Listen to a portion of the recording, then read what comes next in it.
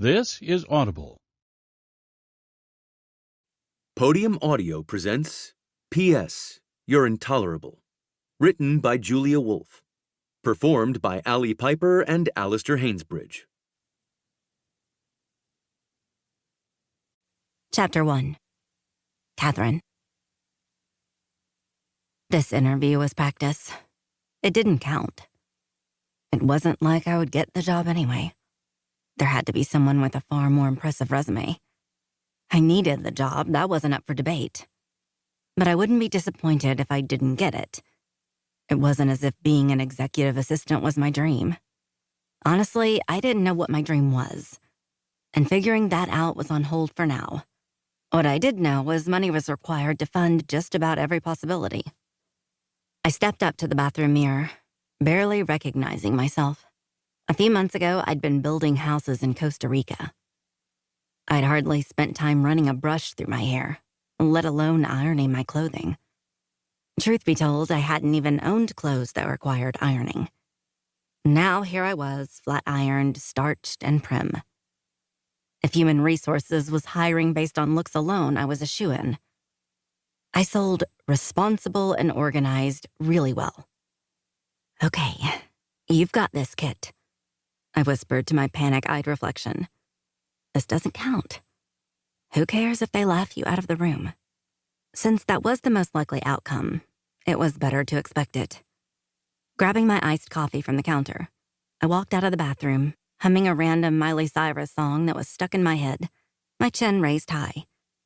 Too high. Much, much too high. If I'd had my head at its normal angle, I would have seen what was right in front of me. I wouldn't have collided with the tall man in the charcoal suit. My coffee wouldn't have defied gravity and the laws of physics by busting through the lid and shooting up like a geyser before raining down on my formerly pristine white blouse. "Oh no," I yelped. "Oh, no, no, no. This absolutely can't be happening. Not today of all days. I refuse to believe it." This was what I got for drinking coffee. I was supposed to be cutting back on caffeine, but I had told myself 1 cup wouldn't hurt. I'd even Googled to make sure before letting myself indulge. After today, coffee and I were broken up. The remains of my ex-favorite drink dripped down the inside of my blouse, welling at the waistband of my trousers. The cup and ice splattered across my cute little chunky loafers, the barest nod to my punkier days. How had half a medium iced coffee managed to drench me so completely? There was even a sodden chunk of hair stuck to my cheek. I closed my eyes. This was a very bad dream, complete with "Party in the USA" as background noise. When I woke, this would all be over. That won't work. Abrupt and deep, the clipped statement drew me out of my fantasy. My eyes flew open, taking in the man in front of me, who was holding me by my elbows. His head was dipped, studying the disaster at our feet. It was then I noticed the drops of creamy iced coffee on his leather shoes. His very expensive-looking leather shoes. "What won't work?" I asked instead of apologizing. It really should have been the first thing from my mouth, but I was flustered, not thinking straight at all. His hold on me fell away, and he slowly lifted his head. I barely held back a gasp. Not because he was one of the most attractive men I had ever seen. He was. But because I recognized him from his company's website. His company's website. Elliot Levy was the founder and CEO of Levy Development, where up until this moment, I had been hoping to land a job. Now that I'd butchered his shoes and made a coffee-scented massacre of his lobby, he'd more likely have me banned from the building. His chin lifted slightly as his nostrils flared.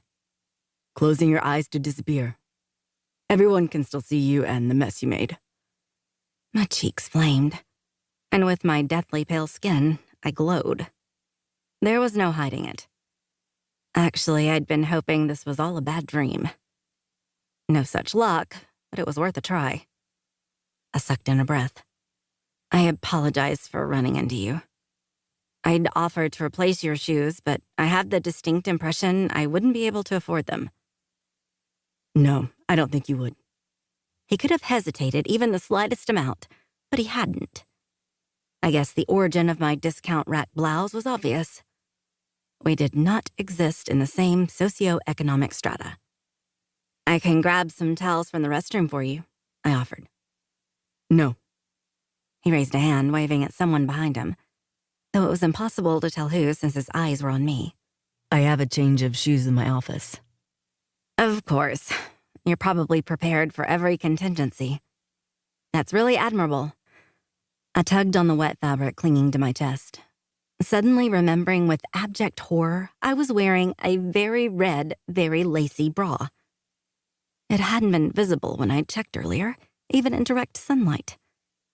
Now I was afraid to look down. I should duck into the restroom to clean up. No one deserves to have to look at me like this. His dark brow dropped over his narrowed hazel eyes. You don't work in this building. My head jerked, startled at his low utterance. No, I don't. I'm here to interview for an assistant position, but it's not looking like that will be happening. You're going to let a spill stop you from interviewing? I'm not exactly presenting my best foot. I crossed my arms over my chest, hoping to hide my bra. I don't think anyone would give me a job looking like I had a battle with a coffee monster and lost. His mouth, inordinately plush for a man with such razor-sharp features, silently formed the words, Coffee monster. What's your name? I almost said Kit, but my nickname wasn't very professional. Catherine Warner. Don't you want the job, Catherine? My name rolled off his tongue like honey. It had been so long since anyone had called me anything other than Kit. It was strange hearing my given name from this man. Of course, I wouldn't be here otherwise. He nodded precisely. Then you should find a way to make it happen. If you give up this easily, you wouldn't be a good fit for this company. He gave me a long look as if assessing me. I couldn't tell if he found me wanting or not. Maybe he hadn't decided. If you find a way to make yourself presentable in the next 10 minutes, you'll still have the interview. I'll let security know to allow you up to the executive floor. With army-like precision, he turned with a click of his heels and strode off. It took until he disappeared around the corner for me to really wrap my head around what had just happened. I hadn't known who I'd be interviewing to work for. Since there was no way I would have convinced myself to come here if I had, that was a good thing. Working directly for the CEO of Levy Development was so far above my pay grade. But Elliot Levy was personally giving me a chance. The head of this company had challenged me to problem solve. I was here now. How could I not at least try? I stood there for a solid minute, too stunned to take action. Then I had 9 minutes. Just 9 minutes to possibly change the course of my life. I walked into my house and slammed the door shut behind me, hard enough for the bare walls to rattle and the fine layer of dust coating just about everything to take flight. My hand pressed against my racing heart, and I took a deep breath. It was over. I'd survived. Liam sauntered out of what was supposed to be a kitchen, but was more of a storage room/disaster zone. His grin faltered at the sight of me sliding down the door, and he hurried over, catching me before I could fall on my butt. Come here, Kit. You look all tuckered out. I let him lead me to the most uncomfortable couch known to man and gingerly lowered myself onto it. I'd been poked by a spring one too many times to be anything but careful when sitting on the death trap. It was temporary. All of this was. I kept reminding myself that. Liam took my hands, rubbing them between his. How did it go? Like cherry bombs in a middle school toilet. Sounds fun until someone loses an eye. Liam gave me a look that said he didn't get it, so I gave him more details. It began with me spilling coffee all over the CEO's shoes. He winced, hissing air between his clenched teeth. Babe, we talked about coffee. You said you were going to cut it out. Liam's Australian accent normally amused me, but his admonishment was grating. He'd wanted me to cut out coffee. My doctor had assured me a cup a day was safe, and Google had confirmed it. I know, and believe me, I will now. I just needed... I shook my head. There was no need to justify myself. I hadn't done anything wrong, and the coffee was beside the point. Well, he gave me 10 minutes to get it together and make myself presentable. I made it to his office in 9 minutes and 37 seconds. His office? Liam's blonde brows popped. Yes, the position is Elliot Levy's executive assistant. His mouth stretched into a wide grin. Shit, babe. That's golden. How did the interview go? I swallowed hard. After the scene in the lobby, it went shockingly well. Elliot Levy had been nearly impossible to read. Only the slight raise of his brow and a barely perceptible twitch of his mouth had told me he'd been at least a little impressed by the outfit I'd put together, with the help of the security guards and the lost and found box. Liam clapped his hands together. All right. The compensation package has to be huge for that position. I had to stop myself from rolling my eyes. Of course, that was his first thought. Money was all Liam talked about these days. He had valid reasons for being distracted by it, sure. The house renovations being the biggest drain at the moment. But I was tired of the topic. I was just plain tired. At 9 weeks pregnant, it was to be expected, but sometimes exhaustion hit me like a sledgehammer out of the blue. And with it came extreme grumpiness. I had to be careful not to take it out on Liam. It wasn't his fault the one time we slept together resulted in a little life growing inside me. Okay, it was half his fault. To say this baby had been unexpected would have been the understatement of the century. I was only 25, far from settled. And Liam and I were friends and travel buddies, nothing more. Not exactly the stable environment a child deserved. But he was all in on the co-parenting thing. And his excitement to be a dad had convinced me I wanted this baby too. I don't know about the salary. First, they have to want to hire me. I scrunched my nose as Liam pulled my feet into his lap. He was under the impression foot massages solved everything for pregnant ladies. And I didn't quite have the heart to tell him I wasn't that type of pregnant lady yet. How did he end the interview? Liam asked as he dug his dagger-like thumbs into the arch of my foot. He said HR will check my references, and, of course, Liam chuckled. Oh, Christ. Well, good luck getting someone to answer. I went still, an uneasy prickle crawling up my spine. What did you do? He shrugged. Just spruced up your CV a little. Gave you more experience with an Australian firm that doesn't quite exist. I stared at him. Fire rising from my chest to the top of my head. Oblivious, he laughed to himself and continued with his terrible foot massage. He'd messed with my resume? This was beyond the pale. There was not an iota of a chance Elliot Levy would look twice at me once he found out I'd lied about my past job experience. My fault or not. Liam? Are you kidding? Calm down, babe. They're not going to call Australia. Plus, the email address I gave is registered to me. I'll tell them what a stellar employee you were. Don't get worked up about it. I tossed the nearest object at his head. Lucky for him, it was a pillow. I should bludgeon you to death for this. No, you should thank me. Soon you're going to be bringing home the big bucks. We'll flip this house and find a cute little place to raise the kid. You'll see, babe. 6 months from now, we'll be fat and happy. No need to worry. Liam sounded so sure of himself. I wanted to believe him, but lying was no way to start anything, and I hated that he'd fabricated a reference on my resume. But Elliot Levy was a brilliant businessman.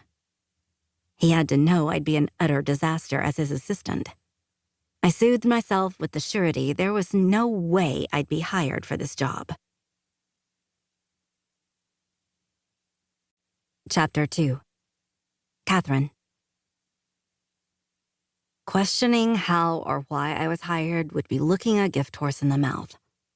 And I wasn't about that life. 3 days after my interview, someone from Human Resources called to inform me I was to show up promptly at 8 a.m. on Monday. and would be shown the ropes by a woman named Davida. I spent the ensuing 3 days gnawing on my nails and watching Liam walk in circles while claiming to be working on the kitchen. He was always working on the kitchen. I'd witnessed this man erect an entire house in a matter of days, but when it came to the house I'd sunk my life savings into, he had no sense of urgency. By the time Monday rolled around, I was crawling out of my skin. Nothing had changed in the kitchen except the piles of materials shifting from one side to the other. Liam wouldn't let me help, not even with the light stuff. I had never been someone who did well with being told what to do. But the bean in my belly required me to take a step back and at least try to relax. I had a feeling I wouldn't be doing much relaxing once I started working for Elliot. Davida was a British woman in her 50s with a stunning silver bob and thick, dark-framed glasses. Her no-nonsense approach helped me slip into my own professional mode. I'd filled out paperwork over the weekend, so the only thing I had to do when I arrived was to get my picture taken by security for my badge before I was shown to my desk. My desk sat outside Elliot's door. It was so pristine I was afraid to touch it. Davida ran through the basics of the computer system Levy Development used and showed me where to find my email address and calendar. Jeffrey and Elliot used the same calendar system. When I get back to my desk, I'll email you Jeffrey so you can see an example of how it's done right. Davida had informed me she had been working at LD for 5 years as Jeffrey Meyer's executive assistant, though she was familiar with Elliot's needs since she'd helped out when he'd been between assistants. Is he often between assistants? I asked. Her shoulders tightened and she hesitated to respond, which made my shoulders tighten. Elliot is extremely exacting. He doesn't tolerate anything half-assed. As long as you do things the way he wants, you don't have to worry about your longevity. I smoothed my hair away from my face. Well, I wasn't worried about him firing me. I asked because I was curious about the turnover rate. Do people often leave? She held up her hand. All you need to concern yourself with is the job you do. What other people have or haven't done doesn't affect you. She moved on without waiting for me to comment, making the switch to explaining Elliot's schedule when something shifted in the air. A hush fell over the already quiet space. I raised my head from the computer, finding the cause coming toward us. Davida straightened as Elliot approached, his long strides eating up the space. My new boss moved with efficient grace. His height and lean build had something to do with it, and the sharp cut of his tailored charcoal gray suit only added to his shark-like aura. He homed in on me behind my desk, and I was overcome with the sudden need to wipe my fingerprints from the gleaming surface. Good morning, Elliot, Davida said with more cheer than she had shown me. Davida? He nodded once. Thank you for greeting Miss Warner. I'll handle the rest of her training. Davida smoothed her hands down the sides of her pencil skirt. Of course. If there's anything else I can do to help, I'll let you know, he stated. At his clear dismissal, Davida gave my shoulder a perfunctory pat and made a swift exit to the opposite side of the executive floor. Elliot waited until she was gone to shift his attention back to me.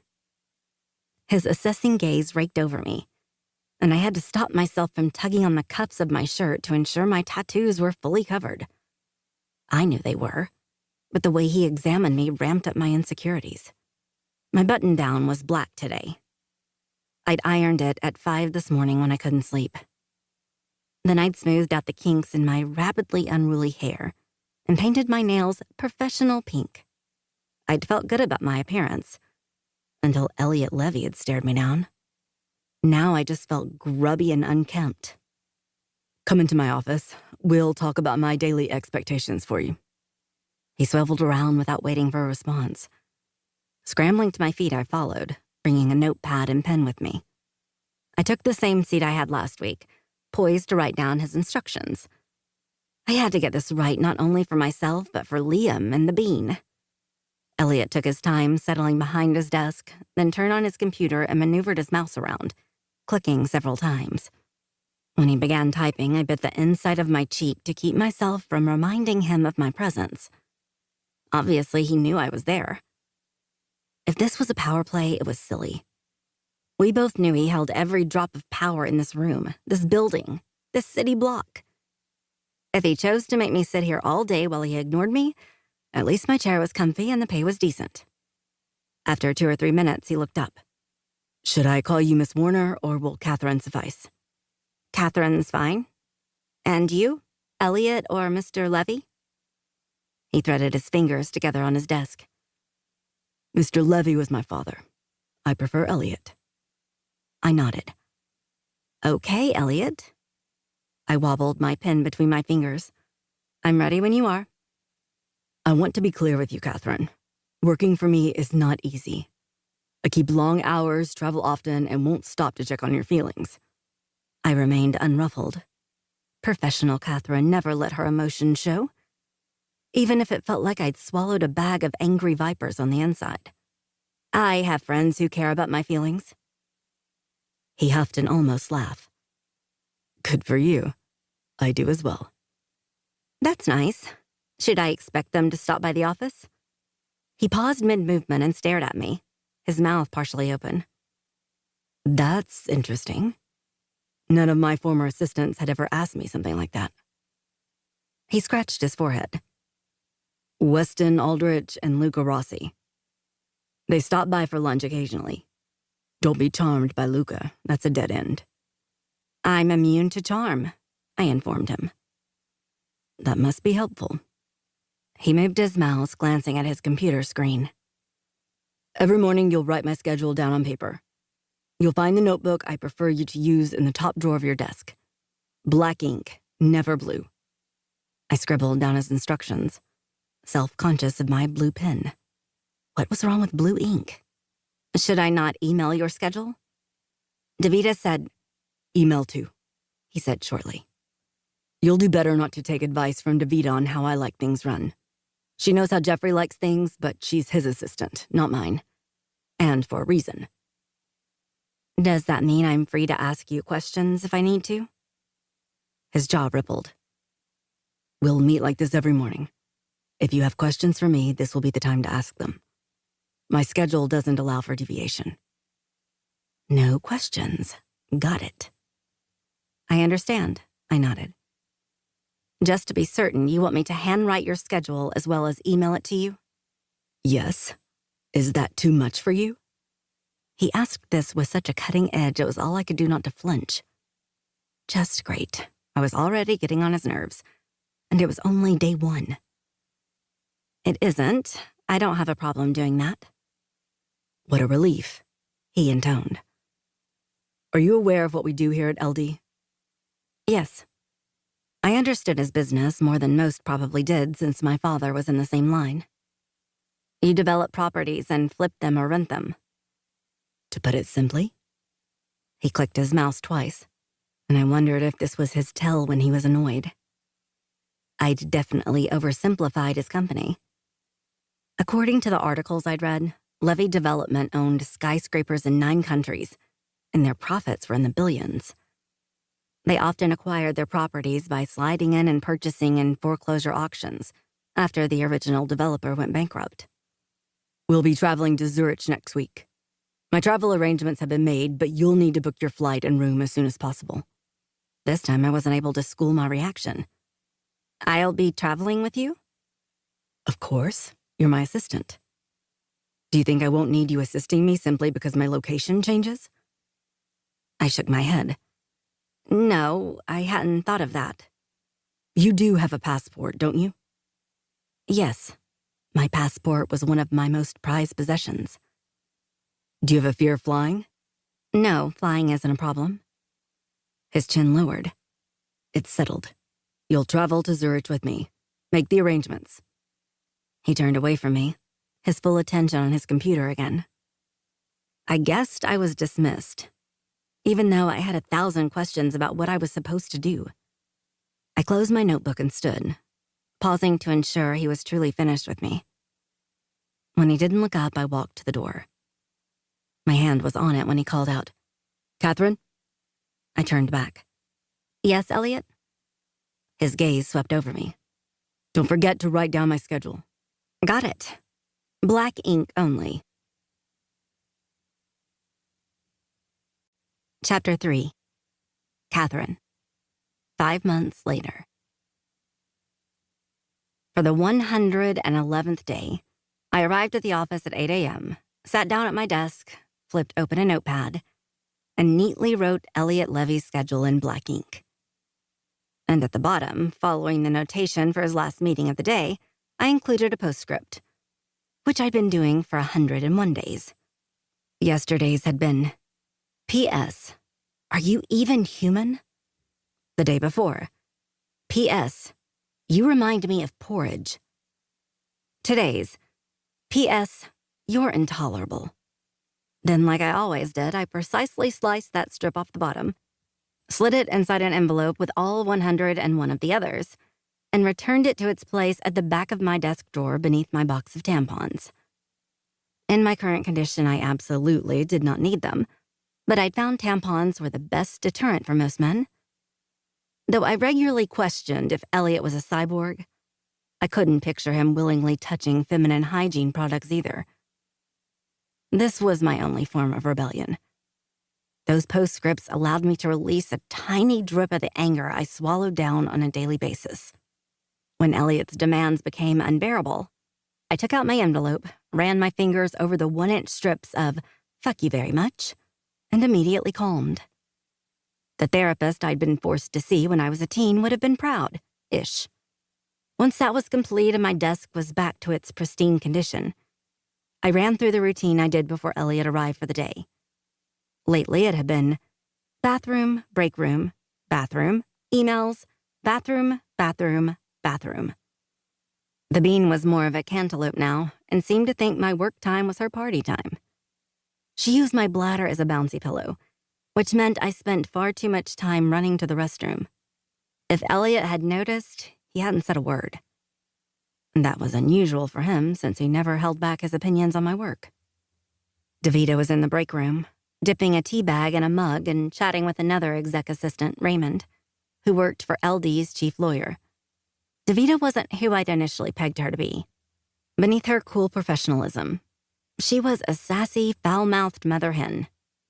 We'd become allies and friends despite our 30-year age gap, and the fact that DeVita was a freewheeling, unmarried, and happily childless lesbian, and I was a soon-to-be single mother. I'd quickly learned the assistants on the executive floor stuck together. We were the only ones who understood each other's haunted looks weren't from seeing some fucked up shit, as Raymond said, but from putting up with our boss's demands. And lately, DeVita has started covering for me when I needed to dash to the bathroom for the 17th time of the day. DeVita and Raymond stopped talking at the sight of me. They couldn't have looked more different. DeVita was a silver vixen, while Raymond was a slim 20-something black man with a smooth bald head, horn-rimmed glasses, and an affinity for tweed and comic books. But their wide-eyed expressions were identical. "Darling," DeVita drawled, "you've popped." My hands flew to my belly, which had barely fit in my dress this morning. Most of my clothes were a tight squeeze, and I still had more than 2 months to go. I'd been lucky I hadn't gotten very big yet. That all flew out the window over the weekend. Little girl had made herself known. "You look good, though," Raymond assured me. "Not a cankle in sight." As I made myself my 1 cup of coffee for the day, we reconciled my second week of working for Elliot Levy. I huffed a laugh. "Come see me at the end of the day. It's very sexy," I told him. Raymond shuddered. "Thanks, sweetie, but I'll pass. Pregnancy is a mystery to me, and I plan to keep it that way." DeVita propped her hip on the counter. "But is it a mystery to Elliot? Or have you finally talked to him about it?" Pressing my lips together, I shook my head. "Not yet." Raymond snickered. "You're wilding. Surely that man can see with his own 2 eyes there's a baby on board." I shrugged. "He doesn't look at me, so no, I don't think he's noticed." I smoothed my palm over my stomach. Besides, I think I've hidden it pretty well. I'd never appreciated the extra padding around my stomach and hips until it had hidden my pregnancy for several months. The bean had been growing just fine, nestled snugly behind my softness, but she was finally making herself known. DeVita and Raymond were right. Davida gave me a long look, her eyebrows rising over her glasses. I noticed you were pregnant months ago, darling. That man has traveled all over the world with you. I find it hard to fathom he hasn't noticed the change in your shape. I don't know what to tell you. I should have already informed Elliot since he'd have a temp working for him while I was on maternity leave. But he was almost impossible to talk to despite the amount of time we spent together. I traveled with him to Switzerland, Dubai, and China, as well as New York and Chicago. When we were home, we spent time visiting sites all over Denver. And during car and airplane rides, hotel stays, business dinners, and site visits, Elliot had remained a wall of marble. So smooth and impenetrable, everything rolled off him. I was back at my desk, sipping water from the giant jug I drank from all day when Elliot strode toward me. I tucked my jug by my feet and straightened my spine. Good morning, Elliot. Catherine. He breezed by me without looking up from his phone. And Davida and Raymond wondered how it was he hadn't noticed my pregnancy. He barely noticed me as long as I got the job done. I followed him into his office with my notebook and handwritten schedule, which I slid to the middle of his desk. As always, he shifted it a fraction of an inch. Probably used the lasers in his cyborg brain to find the exact center. I took a seat across from him, holding my notebook in front of my stomach. It wasn't necessary since Elliot's focus was on his computer screen. You smell like coffee. I jerked in surprise. Oh, do I? I can chew some gum if it... No, I don't have time to wait for you to find gum. And I'm not a fan of the sound of chewing. I'm not sure anyone is. His eyes flicked to mine. I thought you'd quit. I did, but that didn't last long. I normally drink a cup during lunch. But I was tired, so I had my cup this morning. If it bothers you, it won't happen again. I didn't say it bothered me. I made an observation. The corners of his eyes pinched. Why are you tired? Is this job too difficult for you, Catherine? My middle finger was absolutely itching to rise, but I curled it into my palm. Tomorrow's postscript was going to be a doozy, cuss words and all. No, Elliot, I didn't sleep well last night, but I'm fine now that I've had coffee. I hadn't slept for so many reasons I could have written a list longer than Elliot's schedule. Because Liam had decided 11 p.m. was the perfect time to knock out tile in the bathroom. Because I was racked with worry about how I was going to afford all the expenses that came along with having a baby if we didn't sell this house. Because Liam was headed back to Australia for a few weeks. And I was 7 months pregnant and had never felt so alone. Because Liam had hired a contractor to work in his absence, and I really couldn't afford that. If I dwelled on any of it, I'd lose my mind. And now was not the time for freaking out. Eager to change the subject, I nodded toward the schedule on his desk.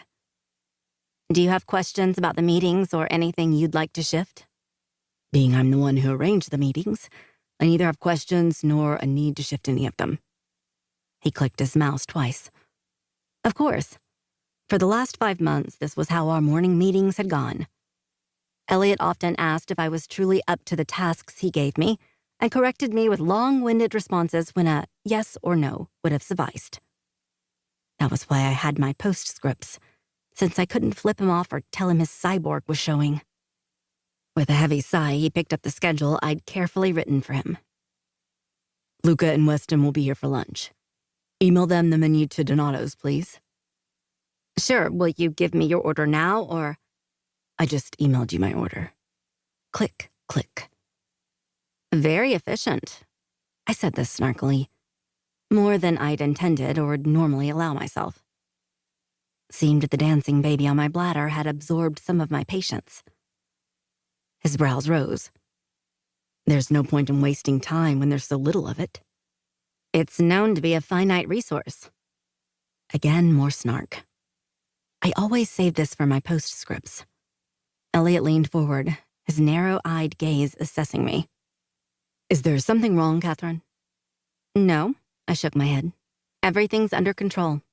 How about you? Is everything under control on your end?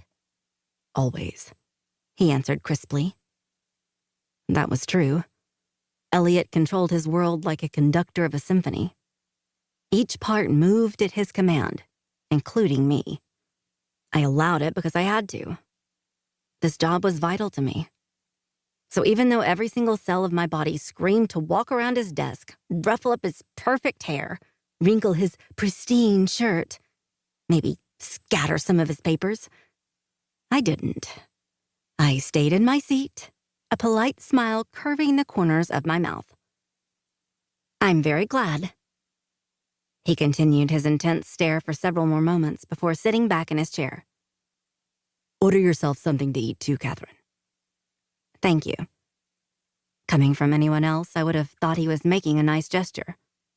But I knew Elliot Levy better than that. Why let me go out to pick up my own lunch when it was much more efficient to have it delivered with his? Around midday, Luca Rossi arrived for his meeting with Elliot. As far as I knew, Luca and Weston were Elliot's only friends. Both were CEOs of their own companies, and Weston was in a relationship with Elliot's sister Elise, while Luca had recently gotten married. Luca nodded toward Elliot's closed office door. How's he doing today? I placed my hands on my desk. I haven't noticed anything out of the ordinary. Mr. Levy is always busy. Busy, abrupt, demanding, intolerable. I kept those adjectives between me and my postscripts. Tapping the edge of my desk, he grinned. I get it. I've known him since college. The guy never changes. Standing up, I turned toward Elliot's office when Luca's words stopped me in my tracks. Hey, congratulations. My brows rose and I swiveled back around, momentarily confused. When his eyes landed on my stomach, I understood. Oh, thanks. I'm not used to people noticing yet. It only started happening this week. I have a pregnant sister, so maybe I'm more attuned to it these days. This man really was charming. And contrary to what I'd told Elliot, I wasn't immune. It wasn't that I wanted to jump his bones or anything. Luca was too slick and polished to be my type. But he had a way about him that made me comfortable. I shot him an easier smile. Well, congratulations on becoming an uncle. I'll let Mr. Levy know you're here. My stomach churned, and it wasn't due to baby girl this time. I had the distinct feeling my days of avoiding this conversation with Elliot were about to come to an end. Chapter 4. Elliot. The old man in front of me had tears in his eyes. It made me sick. You're a bastard, you know that? An opportunistic bastard. He swiped at his eyes with the cuff of his shirt. Does it feel good to profit off my life's work? Does it? I blinked at him, unimpressed by the show taking place in the lobby of LD's newest acquisition and third tallest skyscraper in Denver. Donald Rockford was bad at business, and he was looking for someone to blame when he should have been looking at his own reflection. It wasn't my fault he'd bull in a china shopped his way into the Denver market without seemingly doing any research. Nor was I the one who'd advised him to contract with an overseas steel company currently under investigation for the quality of the product. This investigation was public record. Anyone worth their salt would have looked into it. But not Donald, who had been blustering his way through life for 70 years. I would never have told him to take out a balloon loan he had no hope of repaying on time due to shoddy steel, hiring the wrong people, and vastly underestimating construction time. I most assuredly would not have advised him to use his own home and most of his other assets as a completion guarantee. There's nothing personal happening here, Donald. I tucked my hands in my pockets, finished with this unwanted conversation. As of noon yesterday, you no longer have any reason to be in this building. You'll vacate the premises immediately, or I'll notify my security you're trespassing. Your choice. Tears flowed down his cheeks like Niagara Falls. It was the most embarrassing display of emotion I'd ever witnessed, especially considering he'd brought this on himself. He should have known better. You're going to get yours one day, Levy. He ripped the handkerchief from his breast pocket and swiped at his face angrily. You'll lose something you poured your life into, and no one will give a damn about you. That's the difference between you and me, Donald. If I choose to pour my life into something, I handle it with care. I took out my phone, scrolling through my emails. You can leave now. He uttered a string of curse words at me, then swung to the left. You must be proud to work for a guy like this. I looked up sharply, displeased to find Donald's attention on Catherine, who'd been silent at my side throughout the entire confrontation. She offered him a soft smile.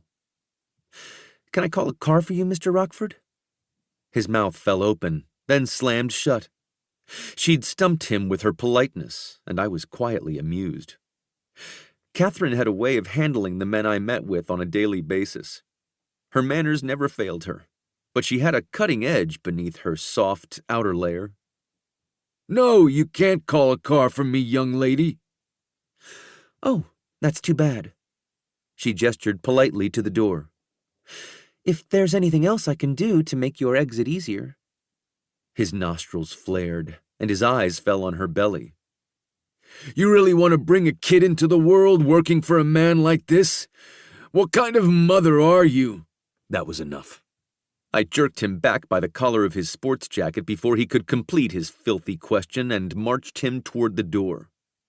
He resisted, but the old guy wasn't much more than bones and paunch beneath his tailored suit, so the little fight he put up was laughable. Once he was on the street and my security team was alerted to keep him there, I rejoined Catherine in the lobby. Her lips were rolled over her teeth, eyes on her feet.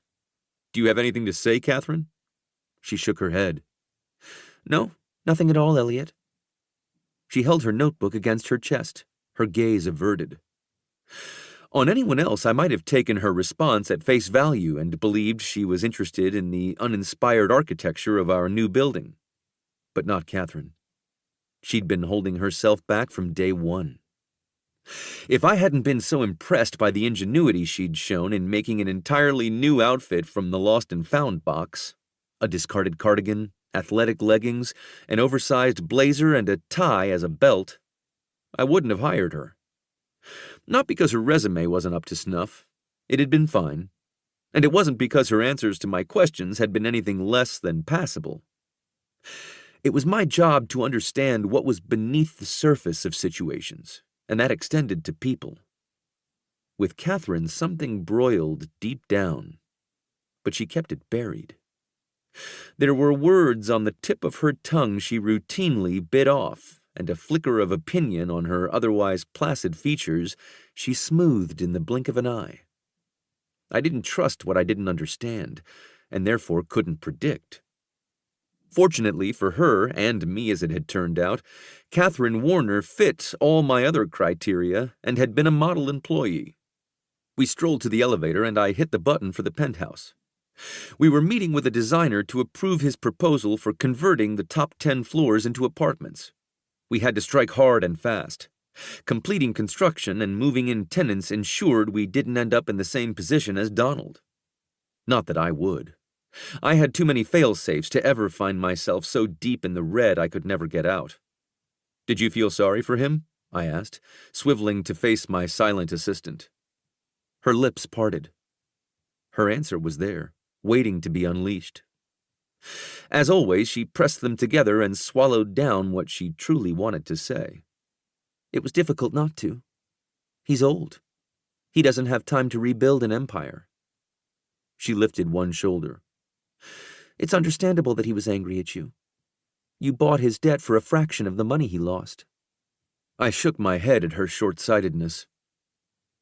Donald Rockford had stripped away the livelihoods of more people than you can imagine. There are entire cities of skilled laborers who wouldn't set foot on one of his projects or piss on him if he was on fire. I know because these people have worked for me, and unlike Donald, I pay them for the jobs they complete.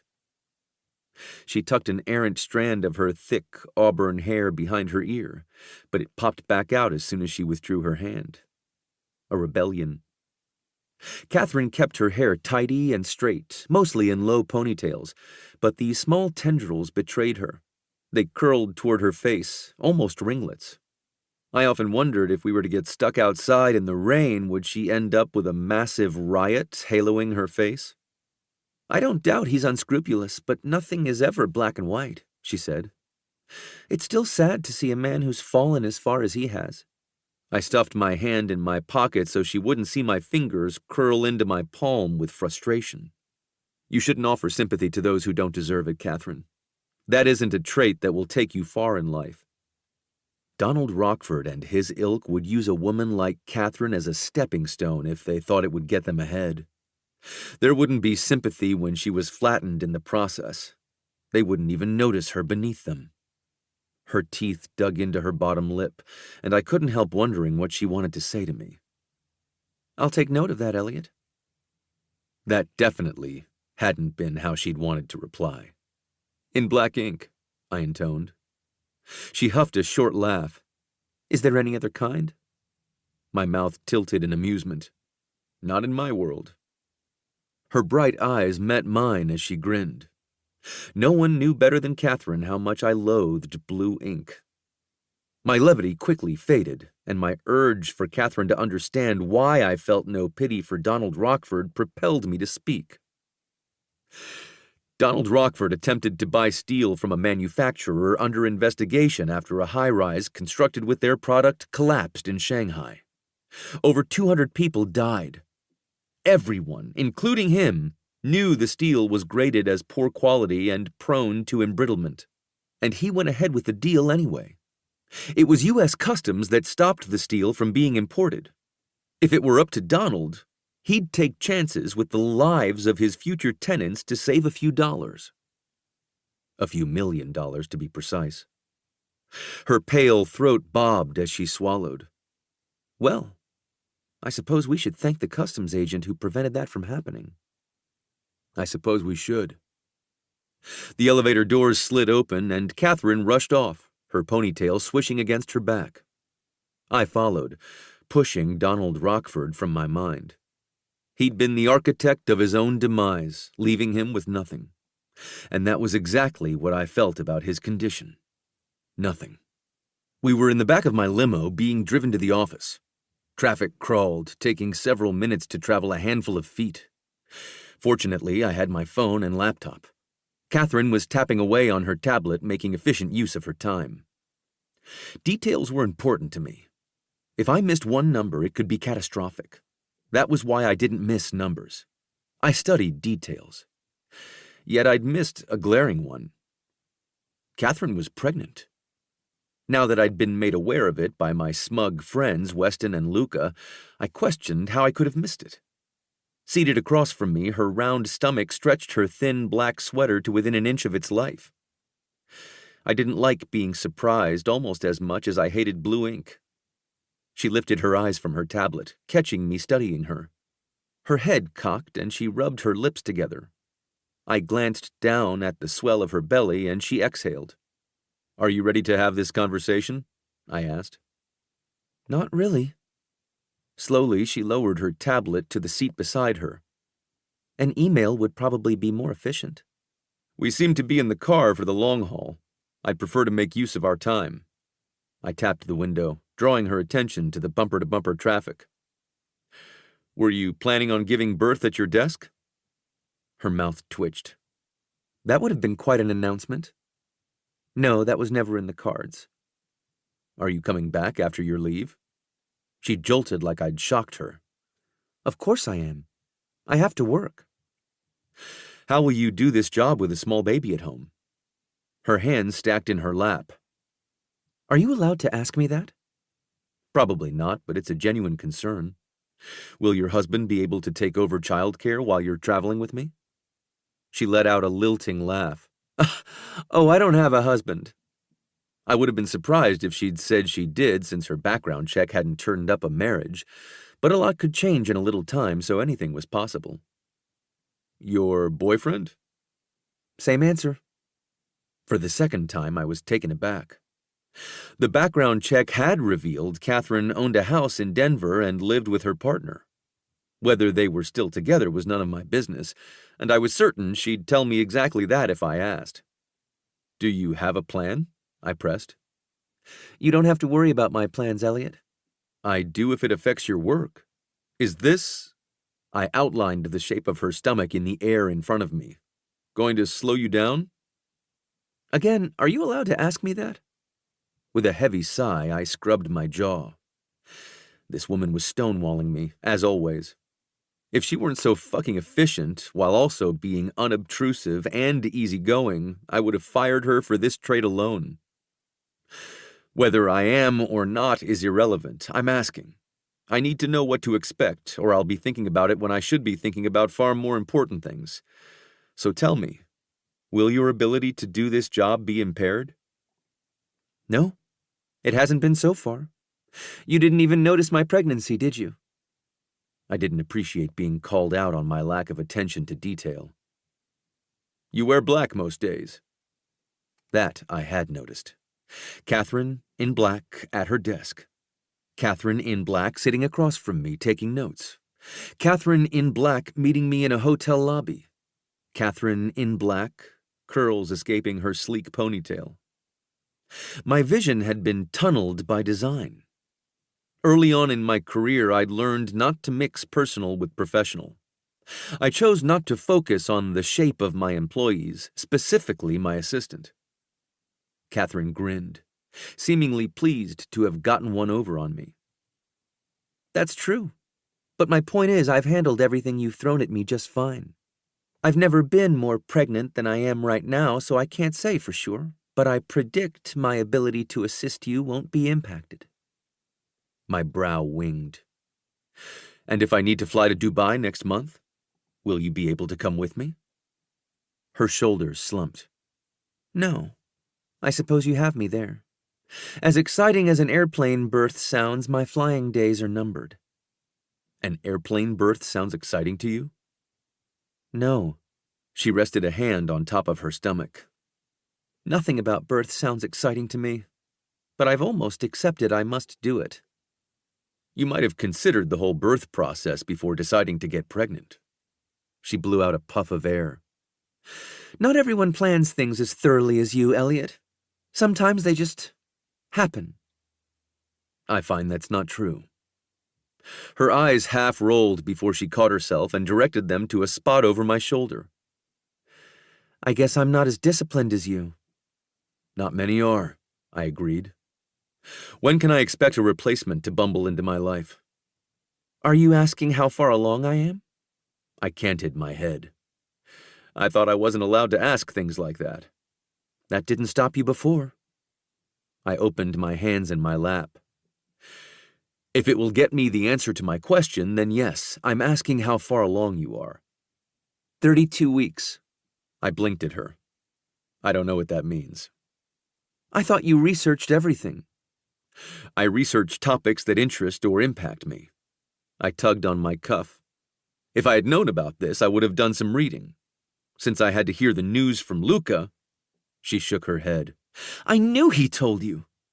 I wonder how long it would have taken you to notice if he hadn't. We'll never know. I eyed her stomach. Her poor sweater would never be the same. She should have bought new clothing that fit. She would certainly have to soon. She'd probably been too busy to take care of it yet, which I understood. Pregnancy is normally around 40 weeks. That means I have 8 more weeks, give or take. Give or take? Why isn't it more precise? Surely medicine is advanced enough to give you an exact date. She did the thing where it was obvious she had something to say, but rolled her lips over her teeth instead. The hand on my leg balled into a tight fist.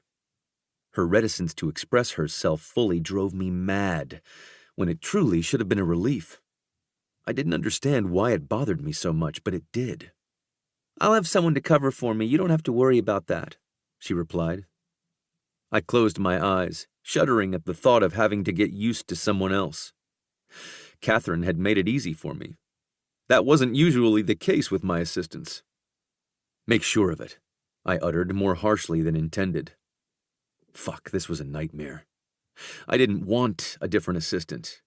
Catherine, despite her one annoying trait, had been the best I'd ever had. Of course, Elliot. I opened my eyes at her sharp tone. She'd already picked up her tablet, focusing on whatever she had been doing before I interrupted her. Which was good.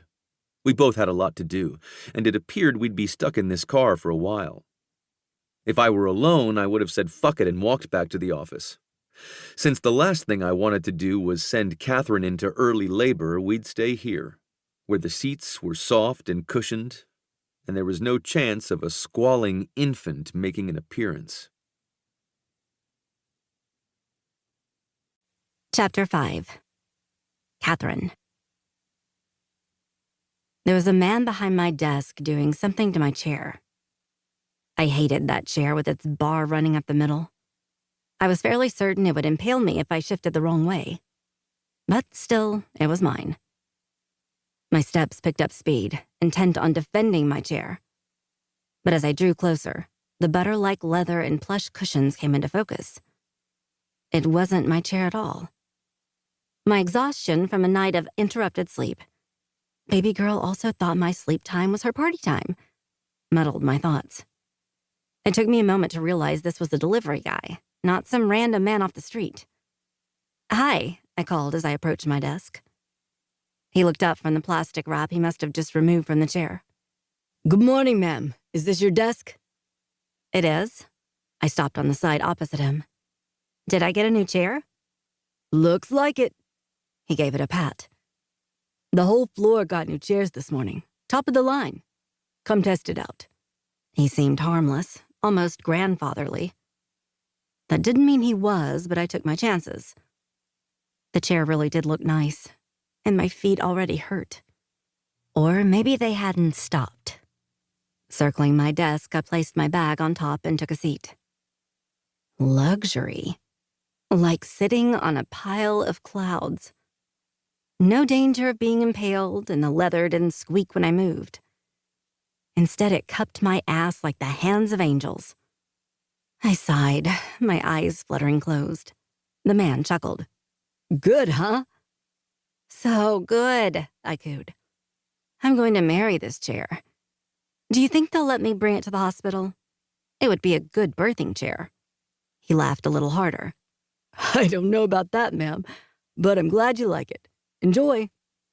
Once he was gone, I swiveled in circles for a minute or two, then headed to the break room. Davida and Raymond were in the midst of their morning gossip. "Darling."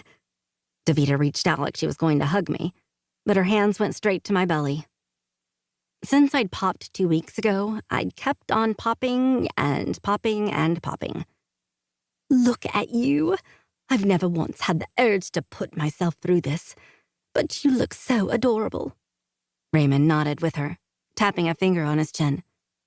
Like an adorable little beach ball. He lightly patted the top of my belly one time before ripping his hand away. That's harder than I expected.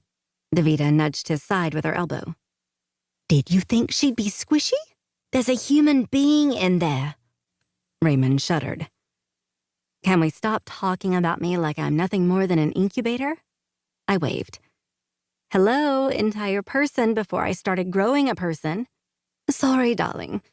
Davida squeezed my shoulder. "We're just so excited to be daddies." I rolled my eyes. Since Liam had gone back to Australia for an indefinite period of time, which I was really hoping would end soon, Davida and Raymond had declared themselves baby girl's new dads. She could have done worse, but she could have done a lot better. I wasn't sure I'd trust either of them to help keep a fish alive, let alone a baby. Not that I had any experience in either, but I was banking on instinct kicking in. Raymond waved me off. I guess we should be thanking you for the chairs. Mine is more luxurious than my butt knows what to do with. Davida continued dunking her tea bag in hot water. I'm surprised Elliot sprung for top of the line. "Why would you thank me?" I asked. Raymond exhaled heavily like he was tired of explaining everything to me. Because everyone on this floor has seen you struggle bussing your pretty butt out of your chair every time you stand, and rubbing your spine like you just got off the rack. My hands went to my hips, which only pushed my belly out further, greatly impacting my attempt to give attitude. Granted, I'm not as graceful as I once was, but I don't struggle to get out of my seat, Raymond. Sure, Kit, but don't deny you've been in pain, he argued. I let my hands drop, attitude gone. Yeah, but it was because of the chair, not my slightly misshapen body. Davita's spoon tinked on the inside of her mug as she stirred her tea, which Elliot noticed, obviously. I spun to her. Why, obviously? She brought her mug to her lips. We've needed to upgrade our chairs for ages. The previous ones were aesthetically pleasing, but as you know, they were torture devices. I'm 100% sure the comfort of the assistants on the executive floor had never been a concern of Elliot's, until you. I didn't believe Elliot replaced all the assistants' chairs just so I could have a new one. It didn't make any sense. If he had, that would have been an incredibly kind gesture.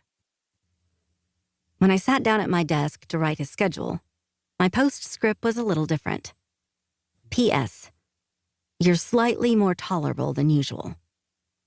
I sliced it off the bottom and tucked it away with the others. Elliot arrived moments later, barely acknowledging me, as usual. I followed him into his office, slipping the schedule on his desk. Elliot powered on his computer, moving his mouse around. Absently, I pinched the fabric of my dress, pulling it away from my stomach. It was tighter than it had been a week ago, which was frustrating. Click, click. Dear God, how could he be annoyed with me already? I hadn't said anything other than good morning. Thank you for the new chair. It's wonderful. His glance slid over me, from my lap to my face. What makes you think I gave you a new chair?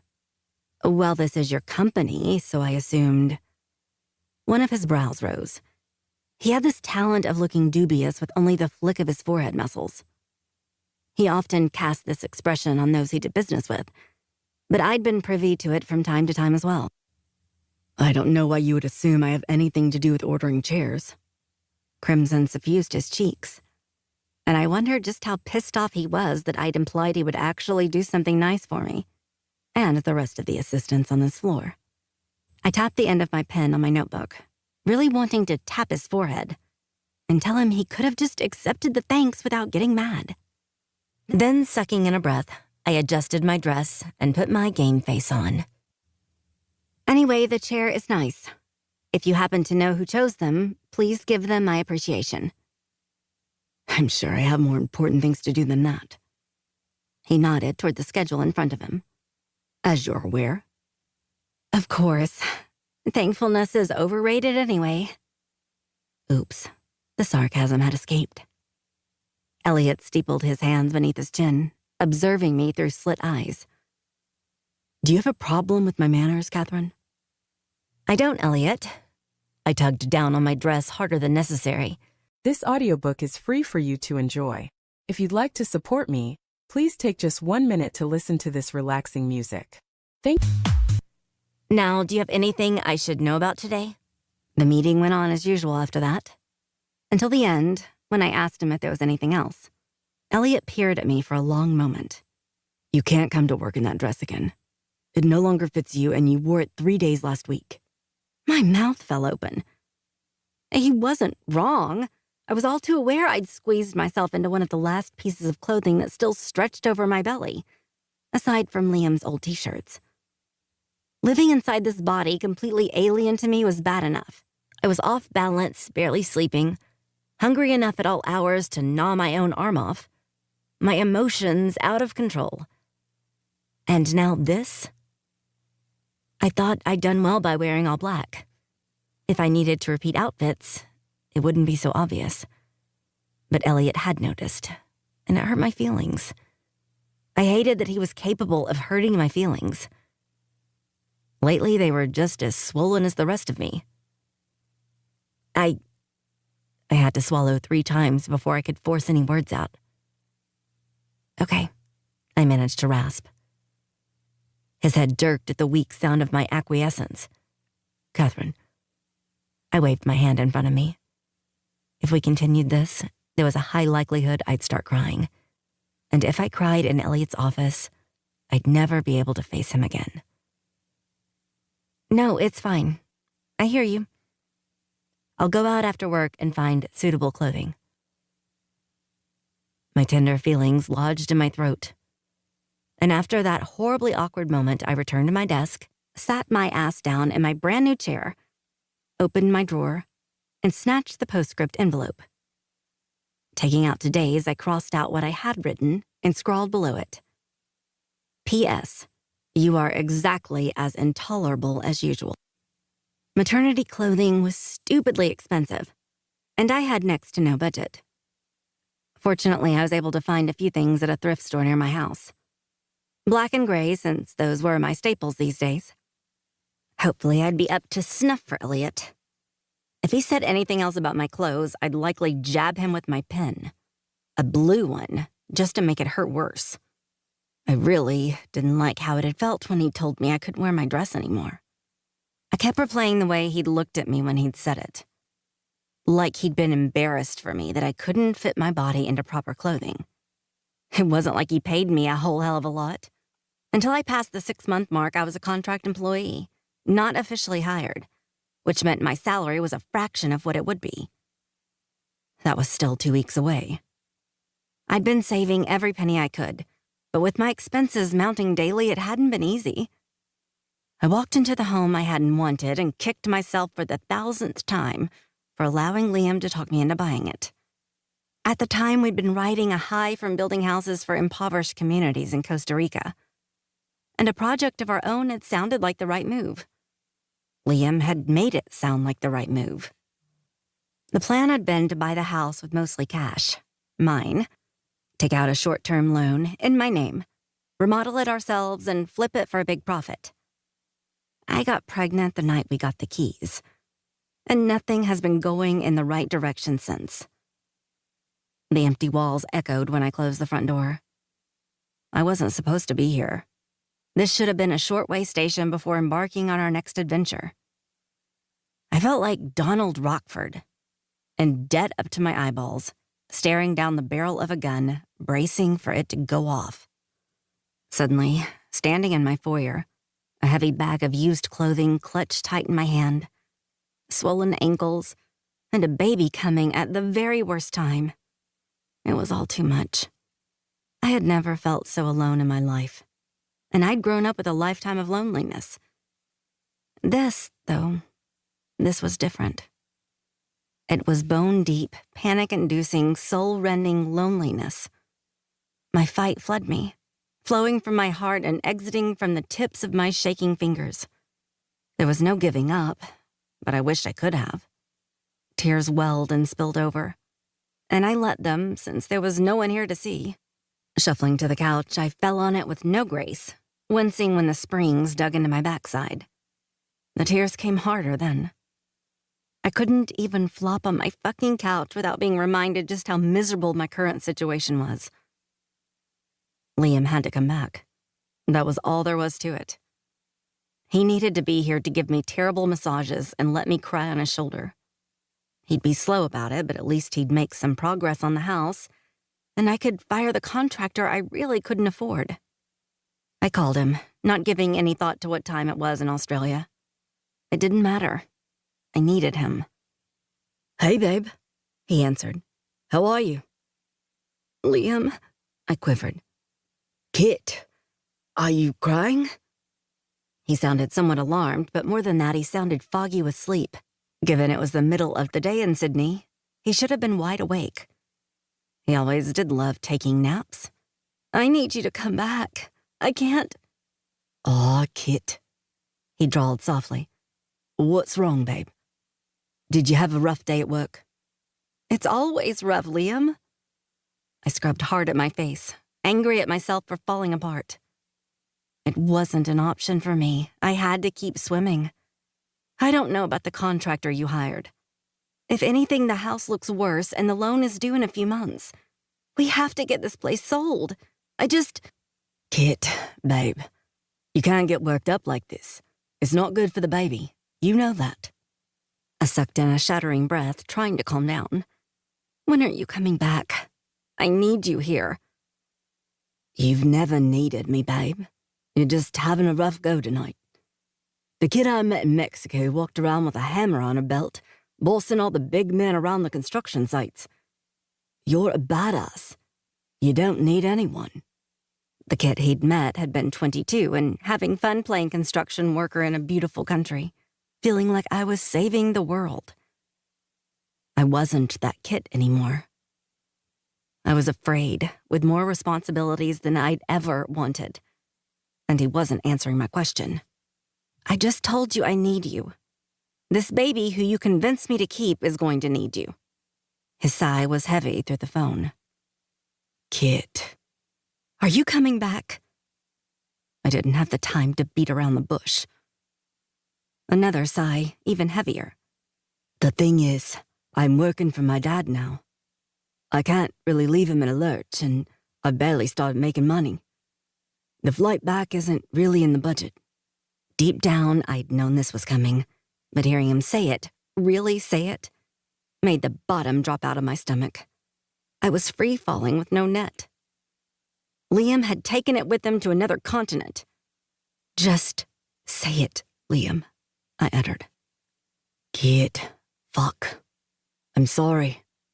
There was rustling like he finally decided to get out of bed. It's just, I need to be here, helping my dad out. And I met someone. Of course he'd met someone. And I could practically guarantee he hadn't told her he was about to be a dad. What about the baby? I don't know. I could picture him dragging his hands through his sandy hair like he was tortured over this. When he was the one who'd made all the choices that had landed him a world away from me, our baby, this house, all the promises. I'll send you money when I can, babe. We'll figure it out. I nodded, unseeing. Sure you will. Don't be like that. You're going to be an awesome mom. It's not like you needed me anyway. I would have just... His self-flagellation was too much to listen to for even another second. So I tuned him out. He let me go not long after with another empty promise to send me money as soon as he had some to spare. As I said goodbye, I was almost certain I wouldn't hear from him again unless I contacted him. And even then, I wasn't sure he'd answer. I was doing this alone. But then, hadn't that been how I'd always done everything? Baby girl pressed her feet against the top of my bump, and I smiled down at the movement through my tears. Poor girl, got stuck with a mom who didn't know what the hell she was doing. I'd try, though. I'd never stop trying, no matter how hard it was. It's you and me, love. Us against the world. We'd make it. There was no other choice. Chapter 6. Elliot.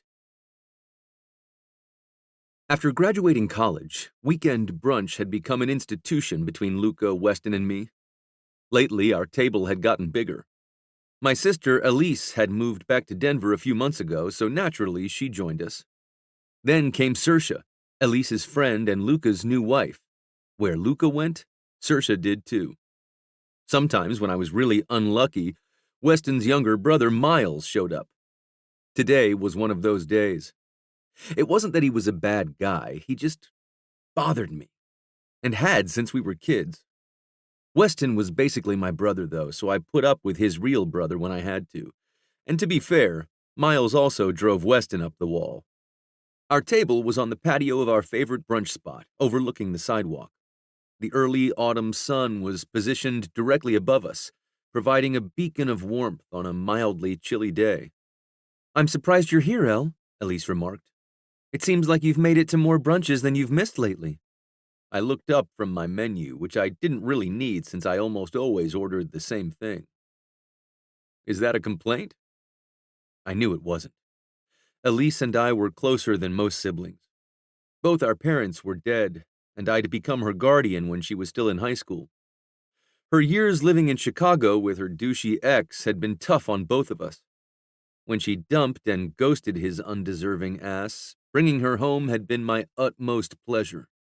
"An observation," she said. "You haven't been traveling as much." "I haven't," I agreed. Weston leaned into Elise, his arm draped over her shoulders. Seeing my childhood best friend with my sister was still somewhat disconcerting. My brain often stuttered, going into overdrive to compute the two of them together. But in recent days, my feelings about their relationship were almost all positive. He was good to her, and Elise brought out the best in him. "Is there a reason for that?" Weston asked.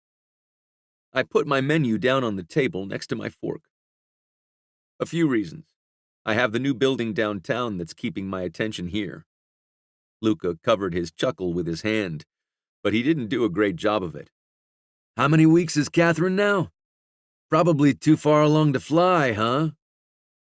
37 weeks, much too far along to fly.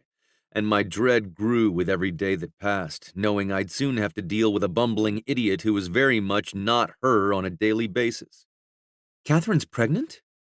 Elise straightened, pinning me, followed by Weston with a glare. Neither of you told me. Why is that? Weston's fingers curled around her bicep. I didn't realize it was something you'd want to know. I lifted a shoulder. You've only met her a couple times. Elise rolled her eyes. So? She's important to you, isn't she? I hesitated to agree, but she wasn't wrong. Catherine kept me running on a daily basis, and she was so easy to be around. I spent more time with her than any of my previous assistants. Yes, she is, I admitted. Then I want to buy her a gift. Elise turned to Saoirse. What are you doing after this? We need to shop for the baby. Saoirse rubbed her hands together. Yes, we absolutely do. I know the cutest little shop nearby. What's she having, Elliot, boy or girl? I have no idea. Saoirse's mouth dropped, then snapped shut. Why am I not surprised you haven't asked? If it doesn't make money or help you conquer the world, it isn't on your radar. Miles cleared his throat. I'm sitting over here offended I wasn't asked to join in on the shopping trip. Do you know anything about babies? Weston asked. Miles slung his arm over the back of his chair. They're small. They shit and cry like it's their job. On occasion, they start out cute, but usually they look like little angry old men until they get older. Saoirse nodded along with him. You aren't wrong. Just missing a lot of very important details, Elise added. Miles threw his hand up. Come on, Lisey, bring me shopping with you. If I'm left to my own devices after this, I'll get into trouble. Do you really want to be responsible for that? Weston nodded to me. Elliot and I are going for a hike. You and Luca should join us. I held my breath, hoping like hell Miles would turn him down. Yeah, that sounds more fun than shopping for a baby. Miles addressed Saoirse and Elise. Sorry, ladies, I had a better offer. Fuck. At least Luca would be there as a buffer. The Aldrich brothers were known for their bickering, and I didn't have it in me to listen to 2 or 3 hours of it. Catch me next time, Luca said. If my wife is busy, I'll go for a ride. Fuck again. I guess I'd have to search deep inside the well of patience I usually reserved for the egomaniacal men I dealt with at work. Saoirse leaned into him, her bottom lip poking out. You're taking the motorcycle out without me? He kissed her cheek and dragged his nose into her hair. Don't worry, pretty girl. I'll take you for a ride later if you want. I want, she murmured. The waitress brought our drinks and took our food orders. The topic moved on, thankfully, and Miles and Saoirse began talking about the business they'd started together. We landed a new client yesterday, Saoirse said.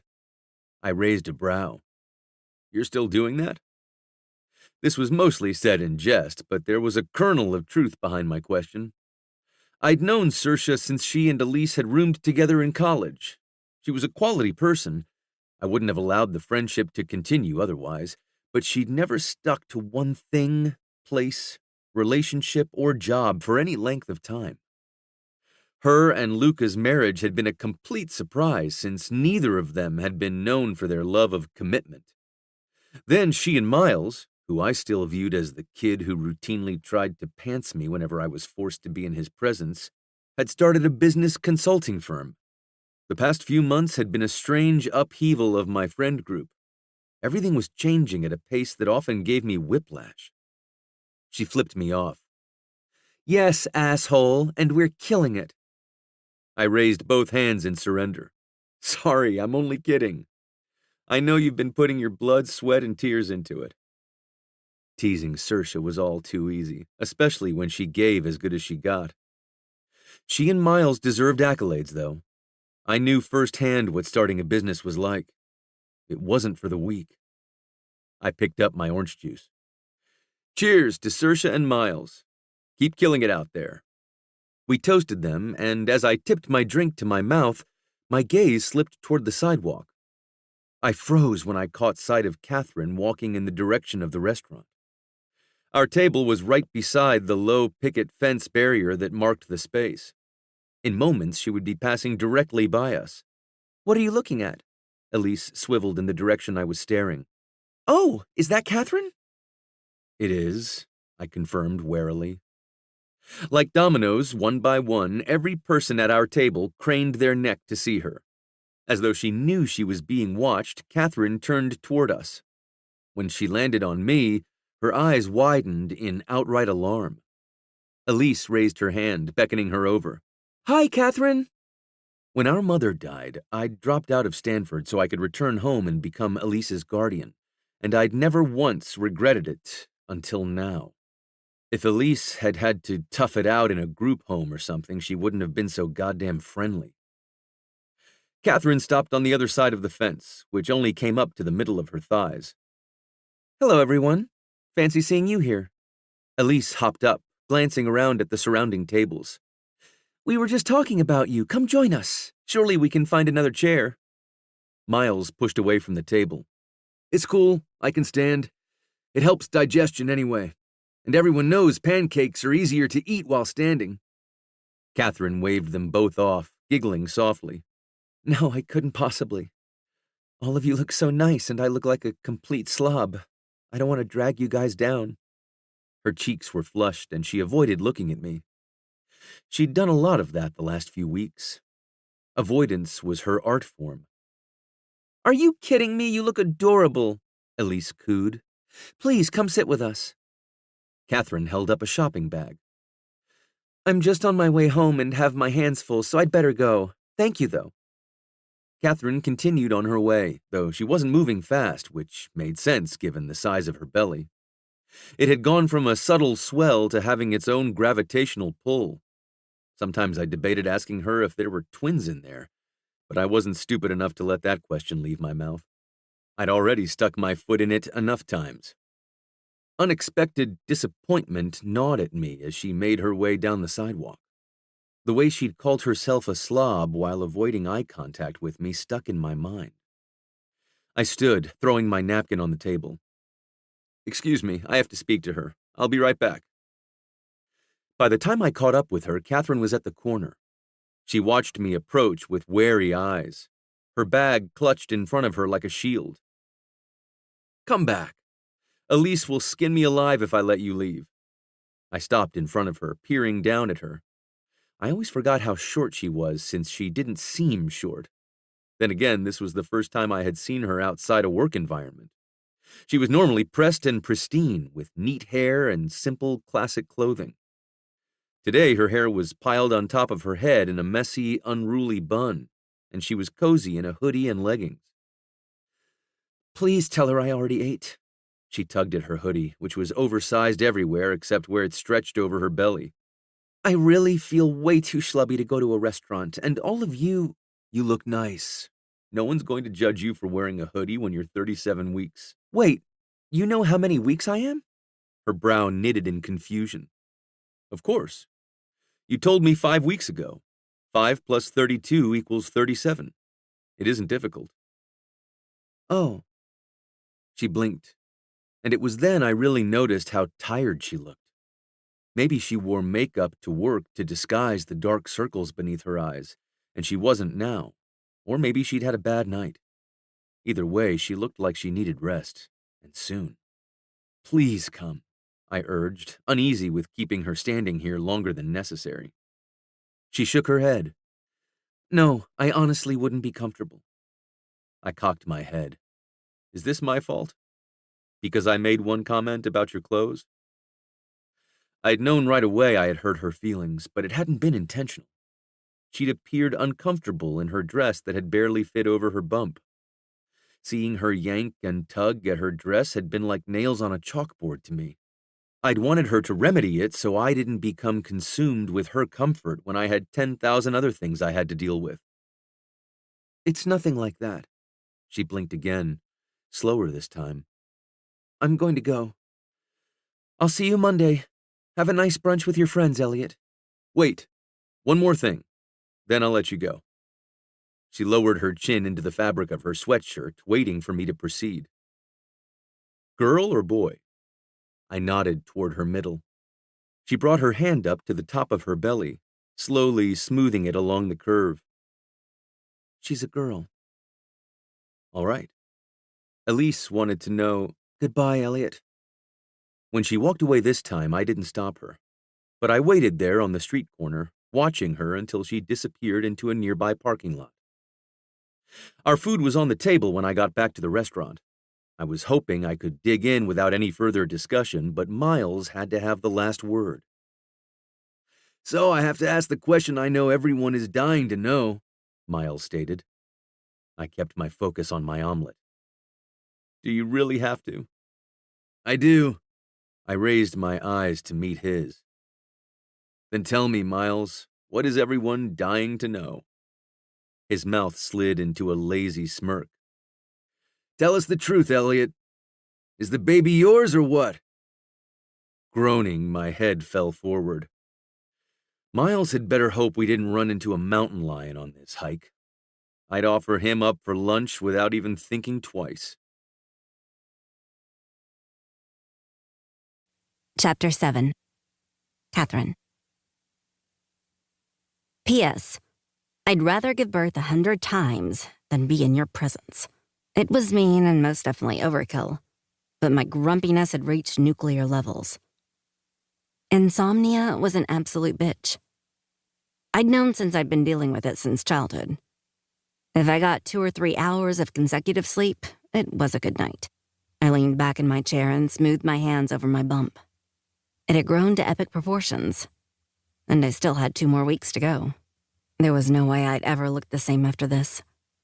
But that wasn't anything I needed to worry about now. My cup was already overflowing with worries. My eyelids were growing heavy when Elliot's lean, imposing figure came into view, cutting down the long corridor like an apex predator. It wasn't until he was almost at my desk that I noticed he was holding a drink carrier and headed for me, not his office. "Good morning, Catherine." "Hello, Elliot." He placed the carrier on the edge of my desk, and the scent of coffee wafted toward me. I'd been trying to wait until lunch and hadn't had my hit of caffeine yet. Seeing as I'd almost nodded off, that probably wasn't happening. "This is for you. Iced with milk and vanilla syrup." He nudged the cup toward me and placed a paper straw on top. I almost couldn't form words, but my mother's voice in the back of my head overpowered my shock.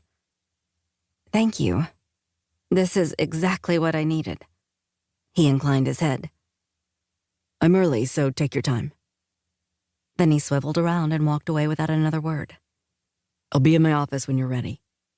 His kind gesture almost made me feel guilty for my postscript. But I'd learned not to give Elliot too much credit this early in the day. I didn't doubt he'd earned my harsh statement by the time I left our morning meeting. I sipped my coffee, which was exactly how I liked it, and took 5 minutes to let the caffeine work into my system before I ventured into Elliot's office. Our meeting went as usual, going over his schedule and taking note of tasks he wanted me to do. Once we reached what I thought was the end, Elliot clicked his mouse twice and leaned back in his chair, exhaling heavily. "Have you chosen your replacement?" he finally asked. "It's between 2 candidates. I was going to send you their resumes this afternoon." "Their names?" I swiped my tablet, double-checking since my memory was shit lately. Daniel Nussbaum and Ariel Seagram. They both graduated from CU this past spring. Their qualifications are pretty similar. "Daniel," he pronounced decisively. "Daniel? But is there a reason?" He sat up, his forearms sliding forward on his desk. "I don't hire single young women." I couldn't hide my reaction. My eyes flared and lips parted, surprised he'd come out and said that. Are you allowed to say that? Or even think it? No, definitely not. But I trust what we say in the office won't go any further. No further than my postscripts. I have no one to tell, but will you explain why you don't hire single women? Sure. I've had enough experience to know unwanted complications arise too often. There's nothing more annoying than losing a perfectly fine assistant because she threw herself at me. His mouth twisted before he went on. I'm aware it sounds bad, but I didn't come to this decision lightly. In my position, I can't be too careful with whom I surround myself with. I lowered my tablet and notebook to my lap, frowning at him. I would hope hiring me disproved that theory. No complications have arisen in all these months, and I have not, nor will I, ever throw myself at you. True, but I was under the impression you had a partner when I gave you the job. My eyes narrowed. I knew for a fact I hadn't mentioned Liam in our interview, and I certainly never would have referred to him as my partner. What kind of background check did you do? Did you look at my dental records? Yes, You're due for cleaning, he deadpanned. Oh, my middle finger twitched. I'd been schooled in manners by my society queen mother, but I'd also spent a fair amount of my teenage years in a punk scene. Flipping rude people off came as instinctively as saying please and thank you. I went a few weeks ago, actually. I tapped my pen on my notebook. I would ask for a refund on that background check, since I don't have a partner now, nor did I then. Someone gave you faulty information. like I said, I trust you now, so no harm, no foul. He opened a drawer in his desk and slipped out an envelope, extending it to me. Here, for you. I took the envelope from him, my heart fluttering. I should have waited to open it, but I was too eager to see what was inside. I ripped the top and pulled out a card with the name of a spa I could never have dreamed of setting foot in. Opening it, I found a gift card for $500 inside. What's this? I squeezed out of my tightening throat. For you. I'm told they do prenatal massages, foot treatments, anything you want. Or you could save it and use it after she's here. I was nearly speechless. Elliot had barely acknowledged my pregnancy since our initial conversation, which had been more than fine, honestly. But hearing him call my baby she nearly undid me. I didn't know why. Maybe because I had no one to talk to about any of this with besides Davida and Raymond. Having her acknowledge sent me into a mini tailspin. It made this even more real. This is incredibly generous. Thank you so much. My words were cut off when baby girl decided to do a death roll and shoved aside my lungs to stretch out and get comfortable. Catherine? Elliot leaped to his feet in alarm. I would have told him I was fine, except I'd lost my breath. Are you okay? When I didn't reassure him quickly enough, he was around the desk, crouching in front of me. Catherine. I'm fine, I managed to say. You're not. His gaze caught on my belly. My moving belly. Through my light gray shift, there was no disguising the creature living inside me was up to something. She's doing an imitation of an alligator. That's normal? Elliot stared at my belly being prodded from the inside. I think so. It's normal for her anyway. As if of its own volition, his hands started toward my middle. I held my breath watching him move in slow motion. At the last second, his eyes flicked to mine, asking permission. For reasons I couldn't explain, I gave it to him with a nod of my head. His palms stretched out on top of my belly, and baby girl pressed against him. Jesus, he uttered. Are those feet? Yeah, she must feel the pressure of your hand. His brow crinkled as he watched my stomach, and a swirl of emotion rocked through me. I'd been living through this shock and awe all on my own, celebrating milestones quietly by myself. Having this man, my boss, share this with me was so surreal, but it also made me incredibly wistful. It should have been like this all along. Liam should have been here for all of this. How could Elliot care more for this baby than Liam had? That wasn't saying much since Liam didn't care a single damn, but still. Elliot Levy was touching my belly to feel my baby kick with the kind of terrified astonishment her father should have had for her. "Is this always going on inside you?" he asked, never taking his eyes off my bump. I was starved for attention. That had to be why receiving this intensity from Elliot was so heady. I could have eaten it with a spoon. My chest heaved like I was in a bodice ripper. I dug my fingers into the arms of my chair so I wasn't tempted to lay my hand on top of his. That the idea of weaving my fingers between Elliot's made my toes curl inside my shoes said a lot about my emotional state. Elliot Levy, my intolerable boss. "No, not all the time," I told him. "She's more active when I'm at work than anywhere else." He slowly shook his head. "There's a real person in there." I had to laugh. "I think so, yeah. She's going to be here in 2 weeks." "Wild, huh?" His long fingers curled over the round curve of my middle, and the heat of his palm passed through my thin top to my skin. It dawned on me how incredibly intimate this was. Elliot kneeling at my feet, touching me in a way I hadn't been touched, maybe ever, with reverence and wonderment.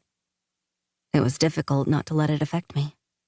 Never heard anything crazier. My words came out husky and my cheeks immediately flamed. Thankfully, he wasn't looking at my face. He brought his other hand to my belly, cupping it from both sides. The position we were in was more proximate than suitable for a workplace, but there was no part of me that felt the urge to ask him to step away. My breaths came in short pants, and Elliot's warmed the parts of my belly he wasn't touching. "She's been hearing my voice all this time," he murmured. "Yep. I'd say she's formed an opinion of you." My fingers twitched again, this time with the need to run them through his thick, dark hair and ruffle it up a little. "Lucky for me, she won't be able to tell me for a couple years." I laughed again, jouncing my belly. "I don't think you have to worry about that. She won't be hanging around the office too much." I hoped. If I didn't figure out how to afford daycare along with my house payments and the contractor, I might have to put baby girl in my drawer and cross my fingers Elliot didn't notice. Just like that, a bucket of cold reality splashed over me. "Right." He shook his head. "Right, of course." Like reality had fallen on him too. Elliot rose to his feet and circled to the other side of his desk. He stood there, focused on his screen, clicking his mouse. His absence had been so sudden I found myself momentarily bereft. I waited for him to say something, but he stayed quiet. So I shoved myself out of the chair and exited his office, the incredibly generous gift card I absolutely didn't need clutched in my hand. In a daze, I wandered to the break room. Davida was preparing Jeffrey's morning smoothie. She did this every single day, cussing throughout the entire process. She absolutely despised being made to do this, and had hinted more than once she was looking into where she could procure a little arsenic. "Hi." I lurched into the room with as much drama as I could put into my movements. The strangest thing just happened. She stopped smashing berries and gave me her attention. "Do tell, darling." Elliot and I had our morning meeting, and I had to cover my face. Baby girl started doing her crazy rolls, and she took my breath away. Elliot must have thought something was wrong with me. He rushed to my side and then, "What?" Davida whispered with unguarded excitement. I let him touch my belly. "Elliot Levy?" "The very one." I peeked at her from between my fingers, and it went on for a long time. She pushed her glasses on top of her head, staring at me with rounded eyes. "How long?" Raymond wandered in. He didn't have a reason to be in the break room other than gossip. "How long what?" Davida's glasses fell back down to her nose. "Elliot touched Kit's bump." Raymond whirled on me. "No." I nodded, my face on fire. He did. And it lasted at least 5 minutes. In the end, he was holding my belly with both hands and... Raymond arched a brow. And you liked it? Unbidden tears stung the back of my eyes. I did. It's just, I can't remember the last time anyone even hugged me. And I've been to all my appointments alone. Walking right up to me, Davida pulled me into her arms and hugged me so tight a grunt popped out. There. She pulled back, her hands on my shoulders. Come to me for hugs. Don't go searching for human contact from inappropriate sources. I don't think I was searching for it, I protested. I hadn't protested Elliot touching me, though. Not even a little bit. You allowed it because you needed something, not Elliot. You don't need that kind of complication in your life. She went back to Jeffrey's smoothie, smashing the berries into vanilla yogurt. You think I don't want to tell Jeffrey to piss off? But everything's simpler if I come and do my job, go home, and forget about it. I like simple. Raymond tugged on the cuff of his tweed sports jacket. Personally, I'm into messy, but not the kind of messy that comes from getting overly involved with a man signing my check. He gave me a look that was long and pointed. Then his expression softened so much, I had to wonder if I was giving off the wounded creature vibe Liam told me I sometimes had. Without warning, he lunged at me, giving me a hug more gentle than Davida's. Raymond smelled like Christmas morning, all pine and cinnamon. I laid my head on his shoulder, and he let me. The scene in this room was far from professional, but no one was watching. The assistants were the only ones who ever came in here, and we had our own code. Hugs weren't outside the lines of acceptable, though it was fair to say this was the first time we'd ever indulged. Davida looked up from her task. Now tell me, darling. You mentioned no one's been with you for your appointments. Who's going to be there for the birth? My lips pressed together. The panic I'd shoved aside since Liam admitted he was gone for good, threatening to rise. I'm doing it on my own, I admitted, pulling myself away from Raymond's delicious scent. No. She put her hands on her hips. All of this is foreign, but as the official daddy to the child, I can't allow you to go through this by yourself. I'll be there. Raymond groaned and folded over the counter. I'm going to have to be there too, aren't I? You don't have to, Ray, I whispered. Their offer was too big for me to speak at full volume. I'd been mentally preparing myself for going it alone. To have even one of them there was more than I could ever have asked for. No. He pulled himself upright. I don't take my title of daddy lightly. I'll be there too, but I'm not looking. Strictly moral support. I didn't give you that title, I reminded him. He pressed his hand to his heart. I'm a daddy now. I've got this. Then he spun himself toward the door. Anyway, duty calls. I'm out. When it was just Davida and me again, she picked up the envelope I'd tossed on the counter.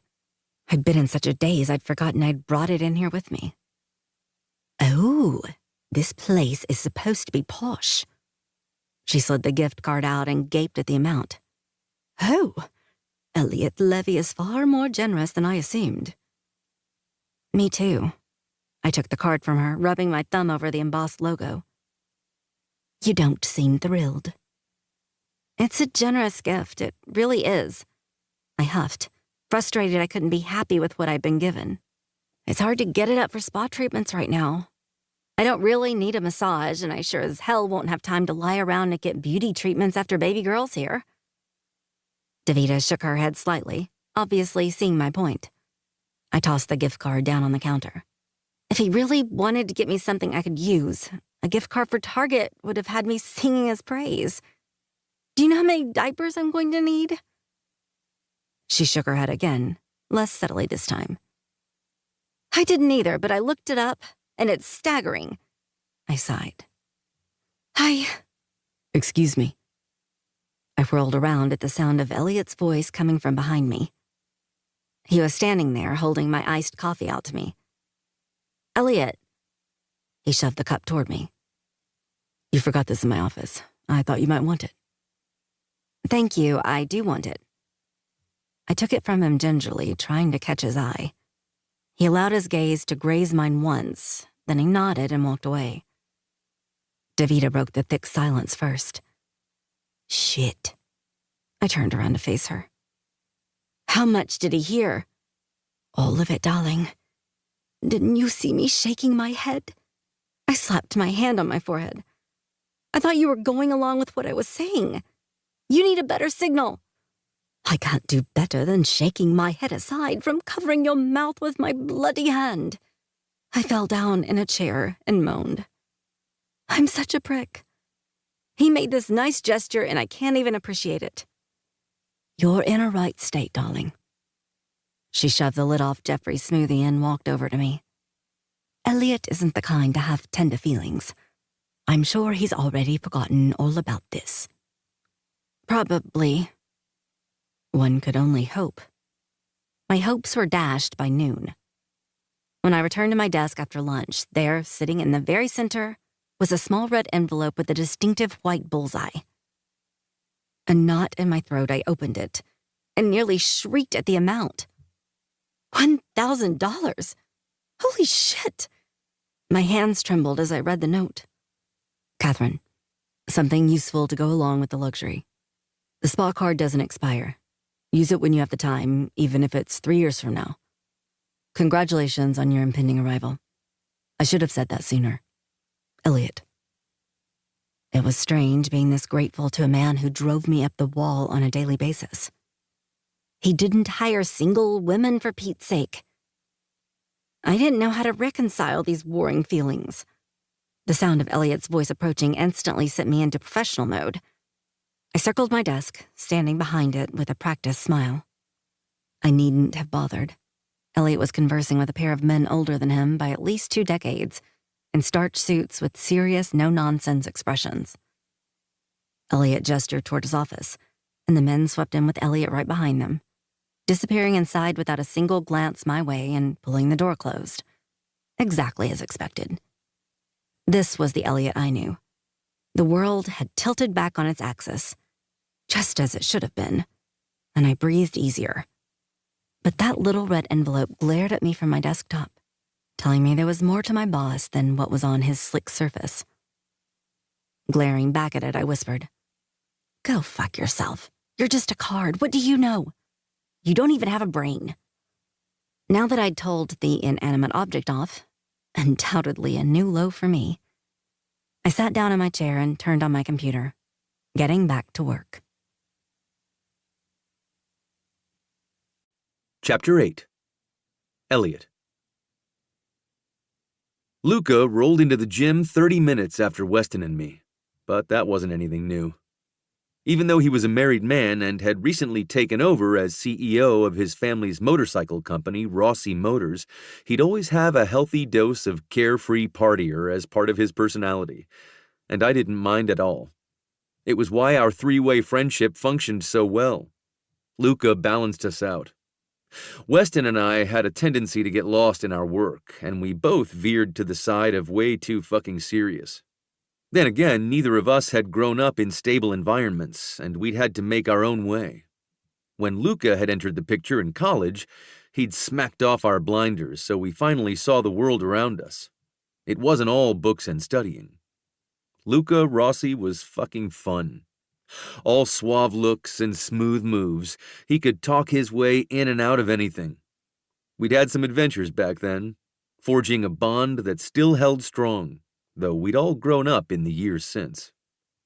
It was why, despite our busy lives and multitude of responsibilities, we met at a private gym several times a week before work. Luca hopped on the treadmill beside Weston, who'd been updating me on the efforts to restructure the corporate level of his outdoor clothing company, Andy's. "Welcome, Rossi," Weston intoned. Luca flashed a not-guilty grin. "Why, thank you. Nice of you to join us." I was on Weston's other side, powering through my 3rd mile. "I have a valid excuse for running late today." I eyed Luca's reflection in the mirror on the other side of the room.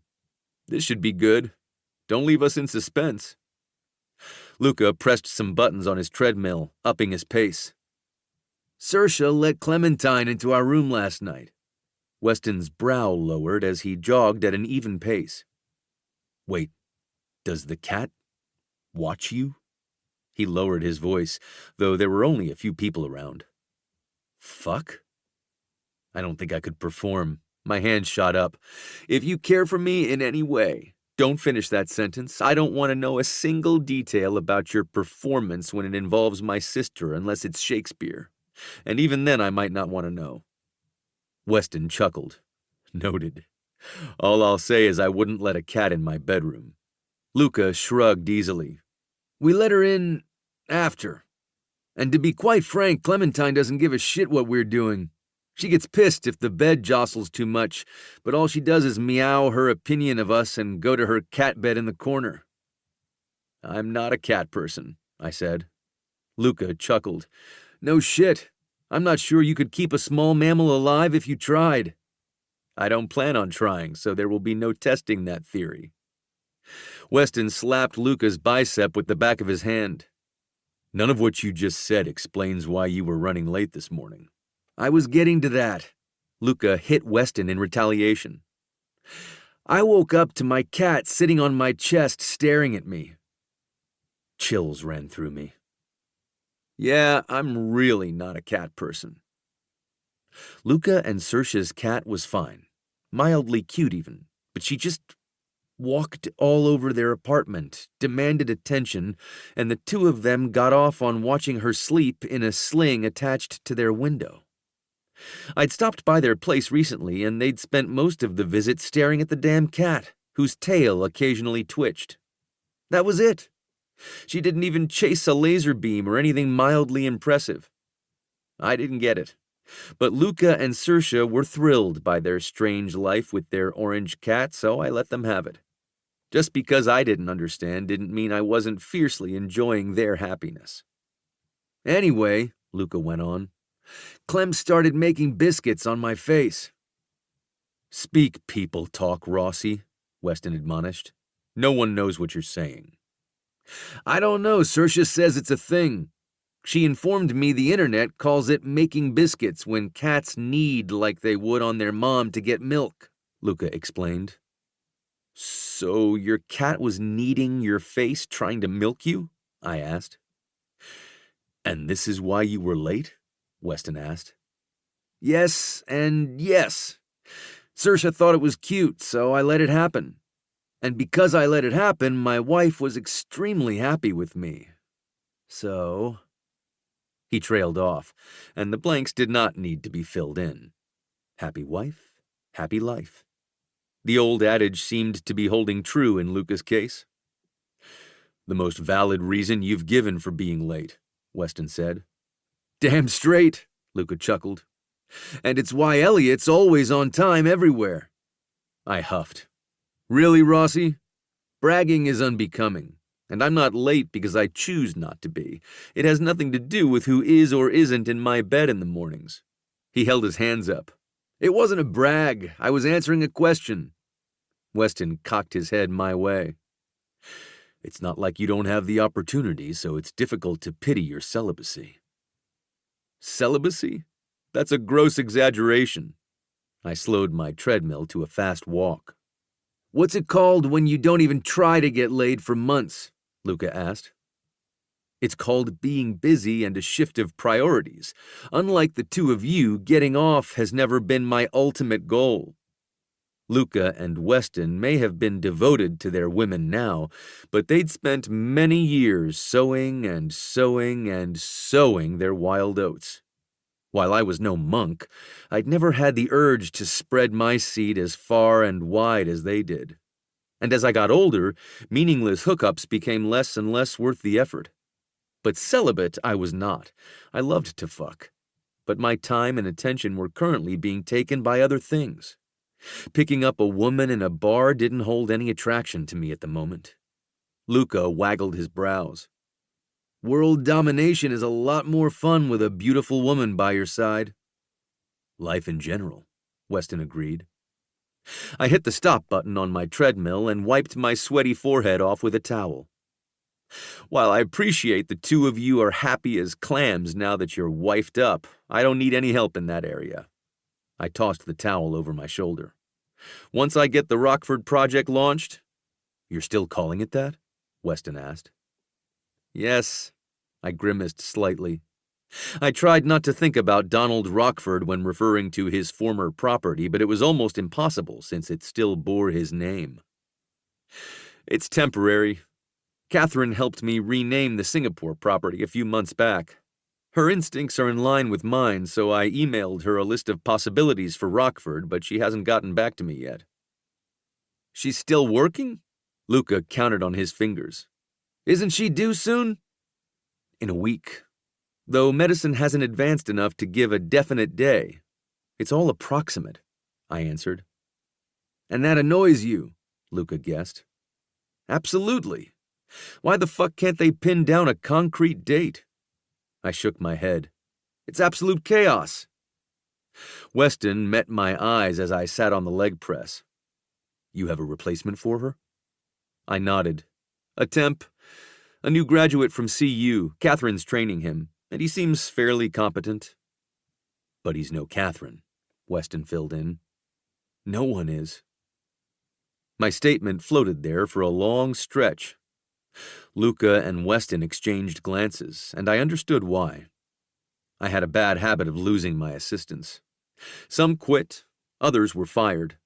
Catherine held the record for keeping the position the longest, and I didn't see myself giving her up unless she wanted out. We'd see once she became a mother.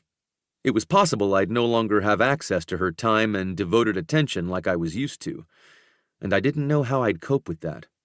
But that was a bridge I'd cross only when I had to. Did you get her a gift? Luca asked. I did. I didn't have a strong need to tell them how badly I'd botched the first gift.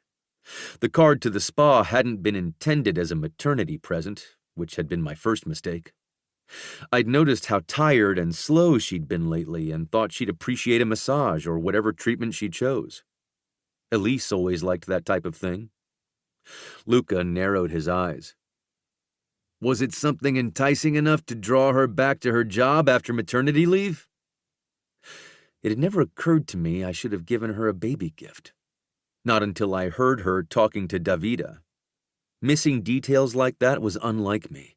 But then again, babies and pregnant women weren't exactly my expertise. I really disliked failing, even at gift-giving. I was actually ashamed I'd messed up so spectacularly. It was lucky for me Catherine had laid out exactly what she'd wanted. At least I'd gotten it right on the second try. We'll have to wait and see. Chapter 9. Elliot. Catherine's desk was unoccupied. That was normally an unusual sight, but less so these days. She was up and down often, hurrying to the restroom multiple times a day. I'd read up on the reason this might be happening, just in case it was a sign something could have been wrong, and I was both relieved to find out it was normal and fascinated by the graphics I'd come across of the way a woman's internal organs would make way for their growing fetus. I went into my office and powered up my computer. Minutes passed, and I continuously glanced at the door, expecting Catherine to breeze through with her tablet and notebook. But she didn't, and I grew concerned. I'd noticed she'd been struggling with her balance at times. What if she'd fallen and was alone? The chances were low, but I decided to check just in case. Something didn't feel right. I had to pass the break room on my way to the restrooms. As I approached, I picked up on celebratory voices and laughter.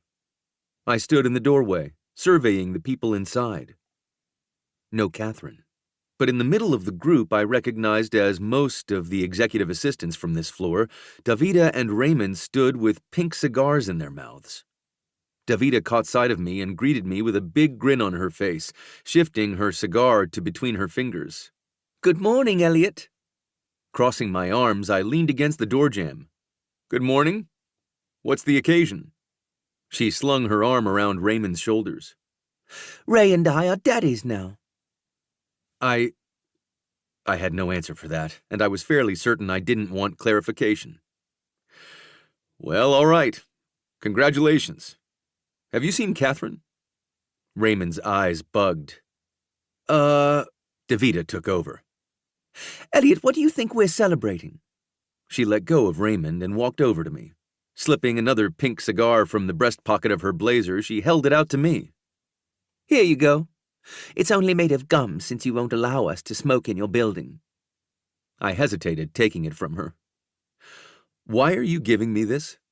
Her mouth pursed like she tasted something sour.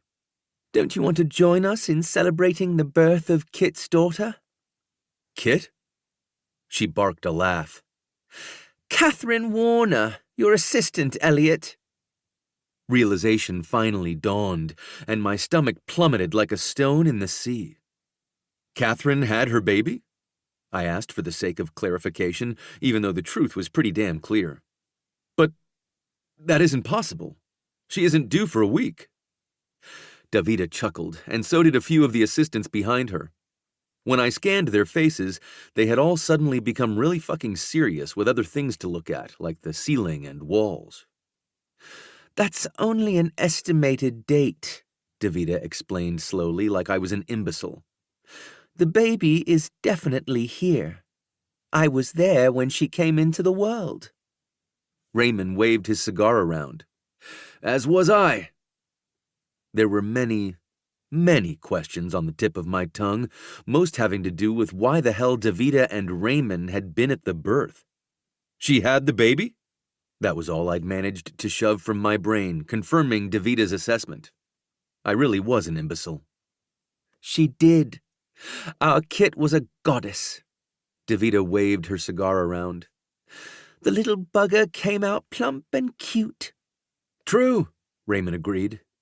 Our baby is not like other girls. She's got round cheeks and a flawless hairline, even if she was gooey when she first entered the world. I blinked hard. When did this happen? Yesterday morning, Davida answered. 10 hours of labor. Raymond took off his glasses and wiped them on his tie. By the end, I was asking her to share her epidural with me. That experience was not for the faint of heart. Davida elbowed him. You weren't required to be there. Raymond slid his glasses back on. Of course I had to be there. Kit's all alone. She needed me. I needed more information, not their bickering. Raymond's words had hooked in the back of my mind, and I wondered why the hell she'd been alone. Who would have left her to fend for herself? This wasn't the time to ask those questions, though. There were more pressing matters. Is she okay? Are they okay? They are. Absolute perfection, the both of them. Davida smiled almost dreamily. They're going home tomorrow. According to the reading I'd done, this was standard, but it didn't seem like nearly enough time. She'd brought a human into the world, and they were sending her on her way in 48 hours? Good. That's good. I'll send her a gift. I rolled the pink cigar between my fingers. I'll need the baby's name so I can put it on the card. Josephine, Davida answered. But she's calling her Joey. Ah. I had no idea why, but that made sense. Of course Catherine had named her baby Josephine. Do you? I lowered my voice so I wasn't overheard by the nosy, gossipy assistants. Have a picture you can share? Raymond snorted. Davida has a whole album. In the time Davida had worked at LD, I hadn't known her to be soft or anything but professional. Right now her cheeks pinkened, and she smiled like a proud grandma or something. The change was disarming. I can send you the link if you'd like, Davida offered. Yes was almost out of my mouth when I hesitated. If you think Catherine would be okay with it, please. Surely pictures of her child were precious. I didn't imagine Catherine as one of those social media types who spread their personal life far and wide, but I could have been wrong. She might have plastered her every meal, thought, medical dilemma, and everything in between on the World Wide Web. Even as I thought it, I instinctively knew that wasn't who she was.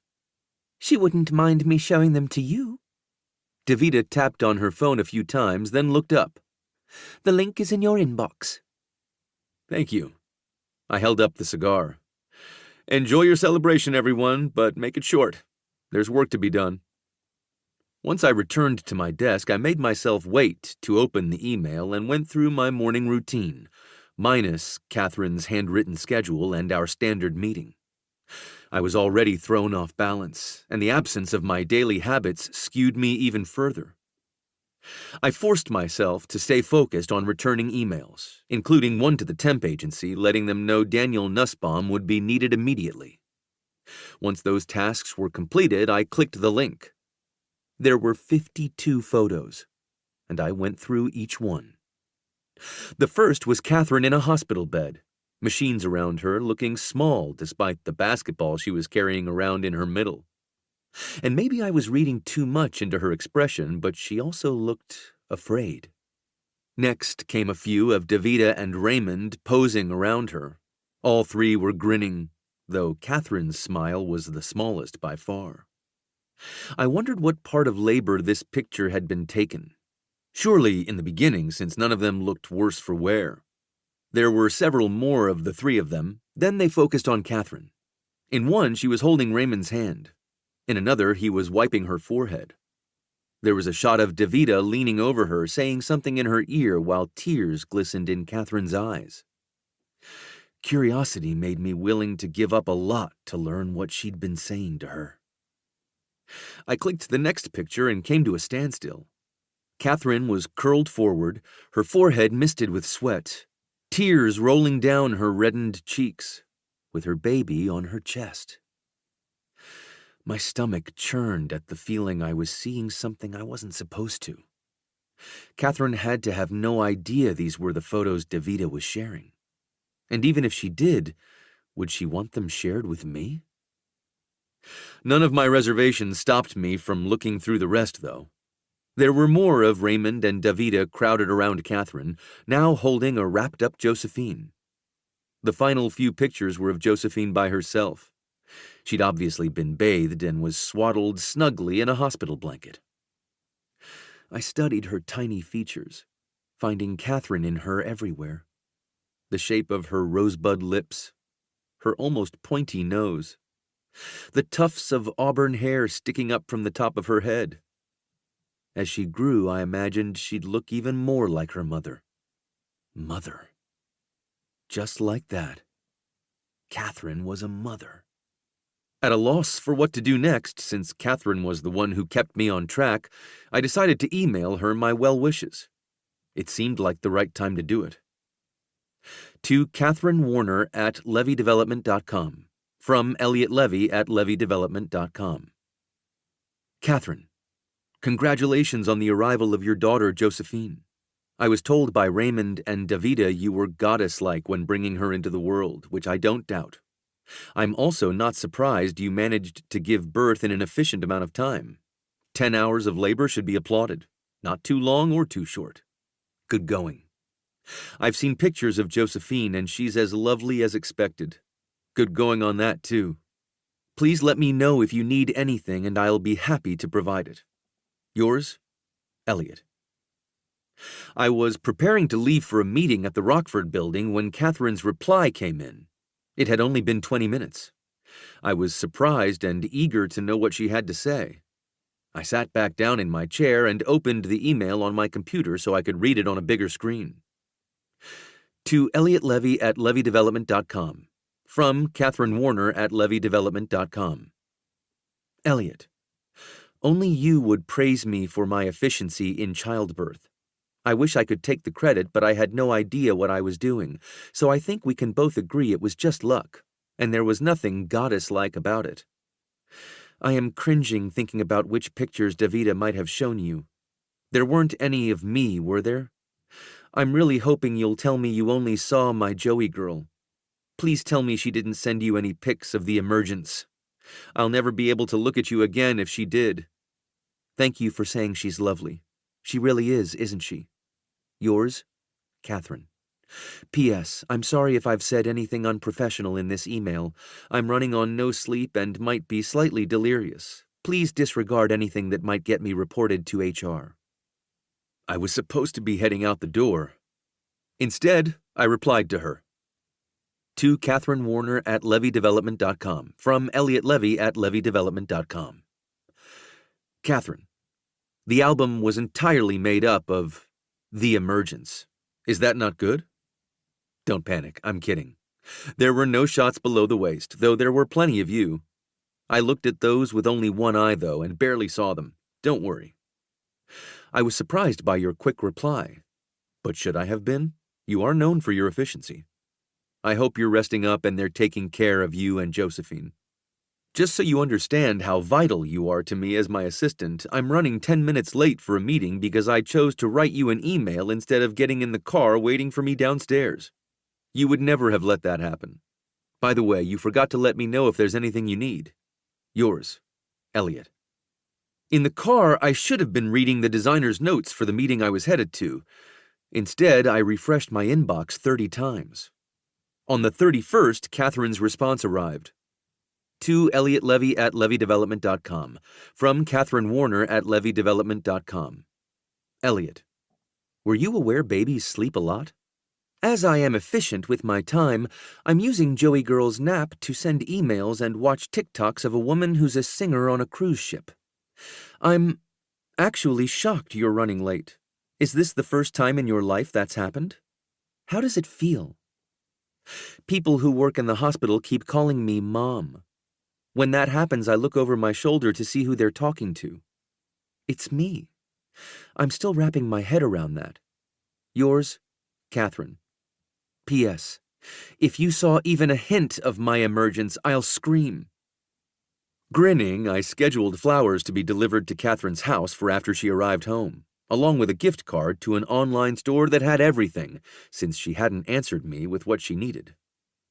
I could have waited for Daniel to do it tomorrow, but it felt like something I had to do myself. Besides, I had time during the ride, so why not make good use of it? Efficiency. Chapter 10. Catherine. To me, there was nothing beautiful about birth. The things that came out of my body had been truly shocking, and I'd been terrified out of my mind. But then, her. Josephine March Warner. The prettiest girl to ever land on this planet. I would never forget the events that came before her. But her very presence made the pain, grossness, and terror fade into a distant memory. I would have done it 1,000 times over to relive the moment I got to meet my girl. We'd been home for 6 weeks, and she was my only up. The rest had been down, so fucking far down. I had no idea how I'd claw my way back to the surface. First of all, Liam was a thieving motherfucker. I'd learned this the day after Joey and I had come home from the hospital. The contractor Liam had hired had knocked on my door, demanding payment for the work he'd done and the materials he'd bought. Sorry, I can't continue working until you pay the next third. He didn't sound sorry. There was no sympathy behind this man's hard black eyes, even as I bounced my fussy, hungry baby on my shoulder. I'm sorry, can you explain what you mean? Liam paid for all of it. I gave him... He paid for a third of the estimate. The second third was due a month ago, but I gave some leeway, seeing as you just had a baby. Leeway's over. Need the next installation so I can continue the job. I shook my head. No, that can't be right. Do you have a contract I can look at? To make everything easier, I'd given Liam the money for the renovations. Since he hadn't completed it on his own, he'd used it to pay the contractor he'd hired without consulting me. It hadn't been a small amount. Tens of thousands of dollars. Everything I'd had to my name. While it might not have covered everything, it should have been enough for the work that had been done, which was why I was utterly confused. Jack, the contractor, cleared up my confusion quickly. According to the contract he gave me, he was telling the truth. Liam had only paid a third of the estimate. I had no idea what to do. That money was gone, the account emptied. I'd been worried about it, sure, but I had trusted Liam to do right by me. After all, this house was supposed to be for our future.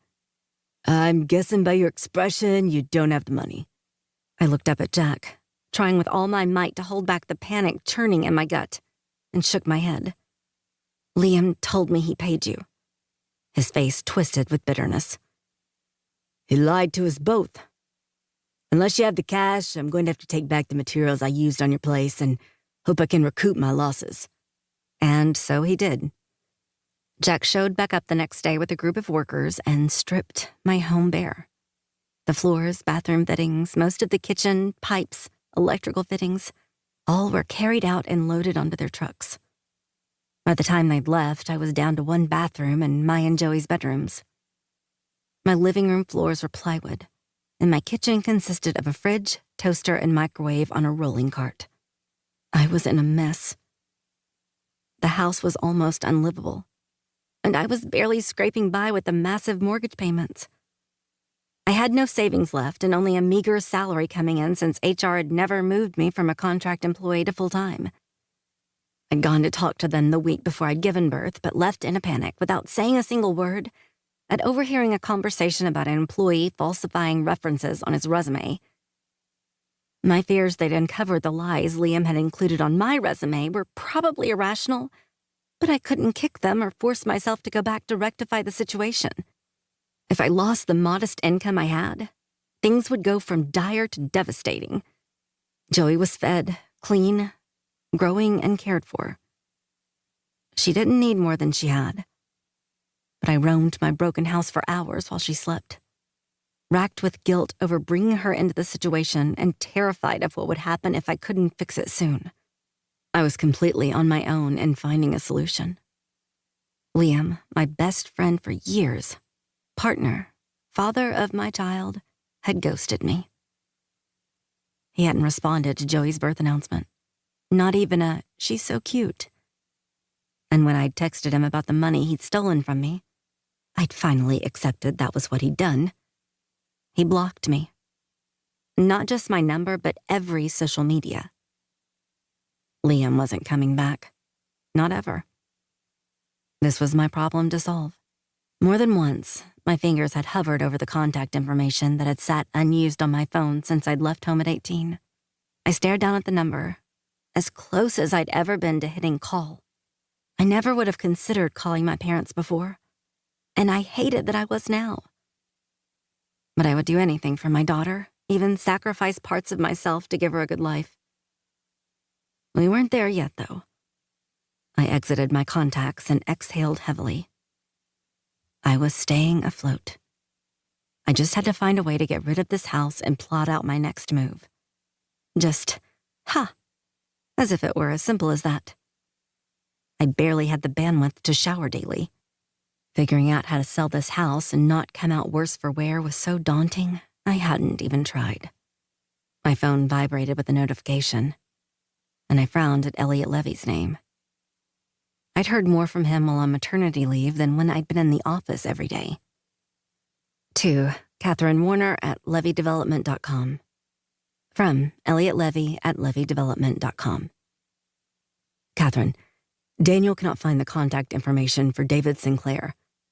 He claims he's looked high and low, and now he's given up. Did you properly file that information? Or is the glorified intern you chose just grossly incompetent? Please reply as soon as you get this. Yours, Elliot. No, hi, how are you? How's your day going? Classic Elliot. I wasn't supposed to be working, and I certainly didn't have to check my email at all hours. But something in me was compelled to reply when Elliot reached out, which was often. He was crankier than usual, and I felt awful for Daniel, my temporary replacement. I pictured him marking off the days he had left on his sentence with a sharpened shiv on the underside of his desk like a prisoner. Since Joey was happily occupied with the light-up playmat Davida had gifted her, I replied to Elliot's email. Hopefully, once he had his answer, he'd leave poor Daniel alone. To Elliot Levy at levydevelopment.com. From Catherine Warner at levydevelopment.com. Elliot, how are you? If you mean Sinclair Davis, please let Daniel know he can find Sinclair's contact information in the Davis subfolder within the Surveyor folder. It's also in your contact folder under Sinclair Davis. Check the Ds. I hope my reply was soon enough for your liking. Sincerely, Catherine. P.S. You are the human equivalent of spilling a bag of freshly pumped milk. I carefully deleted the postscript before sending it, but stamping out those words had made me feel marginally better. Even if Elliot wouldn't have understood them had I sent them, I did, and they pulled a smile from me. Nothing was solved, but as always, taking out my frustration on Elliot provided me with desperately needed relief. Of course, that relief didn't last long. He replied almost as quickly as I'd sent my email. To Catherine Warner at levydevelopment.com. From Elliot Levy at levydevelopment.com. Catherine, thank you, I found it.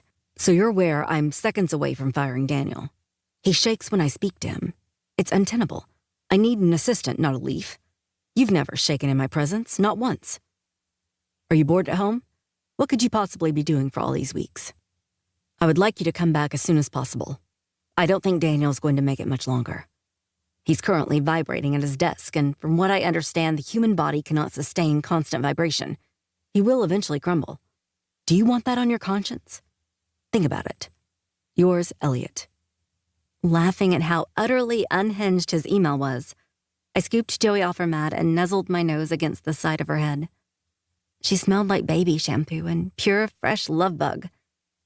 I had never pictured myself as a mother or felt any kind of longing when I saw a random baby in public. Motherhood had been an abstract concept that had nothing to do with me. But this girl, my girl, had drawn me in from her first breath. Something inside me had recognized her immediately. Oh, it's you. Of course it is. She really was the sweetest thing. Even on her bad nights, she wasn't bad. 2 weeks ago, she'd started smiling at me and basically hadn't stopped.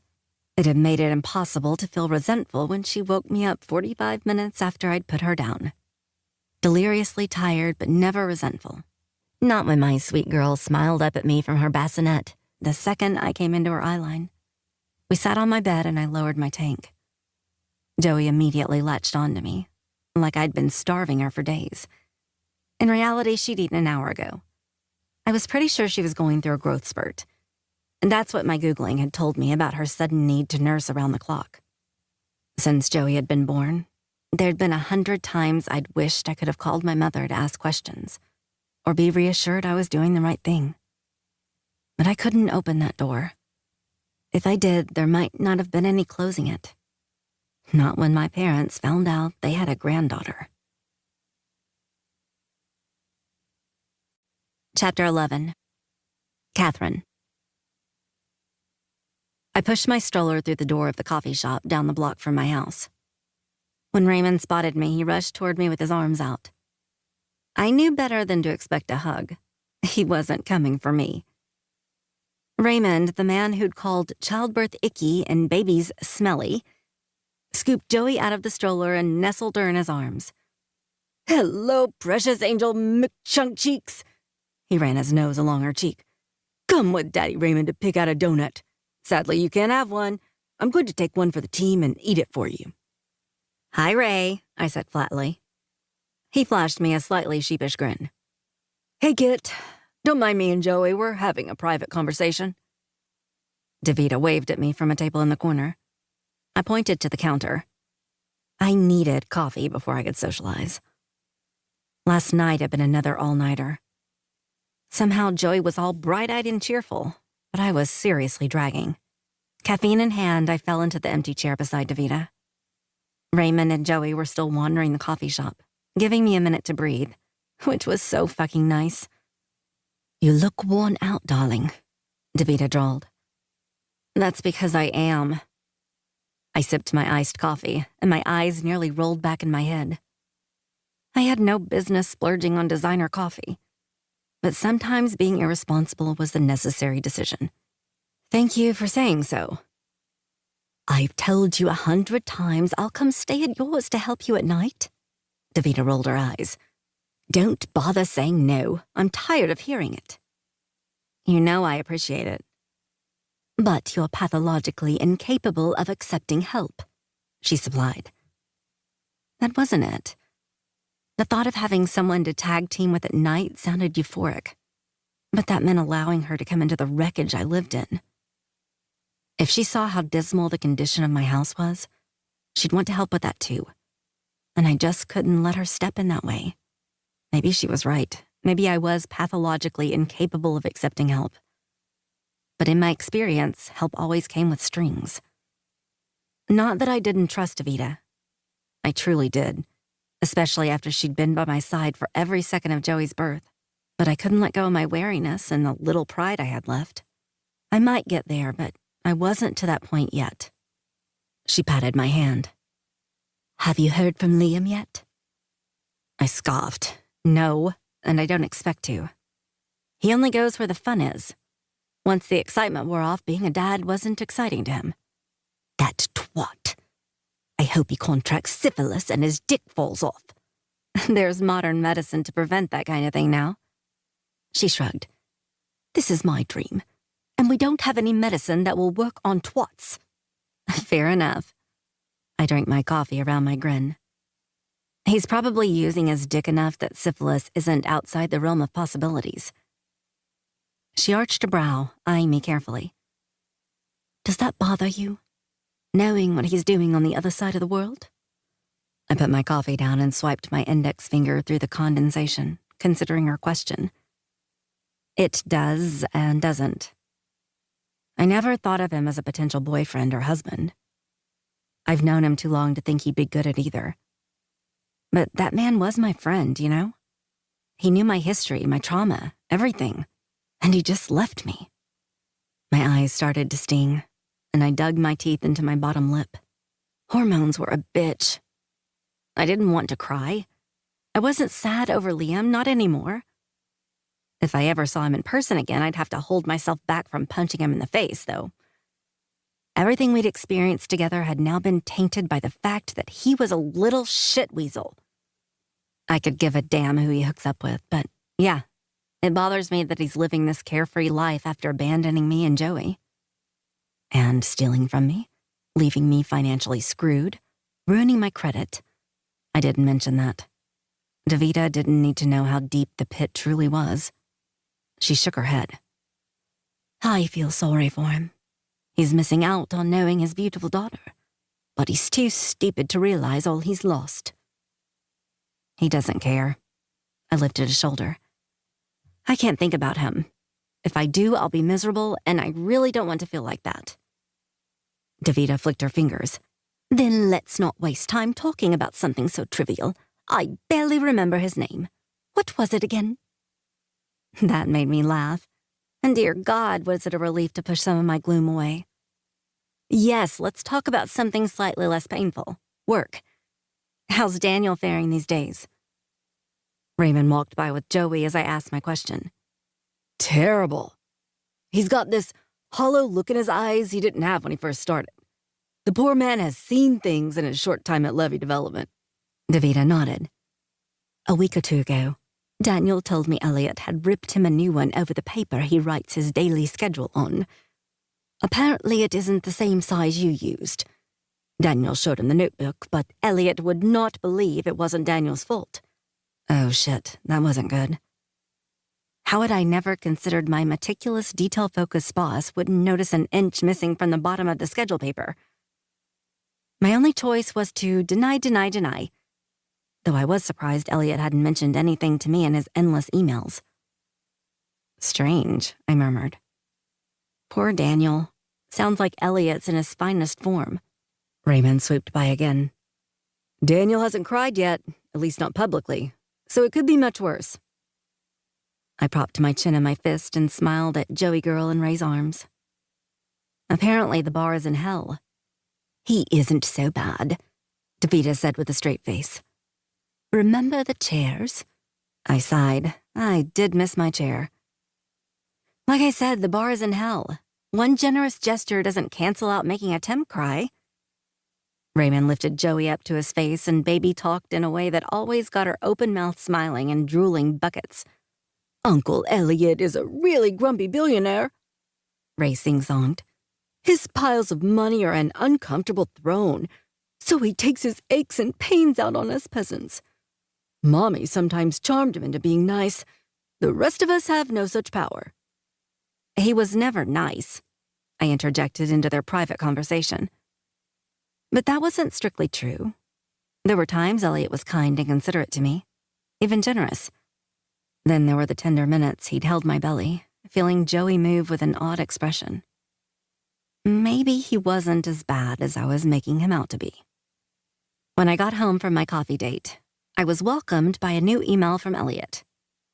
To Catherine Warner at levydevelopment.com. From Elliot Levy at levydevelopment.com. Catherine, is there a reason I don't have a reply from you in my inbox? Is your internet down, or are you ignoring me? I recognize you're on leave, but as you once told me, babies sleep a lot, so you should have ample time to reply to me. I hope your lack of response isn't a preview of what it will be like when you return. Should I expect to wait hours or even days to hear from you? If so, I might need to keep Leafy Daniel around as my backup assistant. Please tell me where the notebook you always use to write my schedule is. Daniel found one that is almost alike, but it's longer, so it can't be the one. Yours, Elliot. I sat back against my headboard, heaving a heavy breath. He wasn't wrong. I had time to reply. I just chose not to. In a few weeks, I'd be back under Elliot's thumb. And as entertaining as his emails were, I had to draw a line in the sand somewhere. With Joey here, I couldn't be on his beck and call at all hours anymore. And he'd have to get used to it. This one I wanted to nip in the bud ASAP, though. To Elliot Levy at levydevelopment.com. From Catherine Warner at levydevelopment.com. Elliot, I'm not sure what you're talking about. There should only be one notebook in my desk. If that's what he's using, it's the correct paper. As for your other questions, my internet is fine, but I was away from my computer.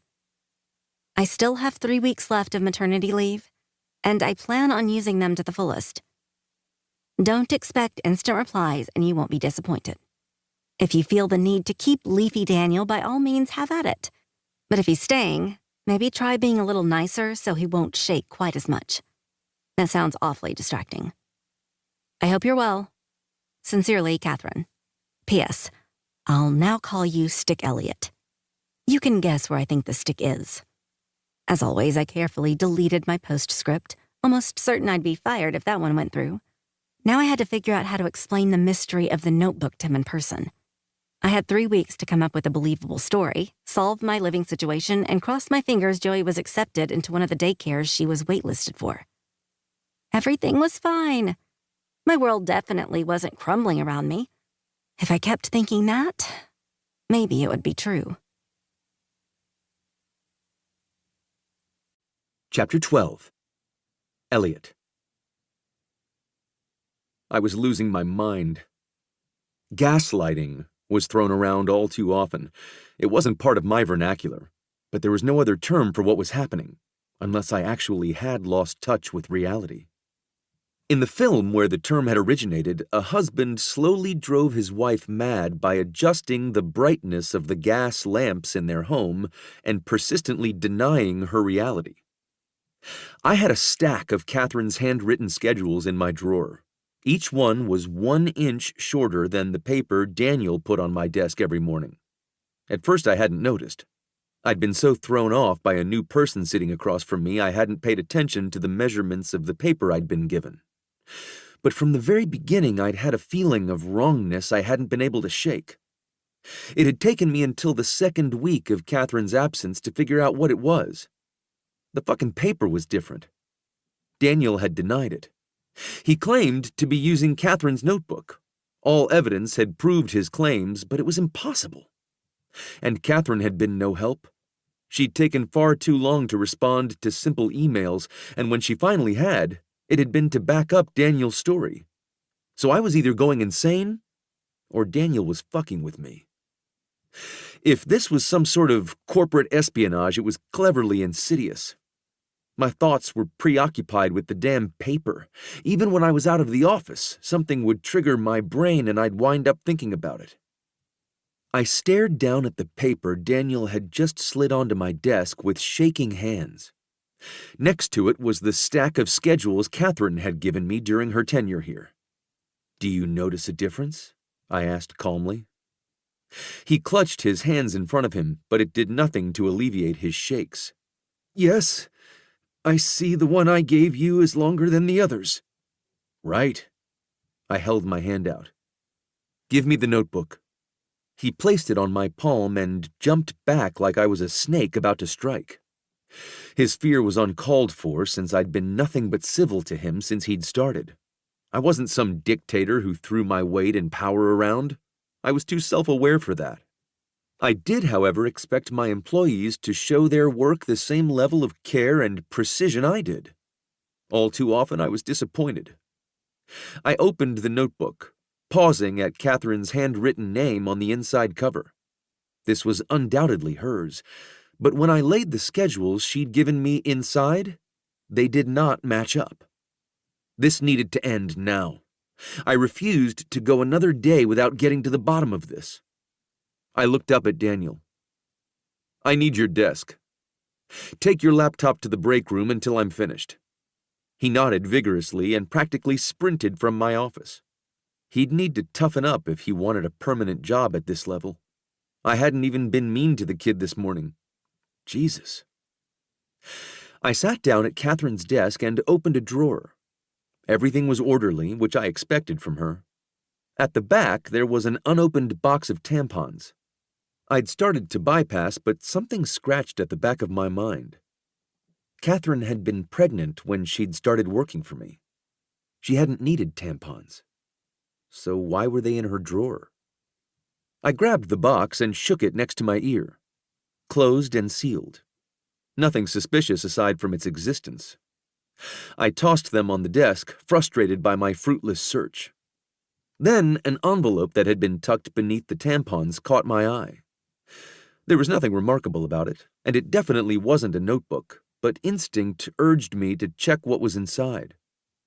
I cracked the top and peered in, confused by the contents. Why did Catherine have strips of paper stashed away? Turning the envelope over, I let them spill out on her desk. I chose one and read her neat handwriting. P.S. You remind me of porridge. Frowning, I read it again and again, but clarification didn't dawn. What was this? I read more, one by one. P.S. Your cyborg is showing. P.S. I bet you sing Barry Manilow in the shower. P.S. You wear pleated khakis on the weekend. I just know it. It took me until the fourth strip to realize they were all exactly 1 inch wide, and the paper matched the notebook. Son of a bitch. I scooped the strips back into the envelope and carried them into my office. There, I dumped them all out again and matched one perfectly to Catherine's previously written schedules. My heart slammed in my chest, but my brain was 5 steps behind. I read more of them, still trying to comprehend what I was seeing. P.S. Are you even human? P.S. Do you shower in your bathing suit? P.S. You've memorized the lyrics to every single Nickelback song, haven't you? P.S. I would rather be trapped in an invisible box with a mime before hanging out with you. What the fuck? Understanding slammed into me like a Mack truck. These were directed at me. They had to be. Catherine had written her scathing opinion of me on the bottom of my daily schedules, then precisely cut them off and saved them in an envelope. There must have been over 100. One for each day she'd worked for me. Holy shit. That little? My head fell back as laughter rolled out of me. Thick, rumbling laughter from deep in my chest traveled down my limbs through my veins. I knew it. All these months, I knew Catherine had been biting her tongue. It had always been there right in front of me, but she'd cut it off. Every time she'd wanted to tell me my cyborg was showing or ask me if I was human, she'd stop herself and save it for her morning ritual. Christ, this woman, she was something else. I should have fired her for putting me through weeks of being driven insane by paper length, but this was too funny to be angry over. My little prim and pressed Catherine Warner was an undercover firecracker. I'd always known it, but seeing the undeniable proof was wholly gratifying. Her insults were so creative and cutting I couldn't stop myself from reading more. P.S. Rocks have more emotions than you do. P.S. I hope both sides of your pillow are always warm. That was cruel. What could I have done that day to deserve such a terrible thing wished upon me? P.S. I'm jealous of the people who haven't met you. P.S. I'd rather give birth 100 times than be in your presence. My laughter died down, and I wondered if she still felt the same now. My hands twitched with the urge to pick up my phone and call her to discuss this. Calling her wasn't something I'd ever done, but I needed to hear her try to explain these postscripts away. Email wouldn't cut it. It would give her too much time to come up with an answer. I stopped myself, however, and called Weston instead. I've gotten to the bottom of it. He chuckled. Hello, how are you? I leaned back in my chair, grinning to myself. Brilliant, actually. There was a pause before he spoke. You sound chipper. It's alarming. Chipper is a bridge too far. I've never been chipper a day in my life. Fine, you sound pleased with yourself. I picked up a strip, running it between my fingers. That I am. I've gotten to the bottom of the notebook mystery. Why does this sound like a Nancy Drew book? Nancy Drew? I recall you were always a Hardy Boys devotee. You're right, he conceded. But the secret notebook sounds more like a case for Nancy. If the Hardy Boys were solving it, it would be more like the curse of the haunted notebook. I laughed as I scrubbed my face. This was the kind of conversation I could only have with Weston since we'd been friends for nearly 20 years. All right, Nancy solved the notebook mystery. Are you Nancy in this case? Weston deadpanned. Yes. Now do you want to hear what I discovered, or would you rather name every Hardy Boys book you've ever read? Hit me with it, he said. Here goes. Since I hired Catherine, she's been handwriting my schedules just like all my other assistants. I still don't know why you do that, he interjected. Because it works for me, and that's not the point.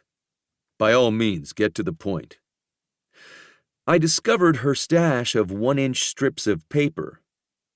Another pause, longer than before, then... What? Yes.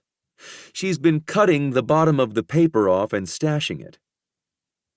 Okay, why? Is it an OCD thing? Not that I know of. I found myself grinning again. She writes scathing postscripts. Weston exhaled, probably fed up with me dropping only breadcrumbs of information. Care to clarify? Here's one. P.S. Being with you is like wearing wet socks all day long. He let out a startled laugh. That's directed at you, isn't it? I should be insulted you figured that out straight away. But you're not. No, I'm not. Read me another one, he demanded. So I did.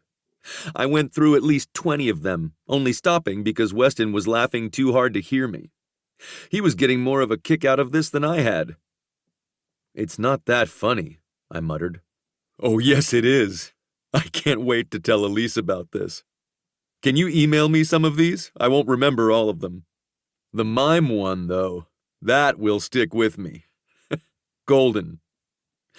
I'm not emailing you so you can laugh at me with my sister. Fine, don't email me. We're going to be laughing at you either way. Asshole. There was no heat behind my curse. I liked that my sister and best friend spent time laughing together, even if it was at my expense. They both deserved it. His laughter finally petered out. You're not mad, are you? No, I'm not. He sighed. I can't believe polite little Catherine has this kind of venom in her. I like it. The question is, how do you feel about your discovery? Relieved I'm not going out of my mind. That's yet to be determined, he countered. Fuck off, West. I huffed a laugh. I'm amused more than anything. The next pause was loaded. It begs the question, how were you treating her, Elliot? It couldn't have been too nice if those were her thoughts. Renata would never do anything like that. Renata was Weston's assistant who'd been with him for a decade. She didn't take shit from anyone. him included. Renata would have your head if you stepped out of line. She would, and I would deserve it. Are you being a dick to your employees, Elliot? I eyed the pile of postscripts, each one neatly scrawled with an insult. I'm not easy to work for, but I like to think I'm fair. If I notice myself being a dick, I rectify the situation. If you notice. He left it at that. Catherine hasn't quit, but she clearly doesn't like you. That's not a requirement for the job. But hearing him say it didn't sit well with me. Why didn't Catherine like me? What in particular had I done to be compared to wet socks?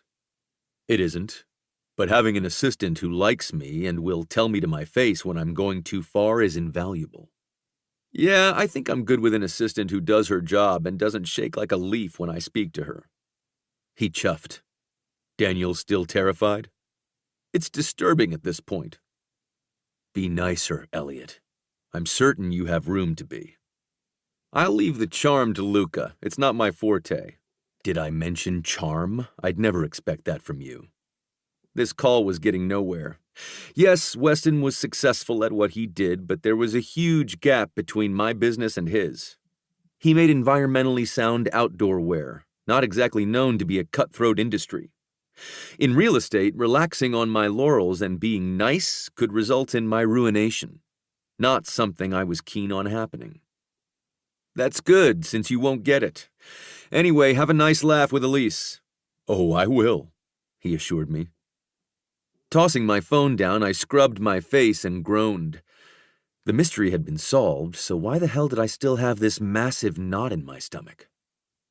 A knock on my door interrupted my self-evaluation. Excuse me, Mr. Levy? Daniel's trembling voice ratcheted up my level of pissed off. Yes, Daniel? Sorry to interrupt, but you asked me to prepare the original schematics for Paradise Towers, and I can't seem to find them. From Catherine's notes, I think she might have taken them home with her. My eyes flew open. Home with her? He nodded so hard it was a wonder his head didn't snap off his neck. Yes. Did you ask her, or are you guessing? He nodded again. I did. I asked her. She has them and told me I should call a messenger to pick them up. So many words wasted when he could have led with this. Weston wanted me to be nicer, but sometimes people made it impossible. Taking a breath, I found some patience left deep down in my well. Did she? Then why are you standing in my doorway? That was as nice as I got. His face turned purple, and he made great efforts to swallow, wincing as he tried. I thought I should double-check with you before I did anything. It was on the tip of my tongue to ask him why he was wasting my time. This was exactly what he'd been hired to do. But I swallowed it down. There was no reason to hire a messenger when my next meeting had been postponed, and I now had the time to do it myself. I'll take care of it. He startled, his head jerking back. You will? I said I would. I stood from my desk. I'm heading out. I'll be back in an hour. I pulled up in front of Catherine's house and parked at the curb. I had never been here before. From the background check I'd had done on her, I'd known she owned a home, but I hadn't allowed myself to look any further into her. Nor had I come up with a reason to drop by on an evening or weekend, despite my repeated temptation. Catherine lived in a 2-story Craftsman. It wasn't much from the outside. No landscaping, a crumbling porch, paint chipping off the rails and trim. The windows couldn't have done much to regulate the temperature. They had to be at least 30 years old, and only half had screens. This surprised me. Catherine was fastidious in all ways, but her house was a bit of a wreck. The neighborhood was all right. At least she wasn't in imminent danger of being shot or mugged when she stepped outside. There were no cars in her driveway, so I wasn't certain she was home. I reached for the doorbell but hesitated. Probably better to knock, just in case Josephine was sleeping. As I'd been told more than once, babies did a lot of that. It took a while. So long I was about to give up when the door finally swung open. "Elliot?" Catherine stood in the open doorway, waiting for me to say something. The problem was I'd been rendered speechless. The Catherine I knew was buttoned up to her neck, hair tied back, conservative and almost modest in her style. The woman in front of me was barely dressed. Her shorts stopped at the top of thick, creamy, tattooed thighs. Her tank top didn't cover any more of her. Her breasts nearly spilled out of the low neckline, belly button peeking out from the gap above her shorts. Her bare arms were covered in colorful tattoos from wrist to shoulder. Her hair, which was always tamed into submission, spilled around her shoulders and neck in a violent riot. It wasn't curls like I'd always suspected, but wild, licking, wavy flames that shot out in all directions. I met her eyes, which were wide with alarm, and finally found my voice. "This isn't what you look like." Chapter 13. Catherine. Elliot Levy was on my porch. Elliot Levy was on my porch. Elliot? He stared at me for a long time, unblinking, taking me in like he was trying to figure out who I was. Seeing as he had shown up at my home, it made no sense whatsoever. I stared back. His ebony hair was tousled like he'd been running his fingers through it all morning. His plush mouth molded into a frown, pulling the rest of his face down with it, a deep crevice forming between his brows. My chest panged. I'd missed him, but that didn't seem right. How could I have missed this unyielding, deadly serious man? My jumbled-up emotions were tricking me. It had been a rough day. Joey girl was perfection, but everything else was in shambles.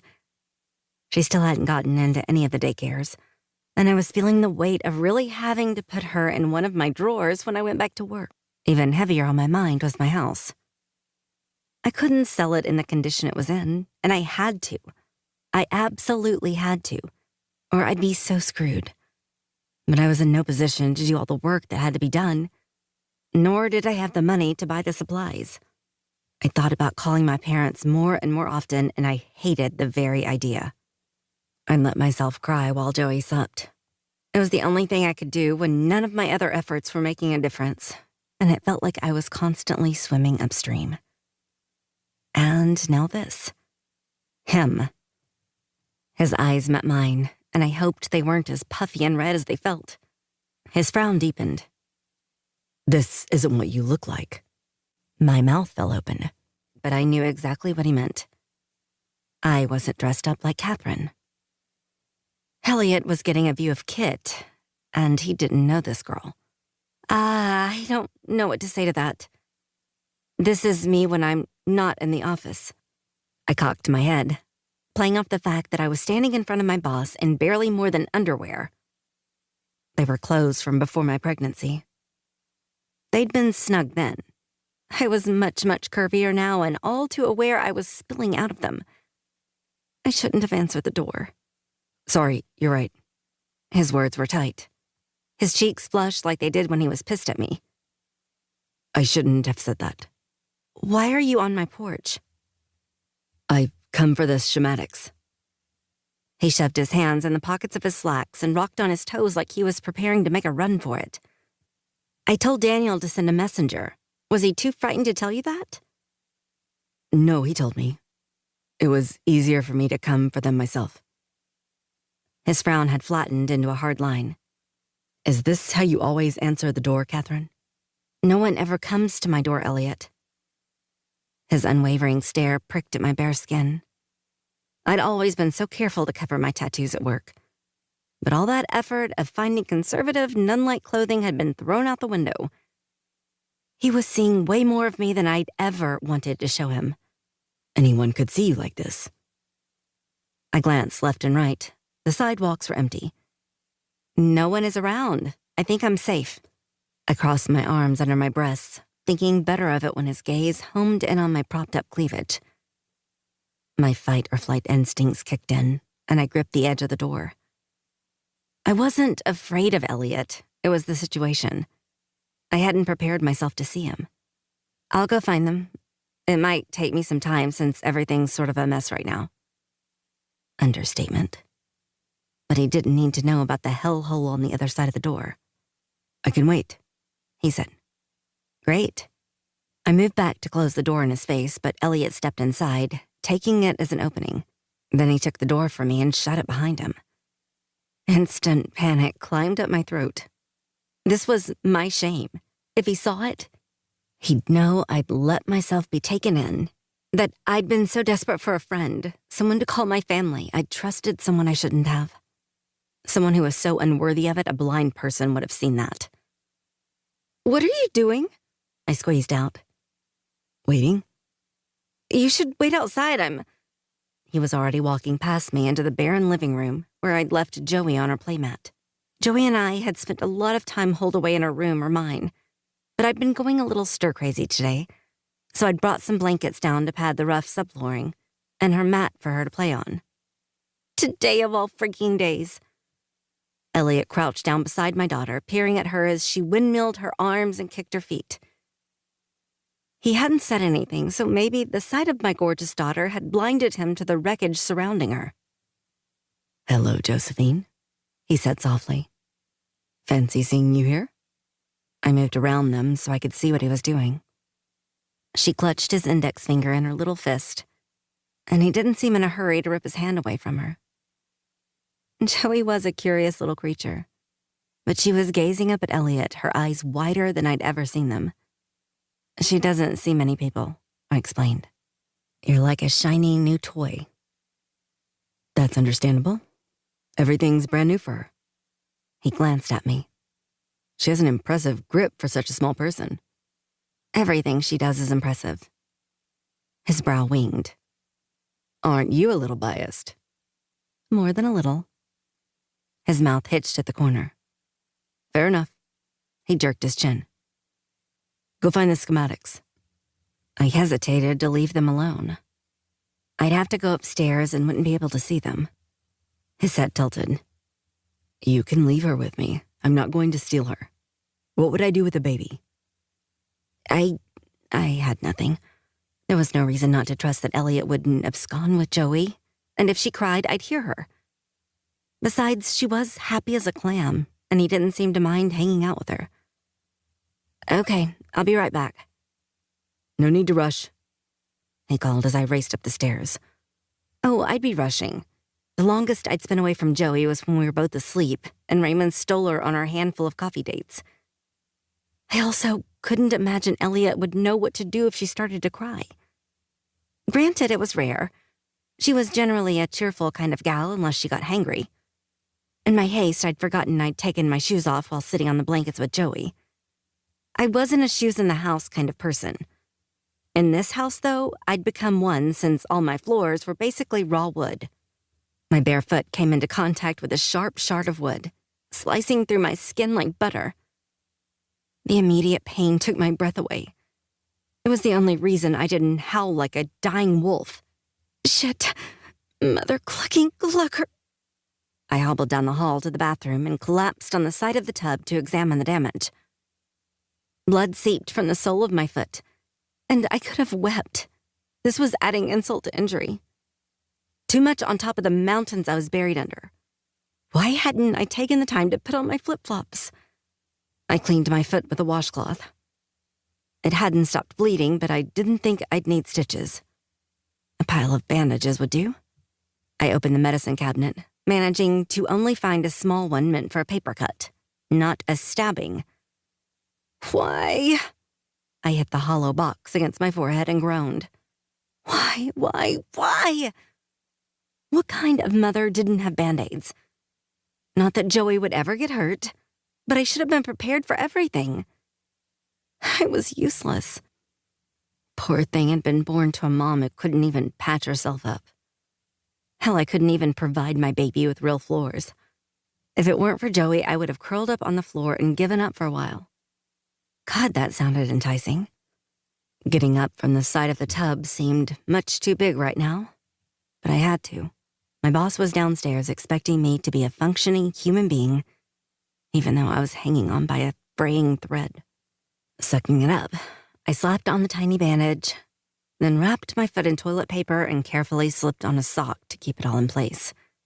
My first step made me hiss with pain, but I kept going. If I stopped, I might not have been able to convince myself to start again. The very last thing I needed was Elliot discovering me slumped in my hallway, bleeding out from a flesh wound. It took me a considerable amount of time, but finally my brain came back online. The schematics were in my work bag. I'd taken them home the night before I'd gone into labor and had completely forgotten about them. It made sense they would be there, which was why I'd checked every other place first. I hobbled downstairs slowly, crossing my fingers the makeshift bandage would stay in place. The sounds of the music from Joey's playmat drifted up from the living room, but it was otherwise silent. A kernel of panic took root in my chest. Joey might not have cried a lot, but she made noises. Where were her noises? I hurried into the living room, and the kernel grew until it filled my sternum. They weren't there. The playmat was empty. "Elliot?" I called. "Where are you?" Only a second or two passed, but it felt like an eternity. Finally, Elliot appeared in the kitchen doorway, Joey in his arms. "We're here," he answered. My heart was still lodged firmly in my throat. "You're holding her." He had my daughter against his chest, facing outward, his hand on her belly to keep her stable. She seemed content, her head resting against him, his suit sleeve clenched in her fist. And somehow this was different than when Raymond held her. Ray loved Joey, and they were buddies. It made me smile to see them together. But this, I wasn't smiling. Despite myself, my thighs pressed together and heat flooded my core. "What is this?" She seemed bored, so I took her out back to see the birds. He patted her round middle. If I measure her enjoyment by the amount of drool that dripped on my arm, she liked it very much. A slightly hysterical laugh bubbled out of me. This was all so surreal. "My daughter drooled on you?" "She did." "You don't seem mad." He lifted a shoulder. "I'm not a monster, Catherine. I knew the risks of holding a baby and picked her up anyway." He jiggled her softly, and she settled even more in his arms. I didn't know how to handle this man holding my daughter so delicately, or my body's immediate reaction. I walked toward them, intent on taking her back, giving him the schematics and hustling him out of there so I could regain a semblance of equilibrium. "You're limping." I stopped moving. "Yes, I stubbed my toe. I'm fine, though." He closed the distance between us.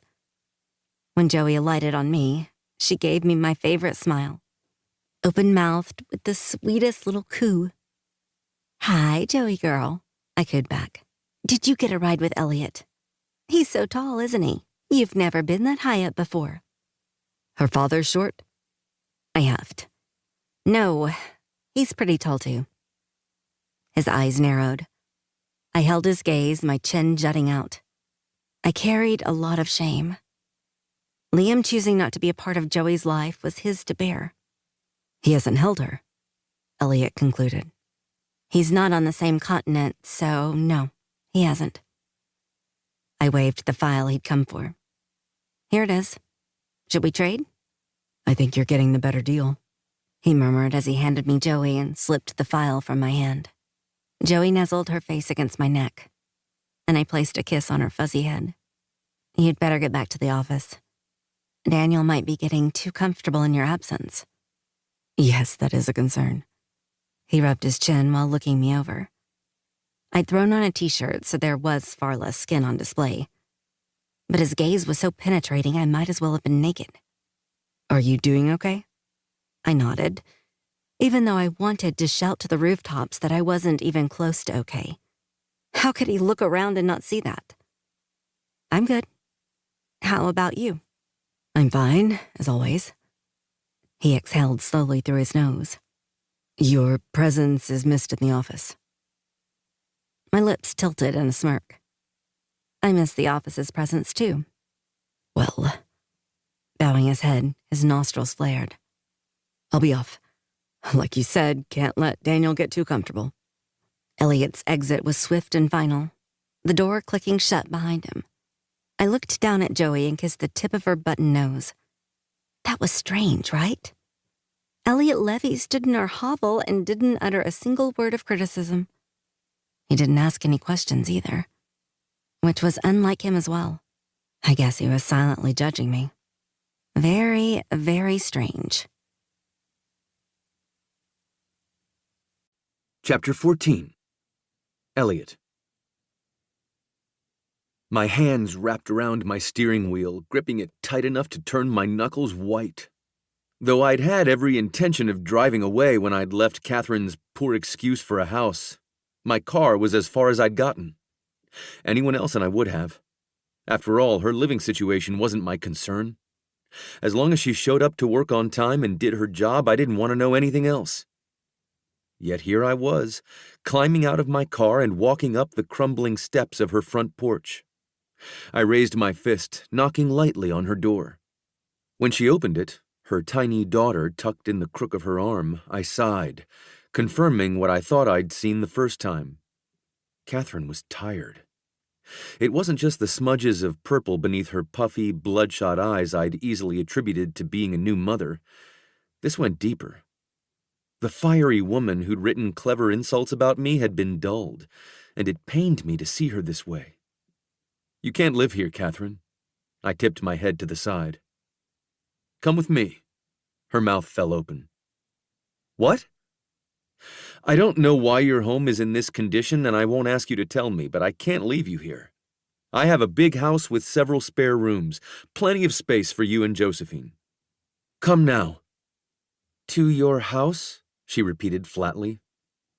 "Yes, to my house. You can stay as long as you need." "Why?"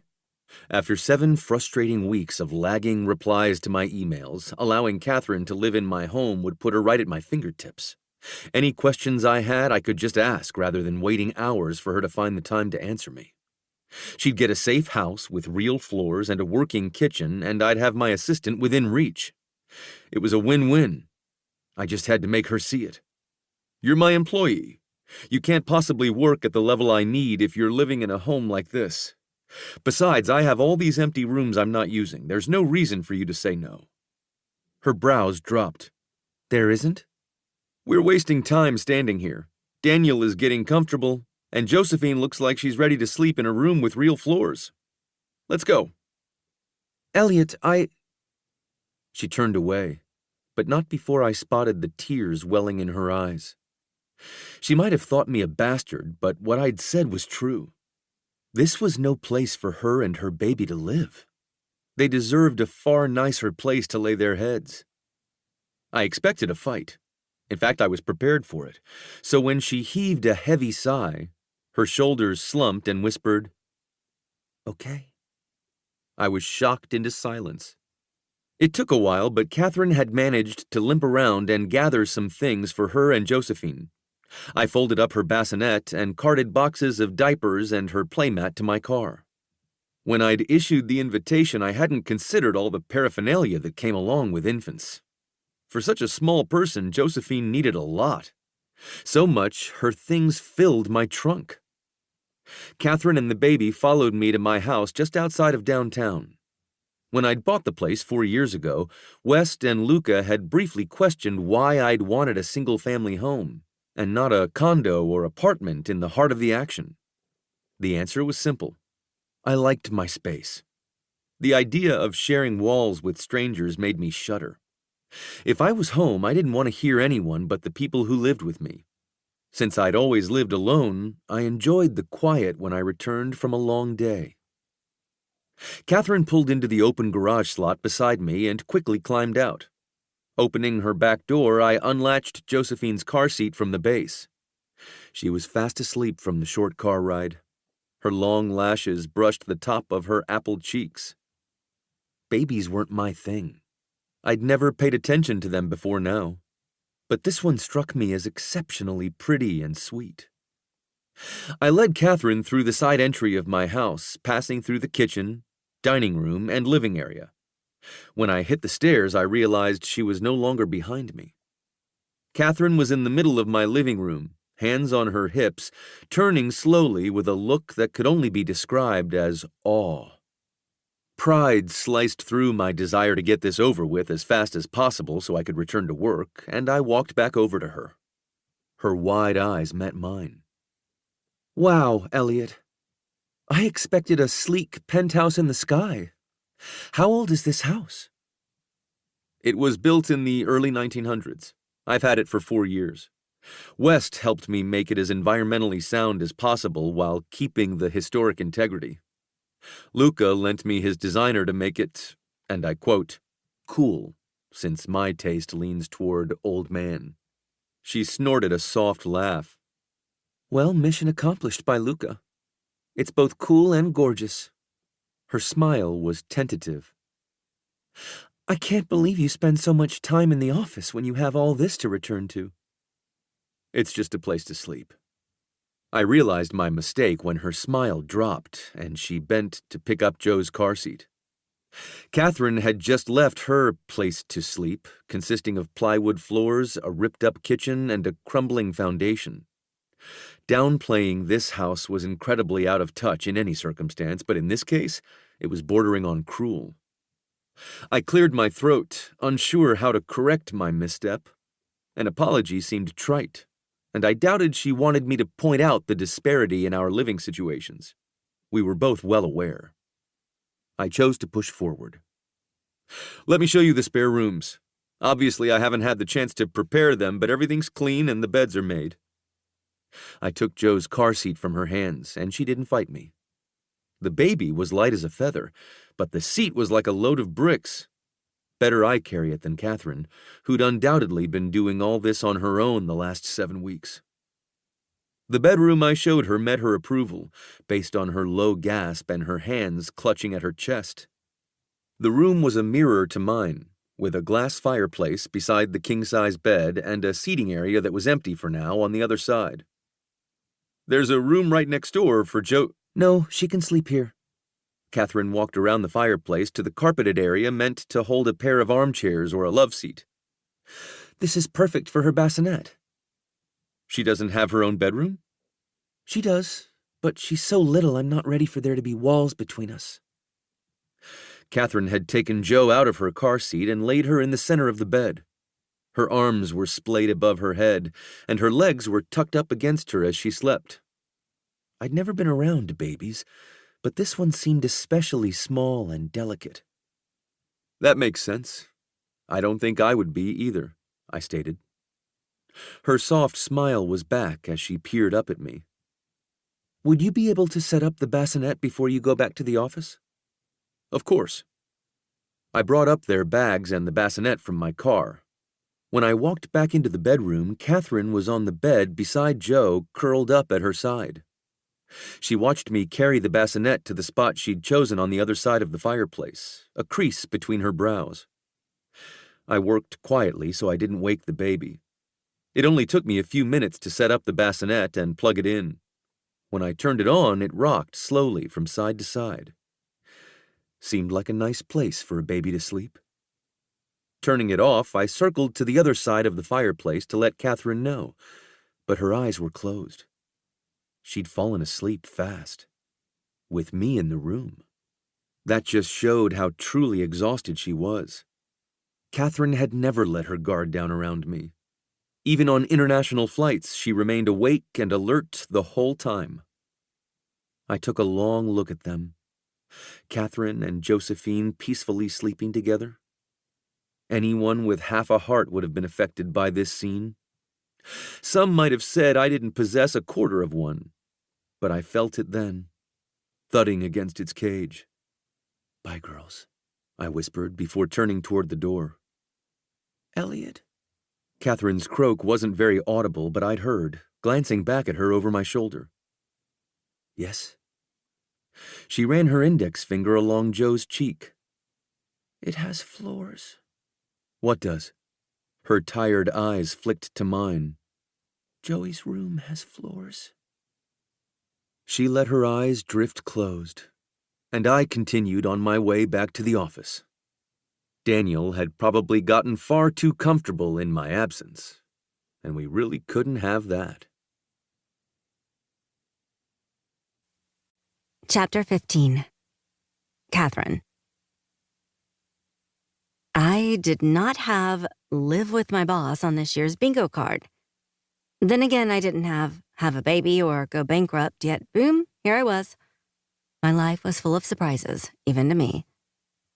7 weeks ago, I never could have imagined being here. I would have laughed at Elliot's order to come with him.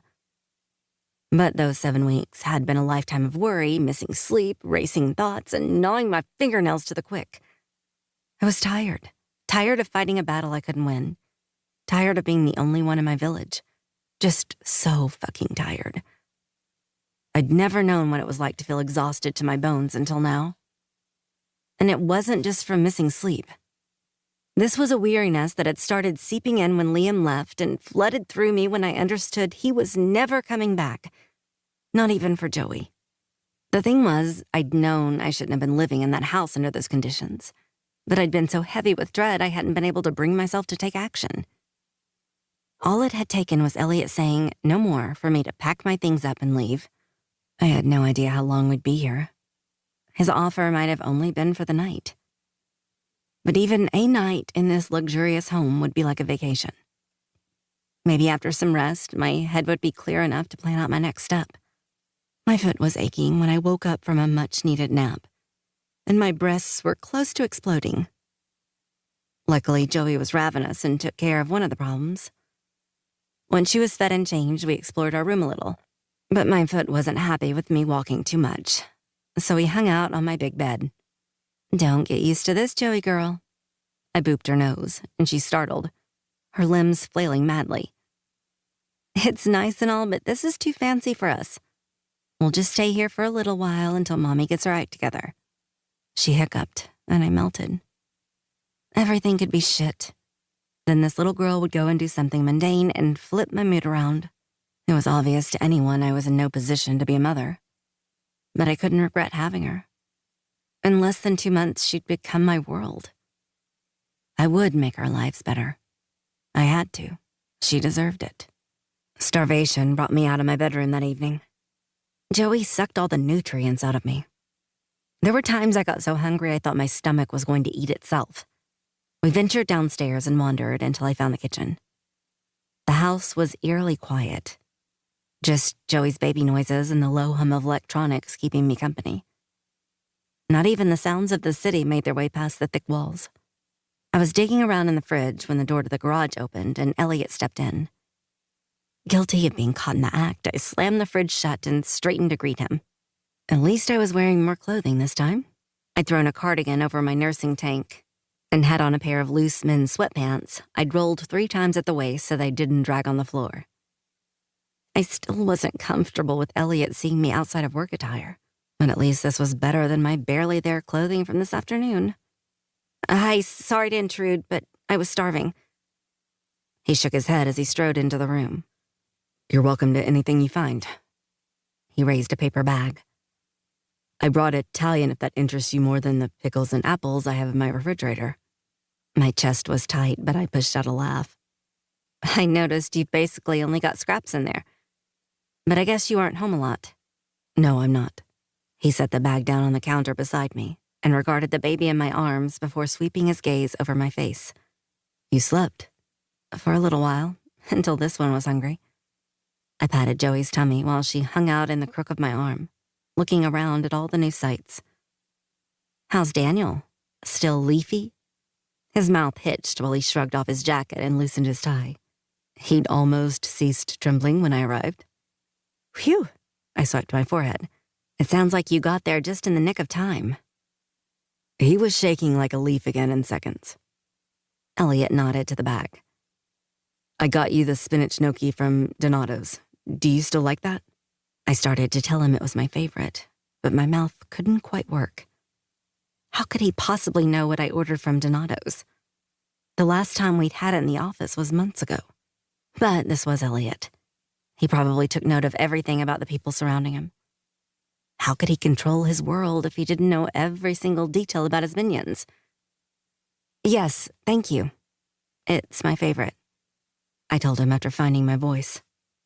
Good. He nodded decisively. We'll eat at the bar. The dining room is far too formal. Okay, that sounds good. I glanced around. How could one kitchen have so many cabinets? I didn't know where to start. Where are the plates so I can set the table? The scowl he gave me was vicious enough to make a grown man cry. Go sit down, I don't need help. My mouth fell open in surprise. I was used to Elliot speaking sharply. It was his style. But standing here in his home while I held my baby, I hadn't expected it. All right, do it yourself. My heart slamming in my chest. I whirled around and marched to the bar stools on the other side of the kitchen. The effect of my march was lessened by my pronounced limp, but at least I tried. Once I climbed onto the high stool and adjusted Joey in my arms, I dared to look at Elliot. He was in the same spot watching me. His mouth was so soft when at rest. But right now it was hard as stone. All of him was. I'm sitting, I said. He lowered his chin and started plating the food. My stomach rumbled from the aroma of garlic and tomatoes filling the kitchen, and my mouth watered. I might have been uncomfortable with the general situation, but that wasn't going to stop me from going to town on my gnocchi. Elliot placed my plate in front of me, and it held a lot more than gnocchi. There was thick garlic bread, eggplant parm, roasted green beans, and a salad on the side. I wasn't even going to pretend to be dainty and not eat it all. This looks incredible. And it was going to be demolished in minutes.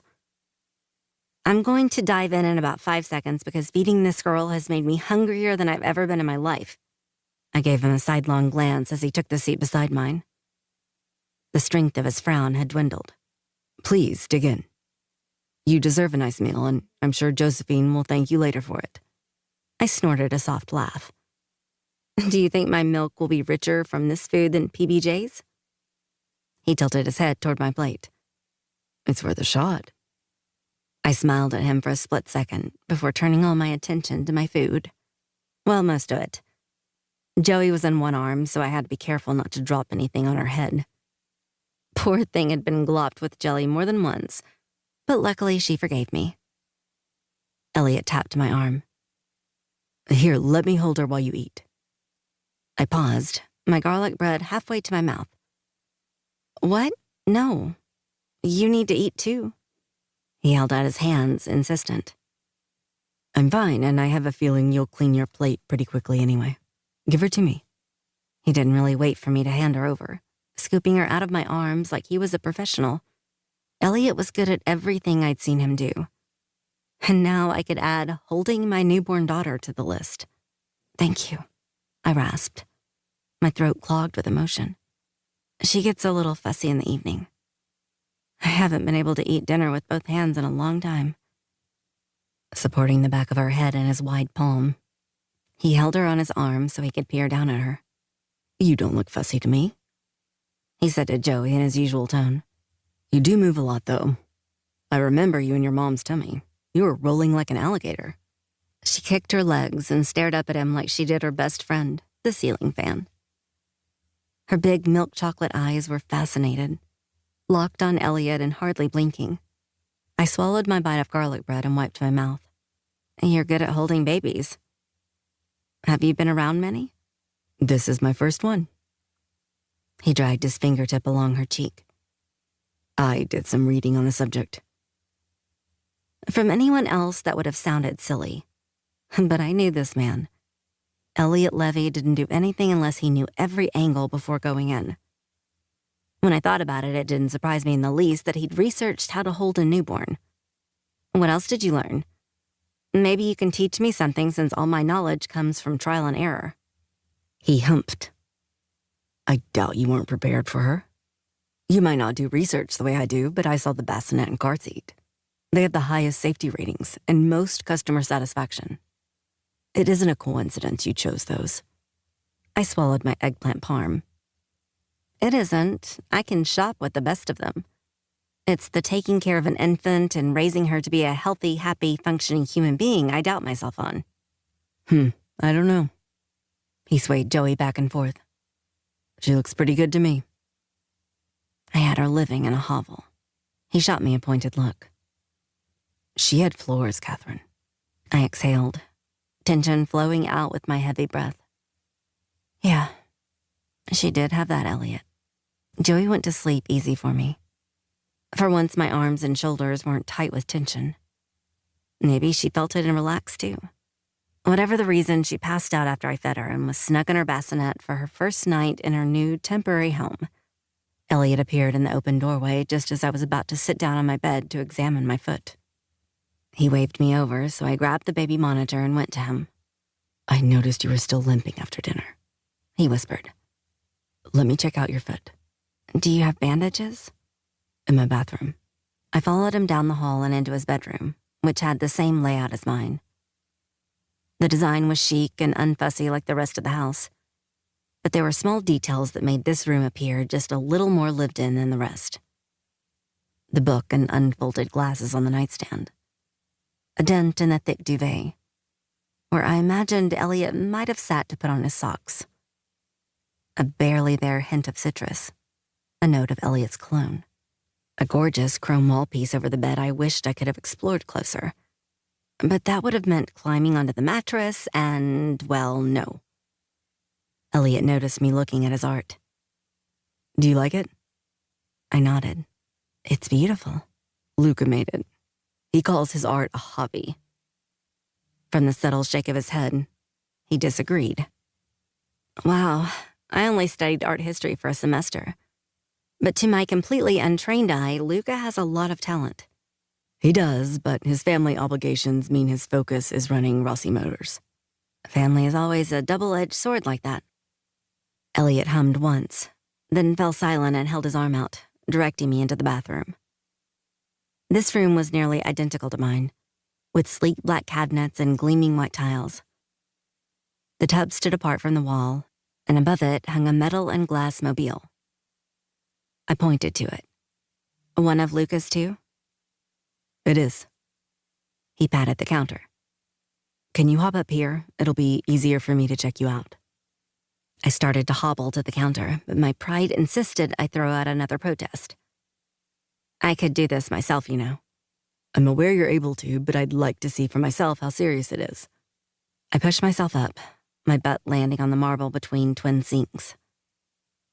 I still only had one sock on, the tissue and my tiny bandage. Elliot wasn't going to be impressed with my first aid skills. He stacked supplies on the counter beside me, then dragged over a teak bench and sat down in front of me. I'm going to take off your sock now. I nodded my consent, and he wrapped his long fingers around my ankle, lifting my foot onto his knee. He carefully peeled my sock off, and with it came the majority of the bloody tissue. He grunted, shoulder bobbing up and down. His disapproving thoughts were broadcast so loudly I could almost hear them. You have to take better care of yourself, Catherine. He admonished softly, ripping the Band-Aid off in one swift motion. I know. I rubbed my palm along my thigh. It's been rough lately. It doesn't have to be anymore. With a warm washcloth, he swiped the sole of my foot, a frown pinching his brows. You really jabbed yourself, but it appears it's stopped bleeding. His hands were smooth and sure, wiping my sole until it was clean. As the water cooled on my skin, I felt his breath heating it again. His concentration was focused completely on his task, allowing me to watch him uninterrupted. Your foot is so small, he remarked as he dried me off. I'm short. They match the rest of me. Not that I was small. My ass and thighs, and now my rounded stomach and swollen breasts, prevented that from ever being so. He lifted my foot, turning it right and left to examine it. Do you want to talk about it, Catherine? I rolled my lips over my teeth and shook my head. Not really, if that's okay. It is, but I would like you to tell me when you're ready. He opened a bandage and tossed the wrapper aside. I flinched when it landed on the ground. I'd never seen Elliot so careless, but he was focused on his task. I'm really embarrassed, I whispered. His eyes darted up to meet mine, and I knew I was flaming red from the heat suffusing my cheeks. There were a lot of ways he could have interpreted what I meant, since so much had gone wrong lately. The state of my house. Broke as a joke. Abandoned by Liam. Being wholly alone. Injuring myself on my own shitty floors. Letting Elliot tend to me. Don't be. His thumbs pressed into the arch of my foot, behind my injury, and something unfurled in my belly. I know you well. You wouldn't be in this situation if it could have been helped. I don't know about that. I do. He held my foot tenderly, stroking the sides and along the top, all the way to the elastic band around the ankle. It was such a sweet and unexpected gesture. I didn't have a chance to decide how I felt about it before he changed the topic. These sweats are way too big for you. I'm concerned you'll trip and knock yourself out. No, I love them. You'll have to pry these sweats out of my cold, dead hands. He have to laugh. I guess I know why your ex didn't take them with him. They probably once belonged to a man, but not my man. I plucked at the worn gray fabric on my thigh. These bad boys are mine, all mine. Courtesy of a Goodwill shopping trip. Also, Liam isn't my ex.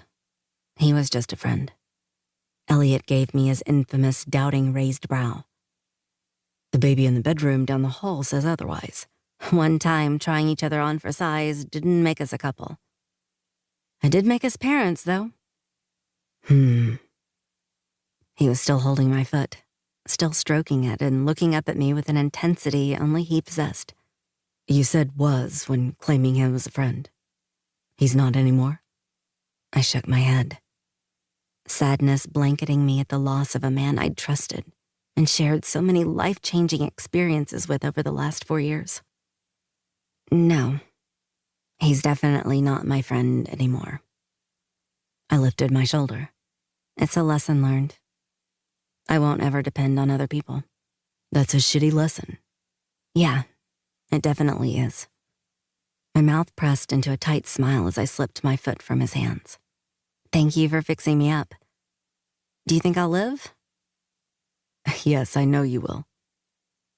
Shooting up from the little teak bench, he kicked it out of the way and held out his hands to me. Come on, I'll help you down. You shouldn't be jumping on that foot. He was right, of course, but I hesitated to put my hands in his anyway. We'd had enough touchy-feeliness tonight to confuse my vulnerable emotions. But he was just being polite and helpful like he'd been all evening.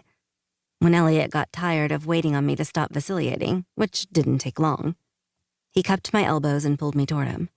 For a second, I was suspended in the air, pressed to Elliot's front before he placed me gently on the ground. His hand stayed on my elbows to steady me until I looked up at him. I'm good now. I can make it back to my bedroom. He stepped away immediately, allowing me to pass him out of the bathroom, then trailed behind me to my bedroom door, where he stopped on the other side. Good night, Catherine. I tucked a loose strand of hair behind my ear, breathless from my hammering heart. Good night, Elliot. Chapter 16. Catherine. When Joey and I finally made our way downstairs in the morning, Elliot was long gone. But he'd left me a croissant on a plate on the counter, along with a note and his garage door opener. Catherine, there's fruit in the refrigerator and groceries will be delivered at 2 p.m. I didn't know what you like to have on hand, so I ordered some of everything. In the future, you can make a list. It was my mistake not asking for your requests. Please make yourself at home. I left you the remote to the garage. The alarm code is 052106. I have a dinner to attend tonight, so unfortunately I won't be able to eat with you. I left a list of restaurants where I have a tab if you'd like to order out. Yours, Elliot. P.S. You're welcome here as long as you like. I opened the fridge, and not only was there a cup of fruit salad, but right beside it was an iced coffee from my favorite cafe. How early must he have ordered this for it to have arrived before he left for the office? Look at us, Joey girl. We're living the high life now, aren't we? Joey gurgled and nuzzled my chest like she was looking for a third breakfast, when her tummy was still round from her second one. Okay, lady. You have to let me eat some of this delicious-looking food Elliot left for me before you get breakfast number 3. Her brow crinkled like she was insulted.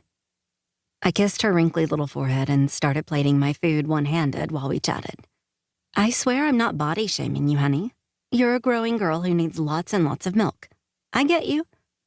But Mommy's hungry too, you know? And as Elliot pointed out last night, your milk will be richer when I eat all this fancy food. I'm not sure that's a scientific fact, but honestly, it sounds true. Movement to my left startled me. I whirled around to find Elliot with his shoulder leaning against the kitchen archway. His amused smirk told me he'd heard at least most of what I'd been saying. "What the hell are you doing here?" I squeaked in alarm. He uncrossed his arms, his smirk turning into a full-on grin. "Well, I live here." I clutched my thrashing heart. "I nearly dropped my baby, Elliot. You scared the shit out of me." He chuckled, which made me scowl at him. Mother clucker. I'd give him something to chuckle about. This called for a postscript. Really, it called for one. With his hands raised, he took a couple tentative steps into the room. "I'm not laughing because I scared you. It's you cussing like a sailor that struck me as funny. I'm sorry I surprised you. It wasn't my intention, I swear." I narrowed my eyes at him. I guessed me having a potty mouth was a revelation to him since I was in full-on kit mode, and he'd only just become acquainted with this side of me. "I'm trying to stop," I said defensively. "I hope not on my account. I enjoy salty language from time to time." "Obviously not for you, Elliot. For Joey." I resisted rolling my eyes at him, but he must have sensed it because he smirked harder. Postscripts out the wazoo for this man. "He didn't say why you're here." He tucked his hands into his pockets and strolled over to Joey and me. "I was on my way out the door, but the news reported bumper-to-bumper traffic due to a massive pileup on my normal route. I decided to avoid that mess and work from home for a bit. I heard you moving around, so I came to say hello. Not scare the shit out of you." "And you eavesdropped on a private conversation, huh?" His grin was wide enough to crinkle the corner of his eyes. "I'm sorry. I didn't realize it was top secret." Pfft. Babies are the best people to tell secrets to. It's not like they can repeat them. "Very true." He held his hands out. "I have a few minutes before I need to leave. Hand her over and eat your breakfast." Elliot absolutely did not wait for me to give him Joey. He slid her out of my hold like this was old hat for him. Joey had no trouble going to him, cooing when he secured her against his chest. The rebel in me needed to protest, though. "I'm not sure you can boss me around like that out of the office." "I'm letting you eat breakfast unencumbered. Is that really so bad, Catherine?" Still. I crossed my arms over my chest, then quickly remembered I only had my nursing tank on, and it didn't cover much of me. I really had to stop walking around half naked in front of him. This was beginning to become a habit. I was going to eat. Since you eavesdropped on our conversation, you know that. "Still calling it eavesdropping?" "If the shoe fits." Chuckling, he whirled away with my daughter in his arms, calling back to me. "Eat, Catherine. We'll be waiting for you." It seemed like I should have been panicked that he'd taken Joey out of my sight. I searched within myself but couldn't find more than the shred of worry that was my constant companion these days. In this, I trusted Elliot. He was the last person I would have thought of volunteering for baby duty. But Joey had that way about her. She was irresistible. I tried to make fast work of my breakfast despite Elliot urging me to take my time. He wouldn't understand that 5 or 10 minutes of alone time was a luxury at this point in my life. That came to a tragic end when the sounds of Joey's cry hit me in the gut. They were soft, but she was revving up. Shit. I'd taken too long sipping my coffee and scrolling through social media. She really only cried when she was hungry, so she must have run out of patience. "I'm coming," I called. I placed my plate in the sink, rushing now as her cries got louder. My breasts started tingling like they did when she was upset. I mentally flipped through my morning to recall whether I'd put pads inside my tank this morning. Elliot rounded the corner with a red-faced Joey. "I tried. I'm sorry," he said over her cries. "Did you eat?" "I did. It's fine." I reached for her, and his gaze drifted down to my chest as he was handing her over. I didn't want to look because I already knew what was happening from previous experience. His wide eyes returned to mine after seeing 2 big wet circles on the front of my gray tank. You're Leaking. Yes, her cries turn the tap on. It's nuts how my body responds automatically. I swayed with Joey and patted her bottom, pissing her off even further. She wanted one thing and one thing only. Girlfriend would not be satisfied until she was fed. I'm going to nurse her now. Averting his gaze, he nodded. I should go. I'll be home late, but text if you need anything. Elliot made a hasty exit without a backward glance. Poor guy had obviously never seen a leaky boob. Then again, neither had I before Joey. Bodies were weird, yet incredibly beautiful. I had to giggle at how quickly he'd gotten out of here, though. Elliot Levy, who intimidated some of the most powerful men in the world, squeaked out by a little breast milk. I grinned down at Joey as she latched onto me. I guess we know Elliot's kryptonite, Joey girl. The next few days were quiet in a good way. I rarely saw Elliot after our first morning in his house, but he left me notes every morning along with a prepared breakfast. To be honest, I was somewhat relieved he wasn't around much. I had no idea how to react to the little ways he was taking care of me because, to him, that was probably what they were. Small, insignificant. But to a girl like me, who'd been kicked out of her house and family when I was barely more than an adult, it was massive. The note he left me this morning said my reprieve was coming to an end. Catherine, coffee's in the refrigerator. I left the last pair for you. Eat it. It's the perfect ripeness. Do you like Thai food? Text me when you're up to let me know. If yes, I'll bring it home tonight. It's time we talked about what's going on with your house. Can we also talk about when you're coming back to the office? Daniel has been at peak vibration all week. I'm not certain either of us can sustain much more of this. Yours, Elliot. P.S. Tell Josephine good morning for me. How in the hell was I supposed to not melt when he wanted me to say hi to my baby for him? Elliot says hi, Joey girl. He likes postscripts as much as Mommy, it seems. Her arms flailed like she was waving. I understood that flailing feeling. I'd been doing a lot of it lately. We're going to be productive today. I showed her my phone. I have a list of daycares. I'm going to call all of them and convince them they want to take care of you.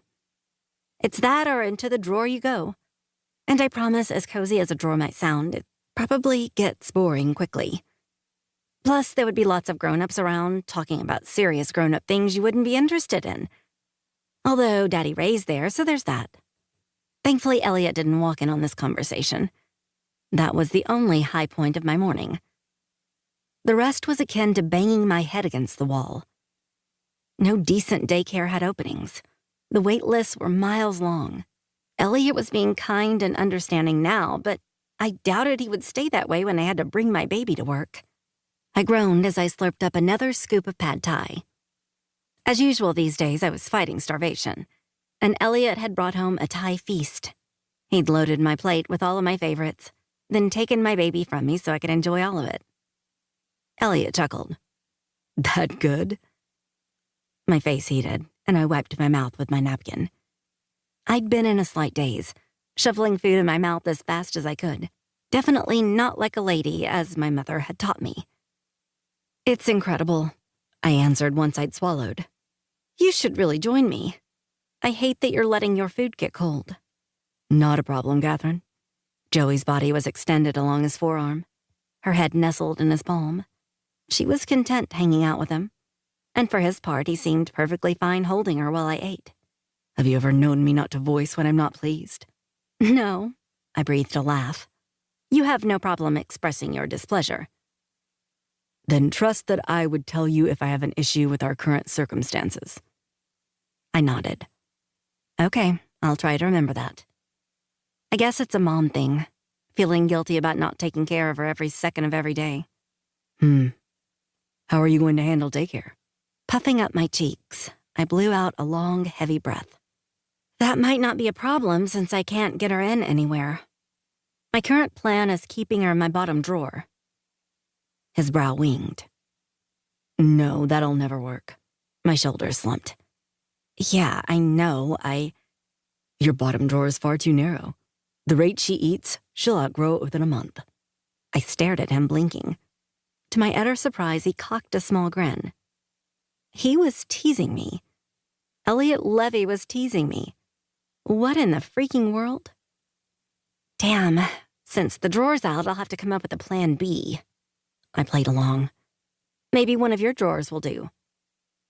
Have you thought about a nanny? One-on-one attention would be ideal anyway.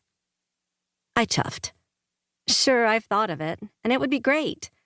But I've checked, and a nanny isn't anywhere close to within my budget. His brow dropped. Admittedly, nannies are one thing I haven't researched. Let me figure it out. It's my job. This was sticky territory. If I explained why I couldn't afford a nanny, I'd have to tell him about my contractor's salary, and that would be a slippery slope to the whole truth about Liam and my resume. All right, if you want to handle it on your own, I won't interfere. Just know that I'll do what I can to help. Why? Joey made little sounds of discontent, so he lifted her to his shoulder and gently patted her back. Why? He repeated. Why do you want to help me, Elliot? He cocked his head. I would think it's obvious, Catherine. I waited with bated breath for him to continue because it certainly wasn't obvious to me. He finally went on. You've managed to make yourself vital to me. I want you back at work as soon as your leave is over, and I'd rather you not be worried about Josephine all day. If I can do anything to ease that path, I will. Ah, there it was. That made perfect sense. And yet, I felt oddly disappointed by his answer for reasons I didn't care to closely examine. I'll let you know if there's anything you can do, I replied. Thank you. Of course. He tipped his chin at my plate. Eat up. Your daughter is trying to find milk on my shoulder, and I suspect she will soon run out of patience when she discovers the well is dry. He was letting me out of this conversation for now, but I knew it wasn't over. He had more questions for me that I would have to answer, but that was later. For now, I had a plate full of delicious Thai food to finish. Chapter 17. Elliot. Catherine appeared in the living room, swinging a baby monitor from her index finger. I'd been doing work on my laptop, waiting for her to show, though I hadn't been certain she would. I clicked my computer shut and set it beside me. She's asleep? Like a baby. She handed me the monitor and plopped down on the opposite side of the couch from me, tucking her legs beneath her. The screen showed Jo swaddled in her bassinet, her head turned to the side, lips pursed like she was dreaming about milk. She probably was. Milk and her mom were all she knew. A simple, perfect little world. Do you spend a lot of time staring at this? I asked, placing the monitor between us.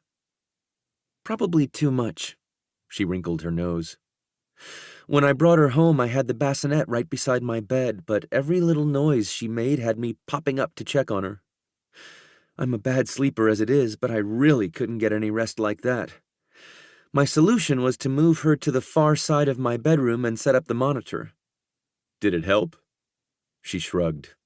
A little. I'm still a shit sleeper, but I've always been like that. Why are you a shit sleeper?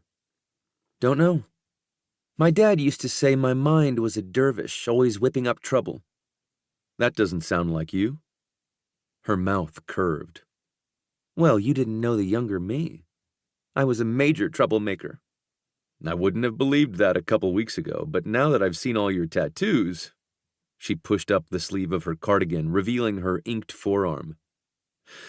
Maybe I just like being colorful. Don't tell me you've got a boomer mindset and everyone who has tattoos is a criminal. I absolutely don't believe that. I took a moment to study the long tail feathers of a phoenix snaking along the length of her forearm, clusters of flowers shadowing it. Tattoos weren't my forte, but these appeared to be fine quality. She wore them well on her soft, pale skin, and it was a shame she hid them. I'm curious why you've kept them so thoroughly covered all this time. She let her sleeve fall down to her wrist. I suppose I have a little boomer in me. I can hear my father's voice in my head telling me tattoos aren't professional, and since I didn't know how you'd feel about them, though I admit I assumed you wouldn't be a fan, I decided the safer option was covering them up. I'm not a fan of all tattoos, but the ones I've seen on you are really nice. A flush rose from her chest, traveling to the apples of her cheeks. She'd been blushing like that for me from the beginning. The smallest compliment and her blood heated. Well, thank you. I like them too. Is your dad still living? Her head jerked back, color draining from her face in an instant. Interesting. Why do you ask? You mentioned him, and I was curious if he knew how you were living in that house. If you were my daughter, I would do everything in my power to take you out of that situation. She shifted uncomfortably, tugging at the bottom of her sweats and adjusting the straps of her tank. My parents aren't a part of my life, so no, he didn't know. And Josephine's father, did he know?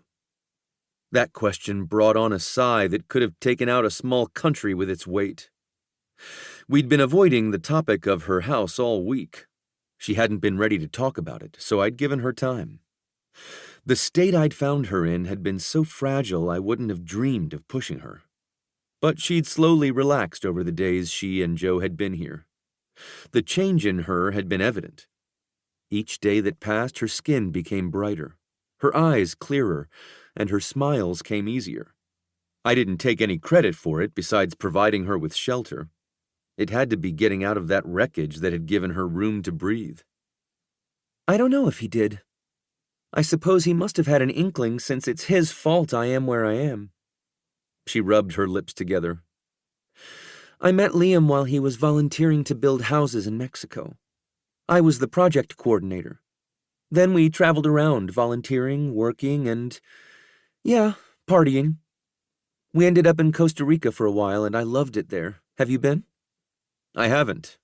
Unfortunately, my travel has been confined to work lately. Mine too. She shot me a weak little grin. Anyway, Liam got this idea for us to flip a house together. One of the volunteers we befriended was from Denver, and she gave us tips on neighborhoods to buy in. After that, it was a whirlwind. Liam became obsessed with the idea. Wouldn't let it drop, so we moved, bought the house, and... Where'd you get the money? Buying a house wasn't cheap, and she couldn't have made much working for a nonprofit. Liam came from poverty, and he was broke from traveling and volunteering, but I had a smallish trust fund. We put a chunk down and took out a loan for the rest. I was beginning to understand what had happened, but I needed her to say it before I reacted. So you bought a flip property? I raised my eyebrows. Who did the work?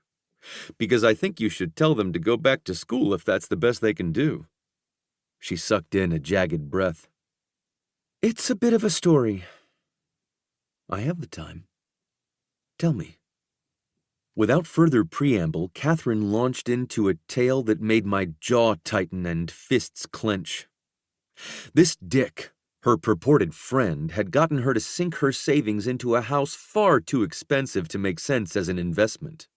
Had he done his own research instead of listening to some random person volunteering with them, he would have known that. On top of the ill-advised investment, the ex had hired shoddy people to do the work, and when Catherine couldn't pay, they'd upped their shoddiness and stripped her house bare. Liam was lucky he was on another continent. He showed his face around me any time soon, the violence thrumming in my veins wouldn't be contained. Who the fuck does that to their friend? I seethed. I know. She pressed her hands to her temples. Who the fuck does that to the mother of their child? I know, Elliot. He wasn't your friend. Her head dropped. So he showed me. He's not a father either. Another sigh, equally heavy. I'm aware. You're aware now. You should have been aware a year ago. A man who leaves his pregnant friend alone and then doesn't come back for his baby is not a good person. You should have seen that far before sinking your savings into a house with no real plans of how you were going to do the work it required, or how long you could float before you had to pay the bank. She leaped to her feet, arms flinging to the sides. Don't you think I get it? I'm an idiot. I fell for the pretty picture a man I shouldn't have trusted painted for me. I should have seen it coming, but I wanted it too bad to use common sense. The house, the stability, the little family. I was dumb and needy. I brought my daughter into a bad situation. I know that. I know it. Her face was pink, tears cutting thick, broken lines down her cheeks. Alarm bells rang in my head, and panic churned frothy in my gut. Once again, I'd gone too far. Took a hammer to a situation that required velvet gloves. Catherine wasn't one of the hardened men I dealt with on a daily basis, but I'd spoken to her like she was. Catherine, her hair crashed around her shoulders from the violent shake of her head. I get that I'm a bad mother, a failure of a mother, don't you think I know? I wasn't ready for this, but I was selfish and had her anyway because I wanted her. Now look at me, making a fucking fool of myself in front of my boss, and I was on my feet, dragging her into my arms before I could think. This was exactly what I'd avoided for months, getting close to her, touching her.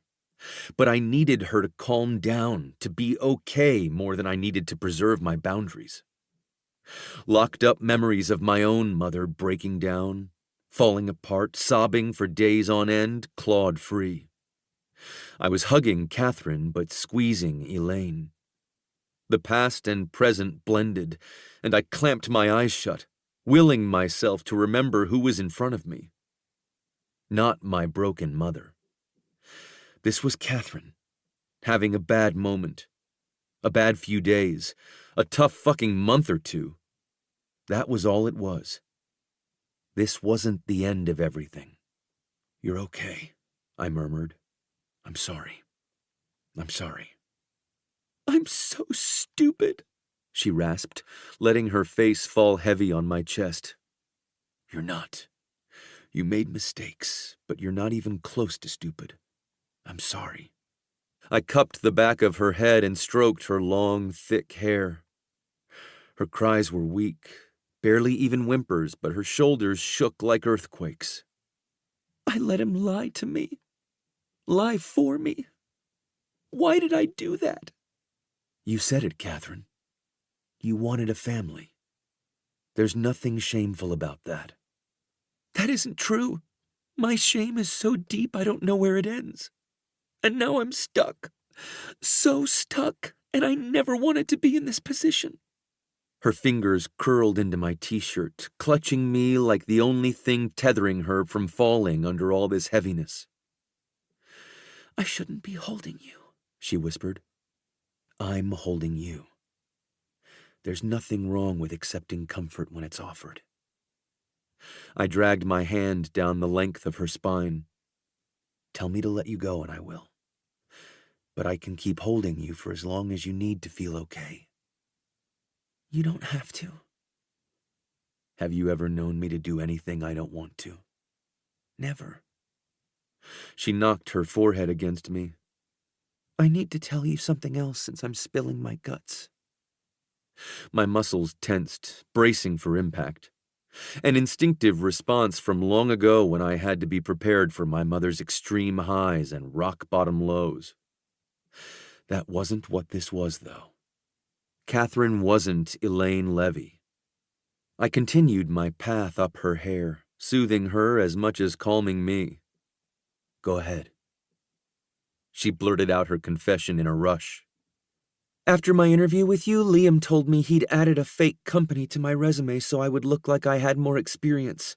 I chose not to do anything about it, but I truly didn't believe I'd get the job. Then I did, and I was paranoid that someone was going to uncover my lie.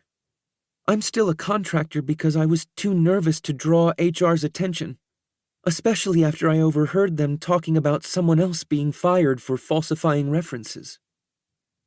You weren't shifted to full-time months ago? She shook her head. Jesus, Catherine, I put in the request to HR 2 months after you started working for me. You should be at full salary, full benefits. The contract salary is... Someone's head was going to roll over this. I wasn't happy with my request being disregarded. Lack of attention to detail was a fireable offense as far as I was concerned, and not following through with the CEO's directive was a massive oversight. Pretty dismal. She let out a shuddering laugh. But didn't you hear the part about the lies on my resume? I heard and I was aware. If you think I'd have a background check done on you and not look into your references, you're mistaken. She pulled back, looking up at me with wide eyes. You knew the reference wasn't real? Liam said he made a fake email address. I scoffed. He's an idiot. One search and it was obvious the company never existed. My interest was piqued, though, so I reached out to the email address listed. The response, from Liam, I now know, was riddled with typos, and he claimed the business wasn't searchable outside of Australia. Her brow puckered in confusion. Why in the hell did you hire me if you knew? Your other references were legitimate and glowing. I needed an assistant, and you were the best candidate, despite the fudging on your resume. That doesn't seem like you. But I'm not going to look a gift horse in the mouth. It wasn't like me. She had no earthly idea how unlike me it was, and it was better that way. I cupped her shoulders. I'm not pleased you accepted less than you should have, Catherine. You should have come to me about your salary. I was scared, Elliot. I understand that, and I'm going to make it right for you immediately, but I need you to know your worth. Don't you understand how valuable you are to me? She sucked in a sharp breath. I'm only an assistant. No. I've had a lot of assistants. None have lasted longer than 6 months. They either quit or I fire them, and the reasons are numerous. But you have become my teammate, and I refuse to lose you. You'll be paid what you're worth, which should always be non-negotiable. Her lips parted, but no words came out. I may have stunned her silent, but at least she wasn't crying anymore. Since we're laying our cards on the table, what are your plans for the house? I asked. Her eyes darted to the side. I want to sell it. I have to, but... But you can't afford the work it needs? Right. Would you live there if you could afford it? Yes. I mean, the neighborhood is lovely and it's the perfect size for me and Joey, but it's not going to happen. I have to sell it. I'll take care of it. What? No, that's too much. Color rose to her cheeks again, but I sensed this time it was more due to indignation than embarrassment. I squeezed her biceps. Real estate is my arena, as you know. I'll have one of my realtors do the work. I really can't ask you to do more for me than you already have. Good. You didn't ask, so don't worry about it anymore. It'll be taken care of. She stared up at me for a long time, brown eyes darting between mine. I'm too tired to argue with you about this, but this conversation isn't over. There's nothing to argue about. I have resources at my disposal, and I'm choosing to use them to help my assistant so she can do her job without worrying about anything else. One brow popped. So this is purely for selfish reasons? I inclined my chin. Of course it is. Why else would I help you? Her laugh was hollow, but it was far better than tears. My mother would have never pulled herself together so quickly. A breakdown like this would have taken her days or even weeks to recover from. Another reminder Catherine wasn't Elaine. The situation wasn't the same. The outcome would be far, far different. Chapter 18. Catherine. True to his word, Elliot took care of my salary the day after my living room breakdown. And I felt supremely stupid for not bringing it up months ago. Not only did I receive a substantial increase in pay, but he deposited months' worth of back pay he claimed I was owed. The number on my bank account was mind-bogglingly fat. Probably more that I was owed, but again, gift horse mouth wasn't going to happen. To compound his generosity even further, he'd gotten me in with his mortgage broker within a week and helped me refinance as my cosigner. How he'd managed to do it so quickly, I'd never know. It was a special brand of Elliot Levy magic. With the raise and lower mortgage payment came the realization I could afford a nanny for Joey. Once I had permission from Elliot to use his home, I set up interviews for the next week. Other than brief conversations about mortgages, nannies, groceries, and Leafy Daniel, along with notes every day, Elliot and I kept our distance. I was mortified. He was probably regretting the day we met, and especially inviting me to stay here. I still couldn't believe I'd sobbed all over him. His poor shirt had been soaked with my tears. At least I hadn't leaked milk on him at the same time. I never would have recovered. He hadn't asked us to leave, though, so he couldn't have been as mortified as I was. In fact, he reiterated in his daily notes that Joey and I were welcome to stay for as long as we liked. And we did like. Joey had become a sleeping rock star since we'd moved in. And I was, well, less of a rock star and more of a cruise ship lounge singer.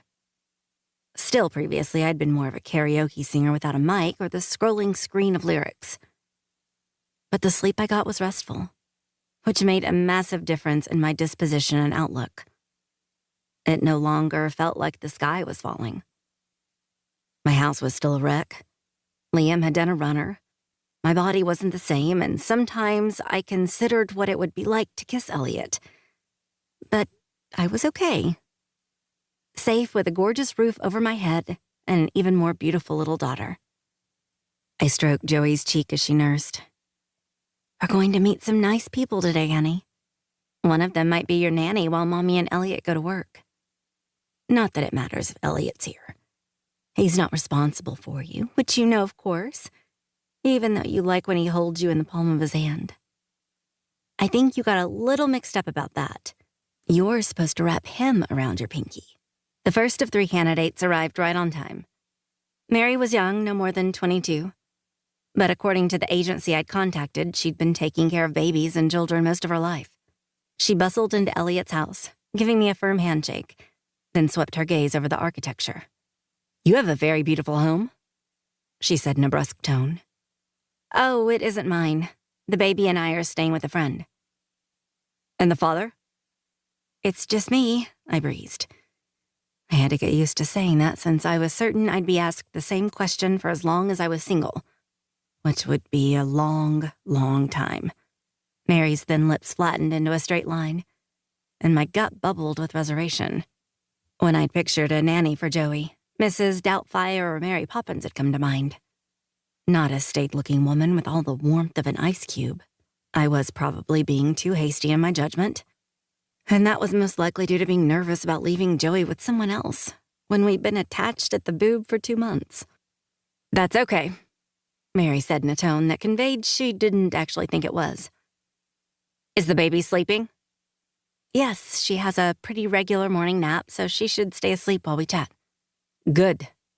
Mary nodded sharply. "Schedules are vital for infants' development.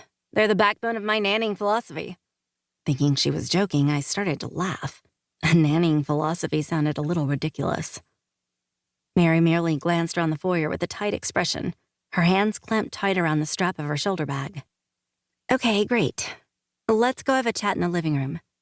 I'd love to get to know more about you, Mary." She finally looked at me, lifting her chin in acknowledgement. "Certainly, I'll follow you." We settled in the living room, Mary in an armchair and me on the sofa across from her. I'd set out bottles of water and cheese and crackers, which she ignored. It was fine. I wouldn't have been able to eat during an interview either. "Okay, let's get started." I smiled at her, trying to convey good mother and totally not an imposter. She only blinked back, so I wasn't sure how convincing I was. "Excuse me, I'm sorry I'm late." Mary and I whipped around at the sound of Elliot's voice. He unbuttoned his blazer as he strode into the living room. His gaze landed on mine, and he offered the barest hint of a smile. He sat down beside me, so close his thigh brushed mine. I stared at him, confused by his sudden appearance. Turning to him so my hair blocked my face, I murmured, "What are you doing here?" "I'm here for the interviews," he stated, like it was that simple. "You are?" Yes. He patted my knee once, then gave it a firm squeeze. Introduce me. Mary leaped from her seat with more energy than she'd shown me the entire time. Hello, I'm Mary Lewis. It's a pleasure to meet you. Elliot didn't offer her his hand and remained beside me. Hello, Mary. I'm Elliot Levy. Catherine and I have some questions for you. Please sit down and we'll get started. This was the Elliot I was familiar with, the one who inspired hundreds of postscripts. Cold and abrupt. He hadn't been that way with me lately, and the little green-eyed monster inside me was pleased Mary was receiving that treatment. The hopeful expression on her face was instantly dashed. What she'd hoped for from Elliot, I could have only guessed. You have questions? I asked under my breath. I do? He raised a brow. Don't you? Yes, this is my interview. He flipped his hands over on his legs. Then I'll just sit back and listen. 2 heads are better than 1, right? A part of me felt like I should have been arguing with him over this, but I really couldn't think of a reason why. Elliot was well-versed in interviewing, and even though I hated to admit it, I was relieved to have him beside me. Right. I turned to Mary and pushed out a smile. Let's get started. We ran through the basic questions. Mary really did have an impressive resume. I would have taken that with a grain of salt since I knew all too well how easily resumes could be faked. But an agency had vetted her, so I accepted it at face value. Elliot, not so much. And you don't mind if we call the last family you were with? He asked, taking charge. Mary shook her head. I don't mind at all. In fact, I expect it. I know it's difficult for first-time parents to cut the cord and let go of complete control. I bristled at her words. Yeah, it was hard to let go, but I wasn't a hover mother or anything. Well, I sort of was, but Mary didn't know that, and I didn't care for her implying there was something wrong with being nervous about leaving my baby with her. Elliot was on a roll now. Isn't it understandable parents might be apprehensive? Mary melted into a saccharine smile. Of course it is. I do my best to alleviate those nerves. That's a relief, he stated dryly. I'd like to ask what you would do in a few different situations. I'm sure hearing your answers will further calm our nerves. She stacked her hands on her knees. Yes, feel free. I'm happy to answer all of your questions, Elliot. Oh, this chick. My middle finger was twitching hard. No way was she getting this job. I was, however, eager to see her get the Elliot Levy treatment, since he appeared equally unimpressed with her and her attitude. Elliot rapid-fired a couple scenarios at her, and to her credit, she had very good answers. She clearly knew a lot more about taking care of babies than I did. What she didn't have was warmth. I couldn't imagine her snuggling a baby to sleep or comforting a small child. There was nothing nurturing about her. I might not have known when to seek medical attention should Joey have a fever. I refused to believe she'd ever get sick, but if she did, I'd be in her doctor's office faster than he could say influenza. But I did know how to give powerful hugs and patch up a boo-boo. How do you handle bad days when a baby is fussy for no discernible reason? He asked. Elliot was pretty good at patching up boo-boos too, come to think of it. We both had a leg up on this chick. I laid my hand on his arm. Not that Joey's fussy, she only really cries when she's hungry. Mary quickly but unmistakably rolled her eyes. The gesture hadn't escaped me. From the way Elliot tensed beside me, it hadn't escaped him either. Well, Elliot cut her off by raising his hand. How am I to interpret your eye roll? Her mouth flapped open and closed. What? No, I didn't. No, you did, he replied. From where I'm sitting, you rolled your eyes, because either you don't believe Josephine isn't a fussy baby, or you don't consider what Catherine had to say about her own child valid. Which is it? She grew beet red from her throat to her forehead. That isn't what I meant, Elliot. It's Mr. Levy, and I know exactly what you meant. Elliot rose to his feet, towering over Mary and me. We've heard enough, Mary. We won't be using your services. I'll show you out. Before I could utter a single word, Elliot hustled Mary from the room, leaving me gawking after them. I had whiplash. Elliot had hijacked my interview, then dismissed her without any say for me. Not that I'd been planning to hire that awful woman, but still, it was the principal. This was about my child. If anyone was going to do the dismissing, it would have been me. Moments later, Elliot reappeared, hands in his pocket, a deep frown tugging his mouth down. The agency needs to know what kind of person they're sending out on interviews. He shook his head with disgust. She tried to slip me her number before I tossed her out, as if I'd have any interest in someone who showed no respect for you. I stood up, crossing my arms over my chest. What are you doing, Elliot? When I asked if I could hold interviews here, I didn't mean for you to show up to them. He waved off my concern. It wasn't a problem for Daniel to reschedule my appointments. You never reschedule your appointments. His gaze landed on mine. I haven't had a reason to. Crossing the room, he stopped in front of me, wrapping his fingers around my forearms. He unfolded them and lowered them to my sides, but he didn't let go, holding onto my elbows in a firm grip. Are you mad at me? A little, yeah. There is no way you wanted that woman to watch Joe. I did you a favor by ending the interview early.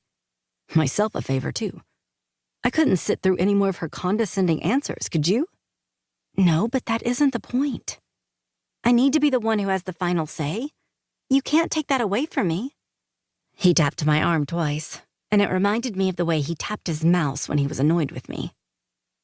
Tap, tap, mother clucker, I'm a little annoyed with you too. You do have the final say. That tapping finger stroked along the crook of my arm, back and forth. But you agreed I could sit in on the interview when I arrived. When you showed up without warning. I wasn't aware I needed warning to show up in my own home. I huffed. I could have been naked. His brow winged, but this time it wasn't dubious, more like devious. More reason for me not to warn you. My jaw dropped and Elliot chuckled. Shut up, I muttered. You're not mad, Catherine. Says you. He laughed again. I've never seen this pouty side of you. And I've never heard you say you want to see me naked. We're both learning things about each other. He cocked his head. Did I say that? It was implied. If that's what you wish to think. I rolled my eyes. It couldn't be helped. That little move got Mary thrown out. Don't be so obtuse and I won't roll my eyes at you. One side of his mouth hooked. I remember when you didn't talk back. And now you're missing the days when I was a little mouse around you? Did I say that? He repeated. His head was tilted down and mine was tipped back. We watched each other, both with a hint of a smile. I still should have been annoyed with him, but that wasn't what I was feeling. Awareness of our proximity made my breath quicken. His warm, broad hands cupping my elbows, and the intensity of his gaze tracing over my features set a light, long-cooled embers in my belly. The chimes of the doorbell shattered the moment, making me jump. Elliot's hands fell away. That must be the next nanny, I said, turning toward the door. Sharp cries from the baby monitor stopped me in my tracks. Elliot swept the monitor off the table, checking the screen. Josephine's awake and pissed off. He started for the stairs in a rush, like he couldn't get to her quickly enough. I'll get her while you let the nanny in. Okay. Thank you. My heart did a funny thing at the sight of Elliot Levy bounding up the stairs to collect my daughter. With no time to decipher what the twister inside my chest meant, I hurried to the door. A broad man with soft brown eyes and a flop of chestnut hair stood on the other side. His smile held all the warmth Mary's hadn't. Hello, you must be Sam. He offered his hand. I am Sam. You're Catherine Warner, correct? His big hand engulfed mine as we shook. Please come in and call me Kit. I waved around the grand entry. Joey and I are staying here temporarily. It's okay to ooh and ah. I did the first time I saw it. With a grin, he swiveled his head left and right. Ooh, ah. I laughed, optimism blossoming. Come on in, my friend Elliot is grabbing Joey. She just woke up from a nap, so she'll be joining us for the interview. That's great. I'm eager to meet her, he answered. Joey's cries greeted us in the living room. The girl was clearly hungry and angry about it. I directed Sam to a seat, then met Elliot on the other side of the room where he was jiggling and swaying with my daughter. I changed her so she's extra mad, he told me. My breath caught. I didn't know exactly why, but Elliot changing Joey's diaper had made my throat tighten with emotion. Thank you so much. He huffed to laugh. It was just a diaper, Catherine. You've probably changed a few hundred by now. I have. Only me. His gaze went almost tender with understanding. You're welcome. Give me the girl, Elliot. As soon as I took her from him, she started rooting on my chest. I moved to go sit down to feed her when Elliot caught my shoulder. Why is there a man in my living room? He asked in a controlled, flat tone. He's here for the interview, of course. When he didn't let go of me, I glanced down at his hand, then back up at him. I need to feed Joey. You're going to have to release me. You're interviewing a man to be Josephine's nanny? That's Sam. He seems really nice. Better than Mary, that's for sure. I shrugged, trying to knock him off. Joey's going to eat my soul if she doesn't get milk soon. His brow pinched. He slowly let his hand slip down my arm until it fell away. I'll get your nursing cover. While he raced back upstairs to find the cover I loathed and rarely used, I sat down across from Sam, Joey squealing in my arms. Do you mind if I nurse her? She's this close to staging a mutiny due to starvation. Sam chuckled and shook his head. It's completely fine with me. I've nannied for several nursing mothers. I put a pillow under my elbow and pulled up my shirt. Fortunately, I was wearing a nursing tank underneath, saving me from flashing my soft white stomach at Sam. Not that he was looking. He had averted his gaze to the papers he'd brought with him. What a nice guy. Before he'd shown up, I hadn't been too sure about hiring a man as a nanny. But Sam was giving me good vibes. I hoped he didn't ruin it. Chapter 19. Elliot. She hadn't waited for me to get her cover. Catherine had her breast out in full view of the large, strange man making himself at home on my fucking furniture. I hope he enjoyed it. It was the last time he'd be experiencing it. I sat down next to Catherine, handing her the cover. She shook her head and tossed it aside. Thank you for getting it, but I really hate wearing it. And Sam's fine with me nursing during the interview, she said quietly. I'll bet he's comfortable, I muttered. Who wouldn't be comfortable with a pretty woman's breast on display? Sure, nursing was beautiful and natural, but it was still a breast, and this one was attached to Catherine. I'd seen far more of her in the weeks she'd lived with me than I'd ever expected to, and I couldn't stop myself from looking. I doubted Sam was any more capable. What was that? She whispered. Nothing. She patted my knee. Don't make it weird. I jerked my chin at the overgrown frat boy across from us. Let's get this over with. Joey kicked my arm like she was sending me a message. Grow up, asshole. I took her foot in my hand and rubbed her downy, soft skin, conveying back, it isn't my fault your mom drives me to distraction. Catherine and Sam conducted the interview with little input from me. As far as I was concerned, he was out of the running. He could say he'd been trained by Super Nanny herself and was the inventor of the Montessori method, and still wouldn't have been qualified. That he was eyeing Catherine like he was interested in more than just a job didn't help. As for her part, I couldn't tell if this guy was her type or his nanny charm was working on her, but they kept making each other laugh while I failed to see what was so goddamn funny. At least Joe wasn't laughing. When she finished eating, Catherine held her in the crook of her arm, facing Sam, and Joe's little brow puckered. She was a smiley girl. For her to frown at good guy Sam was surely a sign. How do you feel about sleep training? I asked. Yes, I'd interrupted, but them chatting about some beach in Costa Rica they'd both been to wasn't getting us anywhere. It was time to shut Sam down.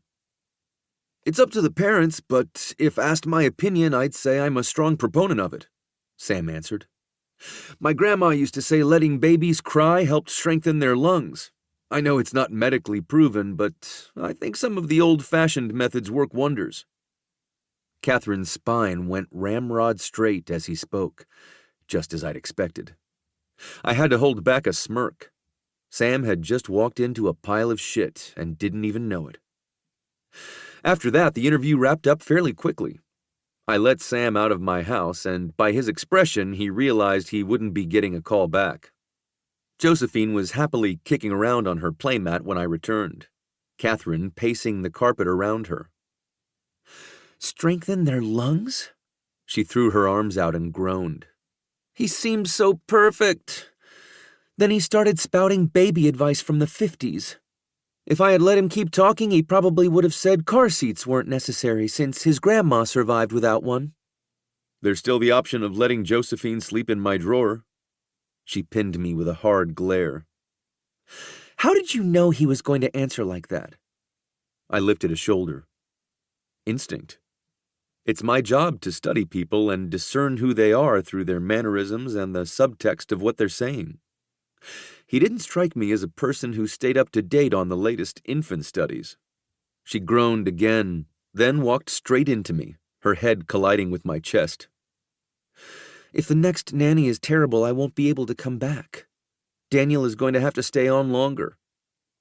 Catherine was standing a breath away from me, her forehead on my collarbone, and I wasn't sure what to do.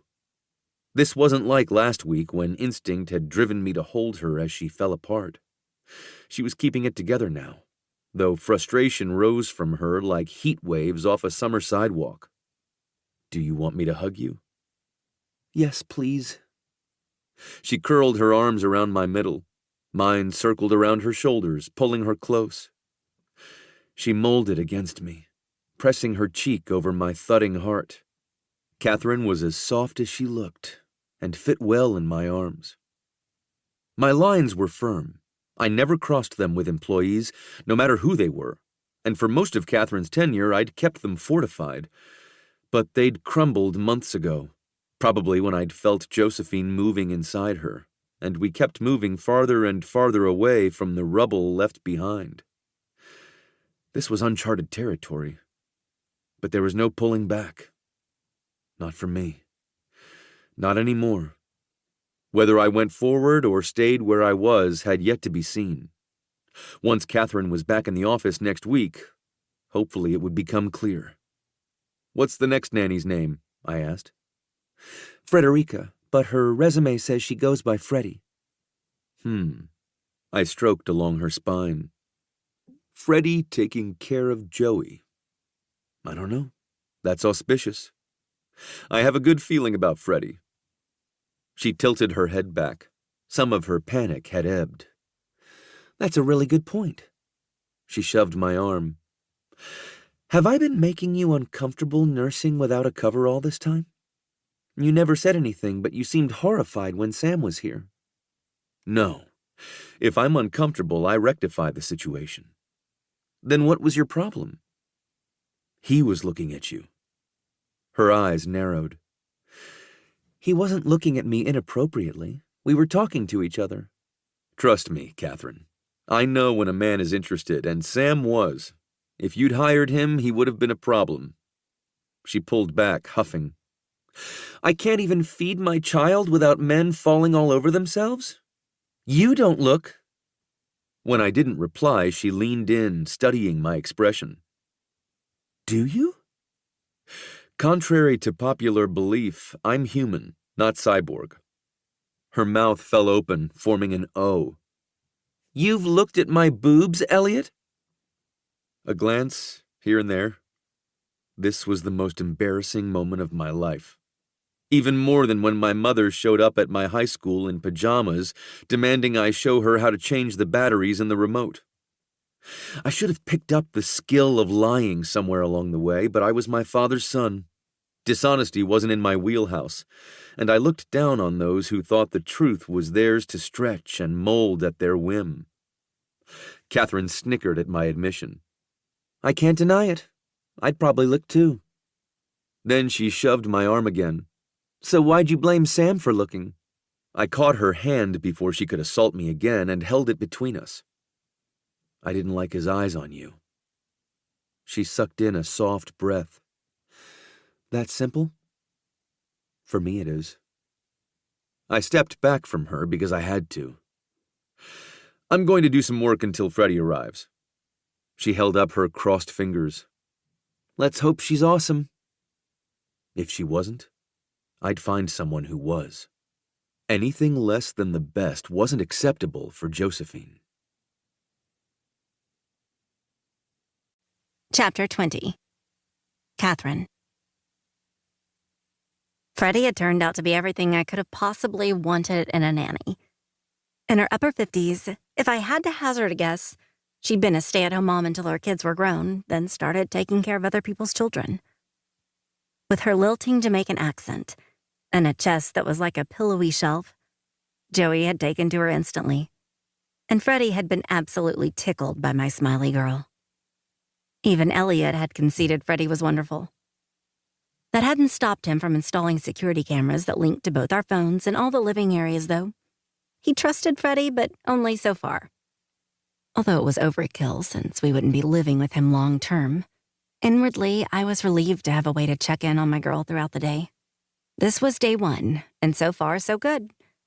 I'd ripped myself away from Joey girl with only a couple tears. And that had mostly been because she'd seemed content to hang with Freddie. Elliot had gone to the gym first thing in the morning, so we'd driven to the office separately.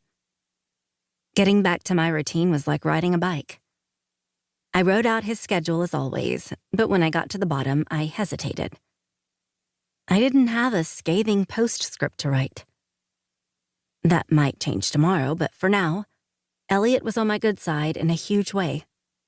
He was more than tolerable. In fact, I liked him. I wasn't really sure what we were. Not really boss and employee, and calling us roommates would have been a stretch. We weren't quite friends, but we almost were. I guessed we were some strange amalgamation of all those things, yet none of them at the same time. At the bottom of his schedule, I wrote out my postscript. P.S. I hope your pillow is cool tonight. I sliced it off, pleased with what I'd come up with. Tomorrow I might return to scathing, but for today, I was feeling generous.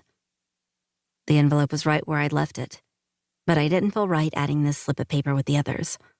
So I fished out a new one and stashed it on top of the old one. Right on time, too, because Davida and Raymond were charging toward my desk. You're back, Davida announced. Thank God you're back. Poor Daniel. Raymond pulled me out of my seat to give me a squeeze. Welcome, welcome. Now where is Angel McChunkcheeks?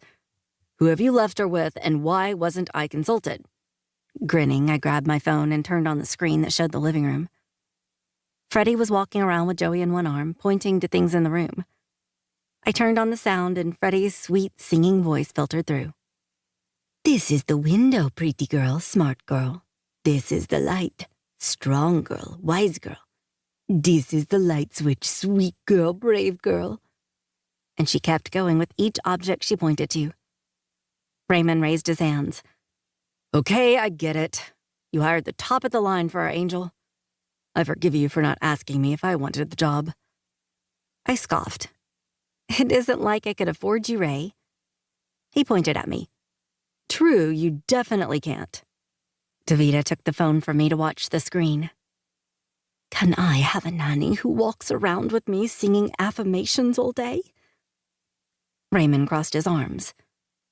Did you just come up with a business idea?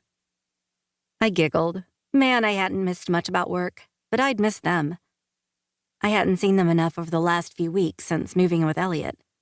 I don't know if that's really a business plan with wings. What if we just compliment each other? I quipped. Davida, your new haircut is looking mighty fly. She fluffed the bottom of her razor-sharp bob. Thank you, darling. Your return has brightened up this dull place. Why, thank you, Davida. I turned to Raymond. The brief you sent me to proofread was really good. The lack of grammatical errors was incredibly sexy. He did a dramatic bow. My mastery of commas is unmatched. Raymond doesn't need a compliment nanny. He gives them to himself, Davida drawled. Damn right, he agreed. A hush fell over the space around us, which could have only meant one thing. Elliot was here. Davida and Raymond moved to the side of my desk so we could all watch him slice through the air of the hallway like his body was a samurai sword. Swish, swish. He made ribbons of the distance between us, stopping in front of my desk. Davida, Raymond? He nodded to them. They greeted him in return, then made hasty retreats to their desks. Good morning, Elliot. Good morning, Catherine. Before we have our meeting, I'd like to show you something. Okay. I pushed back from the desk and circled around to where he stood. I'm intrigued. He placed his hand on the center of my back and guided me to a door next to his office. He went in first, flipping on the light, and I didn't understand what I was seeing. What had once been a storage space was something else entirely now. In the middle of the room was a thick, cream-colored rug and 2 plush armchairs. In one corner sat a small, stainless steel fridge. A TV was mounted on the wall, and there were speakers in the corners. What is this? I asked. A pumping room. But there's one downstairs. I don't need anything special. He shook his head. You don't have to share now. I had the space available. It wasn't any trouble to convert it into a room for you. If it's not suitable, tell me, and I'll have the necessary changes made. Of course it's suitable. I rushed out, moving deeper into the room. I sat down on one of the armchairs inside. This is almost as comfortable as my desk chair. You might have to pry my sleeping body out of here. I looked up at him, surprised to see the flush rising on his face like it did when I inexplicably pissed him off. I supposed any boss wouldn't have been pleased to hear his assistant planned on napping during the workday. I hopped up, smoothing my dress over my hips, which were still wider than pre-pregnancy. To be fair to my hips, all of me was wider or softer or squishier than before I had Joey, and I was more self-conscious of my body than ever. I'm only kidding. I won't fall asleep in here, I promised. Thank you for doing this. It's nicer than anything I could have asked for. You didn't ask for anything. I wanted you to have it. I sighed. He really had no idea how much this meant to me. Or maybe he did. His freezer was full of my milk stash, and he'd heard me quietly screaming when I'd accidentally spilled some. He'd even given Joey a bottle when I'd wanted to make sure she'd take one. Can I hug you? I asked. If you feel like you have to. He opened his arms wide. Make it quick. I snorted and rolled my eyes, but I also walked right into him, giving his middle a tight squeeze. This is one of the nicest things anyone has ever done for me, Elliot.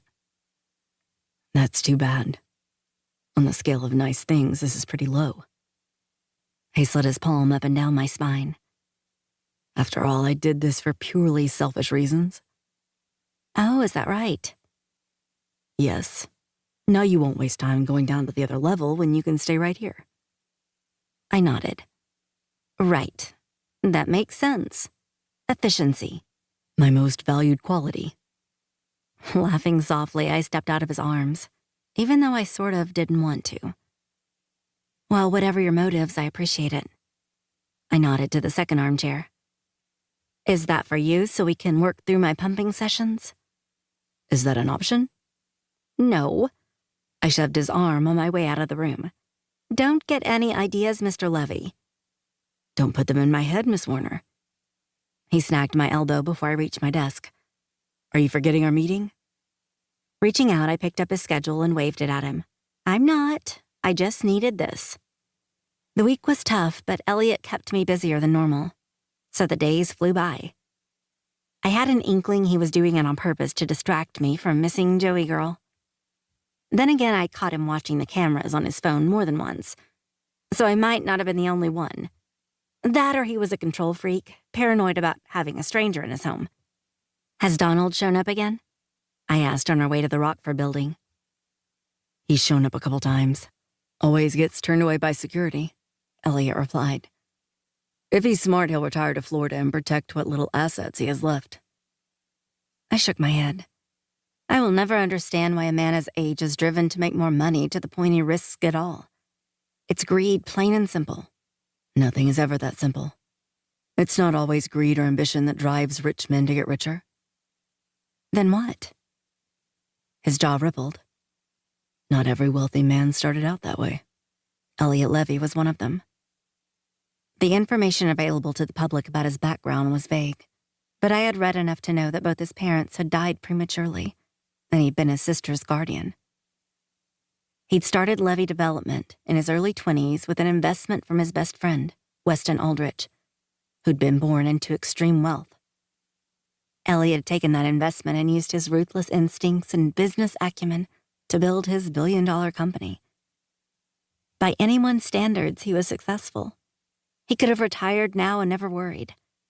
But he wasn't anywhere near satisfied, and I wondered when he would be, if he would be. I get not wanting to ever be hungry again, but who needs billions? Aren't millions enough? My question was half in jest, but Elliot responded to it seriously. What's enough? Ensuring you're never hungry? Your kids? What about grandkids? It's not just money, but security and power. Most who didn't grow up with wealth had neither. Even then, a few wrong moves, that security and power can be stripped, and you're nothing but a sad old man. I would think building a true life with family and a network of friends would offer more security. When Liam left, I'd floundered so badly because I didn't have a village I could turn to. One doesn't preclude the other. He started to say more, but stopped, pressing his lips together. Then he met my gaze, locking onto it. You have a village, Catherine. You just weren't willing to open the door and see it until I forced my way in. My head jerked slightly, and my swallow got stuck in my throat. It was on the tip of my tongue to fight him. But he wasn't wrong. I had people. Davida or Raymond would have helped, but I hadn't asked. Deep down, I knew Elliot would have helped me too. You're right. It's really difficult to open the door after my first village let me down. He reached across the seat and squeezed my hand. That won't happen this time. Climbing out of the car, Elliot held his hand out and helped me out of the car, smoothing my sleeves down my arms. You don't have to cover your tattoos. I tugged on a cuff, noting he'd gotten out of talking about his unyielding ambition by turning the tables on me. It's habit. Besides, I don't own any short-sleeve tops appropriate for the office. He looked me over for a long, drawn-out moment, then nodded once. We'll go shopping this weekend. My brows shot up. Before I could question who exactly we was, he turned on his heel, starting for the entrance. I scammered to catch up with him, shoving shopping out of my mind for now. There'd been a lot of progress with the Rockford building since the last time I'd been here. With the slowdown of the technology sector, Denver's office real estate market had experienced a downturn. Around a quarter of the city's office space was vacant, not just because of fewer jobs, but the shifting workplace culture. More workers were going remote, leaving offices half-filled. Unlike Donald Rockford, Elliot was well aware of this. When he'd come into possession of the building, he'd hired a team to rethink the entire tower. The top 10 floors were now apartments, both corporate and long-term rentals. The roof held a bar and cafe open to the public, with a viewing platform that would draw in tourist dollars. There were still offices, but several floors were designed to be shared workspaces for companies who had no use for entire blocks for their employees. On top of those changes, he'd brought in experts Weston used to make this building as environmentally sound and energy efficient as possible, which was a draw to many businesses, and because Elliot was hopelessly devoted to efficiency. Elliot wasn't the only developer making these changes, but he was on the cutting edge in Denver. His buildings had very few vacancies, and Rockford currently had a wait list. We rode the elevator to the observation deck, accompanied by the project manager and lead designer. Elliot and I separated when he went to speak with them and the head contractor, so I wandered, checking out the view. I leaned over the clear lucite barrier, peering down at the ground below, and my stomach dropped like a lead balloon. Backing up, I pressed my hand on my middle and took a deep breath. A deep chuckle sent me whirling around and heat shot to my cheeks when I realized I'd been watched. A man in a hard hat, crisp button-down shirt, and charcoal pants stood behind me, his crooked grin breeding crinkles around his eyes in a flattering way. "Heights not your thing?" he asked. "No, I'm fine with heights. I probably shouldn't have leaned over the edge, though." "Those intrusive thoughts getting to you?" I burst out laughing. I wasn't tempted to jump. It was a wave of vertigo that got to me. I crossed my arms over my chest. If you thought I was going to jump, you probably should have tried to stop me instead of laughing. He walked closer, still grinning. I was pretty sure you weren't gonna go for it. Plus, I'd been enjoying the view too much to be a hero. It took me a second to understand what he meant. And he wasn't talking about the skyline. This man meant he'd been checking out my ass. My hands flew to my flaming cheeks. You said the quiet part out loud, sir. He held his hand out. I'm Gavin, and I'm all about saying the quiet part out loud. I shook his hand. Kit. And I regularly burst into flames when I'm embarrassed. So maybe cool it with the bluntness. All right, kitten. You're too pretty to burn to ashes, so I'll try to rein myself in. But I make no promises. This man was blatantly, unmistakably flirting with me, and I barely knew what to do with myself. It had been ages since anyone had come on to me. Massively pregnant and lugging around a baby in a car seat could be quite the deterrent. I wasn't in the market to date, but I wasn't opposed to being flirted with. Apparently now, and I didn't really love the way I looked. Thank you. Also, it's just Kit, Gavinator. His eyes flared with amusement. Would you believe Gavinator was my frat nickname? I would absolutely believe that. Did you sneak into this building as a hazing prank? He smoothed a hand down his flat stomach and chuckled. I'm so fucking flattered you believe I could still be in a frat. That was 10 years ago, but I'm gonna be flying high on that all day. Then I won't tell you I was joking. Good. I'd rather live in denial. He leaned on the railing beside me, the tips of his toes touching mine. To answer your question, no, I didn't sneak in. My company will be taking over 2 floors in this building. I have an appointment to sign on the dotted line, but I'm early, so I thought I'd take myself on a tour to kill some time. What about you? Sorority prank gone wrong? Or really, really right? I was never cut out for the sorority life. I tucked a loose strand of hair behind my ear. I'm here with my boss while he checks on some things. Ah, nice of him to let you run loose. Should I be leashed? His brow winked. I don't know. Would you like that? I pressed my lips together. In some circumstances, sure. That could be fun. In the way waterboarding is. Ah, Kit. I knew I made the right decision coming to talk to you. He studied my face for a beat. You're not originally from Denver, are you? How'd you guess? I went to college in Pennsylvania, and I'm pretty sure I recognize a faint Philly accent. I covered my mouth. No, shoot me. I don't have an accent. I haven't lived there in so long.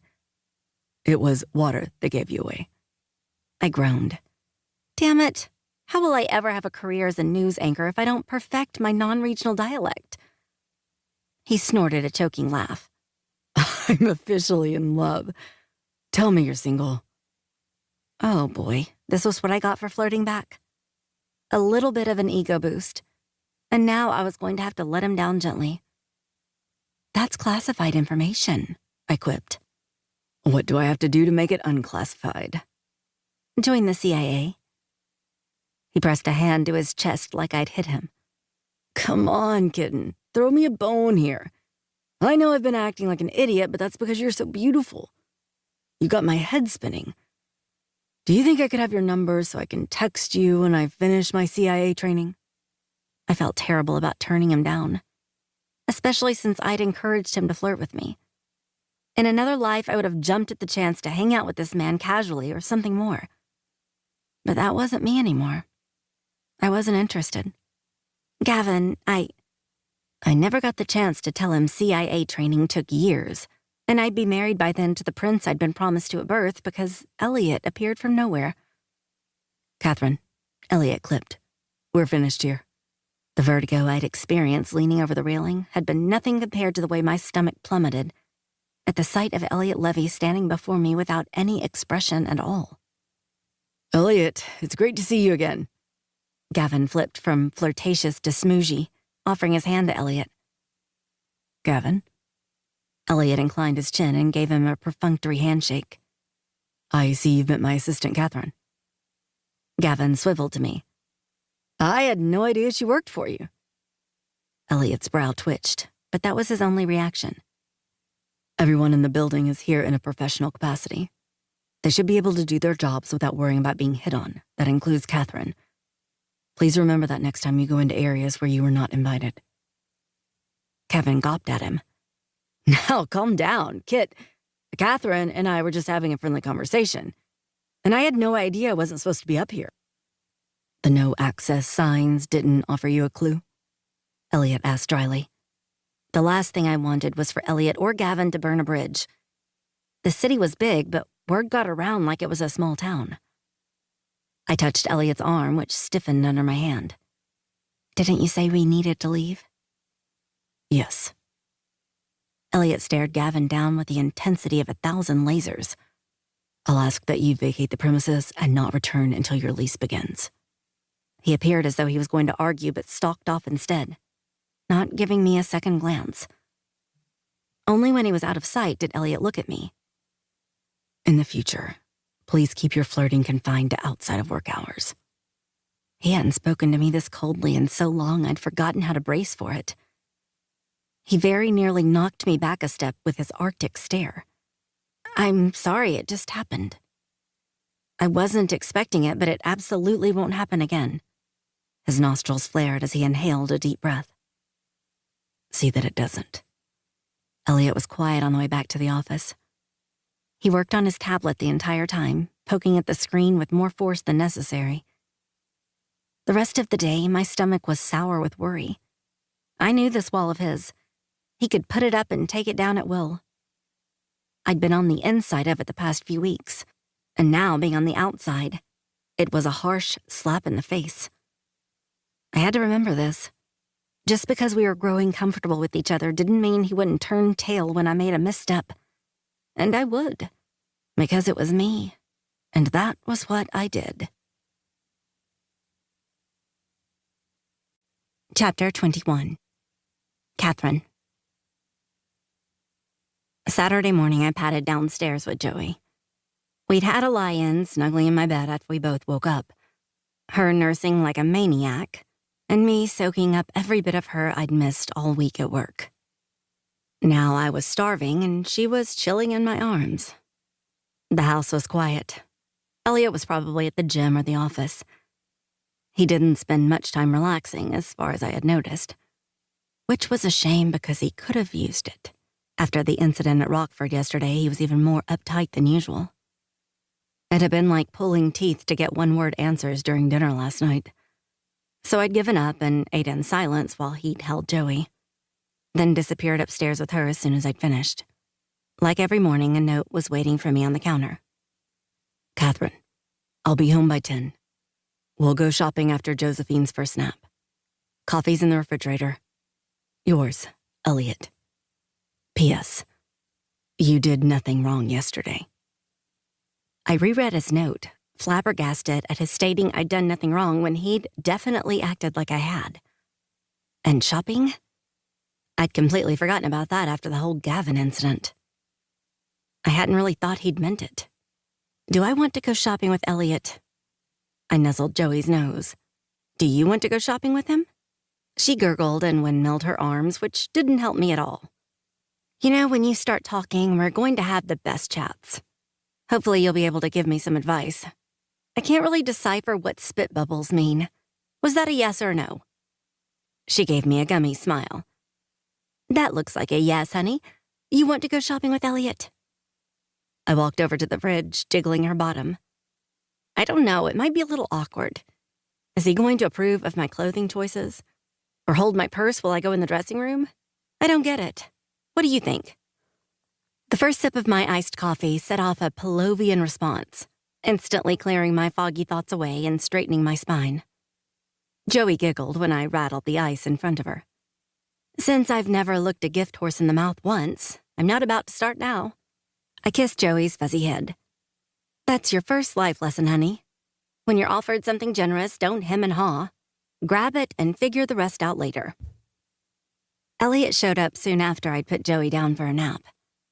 He was waiting for me outside her door and motioned for me to follow him to the study down the hall. I hadn't ventured into this room since I hadn't been invited, and was being extra careful not to overstep my bounds. But I'd peeked because I really hadn't been able to help myself. There was a wall covered in crisp white shelves with rows of books on each of them. It wasn't full, so I imagined which books I'd want to add if it were mine. Lots of romance. I was addicted to happy endings. And hot sex. Had to have that too. Was it really a happy ending without that? A fireplace was the focal point of the opposite side of the room, where there was a cozy-looking leather couch and 2 armchairs. The dark wood floors were made warmer with a thick cream rug my feet sank into. Elliot pressed against the small of my back, directing me to the couch. He sat down beside me and dragged his hand through his damp hair. He must have been home for a while and had taken a shower while I'd been busy with Joey. "Did you go to the gym this morning?" I asked. I did. His hand fell heavily in his lap. You saw my note? Of course. I'm so used to looking for them, I'd be alarmed when you stopped leaving them. Then I won't stop. He sighed. I was in the wrong yesterday. I'm sorry for being a dick to you.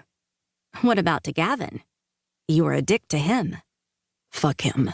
He bit out. Then he sighed again, his hands flexing on his knees. Sorry, I'm teasing you. I patted his tense hand. I appreciate the apology. I was sure you were going to fire me at any moment. His head whipped in my direction, his brow deeply furrowed. I'm not going to fire you, Catherine. Ever? Well, there are limits. Don't burn down my buildings or shoot someone in front of me. I couldn't quite feel relief because words and promises meant a lot less to me than they had before. So many had been taken back or broken. Elliot probably meant what he said now, but things could easily change. I had to tread lightly. Wow, I'm not sure if it's safe to give me so much leeway. I guess it's a good thing I like my job and really don't like firearms or open flames. His frown deepened. You like your job? You'd be the first. It took me a while to get used to working for you, but yeah, I like it. His jaw rippled, but his brow softened as he looked me over. I interrupted something yesterday. I waved him off. It isn't a big deal. I was trying to figure out a way to turn him down, so your timing was pretty impeccable. Your delivery could have been less brutal, though. You seem to be enjoying yourself. I wondered how much he'd seen. It made me a little queasy to think he'd witnessed me flirting back. I hadn't meant it, but it didn't look good for me. It wasn't him in particular I was enjoying. I dug my teeth into my bottom lip, searching for a way to explain. This is the first time in about a year a man has looked at me as more than an incubator or random harried mother. It was nice to be seen as me for a few minutes. He gave a sharp nod. I see. It won't happen again, though. When his brow winged, I hurried to clarify. I mean, I won't put myself in that situation at work, even if you claim you won't fire me. You don't have to worry about me hitting on men in your buildings. That wasn't what worried me. He turned away, his hands flexing again. What were you worried about? Will you be dating? Elliot was always controlled, but he uttered his question like each word was tied up in rope and under his whim. A puff of air burst out of me. One day in the future, maybe. That's not for right now. I don't have any desire for that. The attention, though, that was nice. Another nod. Then he pushed to his feet and offered me a hand. I slipped mine in his, and he pulled me up faster than I expected, sending me colliding into his chest. Instead of moving back or steadying me, he wrapped me in an embrace. Hug, he softly demanded. Okay. I circled my arms around him, my stress from the last 24 hours slipping as his heart thumped under my cheek. And then there was a light pressure on the top of my head that disappeared as quickly as it had come. I must have been mistaken, but I swore it felt like Elliot had kissed my head. Which would have been crazy because he wouldn't. This hug was sweet and kind. Despite his marble-like facade, time and time again he'd shown me he was capable of it. I tipped my head back. He was looking down at me, a flush rising over his cheeks. What had I done to make him angry this time? It was probably my clinging.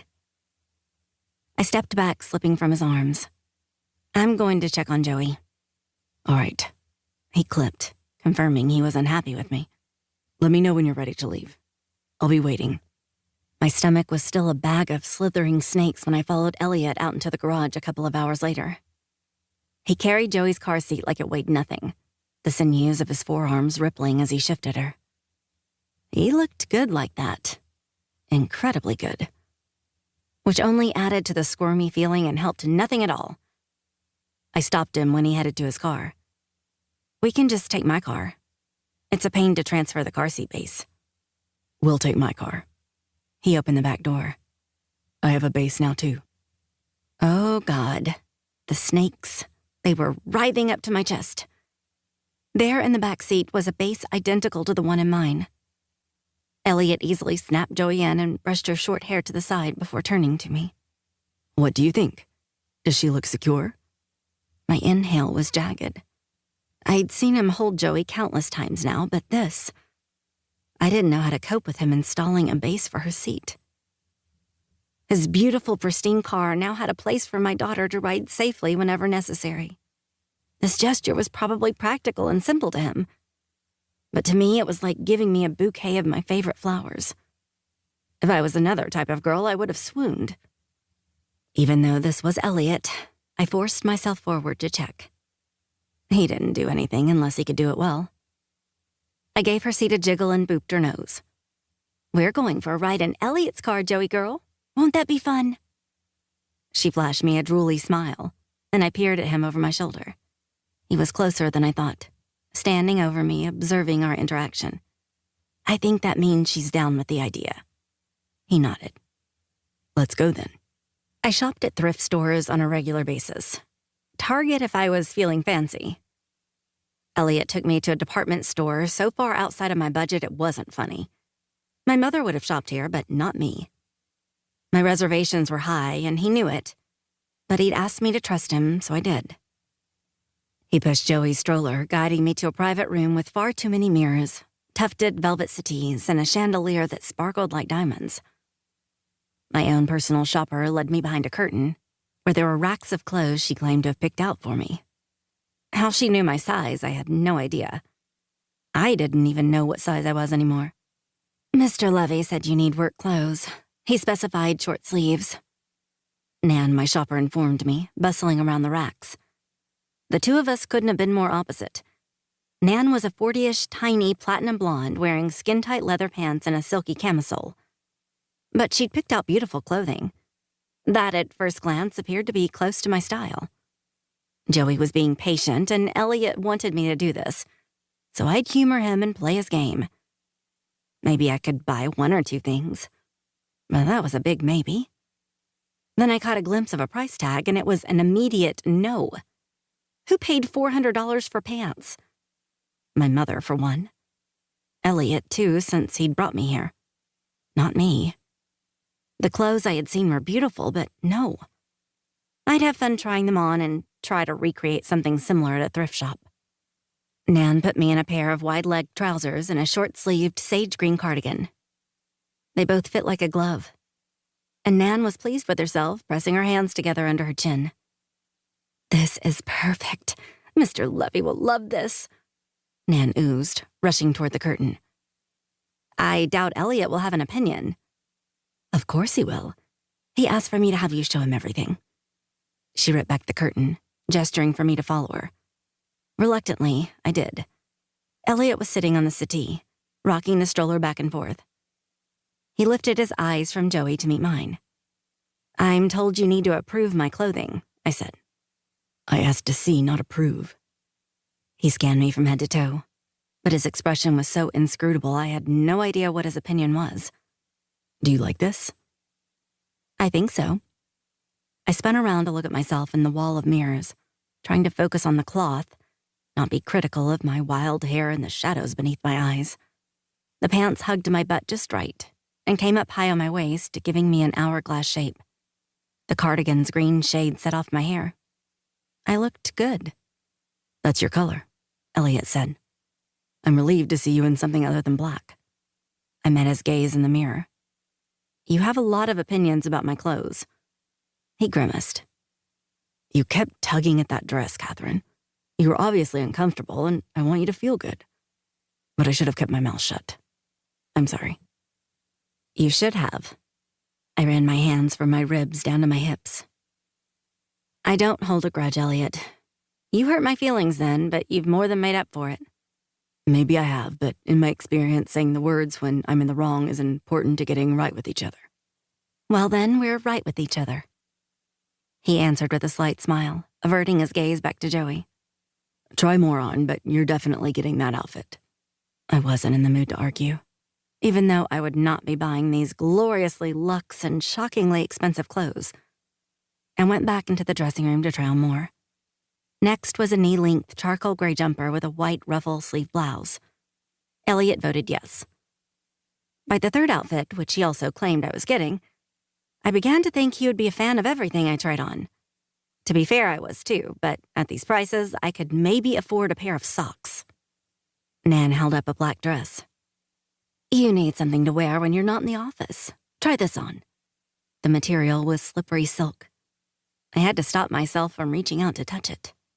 It wouldn't be mine, so feeling how fine the material was would only torture me more. I bunched my hands at my sides. No, Nan, I have a baby. I don't wear slinky little dresses. I have had 3 babies, and I'm still sexy as hell. She shoved the dress at me. Just give it a whirl. You won't be able to resist yourself in it. She didn't give me a choice, manhandling me into the dress. I'd already given up hope of her not seeing me in my underwear. That ship had sailed after the first outfit. And she was so matter-of-fact about it, I didn't have a chance to feel self-conscious in front of her. She pushed me out from behind the curtain before I could even look at myself, and there was nowhere to hide from Elliot's sweeping stare. Hey! I ran my hands over my hips, the fabric just as soft and flowy as it looked. Nan made me wear this. I'm sure it looks stupid, so I'll just go take it off as soon as she lets me back in the dressing room. No. He launched to his feet and ate up the distance between us in a handful of strides. Taking my bare shoulders in his hands, he peered down at me and spoke so softly I had to hang on every word. You need to look at yourself, Catherine. There's absolutely nothing stupid about the way you look right now. He spun me around to face the mirror. But I wasn't looking at my reflection. All I saw was Elliot, for one fleeting, unguarded moment. His gaze filled with such heat and tenderness, I felt it like an avalanche of flames rolling down my body. A whimper fell from my parted lips. His eyes met mine. Elliot. His hand slid from my shoulder, across my chest, up my throat to my chin. Gripping it firmly, he faced me toward the mirror. Look, Catherine. See yourself. Chapter 22. Elliot. Catherine had stunned me from the first time I saw her, but for a long time I hadn't allowed myself to look at her. It was the only way I'd been able to work with her every day. Blocking out the vast majority of her exterior was how I'd managed to keep her for so long. But the woman before me had rendered me incapable of looking at anything but her. It wasn't the dress, though the way it draped over her generous, heart-shaped ass and round hips was nothing short of fine art. It wasn't the tattoos, which were more extensive and colorful than I'd expected from the few glimpses I'd caught over the last year, stretching over her shoulders and across her upper back.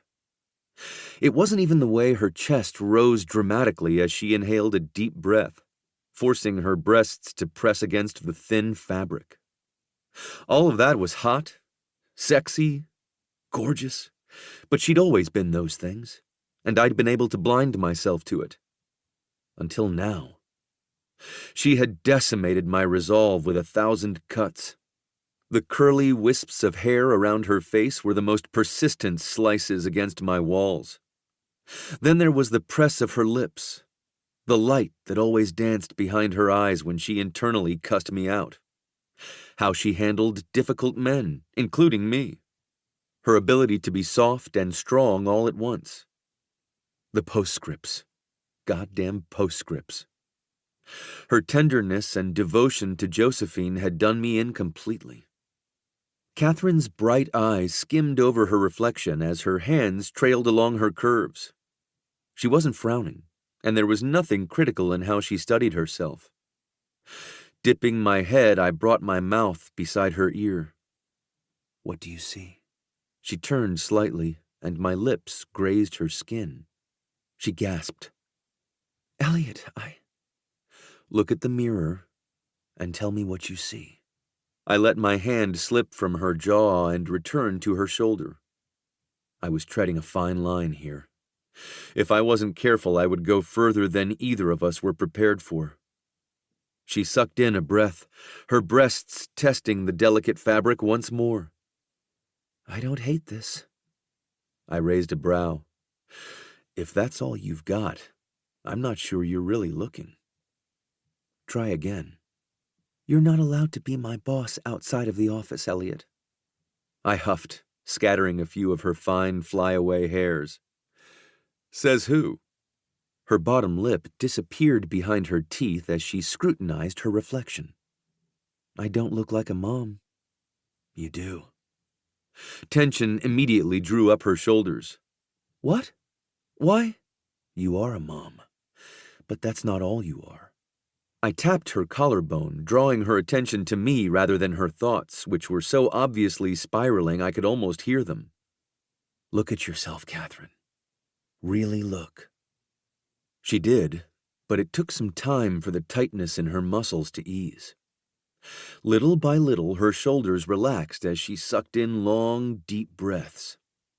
"I recognize a part of me I thought was gone for good," she murmured. "How can I be this? And Joey's mom?" "You just are. This is you as much as being a mother is. You're getting this dress." "The work clothes, maybe, but I don't need a dress like this. I have nowhere to wear it." "You'll wear it to the grand opening of the Rockford building. And the work clothes aren't a maybe, they're a yes." I slid my palms down to her wrists and squeezed. "Go change. I'll be waiting out here with Josephine." When I let her go, she spun around, our chests grazing. Her brown eyes were rich soil, full of life and questions. "Are we friends now?" I laughed at her bluntness, not her question. I didn't know what we were, but I couldn't say we were friends. "We're more than that." She nodded, blinking rapidly in confusion. "How did that happen?" My mouth hitched, and the fist in my chest sprung open, scratching at my inner walls. I didn't have an answer to that either, even though I'd been asking myself that very same thing. "Go get dressed." Her nose crinkled, but she listened. Walking away with a sassy sway to her full hips that would have brought a lesser man to his knees, she let me hear her mutter, "So bossy." At least she wasn't calling me intolerable. Josephine passed out as soon as we put her in the car and started driving, so we stopped at a food truck for lunch and ate tacos in my car, with the windows cracked. The cool, crisp winter air filtered in. "I bet you've never eaten tacos in this car," Catherine teased. "Absolutely not. I've never even considered it." I took a big bite of my taco, chicken, cilantro, and avocado bursting and mingling on my tongue. "I'm questioning a lot of my choices right now." She snorted behind her napkin. "It's okay to be human and messy sometimes." "I don't mind mess." "Oh, so it's the human bit that bugs you?" "I have a strong need for order. It keeps me sane." I popped the rest of my taco in my mouth and let my head fall back on the seat. "There's nothing wrong with that, as long as it doesn't take over your life."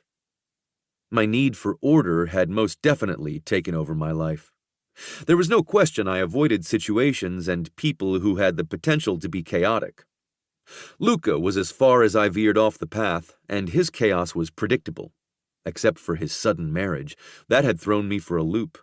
Fortunately for all of us, I'd recovered. Some might have seen my choice to bring Catherine and Josephine into my home as another veer off my perfectly controlled path, but I didn't. It had been a spontaneous decision, yes, but it hadn't been without foresight. Catherine wasn't an unknown entity. Her life might have been in chaos, but she wasn't. Her presence was relaxing and calm, soothing and bright. She wasn't a ray of sunshine, more like a cool breeze on a scorching day. That had been true about her from the moment I'd spotted her. There's a question I've been meaning to ask you. She wiped her mouth, her brows raised. Ask it. Is Little Women your favorite book? Shifting so one leg was bent under the other, she faced me, elbow on the console, chin on her fist, settling in to talk about books. Jo March is my favorite character. The book is up there too. So you named your daughter after her? Yeah? She wadded her trash up and stuffed it in the paper bag sitting on the console between us. The first time I read the book, I identified myself as an Amy, but I really wished I was a Jo. So I promised myself if I ever had a daughter, I'd give her that name to give her a head start. I scratched my head. It's been a long time since I read Little Women. Wasn't Amy a spoiled, coddled brat?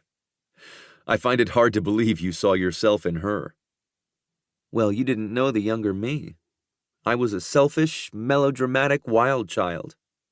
My parents had indulged me until I'd pushed them too far. They sent me to Mexico instead of France like Amy. What?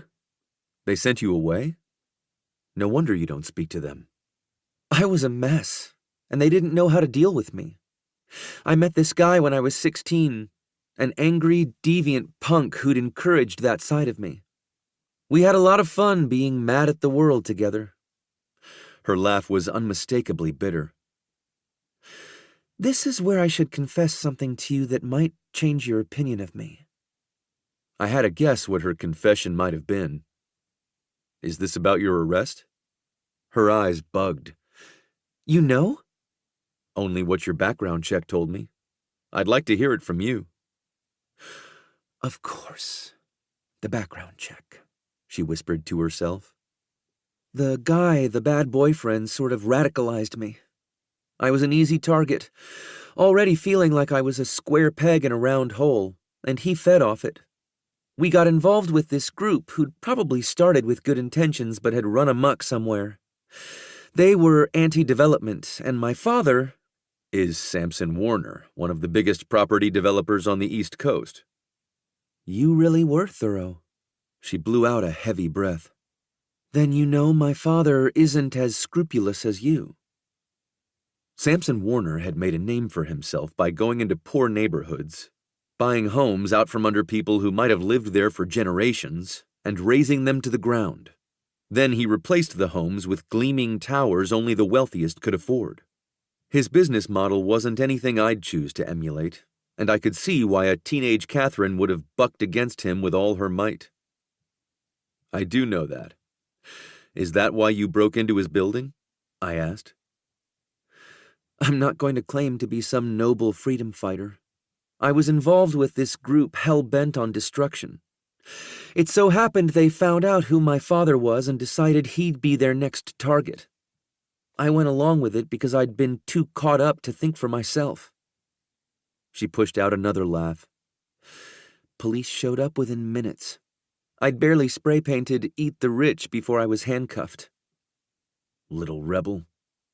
I'm surprised you wanted to work for me, given what I do. She lifted a shoulder. I think you know after all this time I admire the way you conduct your business. But since you found out about my criminal past before you hired me, I'm surprised you wanted me to work for you. It's the age-old adage. Keep your enemies close, I drawled, which made her laugh. I joined her amusement. Catherine was the furthest thing from my enemy. I probably should have been more concerned by this story, but I found it endearing. Young and wild Catherine with her spray paint and convictions. Fuck the guy who had let her get arrested, though. I'd checked on him, too. He was living on a muddy commune in Oregon, sharing a woman with 2 other men. My parents didn't find what I'd done amusing. They had me on a plane within 48 hours of my release from jail. They were worried about their reputations? I ventured, my gut full of burning lava. I'd seen this girl's mugshot, 18 and crying, scared and alone. She'd done wrong, deserved to be punished. But if I were her father, there would have been no chance in hell I'd have sent her away. One look at her face and I would have broken. Mm-hmm. Looking back, I think they were probably worried about me, too. I was spiraling. Turns out kicking me out of the family was the best thing they could have done for me. I might still have a little Amy in me, but I worked the spoiled out of myself through manual labor, and getting to know more of the world than the gilded cage I'd grown up in had allowed me to see. I'd spent a lot of time steeped in fury, but there weren't many times I could remember that had touched the depth of my sudden rage toward people I'd never met. And Catherine sounded completely okay with all of it. Why aren't you mad? Another bitter laugh. Oh, I was. But it's been years, and while I'm definitely working through abandonment issues, I know they did me a favor in the end. If I'd stayed, I would have ended up with a deadbeat, addict husband, or a clone of my mother. The very idea of either makes me want to rip my skin off. Don't do that. I clamped my fingers around her wrist. I like your skin. Her head turned sharply in my direction, cheeks glowing so brightly they seemed backlit. This woman might have been an expert at hiding her emotions, but her blushes always gave her away. I never thought you would appreciate tattoos, she said. I never thought I would either, I admitted, ending the topic of her parents for both our sakes. I think I would appreciate pretty much anything on you. Elliot. She gasped my name, and it struck me to my core. I really fucking needed to hear her do that again.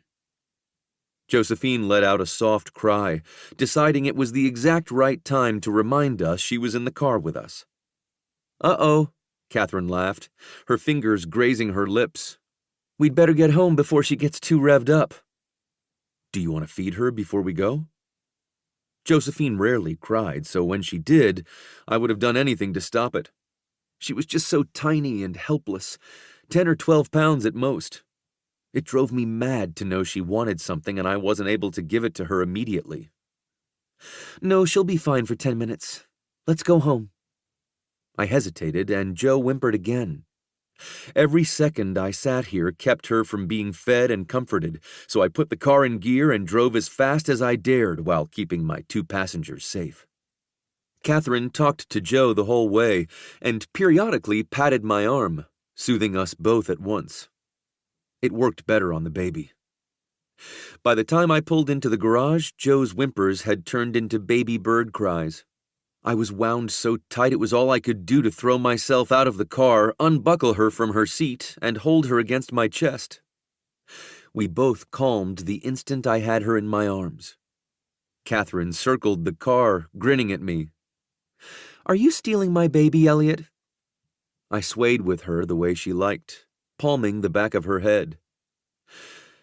I really don't like it when she cries. Catherine leaned into me, looking at her daughter. She trailed a finger down her round little cheek and sighed. I don't either. But look at her. She's just fine. You should feed her. Now. Her eyes flared. Yes, I was planning on it. You might have to give her back to me first. I did give her back, but it was harder than I ever would have predicted. Elliot! I looked up from my laptop, not surprised to see Catherine storming into the living room after putting Josephine to bed. She'd been out for a walk with her when the delivery had arrived, and obviously hadn't looked in her closet until now. I guess she'd discovered what I'd done, though she really shouldn't have been surprised. She stopped in front of where I was sitting on the couch, her hands flying to her hips. She might have been angry, but I was sidetracked by her thighs, bare in her little shorts and at my eye level. Catherine's thighs were milky, pale, and thick, coming together in a tight press. No light, or man for that matter, could have escaped from between them. A tattoo that looked like embroidered orange and pink flowers adorned one, and a blooming cactus climbed up the other. Without thought, which was extremely unlike me, I reached out to touch the cactus. Goosebumps sprouted on her skin along the path of my dragging fingertips. She was as soft as she looked, like smooth cream. I like this, I murmured. Thank you.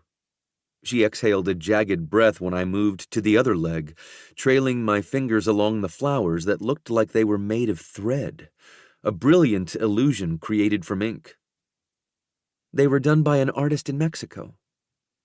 They're incredibly talented. She is. Wait a second.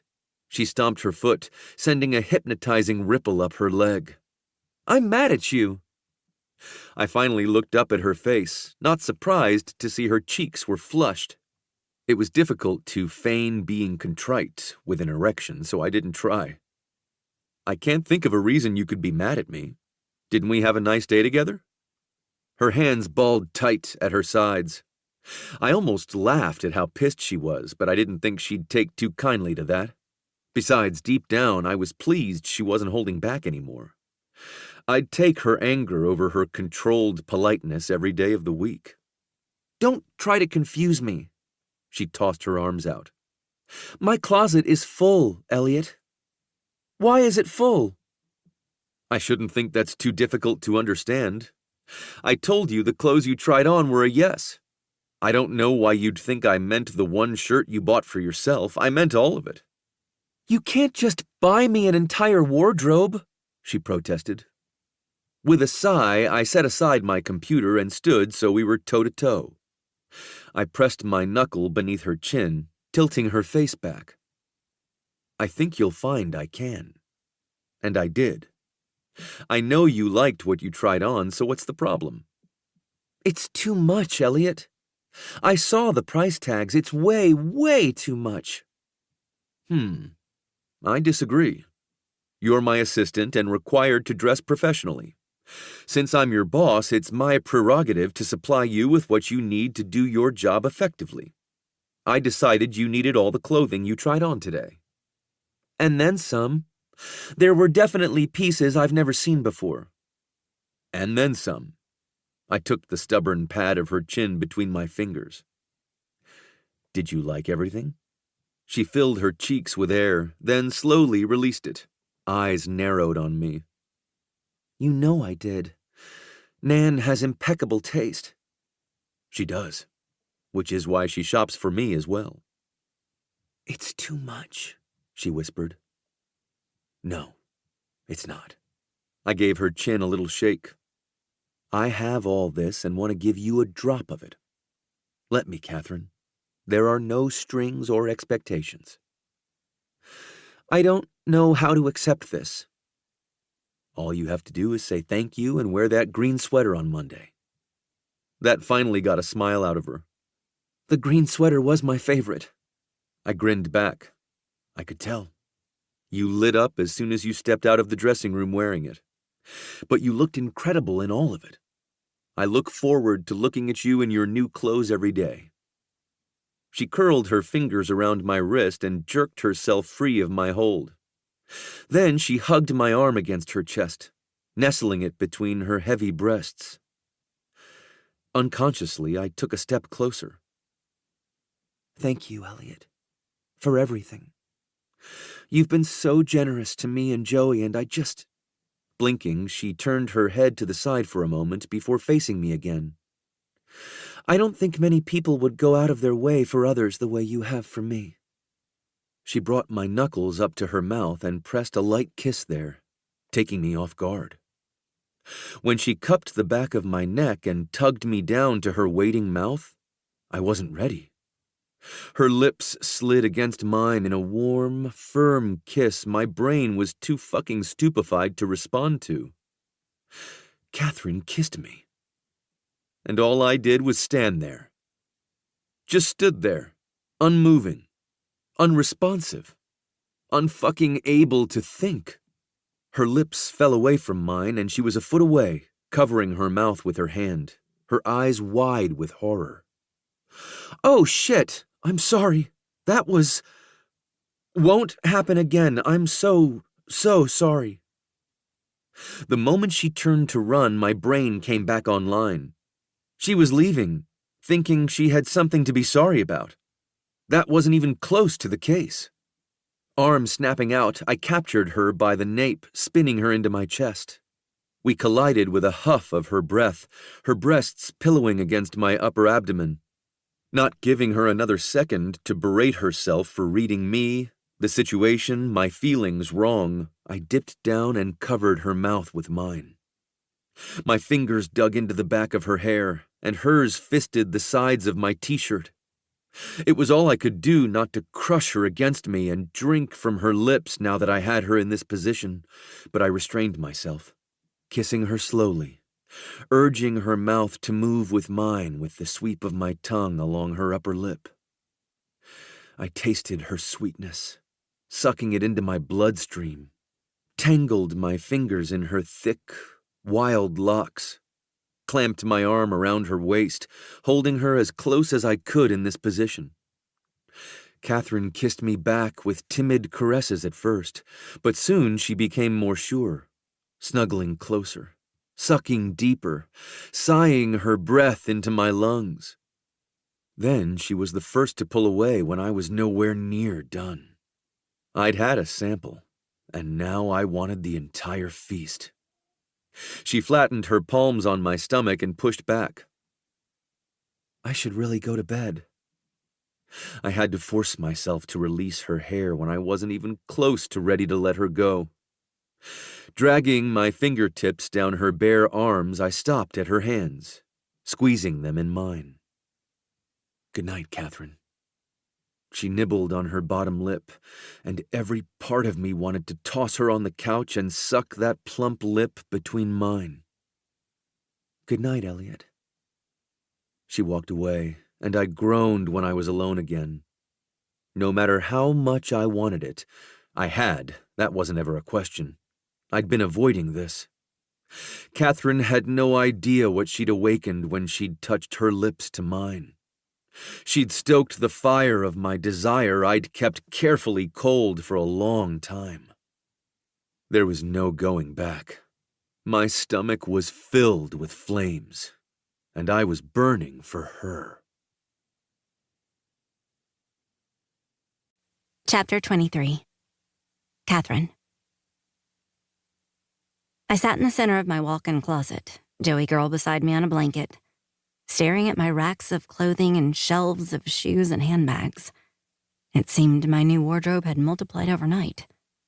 There were rows of shoes, sleek heels and funky boots, purses with studs and chunky zippers, ruffle shoulder tops, knee-length skirts, cute cardigans, tailored slacks, and so many dresses. It was all my style, but elevated. I checked the pants. Sometime between us leaving the department store and me discovering everything in my closet last night, they had been hemmed to a perfect length. So freaking thoughtful. But that was Elliot. Details like that never escaped him. Did you see all this, honey? It's obscene. Joey kicked her feet and gazed up at the light fixture, her brow crinkled. She still loved the fan above my bed, maybe more than she loved me. But she was crushing on the slight. It was a sweet mini chandelier, so I understood her infatuation. I know I told you all about not looking a gift horse in the mouth, but what about kissing one? Because I did, and I don't know what the hell Vecti was thinking. I tapped her nose, making her smile.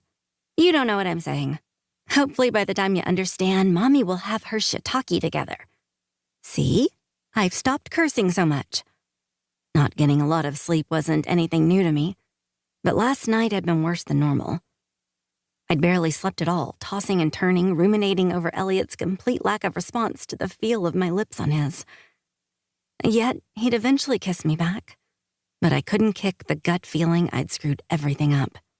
I'd changed things when they'd been running so smoothly the way they were. The kicker was I hadn't even known I was going to kiss him until I did it. My brain decided to leave the chat, giving my instincts the reins, which was just unbelievable. My instincts could not be trusted. Exhibit A, the baby who existed because my instincts had told me Liam would make a great co-parent. Now I was sitting on the floor of my closet, looking at all my beautiful clothing, wondering how I was going to face Elliot again. I'd avoided him the whole day, taking Joey to hang out with Raymond and Davita and wandering around a park afterward. But my stomach was rumbling. I needed to eat. I'd never been one of those girls who could skip a meal because I forgot. and that had compounded since having Joey.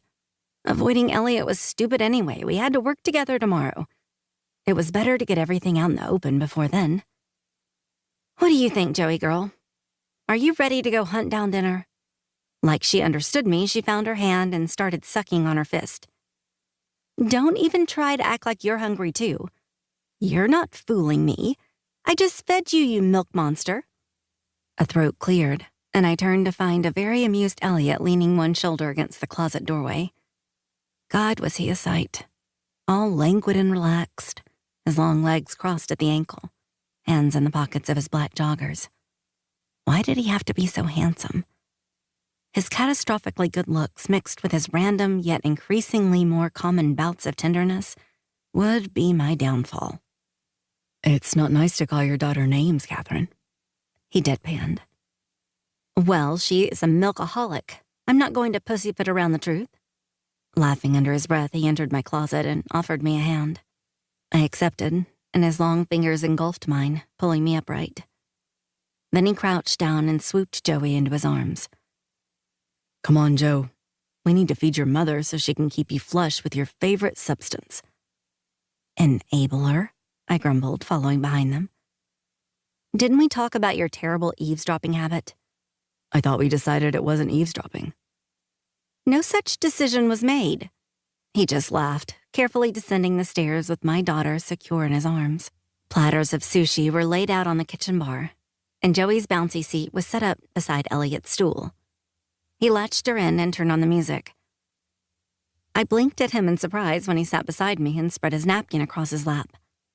He noticed me staring and turned to me with an eyebrow raised. Do you not want sushi? He asked. You're going to eat dinner with me? Yes, is that a problem? No, of course not. In the weeks we'd lived here, if Elliot was home in time for us to share dinner, he held Joey while I ate, and then we switched off. We hadn't ever truly shared a meal except for the tacos in his car the day before. He exhaled through his nose. We'll try it. She's happy hanging out, and I would like to have dinner with you tonight. Okay. I leaned back to look at her. She wasn't paying any attention to us, sucking on her fist and gazing at the toys dangling from the bar arching over her. I would really like that. I was 2 pieces of sushi in when Elliot decided it was talking time. Have you avoided me all day because you're embarrassed about what happened last night? I swallowed a mouthful of rice and tuna so fast I had to take a long drink of water to dislodge it from my throat. Obviously, I uttered. Why wouldn't I be? He scrubbed the scruff on his chin. At least you're honest. Then he snagged me by the nape and tilted me into him so we were face to face, nose to nose. You have nothing to be embarrassed about. If anyone does, it's me. I wasn't in my best form. Your form was fine. I was the one who attacked you. He huffed, his hot breath feathering across my mouth. You might believe I'm a cyborg, but I promise my normal response when a beautiful woman kisses me is not to stand there like my battery needs to be charged. Do beautiful women usually kiss you out of the blue? Not often enough for me to be prepared for it. I laughed, and his cheeks rose as he grinned.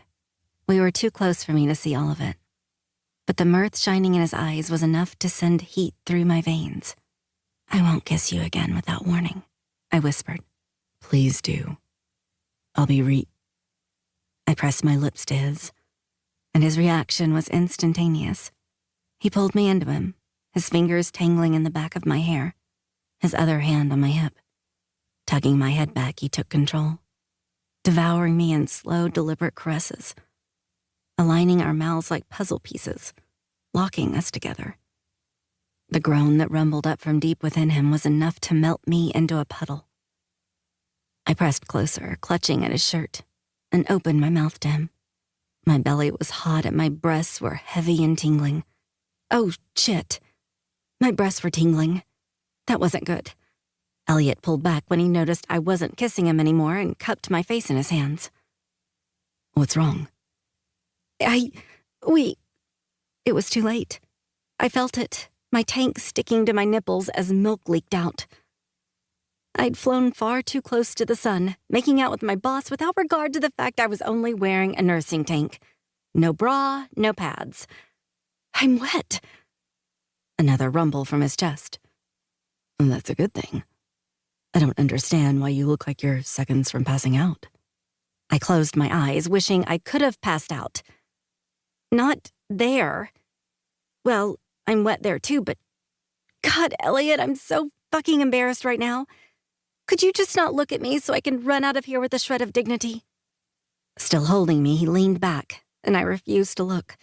I already knew what he was seeing. Damp fabric clinging to my traitorous nipples. Is that breast milk? Yes, I cringed. All of this was natural and beautiful when it came to feeding my child, but having a man like Elliot witness this catastrophe had me feeling undesirable and gross. This happens when Josephine cries. She's not crying, he stated. I dared to flutter my eyes open, finding him studying my wet tank. He didn't look disgusted. On the contrary, he appeared fascinated. I didn't know if that was better. Sometimes it happens when I'm turned on. I covered my breasts with my arms, too exposed. Don't do that. Don't hide. Gently holding my wrist, he lowered my arm to his lap. There's nothing to be ashamed of, Catherine. I'm not ashamed. Don't you think this is strange? It's different, but I wouldn't call it strange. Not at all, he said, heat flickering from every word. He liked this? Oh. But the last time you seemed angry. He cocked his head. Why would you think I was angry? That was the last thing I was feeling. You got all red like you do when you're mad at me. He stared at me for such a long time I thought he wasn't going to speak to me anymore. Finally, he did. Like you, I've never been able to control when my face flushes. But anger has never really been a trigger.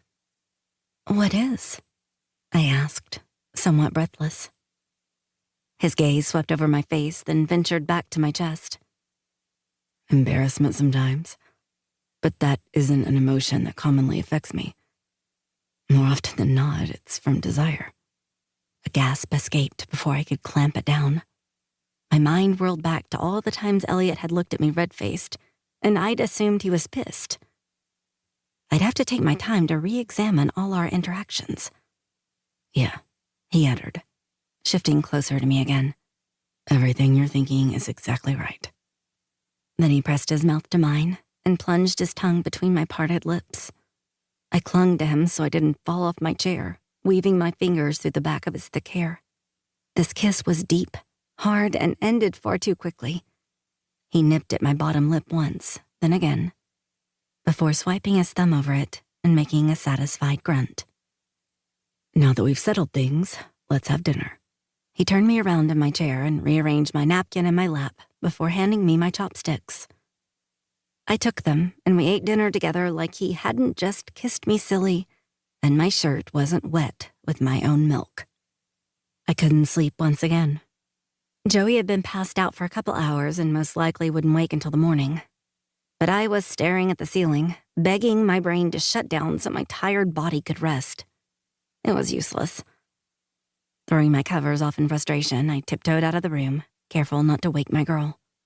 Maybe if I went downstairs and read a book with a cup of tea, I could relax enough to snag a couple hours of sleep. I'd learned to function on very little rest, so that was all I really needed. Padding into the kitchen, I opened the cabinet where the tea was stored. But as I stared at the box, I couldn't bring myself to go through the motions of making it. Exhaustion weighed me down so thoroughly, and inertia crept into my bones, yet my eyes were wide open. Can't sleep? I turned my head, watching Elliot stroll into the kitchen in nothing but loose pajama pants.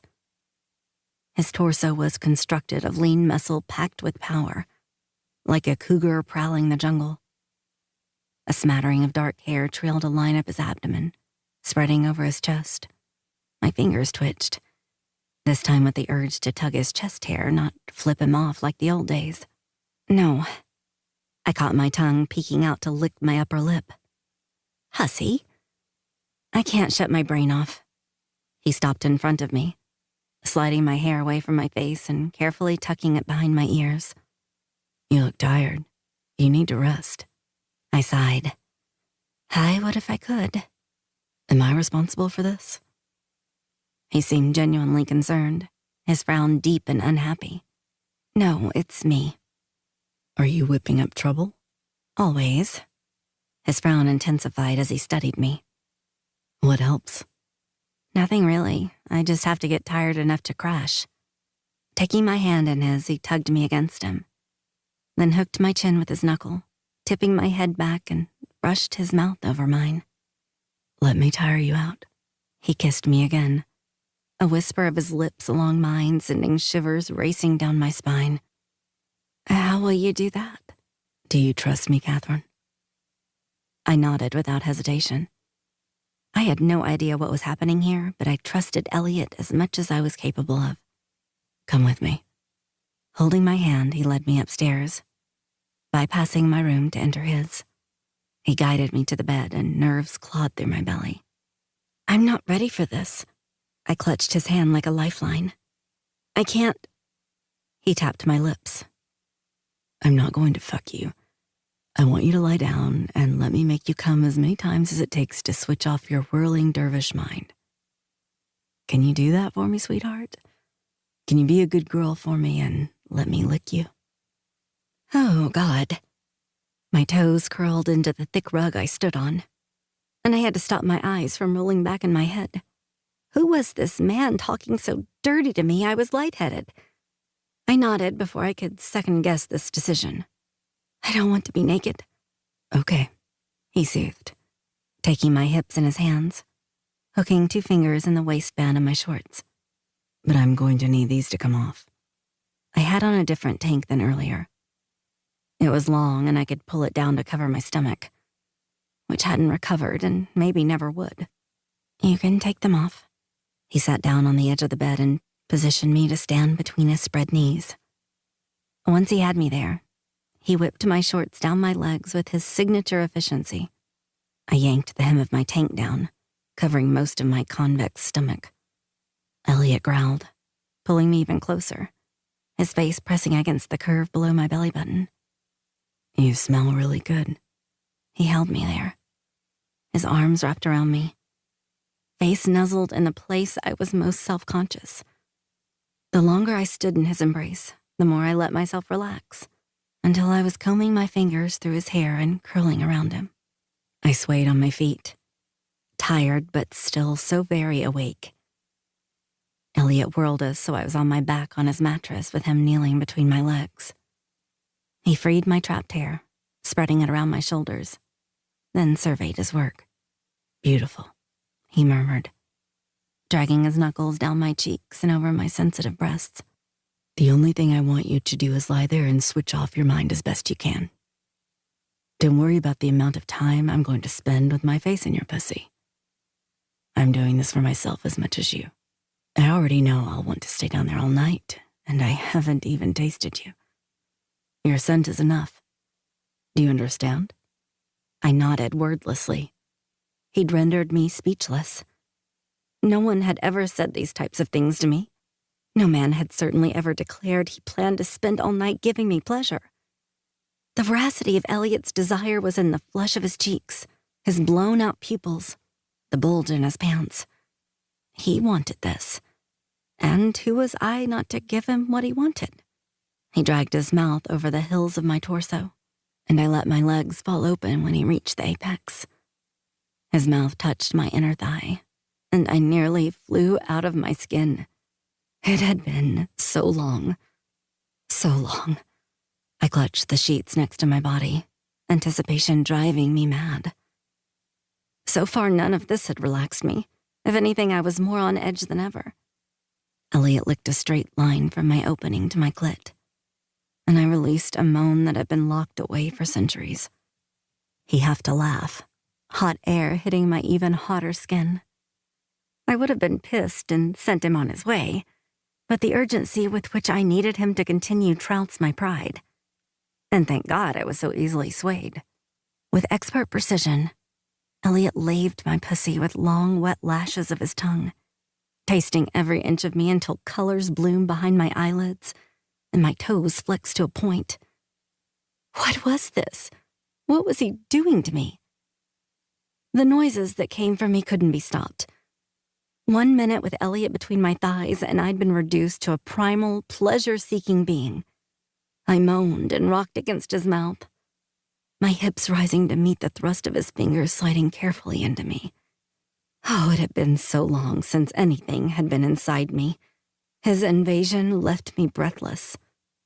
My mouth opened in a silent cry when he sucked my clit between his lips, pulsing suction in time with the wild beat of my heart.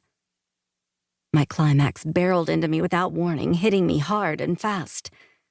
I raked at the sheets like I had talons and a need to destroy, overwhelming and almost frightening in its intensity. I finally got my voice to work again, and ragged cries that sounded nothing like me tore free. Elliot rode it out with me, slowing his ministrations until it started to wane, and then begin again, giving me more when I felt like dying from what I'd already been given. His fingers hooked in my channel, pressing against my inner wall. My eyes flew open, neck arching as he rubbed a place inside me that was raw nerves and the key to every answer in the universe. I panted for him, crying his name, rocking my hips to escape him, to beg for more. I couldn't decide. More, he murmured against my pulsing flesh. I'm only getting started, sweetheart. He wasn't exaggerating or stretching the truth. Elliot stayed in that position until I was croaking his name and thrashing my head on his pillow. I'd come 3, 4, maybe 5 times. My entire body quivered, and my chest was a sodden mess. But my mind, it was delirious and mushy. My thoughts had become ephemeral, and I didn't even attempt to grasp them. Give me one more, sweetheart. You need it. He demanded my pleasure like it was rightfully his, like I owed it to him. If I'd been capable of solid thought, I wouldn't have been surprised Elliot was this way in bed. It was just who he was in every avenue. I had no choice but to give him another orgasm, rasping for him from my ravaged throat. He climbed over me, staring at my wet top. This time rivulets had traveled all the way to my belly button. I was a mess, and I did not care. Elliot didn't either. With a groan, animalistic and feral, he dove down to my chest and sucked the cotton into his mouth. Another groan. Then he tugged my tank down enough for him to lap at my damp flesh. If I'd been more aware of anything other than how good he was making me feel, I might have paused to worry he'd run with disgust. But there was no room for that in my pleasure-saturated mind. He buried his face between my breasts, his tongue dragging over my milky skin. His breathing was heavy, panting over me. His erection prodded my inner thigh through his sweats. But he made no move to find relief in me, and that was good. I wasn't ready, and he'd turned me inside out so thoroughly I probably would have agreed to whatever he'd asked. So fucking good, he rasped. Elliot circled his tongue around my nipples, licking the white beads from each. Elliot, I murmured, getting lost in the fog. You feel... Oh, please don't stop. He gently sucked on my sensitive nipples, one at a time, licking the milk that trickled out. My body was loose and boneless, sinking into the mattress like I'd fall all the way through at any moment. I closed my eyes, unconcerned about what he did or where he went next. Soon he was trailing kisses along my stomach and settling between my thighs again, hooking his arms under my legs, keeping me spread. He grazed me, his silky lips gliding over my swollen flesh. Licking me slowly, kissing me softly, he drizzled his attention on me like a calm afternoon rainfall. I soaked it up, breathing out my pleasure and exhaustion. Sleep was as close as my orgasm. They were chasing each other to get to me first. I sighed, giving myself over to whichever happened. Let go, he whispered. Just let go. Those were the last words I heard. Chapter 24. Catherine. The first sign something was off was the bright light streaming through the window near the bed. I closed the curtains when I'd put Joey to bed. But even if I hadn't, my girl was up at the crack of dawn when the light was still watercolor fuzzy. The second sign was the hard lumps on my chest. Why were my breasts so full? I cracked my eyes open, drowsy yet deeply rested. This wasn't my room. This wasn't my bed. Where was my baby? I shot up, horrified to see it was 9 a.m. I should have been up 3 hours ago. Elliot? I raced from the room, trying not to panic. Elliot, are you here? I heard his voice saying my name in barely a whisper. I closed the curtains when I'd put Joey to bed. But even if I hadn't, my girl was up at the crack of dawn when the light was still watercolor fuzzy. The second sign was the hard lumps on my chest. Why were my breasts so full? I cracked my eyes open, drowsy yet deeply rested. This wasn't my room. This wasn't my bed. Where was my baby? I shot up, horrified to see it was 9 a.m. I should have been up 3 hours ago. Elliot? I raced from the room, trying not to panic. Elliot, are you here? I heard his voice saying my name in barely a whisper, coming from my bedroom. And with my heart in my throat, I rushed through the door. We're here, he whispered. And they were. Elliot was sitting on my bed, my sleeping daughter snuggled on his shoulder, his laptop on his stretched out legs. I must have looked a fright because his mouth was hooked in a crooked grin as he swept his gaze over me. What's going on? Why is it so late? I was still muddled, trying to come down from the shot of adrenaline coursing through my veins. He held his hand out, beckoning me to him. Walking over, I slid my palm into his, and he tugged me to the side of the bed. Think I can put her down? He asked. Joey's mouth was hanging open, and her bones seemed to be made of jelly. Yeah, she's conked out. Elliot got up and carried her to the bassinet. Bending in half, he carefully laid her down, rubbing her tummy to soothe her. She was swaddled in her little sleep sack, so she squirmed around a little, but quickly settled. Once she was good, Elliot took my hand and led me back to his bedroom. Clicking the door shut, he tossed the monitor on his bed, tugged me into his arms, and placed a lingering kiss on my lips. You slept so well. He stroked my hair off my face. 10 hours straight. I shook my head. I haven't slept 10 hours straight in my entire life. You did last night. You passed out with my head between your legs and didn't stir. Not even when I was tucking you under the covers. Feel good? I squeezed my eyes shut in disbelief. I'm so confused. What about Joey? She was all by herself? No, of course she wasn't. I knew you weren't ready for her to be alone all night. So after I tucked you in, I took the monitor and slept in your room. You were still out cold when she woke up at 6. So I gave her one of the bottles you left in the refrigerator. The back of my eyes burned, and I clutched at his shirt, overcome. I'd never had such thoughtfulness directed at me. I was having trouble accepting he'd done this for no other reason than he wanted me to rest. It was too much. My instinct was to fight it, to pick his motivations apart until I understood them. Elliot, what about work? Freddie, Shh. We didn't have any meetings scheduled this morning, and Freddie's coming in late. It's all handled. You got a good night's sleep, and the sky didn't fall. I opened my eyes and sighed. I don't know what to say. Taking my chin between his fingers, he opened and closed my mouth like I was talking. Thank you, Elliot. I'm so well rested, I'm going to make out with you for a while. Laughing, I jerked my chin out of his grip. I would never say that last part before I brushed my teeth. The rest, yeah. Thank you, Elliot. I crashed my forehead into his chest. You're so good to me. Too good. I disagree. I raised my head, frowning. What? I disagree that I'm too good to you. I treat you how you deserve to be treated. It's unfortunate you're not used to that. But I'll see to it that you come to expect to be met with kindness and generosity, and never accept less. He trailed his hand down my spine and squeezed my bottom. If I can't make out with you until you brush your teeth, you should go do that now. Time's wasting. I snorted. It's a workday, Elliot. We can't spend it making out. He arched a brow. Your point? I'm the boss. If I want to kiss my assistant instead of showing up at the office on time, I will. And no one can tell me otherwise.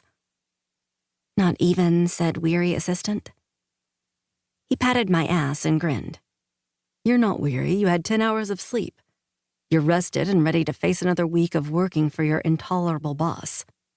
Rising on my toes, I slid my palm over his chest to the side of his neck. You've become extremely tolerable lately. I touched my lips to his. Likeable, even. Another kiss. I'd even say sweet. He scoffed. You were selling it, then you went too far. Don't argue with me. My ass was treated with another squeeze. Go shower. You're late for work. I was still smiling when I was washing my hair, but something niggled at the back of my mind. Something Elliot had said. I couldn't quite grasp what it was, though. I felt like I should have been worried, but I didn't know what to worry about. So I decided to let it go. The rest of the day could crumble to shit from here on out. This would still be one of the best mornings I'd had in years. Hi. It took 2 letters and 1 stupid exclamation point to spoil the fun. Although Elliot and I hadn't arrived at work until 10, by noon I was sitting with Davida and Raymond at our favorite cafe, having lunch and hashing over the text Liam had the audacity to send me today. That's really all you had to say? Raymond punched his palm, which was funny because there was absolutely nothing tough about him. He even winced slightly at the contact. Fuck that guy. Davida pushed my phone back to me. Absolutely, darling. Do not reply to him. Oh, I wasn't planning on it. I rubbed my temple, wishing I could have basked in my blissful night of sleep a little longer. I've only just stopped being angry at him. Ray waved a fry at me. He probably sensed it and decided he needed to remind you of his putrid existence so you didn't get too comfy. Or he's bored, Davida offered. Most likely that, I agreed. He's not sensitive enough to have some type of Jedi awareness of the Force. Raymond cocked his head. Are you sweet-talking me with nerd speak? You don't need it, you know. I'll babysit my girl for free anytime you ask. I laughed, a drop of my good mood returning. I know you will. She told me she missed Daddy Ray. We'll have to hang out this weekend if you're free. He and Davida exchanged a glance. A loaded one. At your place? He asked. But the way he'd said it, it sounded like he was asking something else entirely. I should have known this was coming. They'd both asked, more than once, to visit us at my house. At first, I obviously kept them away because I lived in a hellhole. And now, well, I lived in a castle with my boss and wasn't ready to face their disapproval. I was thinking the park, I hedged. I don't know. He scratched his chin and hummed. I think Joey wants me to see her room. Davida patted his hand. Cut the shit, darling. Ray and I want to know what's going on with you and Elliot. I blinked at her, heat rising up my chest. What do you mean? She peered at me down her nose. You arrived together almost 2 hours late, and he's been smiling at you so much. I wondered for a moment if he's been body snatched. You're fucking, aren't you? I fell back in my chair, slowly shaking my head. No, not yet. I'm staying with him temporarily. Raymond groaned, and Davida's shoulders slumped. I disappointed them, and it made my bones feel far too big for my skin. Raymond's face scrunched in discomfort. You're staying in his house? I am. That's a terrible idea, Davida stated. You know this. I nodded. I know it is. I could have explained he'd been helping me. That they didn't know him the way I did, how sweet and gentle he was with Joey. That he'd let me sleep for 10 hours while taking care of my daughter for no other reason than I needed it. The closet full of clothes, shoes, and bags. The iced coffees and notes. Dinners together. his mouth on mine. And they would still tell me getting involved with the man who held all the strings was a wretched, awful decision. So stop, Raymond urged. Pull back. Get out of it before it's too late. I know this is difficult to hear, but we're looking out for you, Davida added. Selfishly, I truly don't want to lose you as a coworker, and I would loathe for this to ruin your professional reputation. I do hear you, I told them. I'll think about it. Raymond puffed his cheeks and blew out a heavy breath. Fucking him, I get. He's mean and hot. What I don't understand is how you ended up staying with him. It's Liam's fault, if you must know. Well, of course it is, Ray replied. Explain. Since I was in for a penny, I decided to be in for a pound and spill the mess Liam had left me to wade through. It was a relief not to keep it to myself anymore, and a convenient way to deflect attention off Elliot and me. Davida eyed me shrewdly throughout the rest of lunch, but she had said her piece, so she let it go for now. I had just enough time for a quick pumping session before I needed to be back at my desk. Before I could close the door, Elliot stepped in behind me. The lock clicked, then he was on me, hurting me into the wall and cradling the back of my head. His mouth crushed against mine, taking me by surprise. My gasping lips allowed him entry, swirling his tongue with mine. He kissed me dirty, but his hands were chaste, combing my hair, stroking my cheek. The combination of sweet and carnal confused my system so completely I allowed it to happen, kissing him back with the same amount of fervor. Voices right outside the room brought me back to earth. We were at work. Our coworkers were close enough for us to hear them. Anyone could have seen Elliot follow me in here. What was I thinking? I bit his bottom lip hard enough for him to jerk back. What are you doing? I panted. You weren't at your desk. He frowned down at me. I wanted to have lunch with you. Well, I had lunch with Davida and Raymond. You've had breakfast with me. He brushed my hair aside to kiss along the side of my neck. I wanted more. I was forced to eat alone at my desk. You could have left your office. My toes were curling in my shoes from his warm lips dragging along my skin. We can't do this here, Elliot. I should have said I wasn't sure we should be doing this at all, but I couldn't force the words out. If I did, he might have agreed, and I really didn't want him to. I'm not going to fuck you, sweetheart. I just want to kiss you. He slowly lowered his mouth to mine. Let me. Okay. I barely got my answer out before his mouth was on mine again. I wound his tie around my fist, anchoring myself to him, and answered his need with my own. He didn't devour me this time. His lips were soft, caressing. Arms around my middle, he held my body against his. One of his hugs, but more. I melted into him, my reasons for protesting this withering and falling to the floor. He was the one to pull away. You need to pump. Yes, that's why I came in here. I'm afraid you've used up all my time, though. It's a good thing you have such a nice boss who'll let it slide just this once. My lips were tingling as I grinned at him.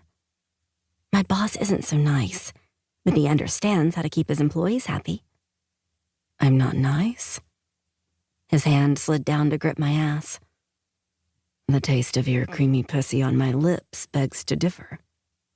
That shouldn't have sent a bolt of heat to my core, but it did. I rubbed one thigh against the other and let out a quiet mewl. Not quiet enough to escape Elliot's notice, though. His satisfied smirk only made me hotter. He squeezed my cheek, tilting my pelvis toward his. Tell me how nice I am, Catherine.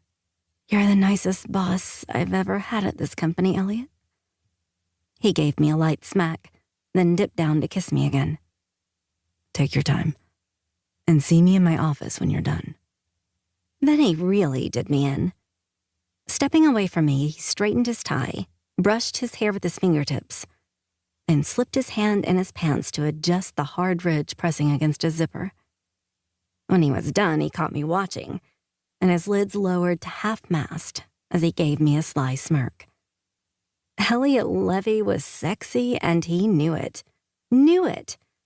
See you soon, sweetheart, he crooned. As soon as he was out the door, I flopped into one of the armchairs, covered my face, and sighed. That man. Working with Elliot when he'd been incessantly intolerable had been a challenge. But working for this version of him, smooth, sweet, dominant, was going to be even harder.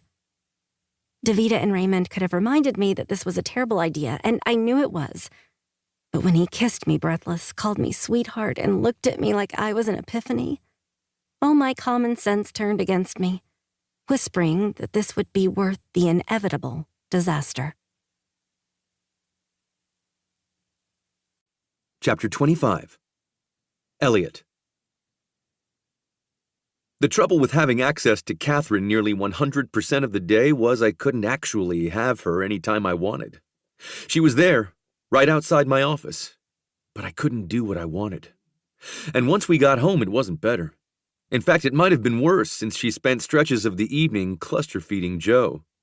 Call me a sick fuck, but there would be no circumstance in which I saw Catherine's breasts and wouldn't get hard. They were so perfectly round, and her nipples were always crimson and ripe. I'd never even imagined what breast milk tasted like, but seeing the drops on the tips of her beaded peaks had awakened something inside me.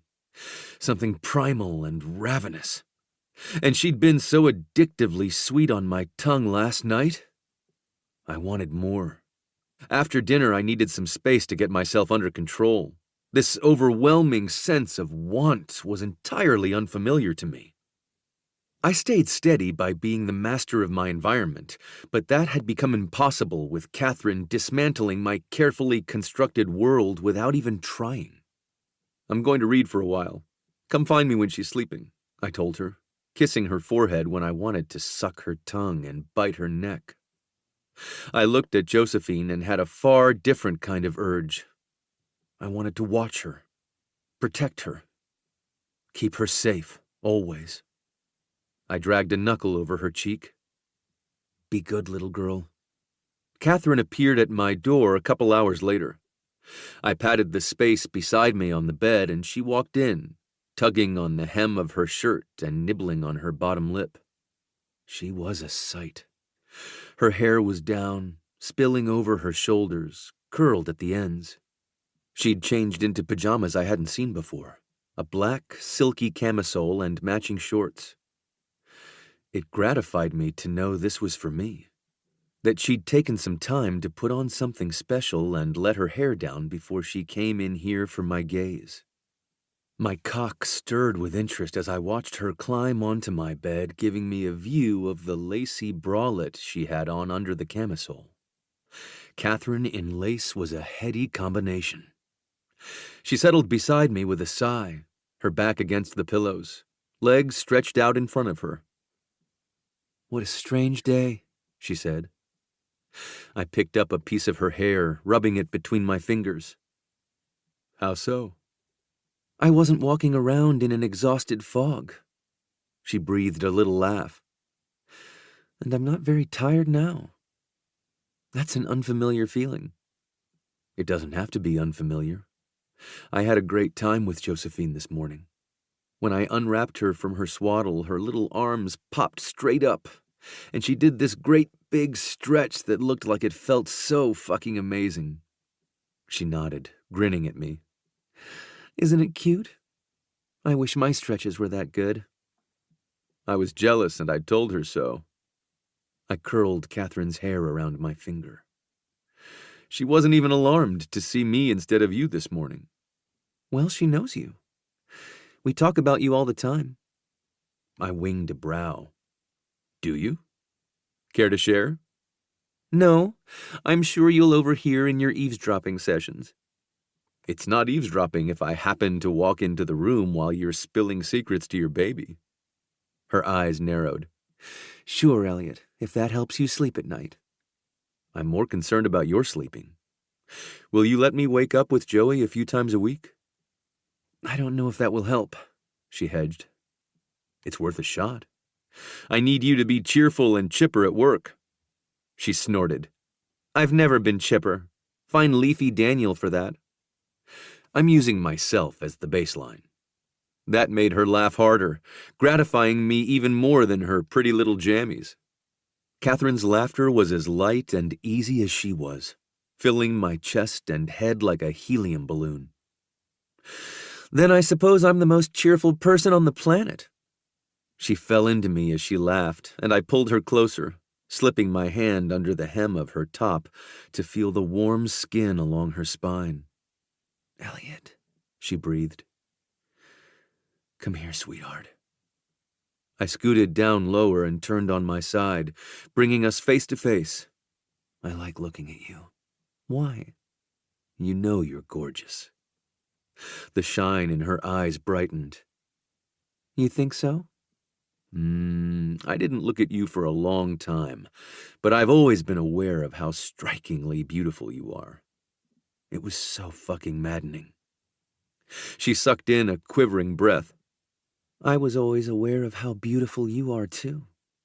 Fortunately for me, you were an immense asshole most of the time, so I was able to resist throwing myself at you."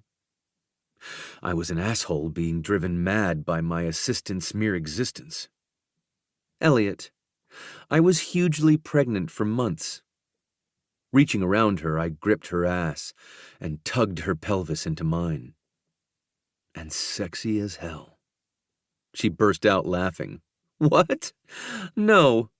"Yeah. Don't you get it, sweetheart? You're sexy in any form."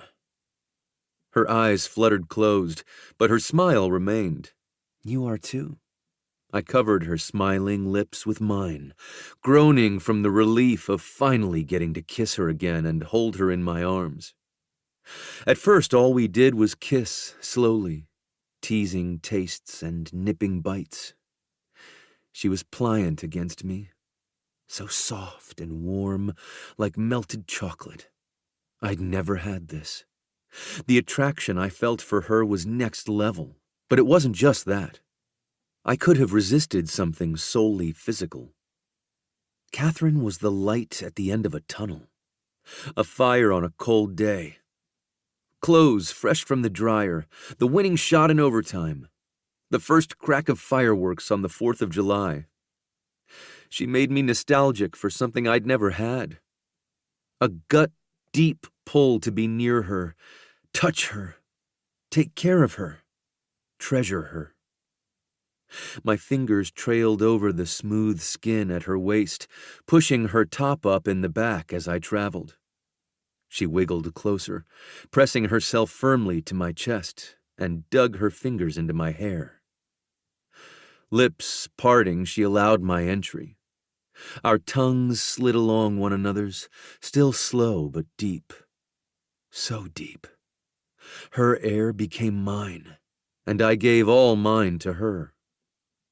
Raking her nails lightly down my nape, she dipped her hands under the collar of my t-shirt, exploring my shoulders and upper back. I had to stop kissing her so I could concentrate on the feeling of her touching me like this. "Do you want this off?" I asked. She nodded, shifting to tug on my shirt.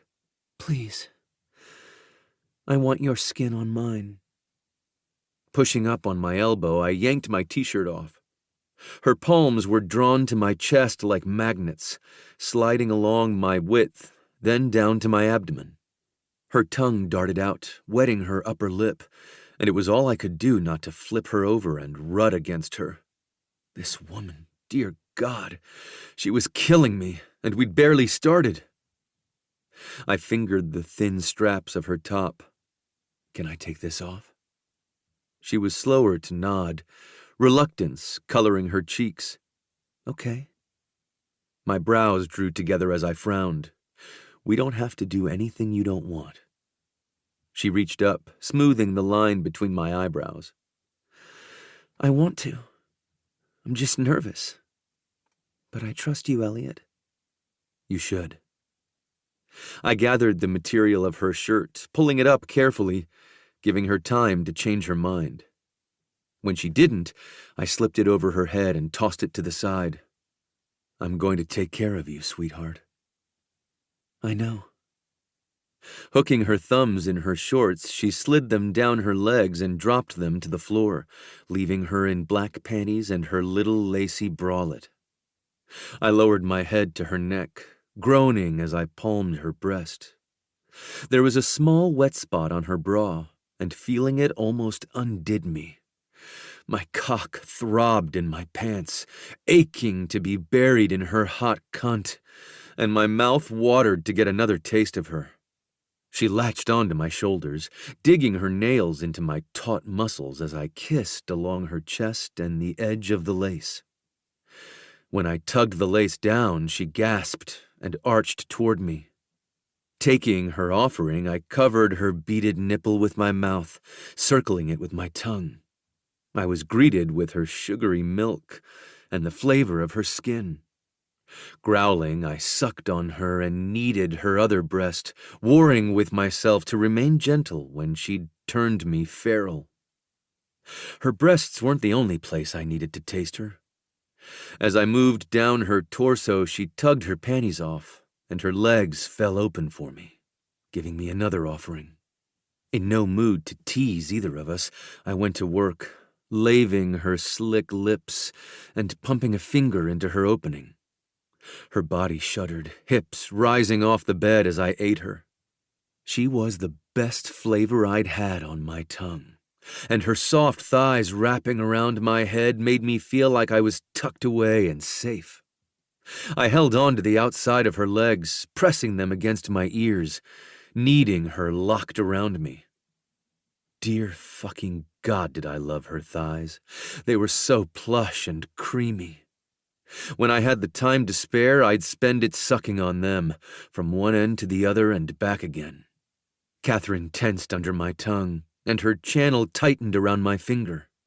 My lips closed over her clit, giving it a pulsing suck, and that was all it took to send her over. "Elliot," she cried. "Oh, oh." Her hips rocked frantically, taking the friction from my tongue and the pressure of my finger curling against her G-spot, prolonging her orgasm until she was writhing and wild, clutching the sheets, clenching her thighs, rasping my name. My cock was steely hard, needy, weeping for her, but I couldn't tear myself away from my nest between her legs. She started to come down from her orgasm, but I never let her fall all the way. She responded to me immediately, short, panting breaths escaping her lips as I added another finger inside her. I can't, she tried to deny me while thrusting her pussy against my mouth. I was too busy to tell her she was wrong, so I proved it, bringing on another orgasm that set off dominoing quivers through her body. Her thighs, her stomach, her arms shuddering with pleasure until she sobbed from deep in her chest. Her legs went limp, freeing me from a cage I had no interest in escaping. I climbed over her, fitting my hips between them. Her eyes were foggy, trying to focus on me. "You're gorgeous." She rewarded me with a drugged little smile, but it was shaky in the corners. "I wish you'd seen me before I was pregnant. I'm not the same." "I don't doubt you've changed." I outlined the curvy shape of her body with my fingertips, then sat back on my knees to look at her spread out in front of me. "But I find it hard to believe there's ever been anything better than this." She had no idea. None. This woman stunned me in every way. Her full breasts were pale with blue veins I planned to follow with my tongue. A few stretch marks bracketed her round little belly button and hips, but they didn't detract from my attraction to her. How could they? They'd been part of bringing Josephine into this world. Part of Catherine's story. It wasn't just her body I was after, though I'd be a lucky man if it were. Her curves were exaggerated and lush, like a figure in a painting from a different era. I'd hang her portrait on my wall, just like this, then murder every man who laid eyes on it. Just looking at her, bra half on, hair wild, cheeks pink, sent a shot of desire through my system so potent I almost doubled over from it. She snagged my hand, tugging me toward her. "You're staring. You're beautiful." I flicked my eyes to hers, pools of need mixed with nerves. "I want you." Nodding, she pushed herself upright and wrapped her arms around my middle. Her lips touched my abdomen. Then she rubbed her face against the ridge of my cock. My hips jerked, making her gasp. "I want you too," she murmured, palming my ass and pressing me into her mouth. Turning her head to the side, she closed her lips around my cock through my pants and slid up my length. "Catherine," I growled, "you don't know what you're doing." The naughty look she gave me with my cock between her lips said I was wrong. She knew exactly what she was doing. I caught her by her hair, wrapping it around my fist to tug her head back. "Take my cock out, sweetheart. I want to feel those lips on me, and my pants are getting in the way." She immediately complied. As soon as my pants were around my hips, her lips were on me, sliding the same warm kisses along my length. Only this time it was 1,000 times more potent. My eyes rolled back in my head, and I cradled her crown, letting her take what she wanted. She held on to my hips and mouthed me, trailing to my base and kissing my balls. She was humming as she explored me, and it drove me completely mad. I should have known this woman would do this to me. She managed to make me lose my mind on a daily basis just by being herself. When I couldn't take another second, I pulled her away by her hair. She made a keening sound like I'd taken something from her she was sad to lose. "On your back, sweetheart. Spread your legs for me." Catherine fell onto the pillows, following my orders so fucking sweetly. I had to look her over again, drinking my fill of her pretty curves while I stroked my cock. "I want you bare."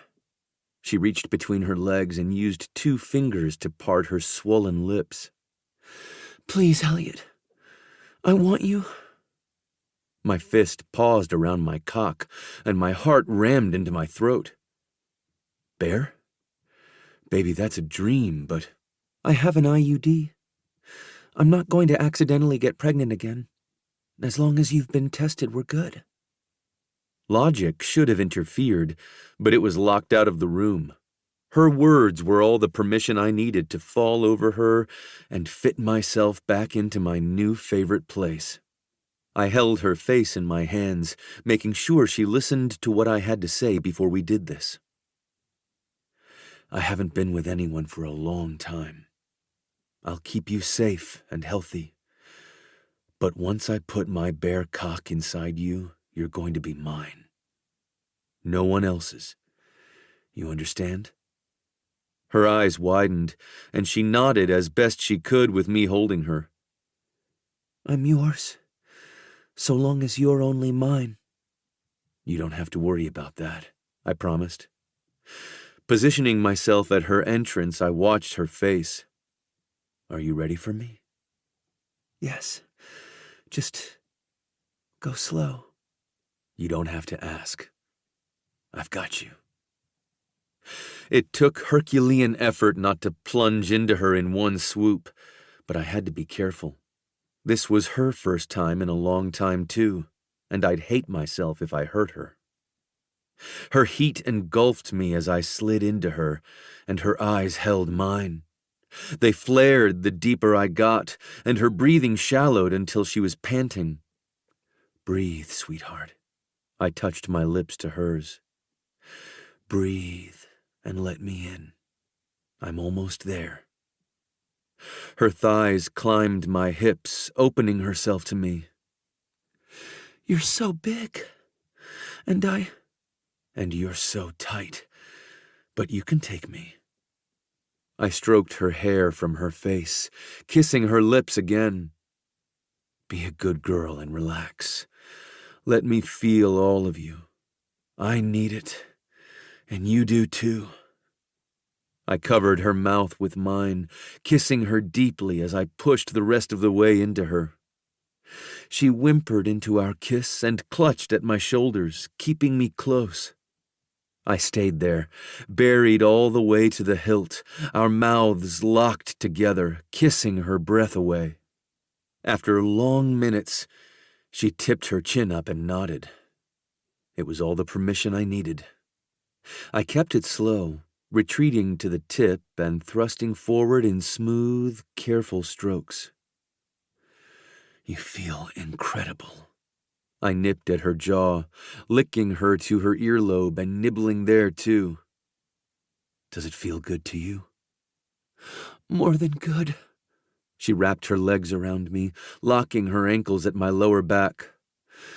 Please don't stop. Not an option. I couldn't stop if I tried. Rolling my hips, giving her steady, deep strokes, I looked down at her breasts to watch them move with her.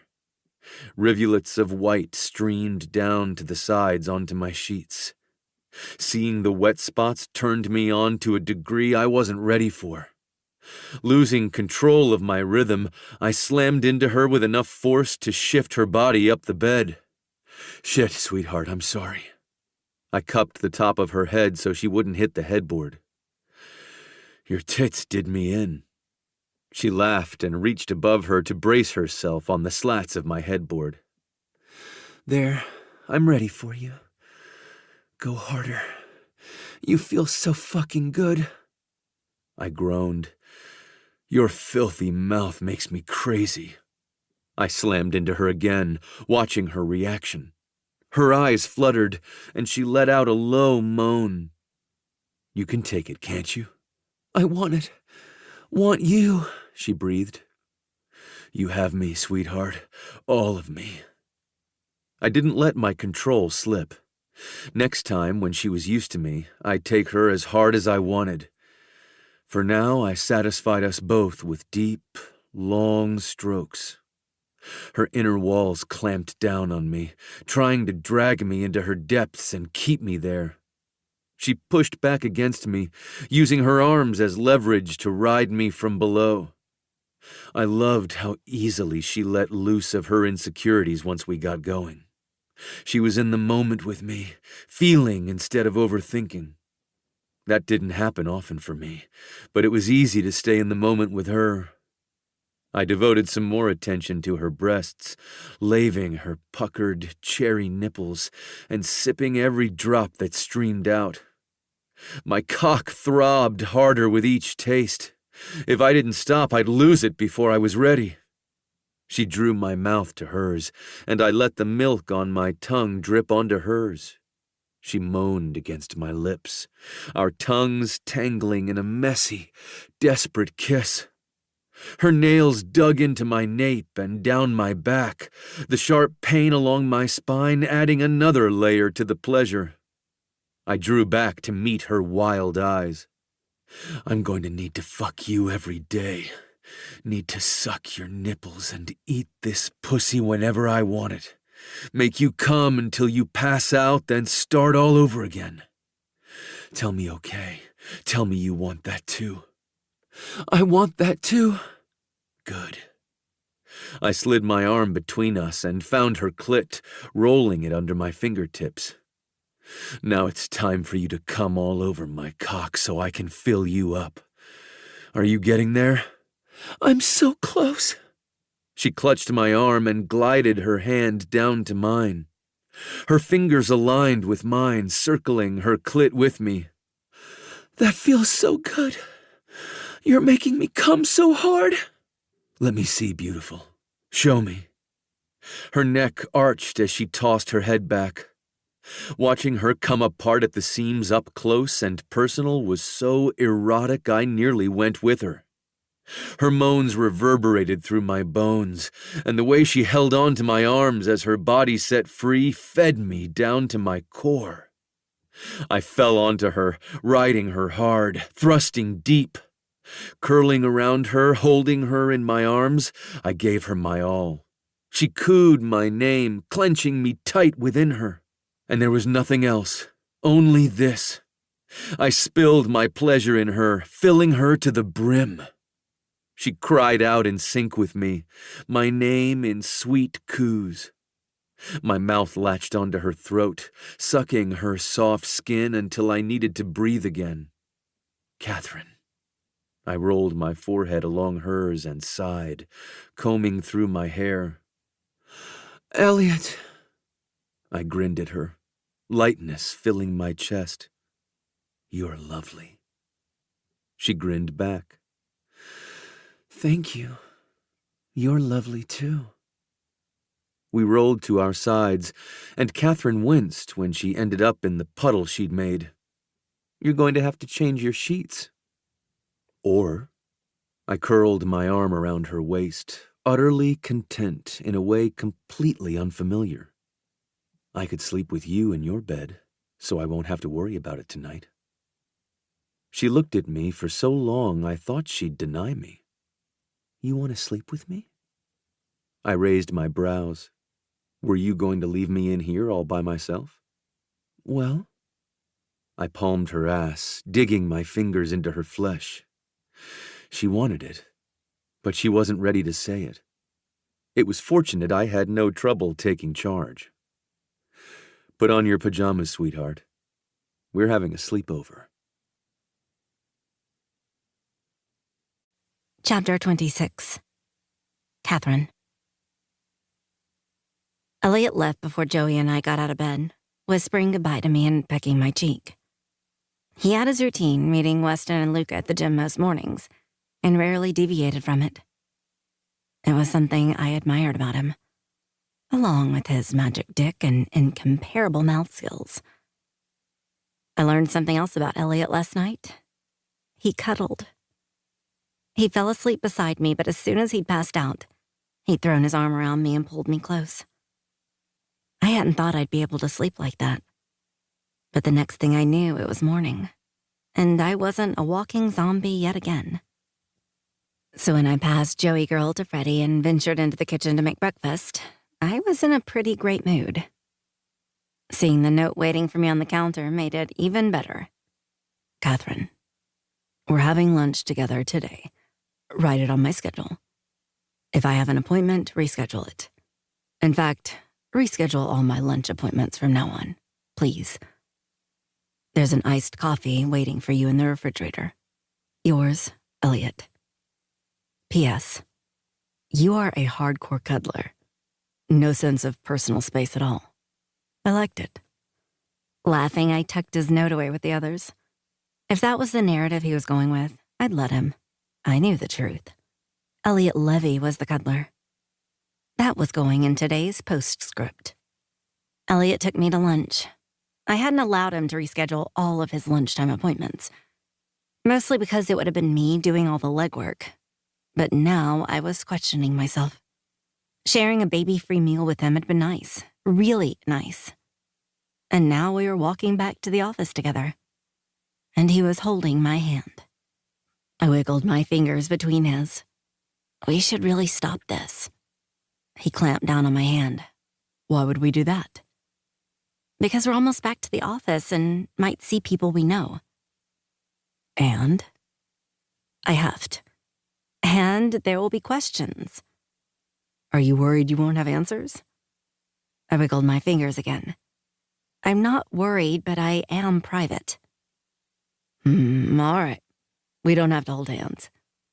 He dropped my hand only to wind his arm around my waist. Better? Yes, that made a huge difference. Laughing, I shoved him, but there was no strength behind it. You need to not be touching me. I have to get back in work mode. He sighed heavily, letting go. Am I allowed to walk beside you, or will people think we know each other?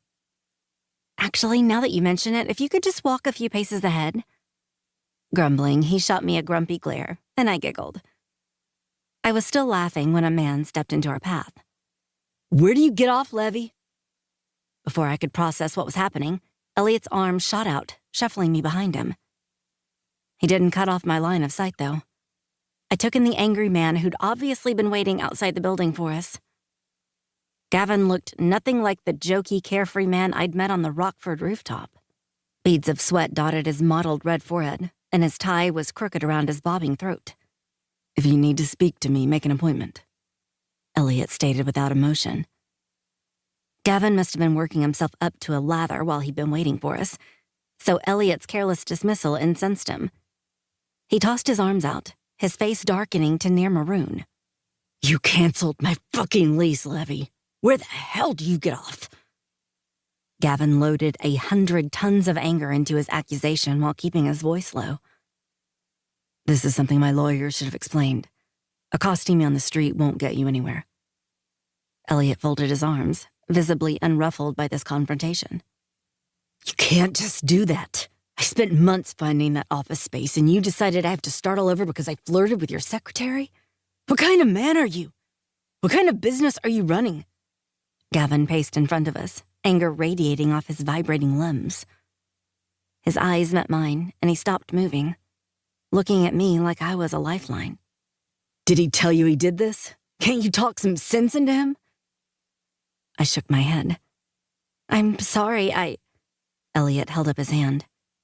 You have nothing to be sorry for, Catherine. Gavin chose to trespass in my building and sexually harass my employee. In the initial leasing agreement you signed, there was clear language that stated violation of the rules of levy development would immediately nullify your contract. Your lawyer should be able to explain that to you. It isn't my job. He straightened his tie, cool and collected. Gavin's wild eyes bounced from me to Elliot and back again. Oh, I get it. He huffed a laugh like he was about to pull one over on Elliot. You're into your secretary and pissed she was responding to me. If you hadn't interrupted, I would have had her number. One date, I would have had her on her back. You didn't like that, did you? The thing is, it isn't my fault she's more into me than you. Elliot scoffed. You really have no idea what you're talking about. I suggest you walk away. Gavin focused on me again. You know how fucked up it is to get involved with him? When he's finished with you, you'll be out on the street just like Donald Rockford. Hope you have a backup plan, kitten. Elliot's chin lowered, and he took 2 steps forward, looming over Gavin, whose anger had made him foolishly brave. You're a child playing adult games. If you'd taken the time to think about your actions, you would have recognized Rockford isn't the only building in Denver I have a stake in. I would have let your disrespect of me and my employee go at canceling your lease, but this behavior won't stand. Good luck finding office space within 50 miles of this city. Gavin sputtered, his eyes growing alarmingly wide. Wait, that isn't... Elliot grabbed my hand, pulling me right past Gavin, who couldn't seem to get a full sentence out. I would have felt sorry for him if he hadn't made the comment about getting me on my back. That guy really was an overgrown frat boy. Once in the LD lobby, Elliot spoke to the security guards, making them aware of the man spiraling outside on the sidewalk. Then he bundled me into the executive elevator and crowded me into the corner. Bracing his hands on the wall beside my head, he swept his gaze over me. Are you all right? I nodded. I'm fine. I truly was. For a split second, I'd been afraid of what Gavin might do. But with Elliot's immediate and unwavering protection, I knew I was safe. I'm sorry you had to see and listen to that. Well, I'm sorry you had to deal with it. That guy was a true asshole. He paused, frowning at me. You're not angry I canceled his lease? Why would I be? He wasn't wrong, Catherine. He reached round the back of my head and pulled the end of my ponytail over my shoulder, wrapping a chunk of it around his fingers. I did have his lease canceled because he flirted with you. He now has no excuse to be near you ever again. I should have been incensed or offended at the very least. So why did my heart go pitter-patter and my underwear get wet? I wrapped his tie around my hand the same way he did my hair. That's sweet. He reared back, giving me that dubious brow. You're not being sarcastic. I shook my head. No, I'm not. But I think I should say you can't ruin every man who looks at me. His brows dropped like an anvil, and he took my face in both hands. I can, sweetheart. Never doubt that. I rolled my eyes, but I couldn't stop a grin from spreading. I meant you shouldn't. Obviously you can. His mouth twitched with amusement, which made me sigh in relief. I liked that I was able to draw him out of that moment of intensity. Elliot was one of the most powerful men in Denver, and being able to shift his mood felt a little like my own superpower. 3 days later, Elliot approached my desk after a meeting with LD's chief lawyer. My office. He held out his hand for me to take. This wasn't on his calendar, but he'd become more flexible with the schedule lately, at least when it came to making time for me. Once in his office, he shut the door and pulled me around to his side of the desk. He sat and patted his legs. "Sit, please." I frowned. "On your lap?" "Yes, I have something for you to read and sign. It'll be easier if you're sitting." "In your lap at work?" "Yes." He looked at me like this wasn't unusual, but it was to me. We may have slept together and we were more than just boss and employee, but crossing the line at the office was a step we hadn't taken yet. And Elliot nonchalantly expected it to happen. Tired of waiting for me to move, he snagged me around my middle and yanked me into his lap.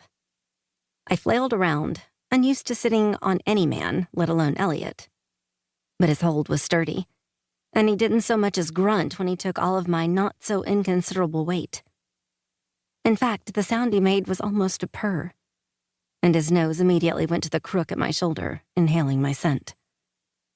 I let myself relax against him just for a moment. "There's something for me to read?" He nodded, his nose sliding along my neck. "On my desk. Read and sign. I've signed my parts already." "Your parts?" "Just read it, Catherine. Save your questions for the end." I picked up the papers, zeroing in on the bolded words at the top. Transfer of shares. What the hell? I read on through a lot of legal terms I only vaguely understood. What I did comprehend was this was a contract, and my name was all over it along with Elliot's. It was only when I got to the end it finally dawned on me what it was.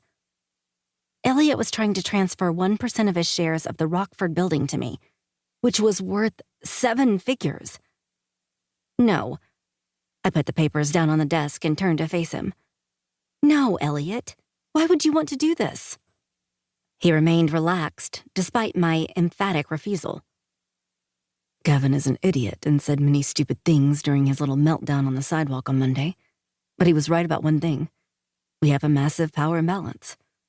If I chose to, I could leave you with nothing." I swallowed hard. "You could, but I don't think you would do that." He tapped my lips with his fingertip. "But you don't know for sure, and I don't want that thought hanging over either of our heads. Once you sign the transfer, you'll have enough money to walk away from me and this job if you want to." "Elliot." I sighed, unsure of what to say. How could I possibly accept this?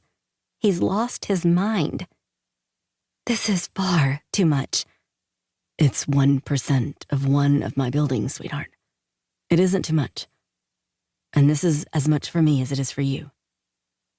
"How can that be?" "If you have fuck you money, I won't have to wonder why you're with me. Our playing field will be as even as I think you'll allow me to make it. I've thought about it, and I believe this is the only way for us both to feel comfortable going forward." He took my cheek in his palm, locking my gaze with his. "And, Catherine, I want to go forward with you, however that looks." I rolled my lips over my teeth, considering what he was saying. Elliot knew how to sell things. It was his job to know his audience. If he'd tried to frame it as something just for me, it would have been easier to say no. But since it was for him too, I was wavering. "It's too much," I whispered. "It isn't. That shouldn't be a reason for you to hesitate." "What would you do in my position?" "I'd take it." No hesitation at all. That simple? It is. I want you, and I'll remove every obstacle that might be in the way of us making it. He stroked my chin with his thumb, and I found myself softening inside and out. This isn't a manipulation tactic. There are no strings. I'm giving you something free and clear. This contract doesn't tie you to me. You aren't indebted to me. I hold no power over you, and you'll be with me solely because you don't want to be with anyone but me. For the first time since we'd entered his office, Elliot's smooth facade broke, and between the cracks, his vulnerability showed through.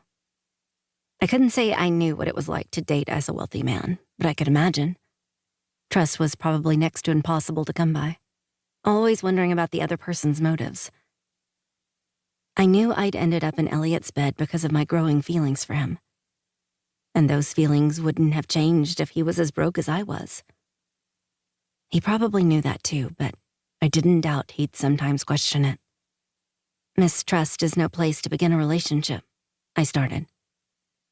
His nostrils flared. I do trust you. I explained my reasoning. And I trust you. Leaning forward, I picked up the pen he'd laid beside the papers.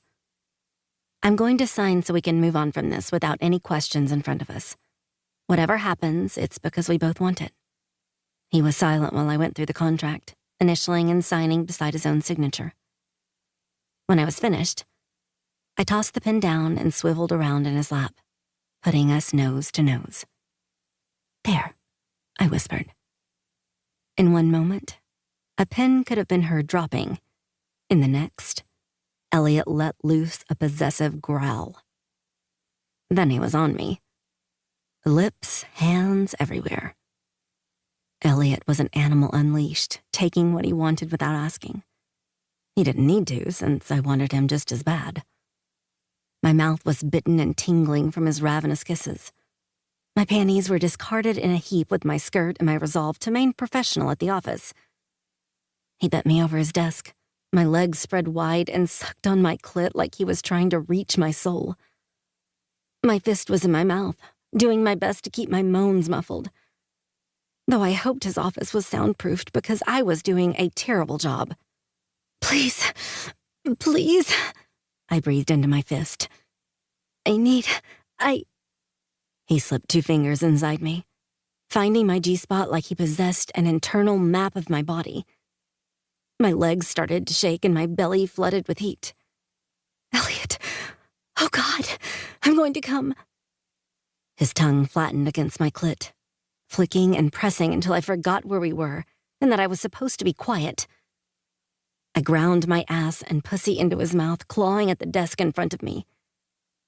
Fingers digging into my hips, Elliot anchored himself to me, giving my sensitive lips long licking kisses until I couldn't take another second of it. And neither could he. He rose behind me, the sound of his zipper exciting a spark inside me. One arm wrapped around my shoulders to cut my throat. He bent over me, his face coming down beside mine. At the same time, the wide head of his cock prodded my entrance until he was perfectly aligned. My pleasure had slickened my walls and inner thighs. Elliot slammed into me in one powerful thrust, and I took him. Not easily. He was too thick and long for it to be easy to get used to his invasion. But there was no pain. Jesus, sweetheart, your pussy is so damn wet for me. His mouth latched onto my shoulder as he drove into me in short, hard pumps. You did that to me. I turned my head to the side, rubbing my cheek on his hair. You make me so hot. Like that. He nipped my ear, then sucked the edge of my lobe between his lips. Like when you tell me how good I make you feel. I'll have to tell you later. I can't think straight anymore. With a grunt, his weight lifted off my back, and his hold on my hips tightened. I can't go easy on you. Don't try. Arching my spine, I offered myself to him. Take me like you want to. Elliot was a man possessed, fucking me dirty and hard until my hip bones dug into the edge of the desk and the sound of his skin slapping against mine filled the room.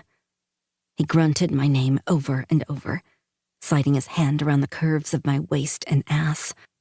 Need you, baby. Can't get enough. Trailing his hand to my upper thigh, he lifted it up so my knee rested on the desk. I was splayed wide for him. And if I had been given a chance to consider how I must have looked, I might have been self-conscious. But Elliot gave me no room to breathe, much less worry about my lumps and bumps. Besides, this man was on fire for me. Clearly, he had no problem with how I looked. He reached between my legs to circle my clit, and I vibrated, my limbs weak but taut. If not for the desk and the man sandwiching me between them, I would have melted onto the ground. But Elliot had me, and I didn't fear he would let me go. I came with sudden, wild intensity, clenching around Elliot's thick length, drawing him to the deepest part of me. He groaned with me, keeping his steady rhythm, riding me through my climax. Black spots danced behind my lids. I bit down on my forearm to attempt to muffle myself again. I couldn't keep my voice down, and I didn't want to try. Yes, sweetheart. That's so beautiful. Elliot spread my cheeks with his thumbs, muttering curses under his breath. Seeing you gripping my cock, trying to milk me. You want me to fill you up? Get you messy? Yes, I panted. Please, please, please. Oh, yes, you like that. I feel you. He powered into me, holding me wide open. I felt his eyes on me, watching himself fuck me. I was dizzy from it, from him, and he kept going, pounding frantically. Oh, God. Oh, God, Catherine. His mouth clamped my shoulder, wet and warm. He sucked and bit, and I turned my head toward him, rubbing myself on all the parts I could reach. With a final, guttural grunt, he let himself go inside me. My inner walls warmed with his spilled pleasure, and his clothed body draped over my back heated the rest of me. Yes, yes. He rubbed his forehead on my shoulder, then drew back, bringing me with him until we were sitting in his chair, his cock still wedged deep inside me. He chuckled and picked up my arm, which fell down when he let it go. You're floppy. Laughing, I nuzzled his throat. Somehow I'm expected to go back to work now. He held up his watch to check the time. We have a meeting in 30 minutes. No, I groaned, squeezing my eyes shut. I'm ready for a nap. He patted my hip. I have immense faith in your ability to pull yourself together. Elliot, I sighed. We really shouldn't do this here again. He moved my hair to the side to kiss the hinge of my jaw. Do you know how many times I've thought about what it would be like to do exactly what we just did? Every time you sat across from me, unflappable and perfect, I imagined you mussed up and wild. My inner walls fluttered around his half-hard cock. He took me by the hips and ground me down on him until we were both panting all over again. We can't. I tapped his watch. Your meeting. If you want me to make it to my meeting, don't do tricks with your pussy. I pried one of his fingers off me. You could let me up. In due time. He wrapped his arms around me, resting his hand possessively on my stomach. I've been waiting for this, so I'm going to savor it, especially if you won't let me have it again. I slid my hand over his, slotting our fingers together, and accepted the truth. Elliot Levy really liked me, and he wasn't afraid to show it now that it was out in the open. This feeling of being wanted and adored, something I hadn't had much of in my life, would be what I would savor. Maybe it could happen again. I kissed the underside of his jaw.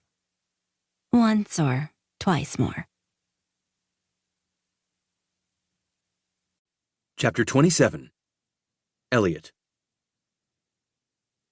Catherine smoothed her hands over her sunny yellow top and flicked her eyes to mine.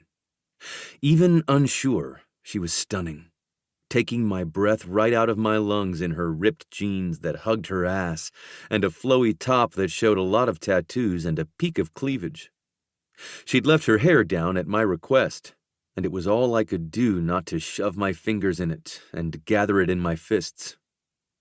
While I was drinking in every beautiful inch of her, she was worrying her lip and working herself into an anxious dither.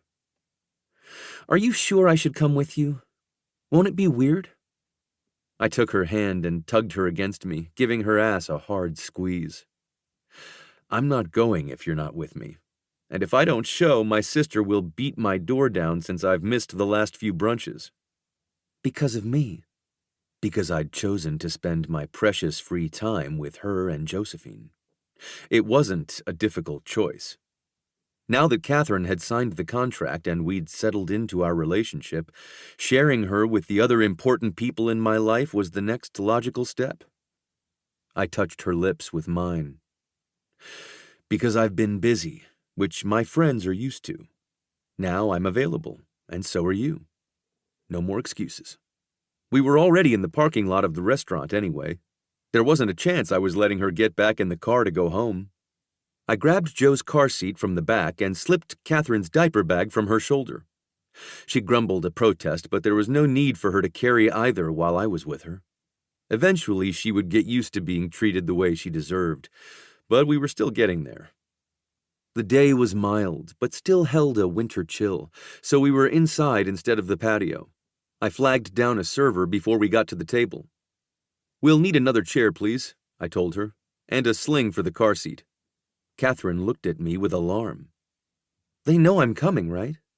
I hadn't felt the need to announce I'd be bringing Catherine and Josephine with me, the same way Weston never forewarned us when Miles was tagging along. He just appeared, and we accepted it. Admittedly, the others more readily than me. Of course, this had to be one of the days Miles showed for brunch. Happily sitting at the large, round table between Elise and Saoirse, he was the first to notice our approach, pointing us out to everyone else. "They do now," I muttered. With my hand on Catherine's lower back, I steered her to the table. Elise hopped out of her seat first, pressing her hands together beneath her chin. "You still exist. If West hadn't told me he saw you at the gym, I would have thought you had disappeared off the face of the earth." She arched a brow at me, then swiveled to Catherine. "I had no idea you were coming, but I'm so pleased to see you." "Elliot forgot to tell me no one knew I was coming with him," Catherine whispered, her cheeks glowing a pretty pink. In true Elise style, she wrapped Catherine in a hug. "That's very Elliot, but there's plenty of room at the table for you." Next, Saoirse hopped up to greet her while Weston and Luca exchanged glances with each other. Then me. They were probably wondering why Catherine was with me since I hadn't told them she was with me. An extra chair and sling to prop Joey's car seat at the same height as the rest of us were brought to the table. She was awake, bright-eyed, looking around at everything, content to observe for now. Elise and Saoirse were bent over her, cooing and talking to her. I sat beside Weston, who stared at me expectantly. "Is there something you'd like to say?" Weston prompted. "Sure, a lot of things," I replied. Luca rolled his eyes. "Come on, man. We saw you 3 times this week. What is happening right now?" Miles pointed his finger back and forth between Catherine and me. "I might be slow on the uptake sometimes, but I think it's pretty clear there are only 2 options. 1, Elliot made his assistant give up her weekend to follow him around and take notes during all his meetings, including brunch. Or 2, Elliot and Catherine are together, and he didn't bother telling anyone." He scratched his chin.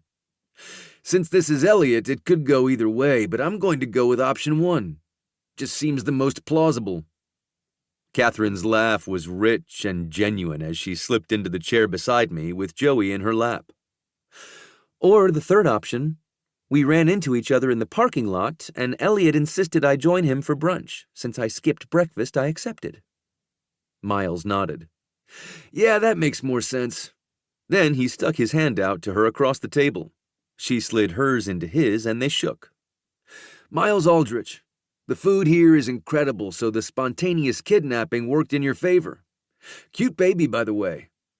Her blush deepened, and it was all I could do not to knock his hand off hers. Flirty bastard. "Catherine Warner, but everyone besides Elliot calls me Kit." She patted Joe's stomach. "This little girl is Josephine. Everyone calls her Joey." Saoirse chimed in. "Even Elliot?"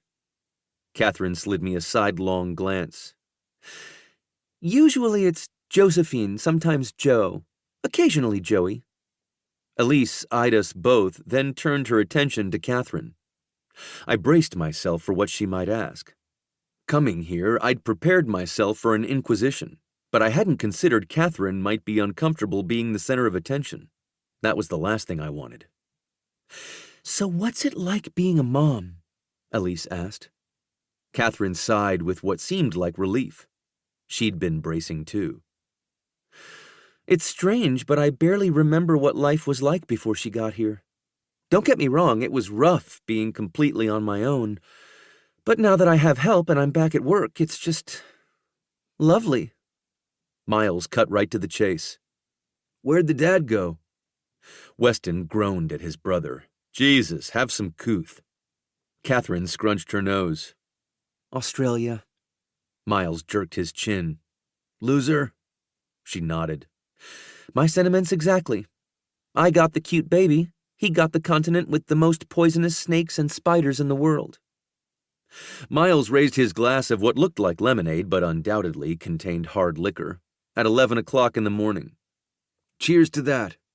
I've always said kangaroos aren't even that cute. Have you seen their pouches? He shuddered. Nightmares. Saoirse propped her elbows on the table, chin on top of her fists. Levy, you never did confirm which of Miles's options was true. 1, 2, or 3. While I can't claim I haven't asked Catherine to work on weekends, she's not here as my employee. I reached for her hand and wove our fingers together. Option 2. Weston slapped me on the shoulder. You're kidding. Elise shook her head. He isn't kidding. Luca's cheeks puffed up and he blew out a heavy breath. I'm going to guess this didn't happen in the time since we saw you on Thursday? No. I turned my head to look at Catherine, who already had her eyes on me. She nodded, giving me the go-ahead to tell them.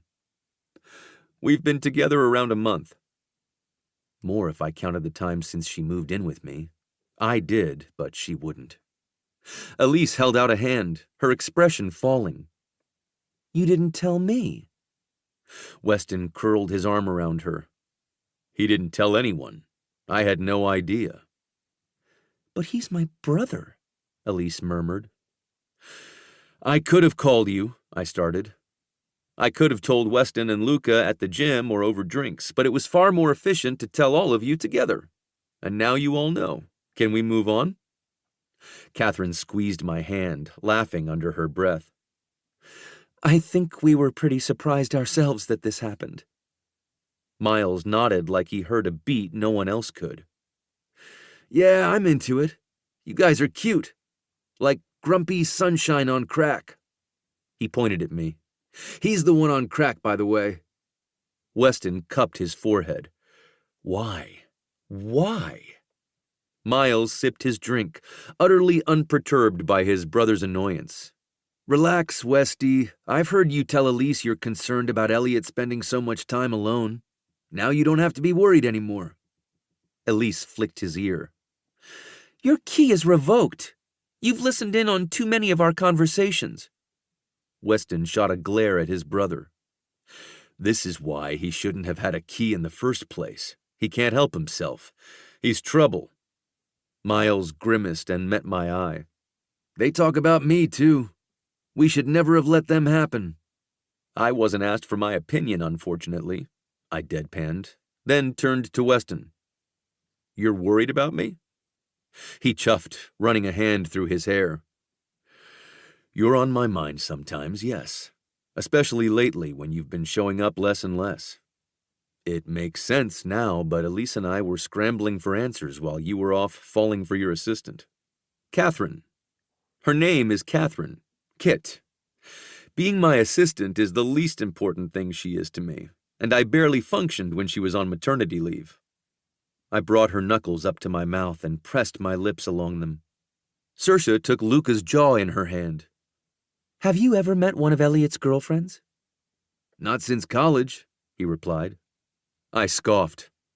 I'd hardly call any of the girls I wasted time with girlfriends.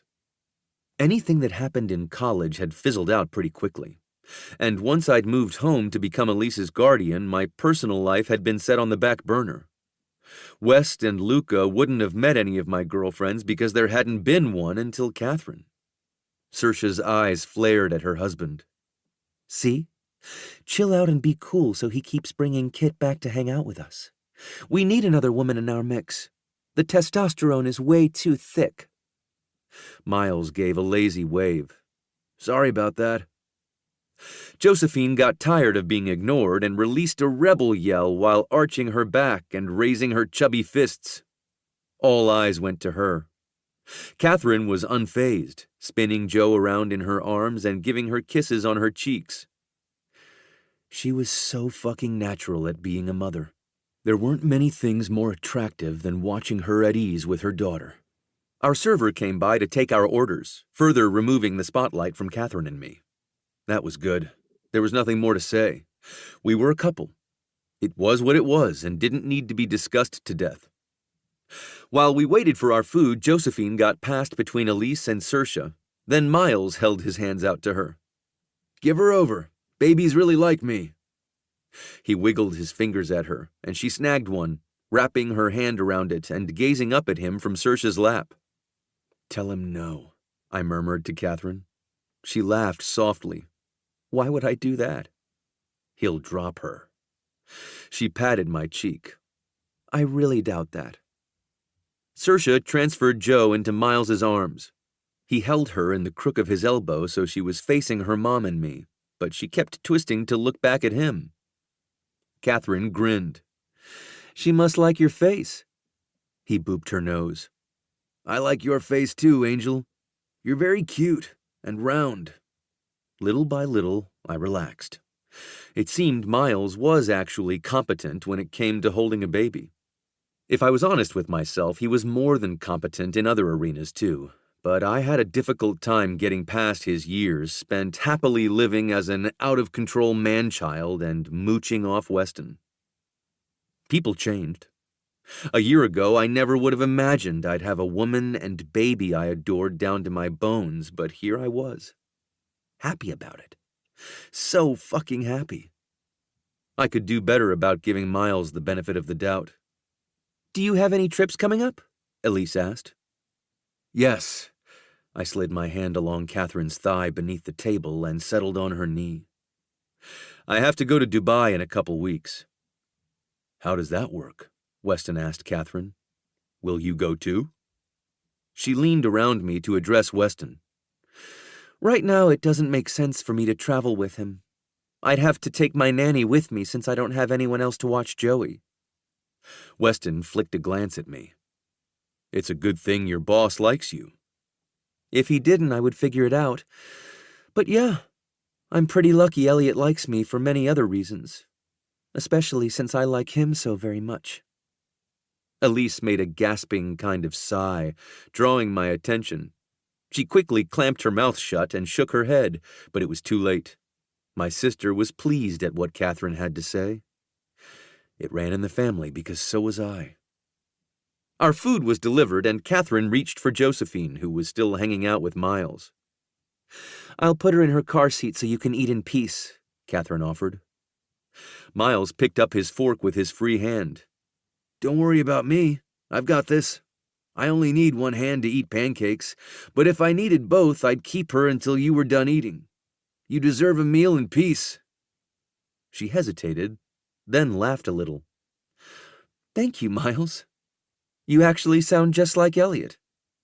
When we first went to stay with him, he held Joey while I had dinner and wouldn't eat until I was done. It's only been in the past few weeks She cut herself off when she noticed all eyes were on her. You're living together? Elise squeaked. What the fuck? Luca hissed. Catherine turned to me, panic in her wide eyes. Wrapping my arm around her shoulders, I dipped my head down to whisper in her ear. You did nothing wrong, sweetheart. Then I addressed the rest of the table. Catherine and Joe are staying with me and have been for a couple months. Catherine was quick to add to my statement. Elliot caught me at my worst. It's so fudging embarrassing and a really long story. Basically, Joey's dad left me in a major lurch. My house was almost unlivable, and Well, let's just say it was a bad situation. Elliot refused to let us stay there, so we're living at his place temporarily. Silence followed for several moments. Elise, my favorite sister, was the first to break it. Well, of course he did. Elliot would take the shirt off his back for people who were important to him. Elise patted Weston's arm, no doubt sending a silent message to keep his mouth shut. He did, but I knew I'd be hearing from my oldest friend sooner than later. I'm glad you're in a safe place now, Kit. Saoirse angled toward me. I'm miffed I'm still the only one who hasn't been to your place. Not the only one, Miles chimed in. I'm down for a house party at Elliot's. I huffed a laugh. Not happening. My brother doesn't enjoy parties, Elise added. Untrue. Parties in places I can leave when I'm done are fine. I stroked Catherine's arm with my fingertips, more to calm myself than to comfort her. We'll have you over when I get back from my trip. With a time limit? Luca asked. Hell yes. If I don't state an end time, I won't be able to get rid of some of you. I sent a pointed glare at Saoirse and Miles. They would be the ones I'd have to evict. Miles, because I had the feeling he wouldn't know when he had overstayed his welcome, and Saoirse would just stick around to fuck with me. The rest of brunch went smoothly.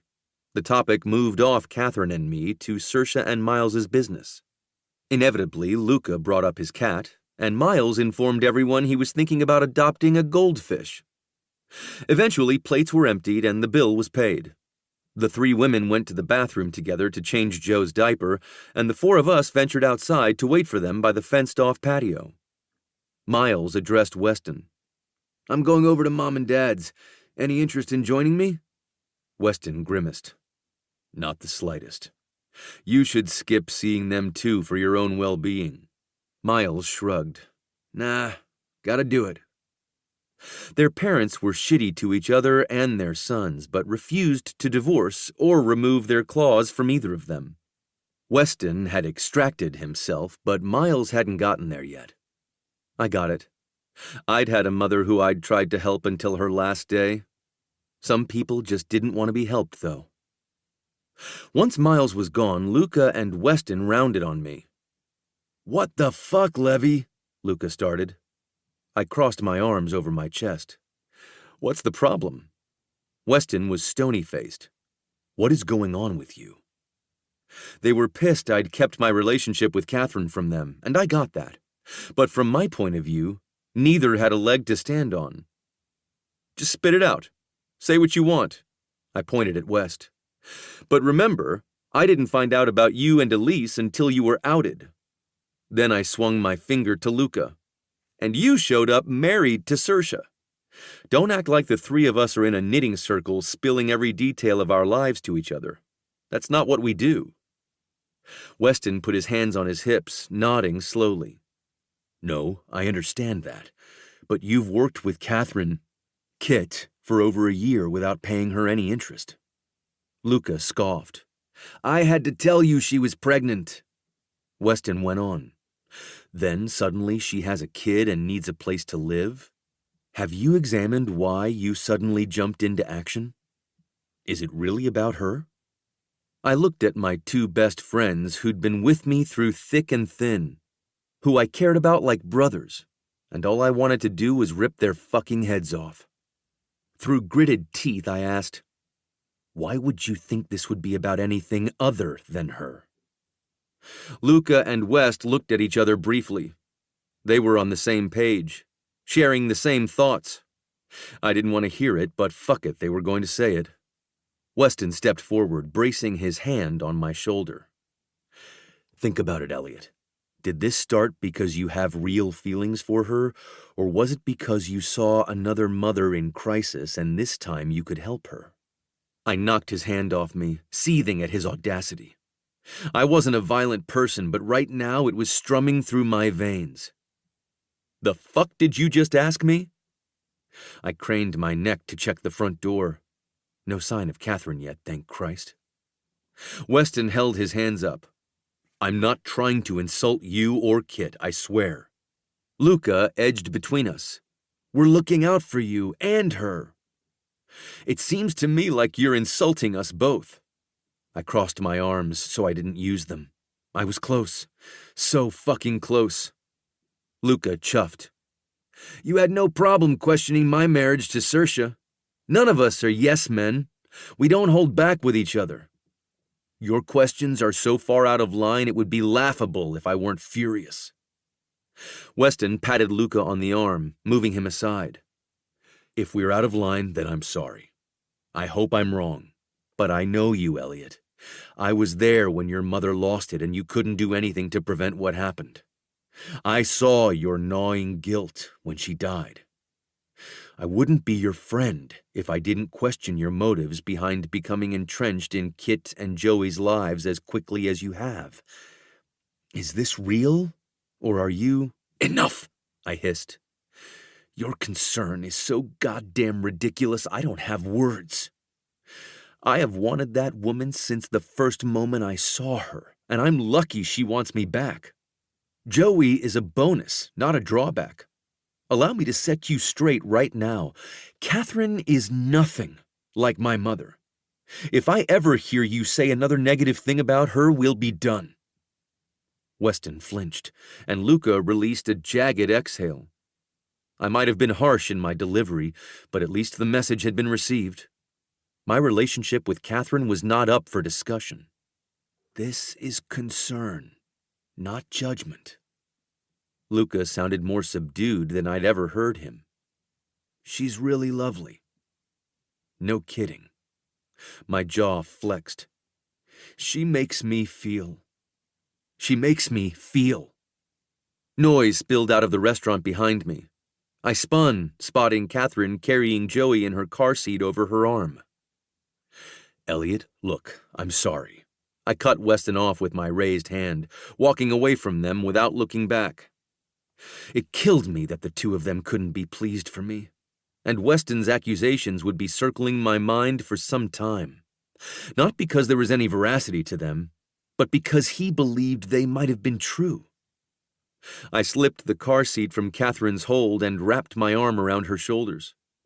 Touching my lips to her temple, I held her for a moment, grounding myself in her soft, easy presence. Come on, sweetheart. Let's go home.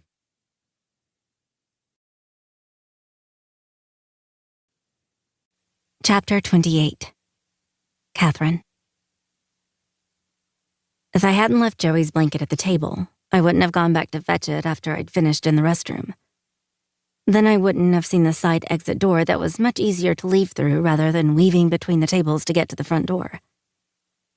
If I hadn't left through the patio, I never would have heard Weston call me a mother in crisis.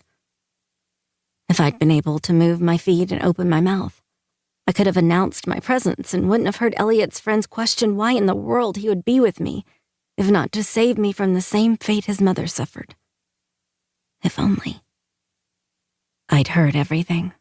And even though I'd tried to play it cool by rushing back inside and exiting out of the front door instead, I couldn't pretend well enough for Elliot not to figure out something was off.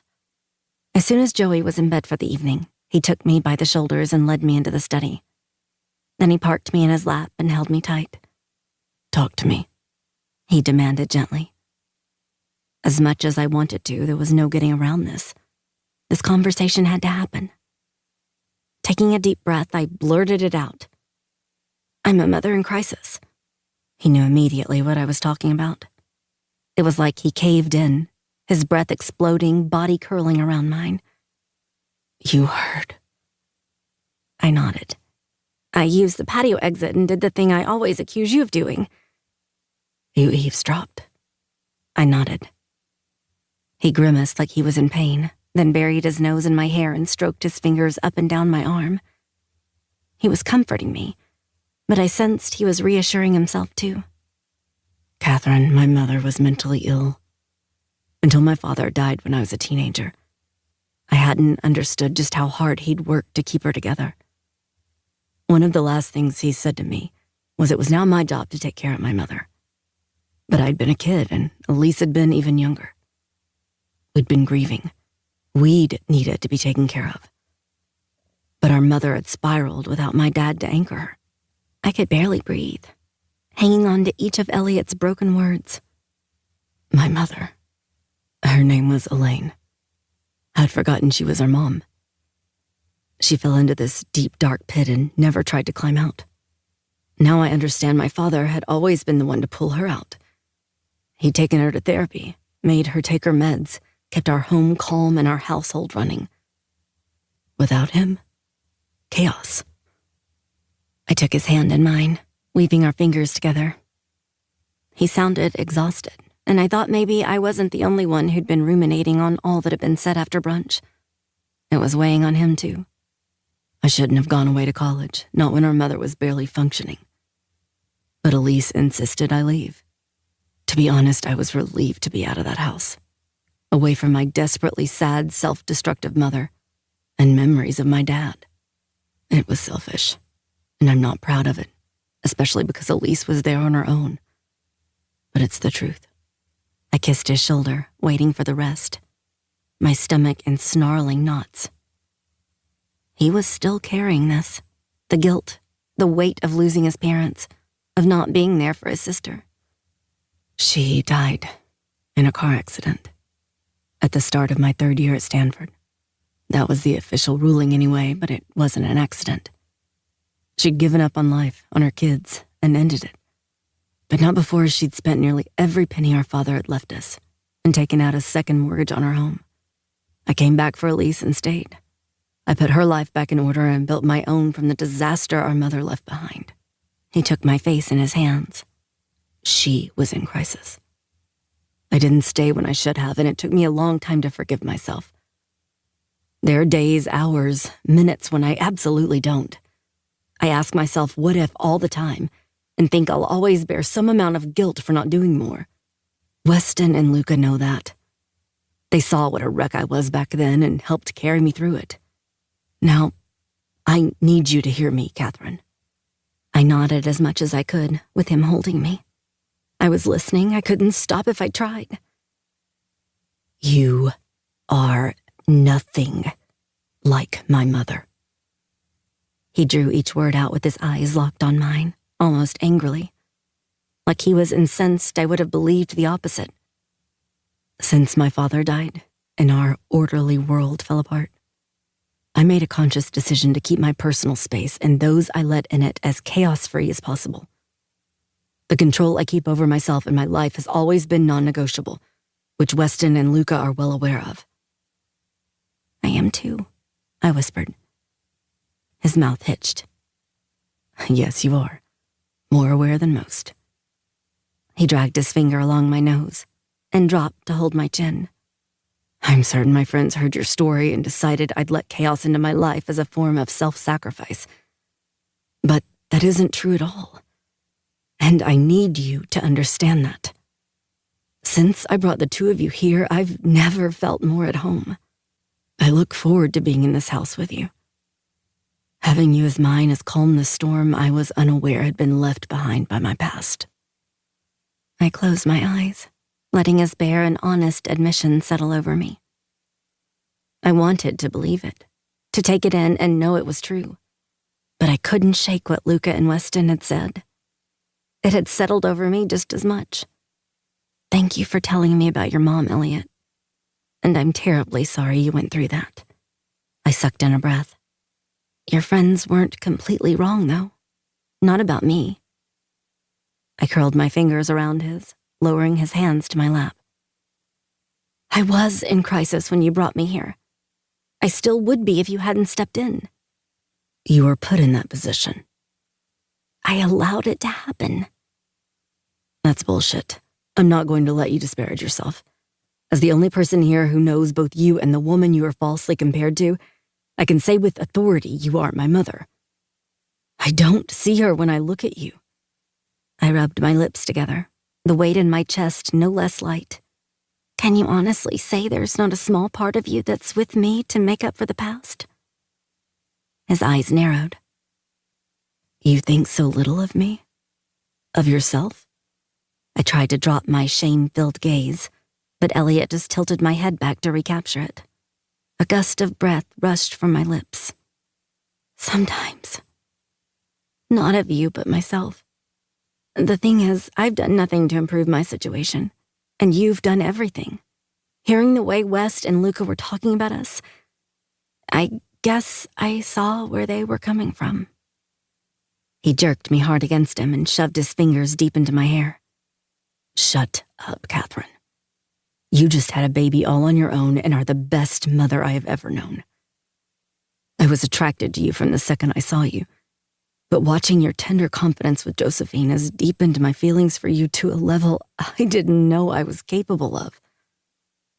Weston and Luca have never seen me this way, which I'm choosing to believe is another explanation for their doubt. It has nothing to do with you and everything to do with me. I took in what he was saying and wrapped it around my fragile heart like a dryer warmed blanket. I wasn't a surrogate mother to save. Elliot was with me because of who I was. And that made me want to be better. For him, for me, for Joey girl. Okay, I whispered. I hear you, Elliot. He drew my mouth to his and kissed me roughly, his teeth digging into my bottom lip hard enough to elicit a whimper. I never want to hear you disrespecting yourself that way again. You and I are together because we want to be with each other. Isn't that true? His tone was demanding, but behind it was this sliver of vulnerability, a need to be reassured he wasn't alone in what he felt. Yeah, it's true. I trailed my fingers along his nape and into the bottom of his hair. I've never been this deep with anyone else either. And I really like it. I really like you. His eyes raked over me as he held me a little too tight. Give me your mouth, sweetheart. I pressed my mouth to his, and his sigh filled my chest. Curling my arms around him, I kissed him with the care I sensed he needed, showing him I was here, that I'd heard him and we were solid with each other no matter what went on around us. We kissed until we were breathless and lay together on the couch. Wedged between Elliot and the cushions, I was so secure and snug, I could have stayed there kissing him for hours. We kissed in between removing our clothes. Bare, we wrapped ourselves around one another and kissed as our skin melded. Kissed and kissed and kissed, while he slowly slid inside me. Our mouths finally broke apart so he could look down at me. His elbows were braced on either side of my head, and we were inches apart. His hips rolled against mine in smooth strokes. I held his face, his shoulders, his arms. My heart thudded, rattling my ribs. I was falling so hard for this man, and I wanted to be a woman he'd be proud to have on his arm, that no one would question why he would want to be with me. I couldn't lose this. His warmth, care, devotion. He was so important to me, becoming vital. Our panting breaths mingled, and our eyes stayed locked as we rode wave after wave of pleasure. He stretched me wide, split me open, found parts of me I hadn't known were lost. I dug into his shoulders, muscles rippling under my fingertips. He caressed my breasts until they were tingling and dripping, then tore away from my eyes to dip his head and lick my wet skin.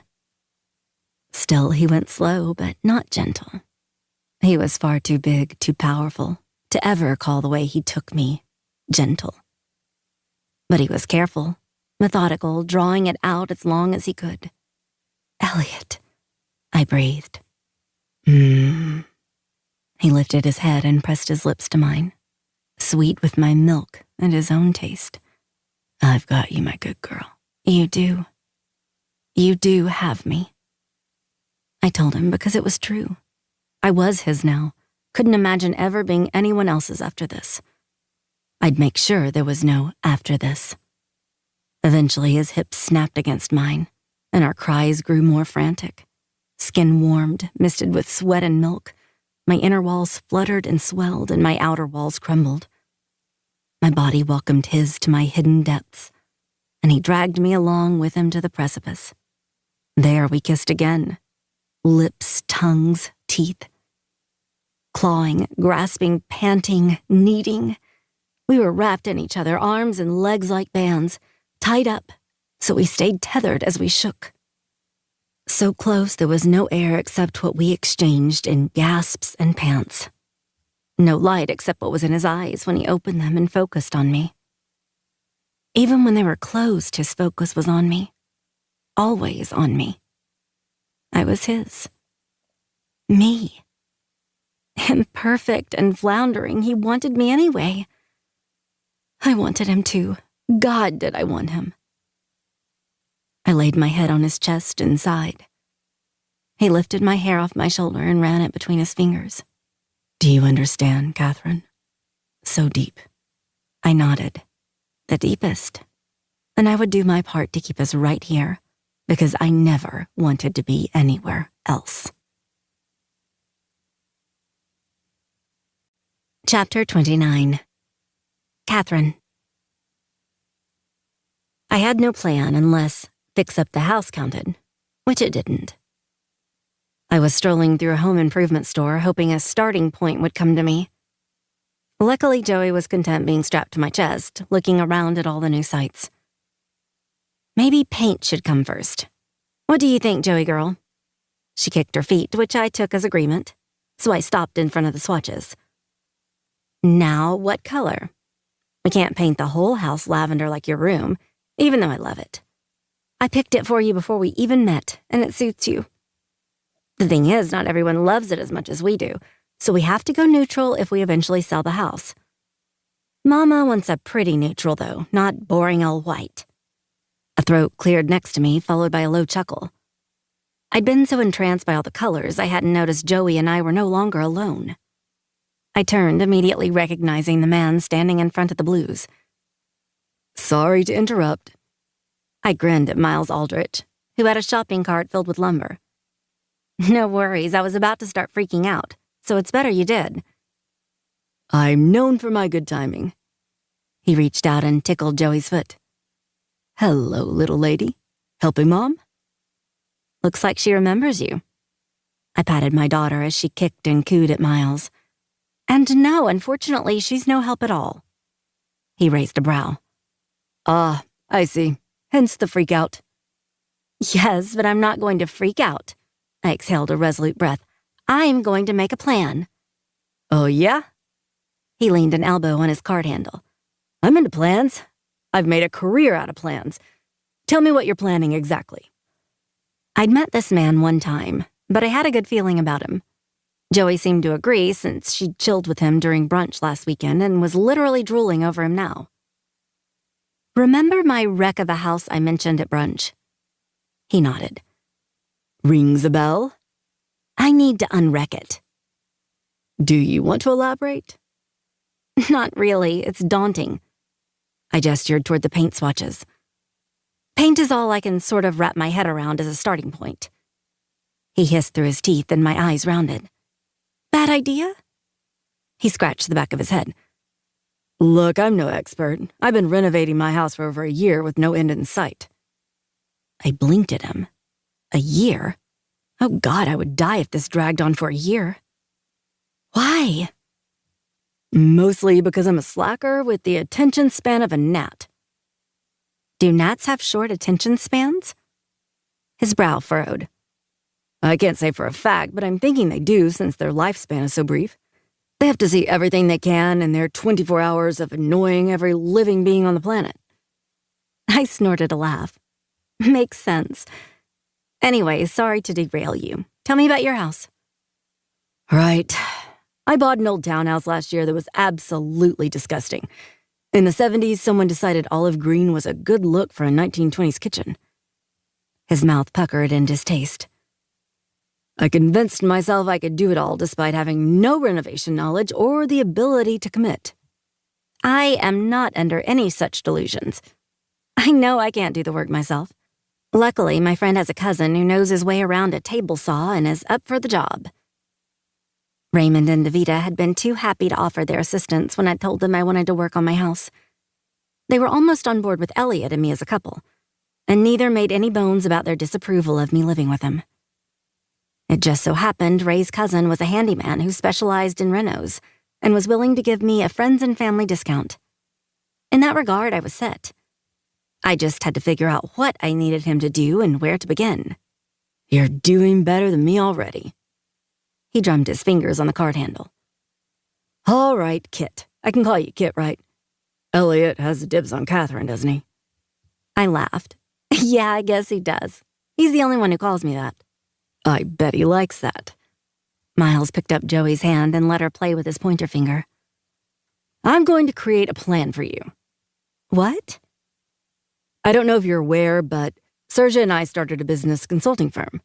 We create business strategies for startups, which is a synonym for plans. Plans are my bread and butter. He smoothed a hand down his chest. I'm amazing at seeing the big picture and how everything will fall into place. Not to toot your own horn. He mimed tooting a horn. Nah, if I don't compliment myself, who will? I know what my finer attributes are. I smirked. Definitely not humility. Humility? I don't know her. He straightened and gave Joey's hand a shake. Are you in or out, Kit? Tell me right now.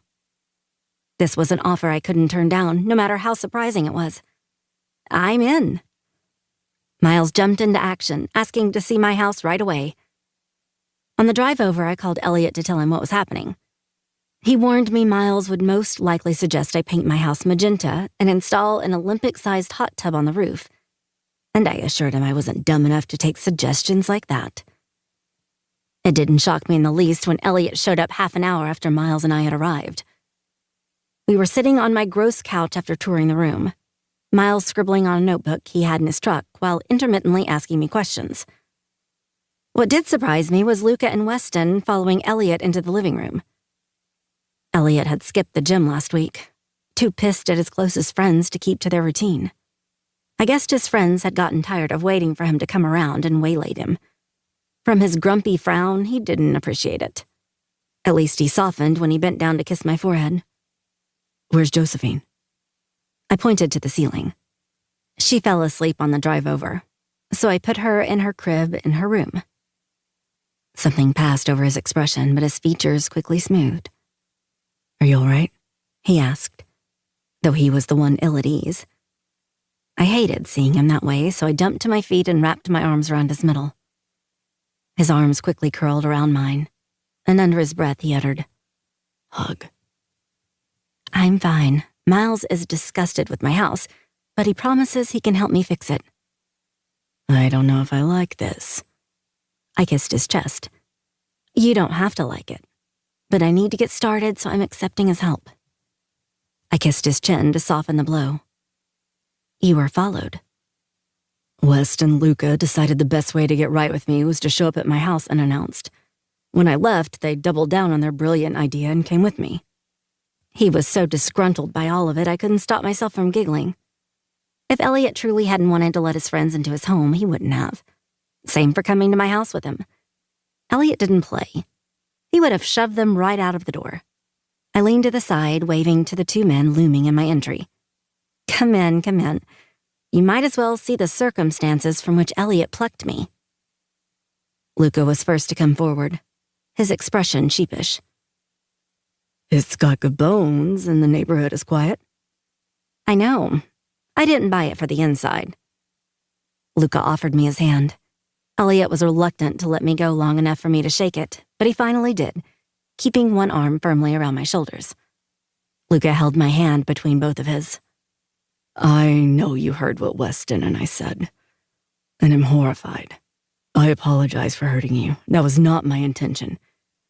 But it doesn't matter because I know I did. So, I'm sorry, Kit. I nodded, swallowing hard. It was clear he meant it, but Elliot was stiff beside me. Maybe he wasn't as forgiving, but I didn't have any ill will toward Luca, or Weston for that matter. You were looking out for Elliot. I knocked my head against Elliot's arm. I can't fault you for that. Weston cleared his throat as he made his way into the living room. Go ahead and fault us for it. We were assholes, underestimating both you and Elliot. I would have shrugged, but Elliot was holding me too tight to lift my shoulder. I'm not going to be mad at you to make you feel better, and you don't have to work things out with me. I have too much on my plate to add the two of you. You're Elliot's to deal with. Miles chuckled from the couch. Have I mentioned I love your girl, Elliot? Elliot whirled around to scowl at him. No, and you'll continue not to mention that. I elbowed him in the ribs. Be nice. Miles is helping me in a big way. Then I addressed Miles. Don't antagonize my boyfriend. Luca made a noise that sounded distinctly like an aw. Elliot is a boyfriend. It's cute. Weston shook his head. Never thought I'd see the day. Then he narrowed his eyes at his brother. How did my wayward brother end up here with you? Miles closed his notebook and spread his arms over the back of my raggedy couch. I'm here because I'm really good at solving other people's problems and ignoring mine. As a person who'd been the black sheep of the family, I'd felt a camaraderie with Miles right away. It couldn't have been easy to be Weston Aldrich's younger brother. There was just no way to compare to a man who'd built a hugely successful company from scratch before he'd turned 30. I was still getting to know Miles, but I could tell he marched to the beat of his own drum. And I thought that was pretty fudging rad. We ran into each other in the paint section. He saw how lost I looked and took it upon himself to offer his services. Gratis, obviously, Miles added. We're going to get this house in top shape in no time. Elliot's hold on me slipped down to my waist, his fingers digging almost too hard into my flesh. I could have helped you. I know you could have, but you've helped me with so much. I'm doing this on my own. His jaw rippled. With Miles. Miles waved his notebook around. I'm a planner, not an implementer. This is as far as I'm going. Once I've got the plans wrapped up, Baby Bird has to fly with her own wings. I waved. Hi, I'm Baby Bird. Elliot's eyes narrowed. Don't give her nicknames. Luca snickered. I've never seen Elliot jealous. This is incredible. Weston smacked his bicep. Shut up. We're here to make amends, not laugh at him. No one invited either of you, Elliot reminded them, though I could tell he was at least marginally less pissed at them. He seemed to have transferred that to Miles, which was funny to me. If Elliot could have seen how much of me he occupied, he'd understand there was no room for anyone else. But I sort of liked his jealousy. It made me feel even more wanted. And the truth was, I'd never felt as wanted as I did when I was with Elliot. Not by anyone. Miles hopped up, his notebook tucked under his arm. I was the only one officially invited, but I have to jet. He stopped by me, raising his hand for a high five. I'll email you everything tonight, okay? Thank you, Miles. I slapped my palm against his. You're awesome. He shot Elliot a victorious grin. Hear that, champ? I'm awesome. Bet she's never said that to you. All three men rounded on him, groaning, hissing, barking his name. Miles made a quick exit, laughing all the way out. Once he was gone, there was an awkward moment before Weston spoke. I hope you know I don't think poorly of you. Everything you heard came from a place of concern for Elliot. Elise helped me quickly realize it was unneeded and grossly misinformed. Luca added to Elliot's apology. Saoirse also drilled into me that I need to keep my mouth shut and recognize how happy my friend is. That's what I'm doing, looking at you both and seeing two people who make each other happy. That's all I care about. I accept your apology. It'd be great if we could just move past this, I answered. Absolutely. Luca scrubbed his scruffy jaw. Can you do what our girls did and convince Elliot to come around too? Tipping my head back, I looked up at Elliot, his gaze already locked on me. His mouth twitched into a slight smile when our eyes connected, and the center of me went soft and gooey. Yeah, I think I can manage that. On the drive back to Elliot's, I reached across the console to weave my fingers with his. What do you think? Can you forgive them? His fingers tightened around mine. I won't accept anyone hurting you. You know they never would have said those things if they'd known I was listening. They shouldn't have said them in the first place. I sighed. If you can't forgive your oldest best friends for screwing up, how am I going to trust you'll forgive me when I eventually screw up? He jerked his gaze to me, then back to the road. There's nothing you could do short of cheating on me that I wouldn't forgive. I'd never cheat on you. I know that, sweetheart. But I will screw up in other ways. I'm human, and that's what we do. I can't always be perfect. He brought my hand to his mouth and pressed his lips to my knuckles. You don't have to be. I only need you. You screw up, we'll work it out. But how can I trust that when you're icing out West and Luca? Grunting, his shoulders sagged. I see what you're doing. I want you to forgive them, Elliot. I'm over it. I'm glad you are. He kissed my knuckles again. I'll get over it too, but I'm not as forgiving as you. It might take me longer to let it go. I breathed a sigh of relief. I want you to be happy. And I want you to trust I'm not going to leave you because you do something I don't like. I'm not going to send you away. He tore his eyes from the road to glance at me. Do you hear me? I nodded. I hadn't known I'd needed to hear it until he'd said it. I'd been sent away and tossed aside by too many people. Elliot had listened and recognized my tender spots. And he was giving reassurance, specially tailored to me. I hear you. And I'm falling so hard for you. Good. He shot me a sidelong glance. Now, are you absolutely sure you want to be friends with Miles Aldrich? Because... Snorting a laugh, I brought his hand to my mouth and bit his knuckles. This man. I like you so much, I whispered. He exhaled audibly. Like you too, sweetheart. More than words. My day hadn't started out so well, but riding home with Elliot, my cooing baby in the back seat, our hands joined, and a tumult of butterflies in my stomach wasn't a bad way to end it. Not at all. Chapter 30. Catherine. Things were going so well. My head was finally above water, my feet were on steady ground, and that was when Liam decided to pop back up. I hated Liam. Hated him. He texted me once last week and I just rolled my eyes. Liam. Hey, Kit.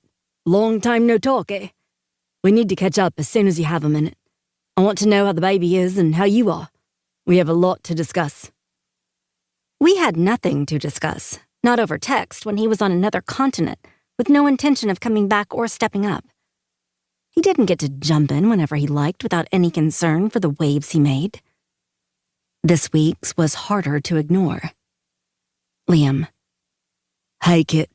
I get you're angry, but you can't keep my baby from me. I want to meet her. I'm emailing you tickets to fly to Sydney. We'll talk about how we're going to do this co-parenting thing in person. I didn't know how to reply to him, so I didn't.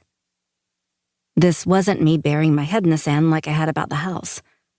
Adequate words would not come to me. What could I even say to this man after he'd abandoned me and Joey? I had a feeling if he pressed me for a call now, what I had to say would involve many curse words and copious amounts of yelling. One thing was certain, I wouldn't be using that airplane ticket. Elliot walked up behind me, so I laid my phone down on the counter beside the sink and watched him in the mirror. That's quite a frown you have, he remarked, his hands landing on my shoulders. What's going on in here?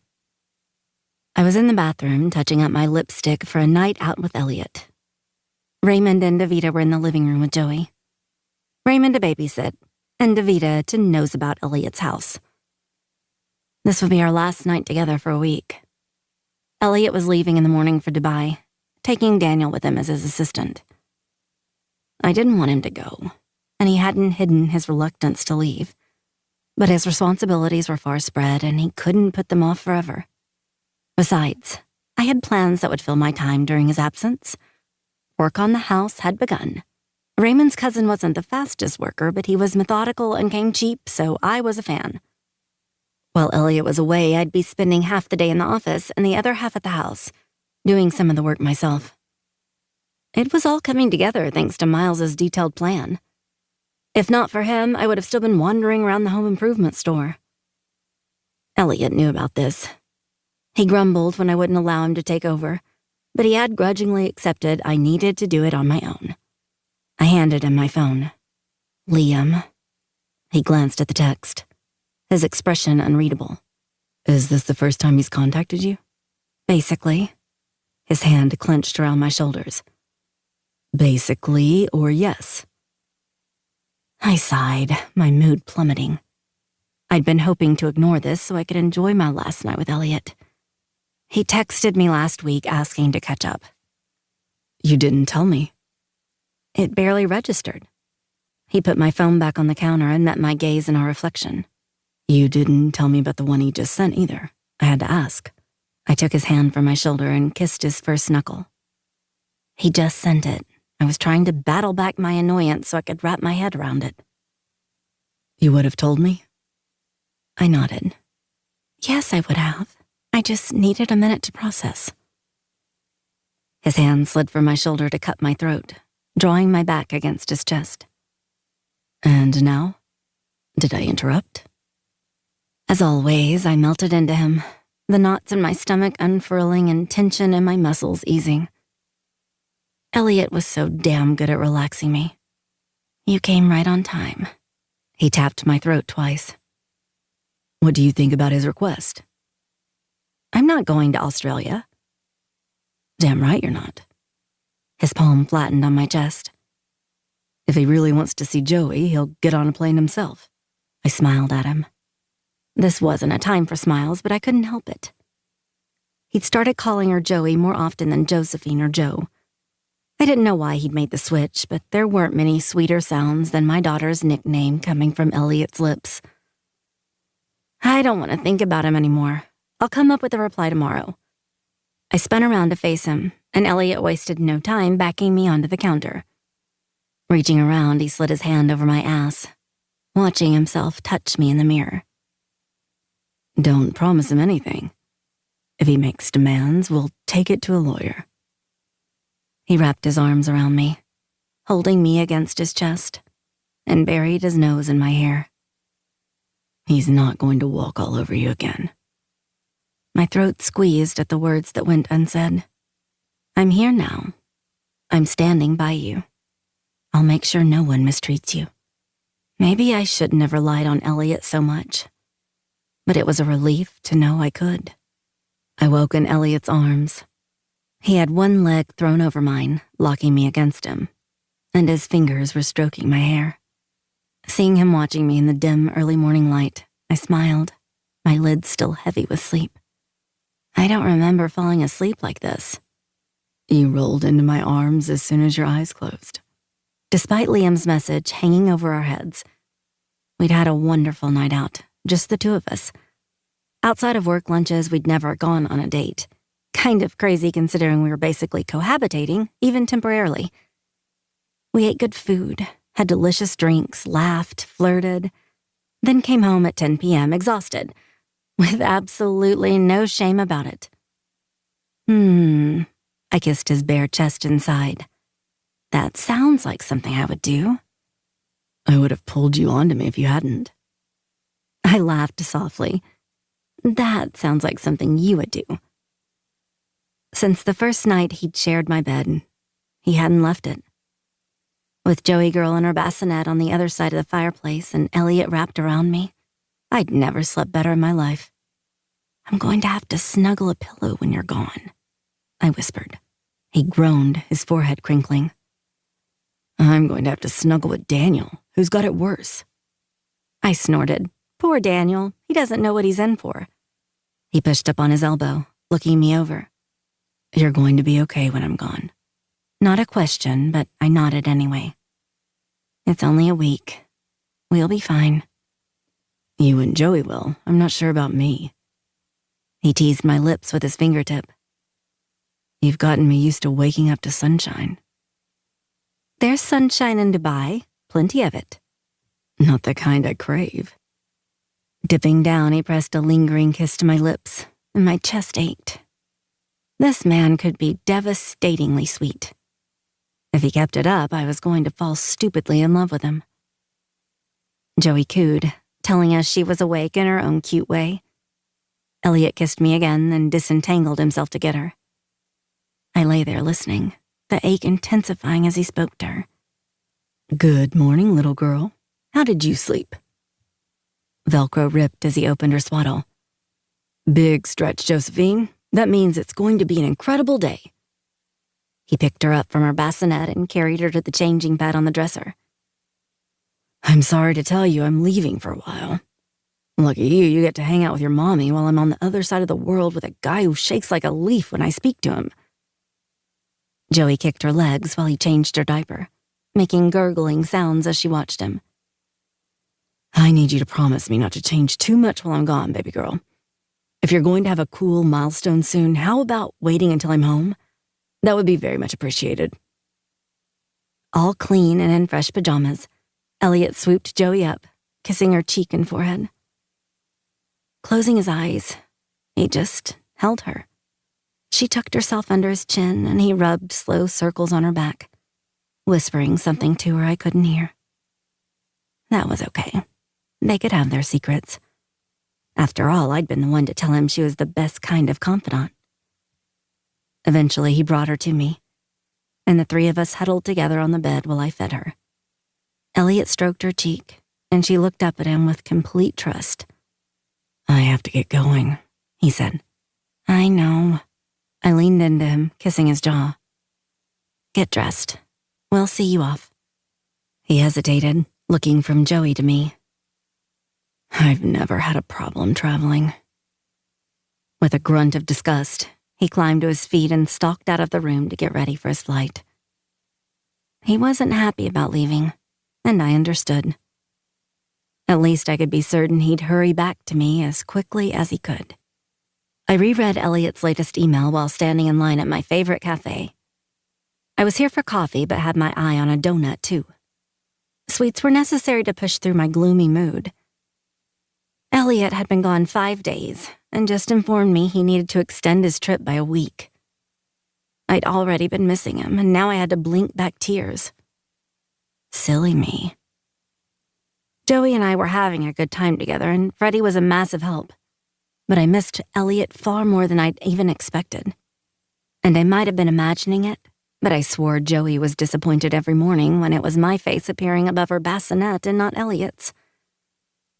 He'd been texting me regularly and sending me a good morning email every day, which I printed and added with the others.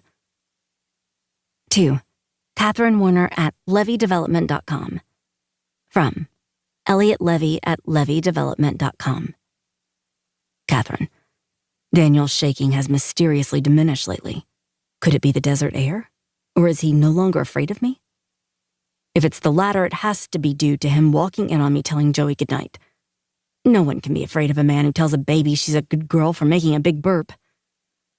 But it was an extraordinarily good burp. Our girl is advanced for her age. I hope you're sleeping, sweetheart. Take care of you for me so you're in one piece when I get back. Yours, Elliot. P.S. Everything extraordinary about Josephine came from you. Every word made me smile. I tapped out a quick text, though he was probably at dinner with his associates. That was how he spent his evenings when out of town. Me. Are you implying Joey got her extraordinary burps from me? If you are, I protest. I'm a lady. I have never burped once in my life. To my surprise, he replied by the time I had ordered my coffee and glazed donut.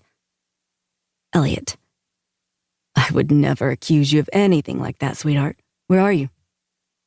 I texted him a picture of my coffee cup and pastry. He replied immediately. Elliot, do you know how disappointing it is to receive a picture and you're not in it? Try again. I'm jonesing for your big brown eyes, Catherine. My stomach flipped. It was amazing he'd give me butterflies from the other side of the world, and he had managed to do it every day he'd been gone. I found a table and snapped a picture of me biting into my donut and sent it to him. Elliot, did you hear my groan all the way over there? I'm supposed to be heading to dinner, but if I walk out of my hotel room now, I'll cause an international incident. Me. Are you hard? Elliot, Jesus, now I'm going to have to take care of myself before I leave. Me. If you call me when you get back from dinner, I'll be on my lunch break. I can watch you. Elliot.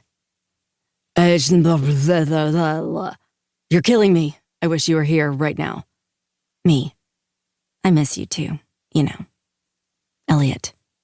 I'm sorry I had to extend my trip. I want to be coming home to you two. But some things can't be helped. Me. I understand, but I still miss you. Call me when you have the chance so I can hear your voice. Elliot. I will. XX. With a sigh, I stashed my phone in my purse and pushed back from the table. With Elliot out of town, I didn't have to be in the office quite as early as usual. But it was time to get my butt behind my desk or Raymond and Davita would side-eye me. When I turned around to head for the exit, I almost ran into another woman. She jumped back, laughing. I'm so sorry, I wasn't paying attention. She stopped, and we recognized each other at the same time. Catherine, how are you? I'm great. I was on my way into the office. Anne worked in human resources at LD. I didn't know her well, but often saw her around the building in passing. Wonderful, I am too. She held up her cup. Just needed my morning dose. I raised my iced coffee. Same. Laughing, she held the door and fell into step beside me. I've been meaning to come talk to you in person about the terrible mix-up with your salary. I waved her off. It's my fault for not pointing out the error sooner. She shook her head. No, it isn't your fault. Things got lost in the shuffle. She leaned into me, lowering her voice. In the strictest confidence, it's all Elliot's fault. He really mucked things up by skipping normal procedure and procuring his own candidate for a job we hadn't even advertised. Then he went and hired you on his own. I blinked at her, unsure what she meant. I don't understand. I saw the listing for the job. It's how I applied. She patted my shoulder like I was a poor little lamb. No, that was for an assistant position in marketing. Normally, our executive positions come from a different pool of candidates with much greater qualifications. Her eyes narrowed on me. Elliot never did tell me how he found you. I offered her a shining smile while revealing nothing. I guess I got lucky. I got lucky again when we were separated by a rush of employees heading into the lobby, so she couldn't press me for answers I wasn't going to give her. It wasn't like I had them anyway. This was the first I was hearing of this. Very strange. I guessed Elliot and I would have a lot to talk about when he came home. Chapter 31. Elliot. My 1-week trip unavoidably became 2 weeks. There were things I had to take care of, and they couldn't happen from home. First, I fortified myself with the brightest spot of my day while I'd been away: bedtime with my girls. Catherine was nursing Joey in her bed, getting her nice and drowsy while I talked to them both. "She looks bigger, sweetheart." Catherine smiled. That sounded accusatory. It was. I told Joey not to change while I was gone. She promised. 2 weeks is a long time in the grand scheme of her short little life, you know. But I'll be stern and forbid her from growing more. She wagged her finger at Joe. No more growing until Elliot comes home, little girl. Joey's coo shot me in the gut. A few more days and I'd be back with them. Catherine finished nursing her and put her in her bassinet for the night. She was getting bigger. Soon she'd need a crib. We'd have to pick one out when I returned home, or move the one from her house to mine. Catherine grabbed the phone and carried it into the study when Joey was asleep, curling up on the couch with a sigh. "Tired?" I asked. Yeah. Ray and I did some painting at the house after work. "That's good. You're making progress?" Mm-hmm. It's almost habitable. This I didn't like. As far as I was concerned, Catherine and Joey lived with me. Her house had to be renovated in order to put it on the market, but she'd made no mention of selling. Another reminder that I had no control over this situation. Catherine could choose to move back to her house, and since I wasn't a kidnapper, I would have to open the door for her to leave. If I thought about it too hard, this far away from her, I'd panic. Lash out, go crazy, so I'd set these thoughts aside for now. We could talk about it when the time came. "Don't work too hard." I won't. Her sleepy eyes raked up and down, taking in what she could see of me through the screen. Look at you. ready to start your day. Handsome as ever, even on the wrong side of the globe. Another shot to the gut. Being admired by the woman I'd been taken with for so long affected me on a visceral level. Her words tangled in my veins, mixing with my affection for her. Thank you. I like when you say things like that. Her lips turned up in a pleased little grin. And I like that my compliments make you feel good. I have a lot of them stored up for future use. Give me another. I needed to make it through the meeting I have later. She rested her head on the back of the couch and tapped her chin. Your ability to be cool and collected under pressure is so flipping admirable. But your best quality is the way you can set down your armor at the end of the day, to be so soft and vulnerable. God, I needed to kiss her. Only with you, sweetheart. She shook her head. No, I've seen you be sweet with Freddie, and I've heard your phone calls with Elise. You're a very caring man, Elliot. Her lips pressed together. I made you blush. I scrubbed at my hot cheek. I didn't have many tells. This one was out of my control, and I hated it. I brought this on myself, didn't I? I can't take a compliment for shit. Not when they're coming from you. I'm going to keep coming back for more, though. I can't get enough. Then I'll give you more. She sucked on her bottom lip, her pretty eyes flitting over me. Can I ask you something I've been wanting to know for months? Anything. You have to tell me the truth this time. Absolutely. Did you replace all the chairs on the executive floor just so you could buy me a new one? My throat grew tight, but there was no way to avoid answering like I had the first time. Of course I did. Oh, Elliot. Her lashes fluttered as she sighed my name. See what I mean? Even back then, before we were anything, you were taking care of me. I'm glad you finally let me see underneath it all. That was the thing. To me, there had never been a time before we were anything. But I'd embarrassed myself enough for one phone call. That confession could wait for another day. While in Dubai, a few facts came to light about Liam Wick. The biggest one, that wasn't his real name. After he'd texted Catherine, making demands to see the baby he'd abandoned on his terms, I'd had my PI dig into his background, something I should have done a long time ago.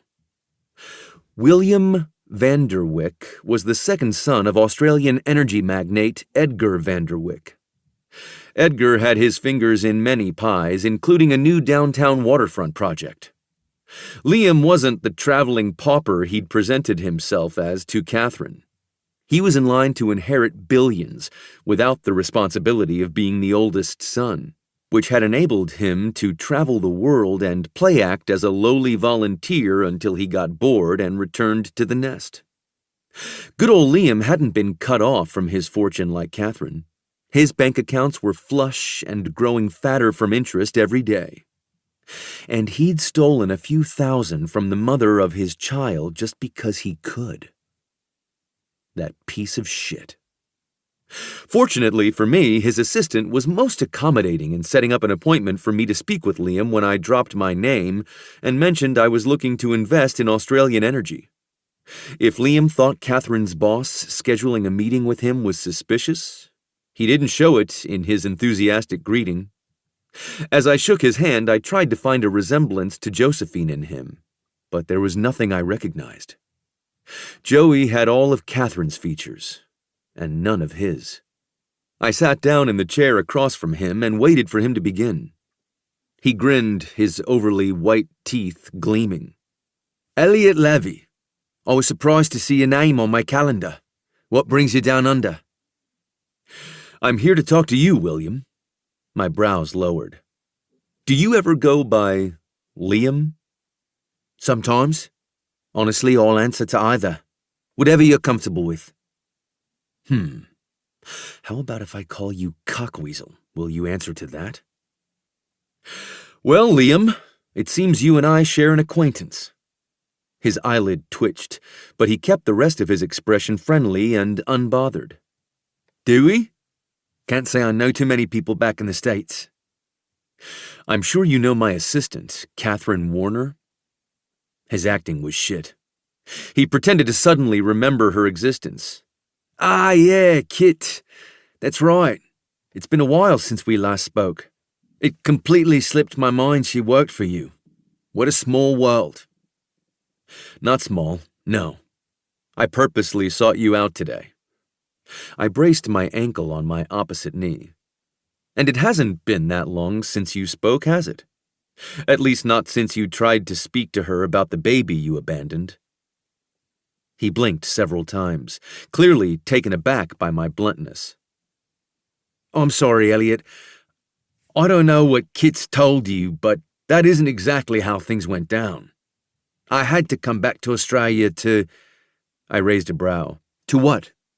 What possible reason could you have for leaving Catherine pregnant with a house you knew damn well she couldn't afford, and then stealing what little money she had left from her?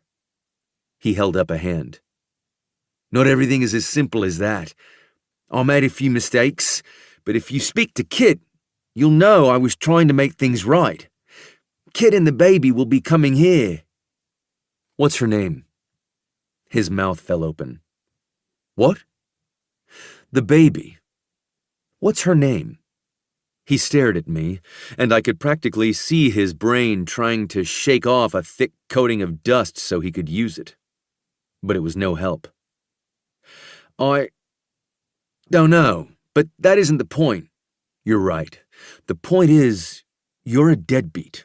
And if you truly think for 1 second Catherine will be flying 18 hours with her baby to see you, you're dumber than you look.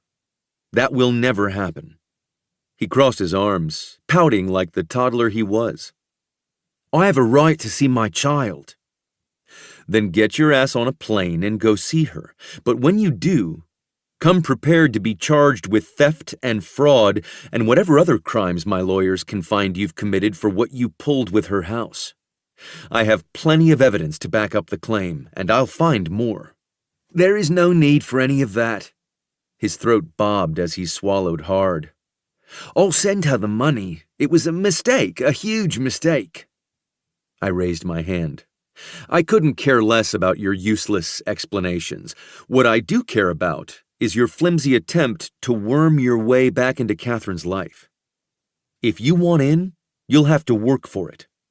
Demanding she flies to see you isn't going to happen. He pulled himself together, covering his nerves with self-importance. Just who are you to tell me what will or will not happen? If I want Kit and the baby here, they'll come. I also have the ability to make her life difficult if she doesn't cooperate. You already made her life difficult. You really don't have any shame, do you? He raised his chin. I want my daughter here. This was what I'd been expecting. I'd done my research. My background checks had been thorough. Liam didn't surprise me with his answers, and he wasn't going to get anywhere with them. But I really didn't like hearing him call Joey his daughter.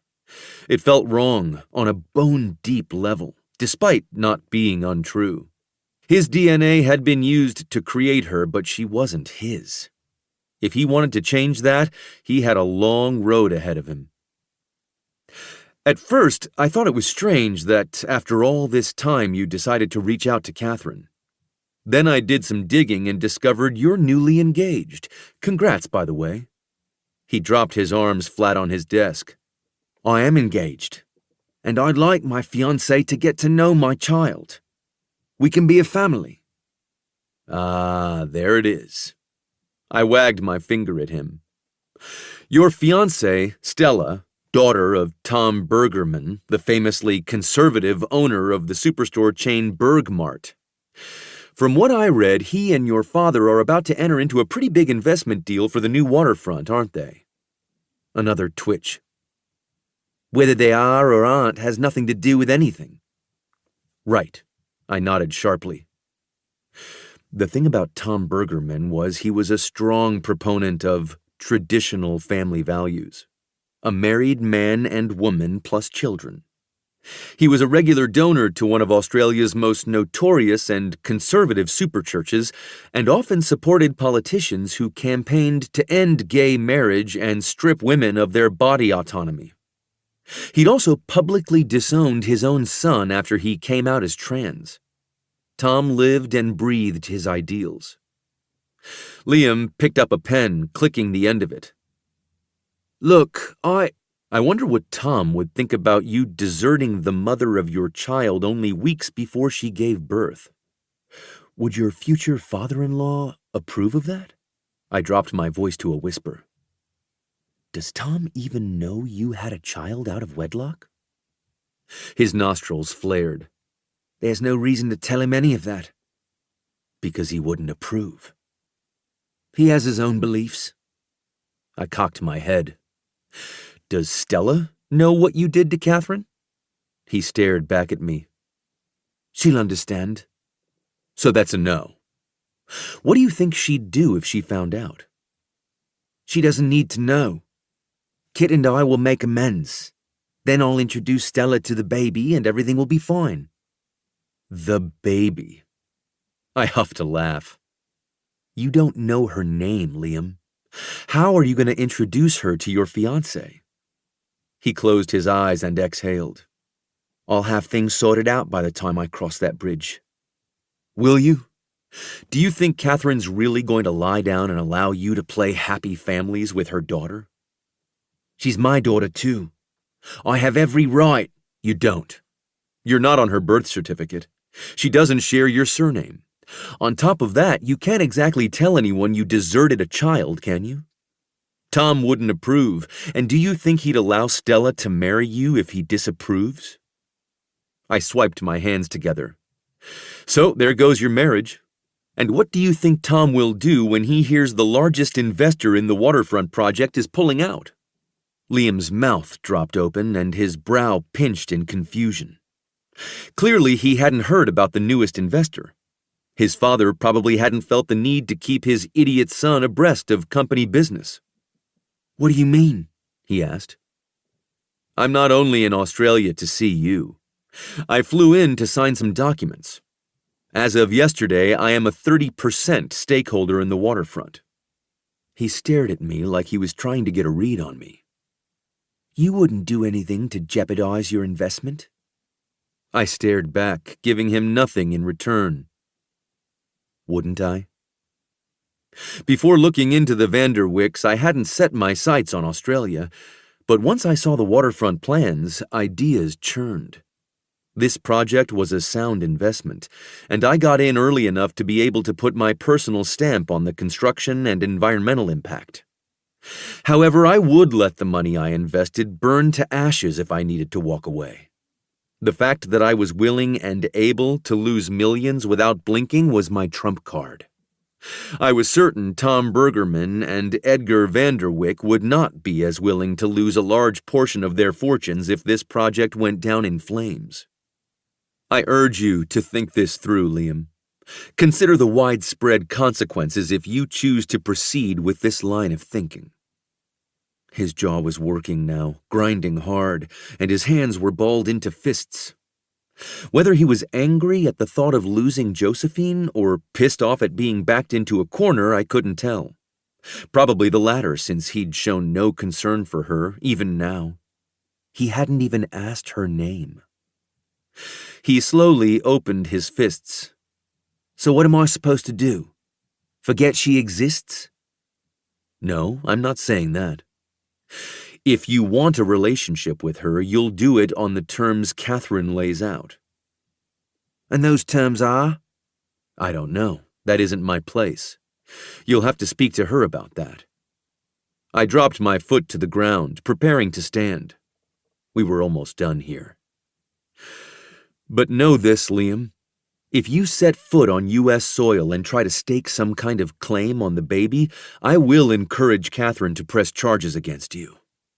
If you threaten her in any way, I will notify your future father-in-law of your past misdeeds and pull my investment from the waterfront faster than you can blink. Catherine is no longer alone, and she will not be taken advantage of ever again." His eyes narrowed. You say speaking for her isn't your place. So why are you here, mate? This isn't the kind of thing a boss sticks his nose in. You're right. It isn't. I rose to my feet, tucking my hands in my pockets. Catherine's mine. If you choose to step up and build a relationship with her child, I'll be there. Always. Hope you like my face because you'll be seeing it for 18 years. My brow winged. Or not. That's up to Catherine. Message delivered, I walked out of his office. It was time to go home to my girls. Chapter 32. Catherine. My heart was lodged in my throat as Elliot walked toward me. Forgetting I was holding a silly little sign with his name on it, I drank him in. 2 weeks was far too long. Any tolerance I'd built up to his staggering presence had evaporated. Seeing him again made my knees weak. He finally made it to me, dropping his bag at our feet. Knuckle underneath my jaw, he tipped my head back. Hi, sweetheart. Hi, Elliot. You're a sight for sore eyes. You too. What are you doing all the way over there? Come give me a hug. I walked right into his waiting arms and melted against him. Tension I'd been carrying unraveled as he held me and kissed my head and face. Missed you, he murmured. Me too. Joey with Freddie? Mm-hmm. I thought I might have you to myself for a bit. Don't tell my boss I left work early. Never. He pulled back slightly to touch his lips to mine. Let's get out of here. It physically hurt to step out of his arms, but I managed, joining my hand with his. We walked outside to the passenger pickup area, where a driver was waiting for us. The driver took Elliot's suitcase, and Elliot helped me into the back of the limo. He slid in after me and immediately hit the button to close the privacy screen. You picked me up in style. He picked up the paper I discarded on the seat between us. And made me a sign. This is very sweet. My heart thudded inside my chest. I turned to crafts to keep myself busy. That's cute. You're adorable and lovely. He tossed it to the ground, then snatched me around the waist before I could register anything. Get over here so I can kiss you for real. This was what I had been waiting for. Straddling his lap and sinking into his bones. His mouth melted to mine. His fingers tangled in my hair. I slipped my hands down the back of his shirt, moaning at the feel of his skin. Bliss. There's my girl. He spoke against my lips. Better than I remembered. I rocked against the bulge in his pants, thankful for my decision to wear a skirt today. Elliot and I had been apart for so long, even the thin satin covering me was too much. Need you. I raked my nails across his shoulders and pressed my core against his. Please. I can't wait. Do you think I can? Slipping beneath my skirt, he trailed along the crease of my inner thigh and shoved my panties to the side. You feel so good. Wet for me already.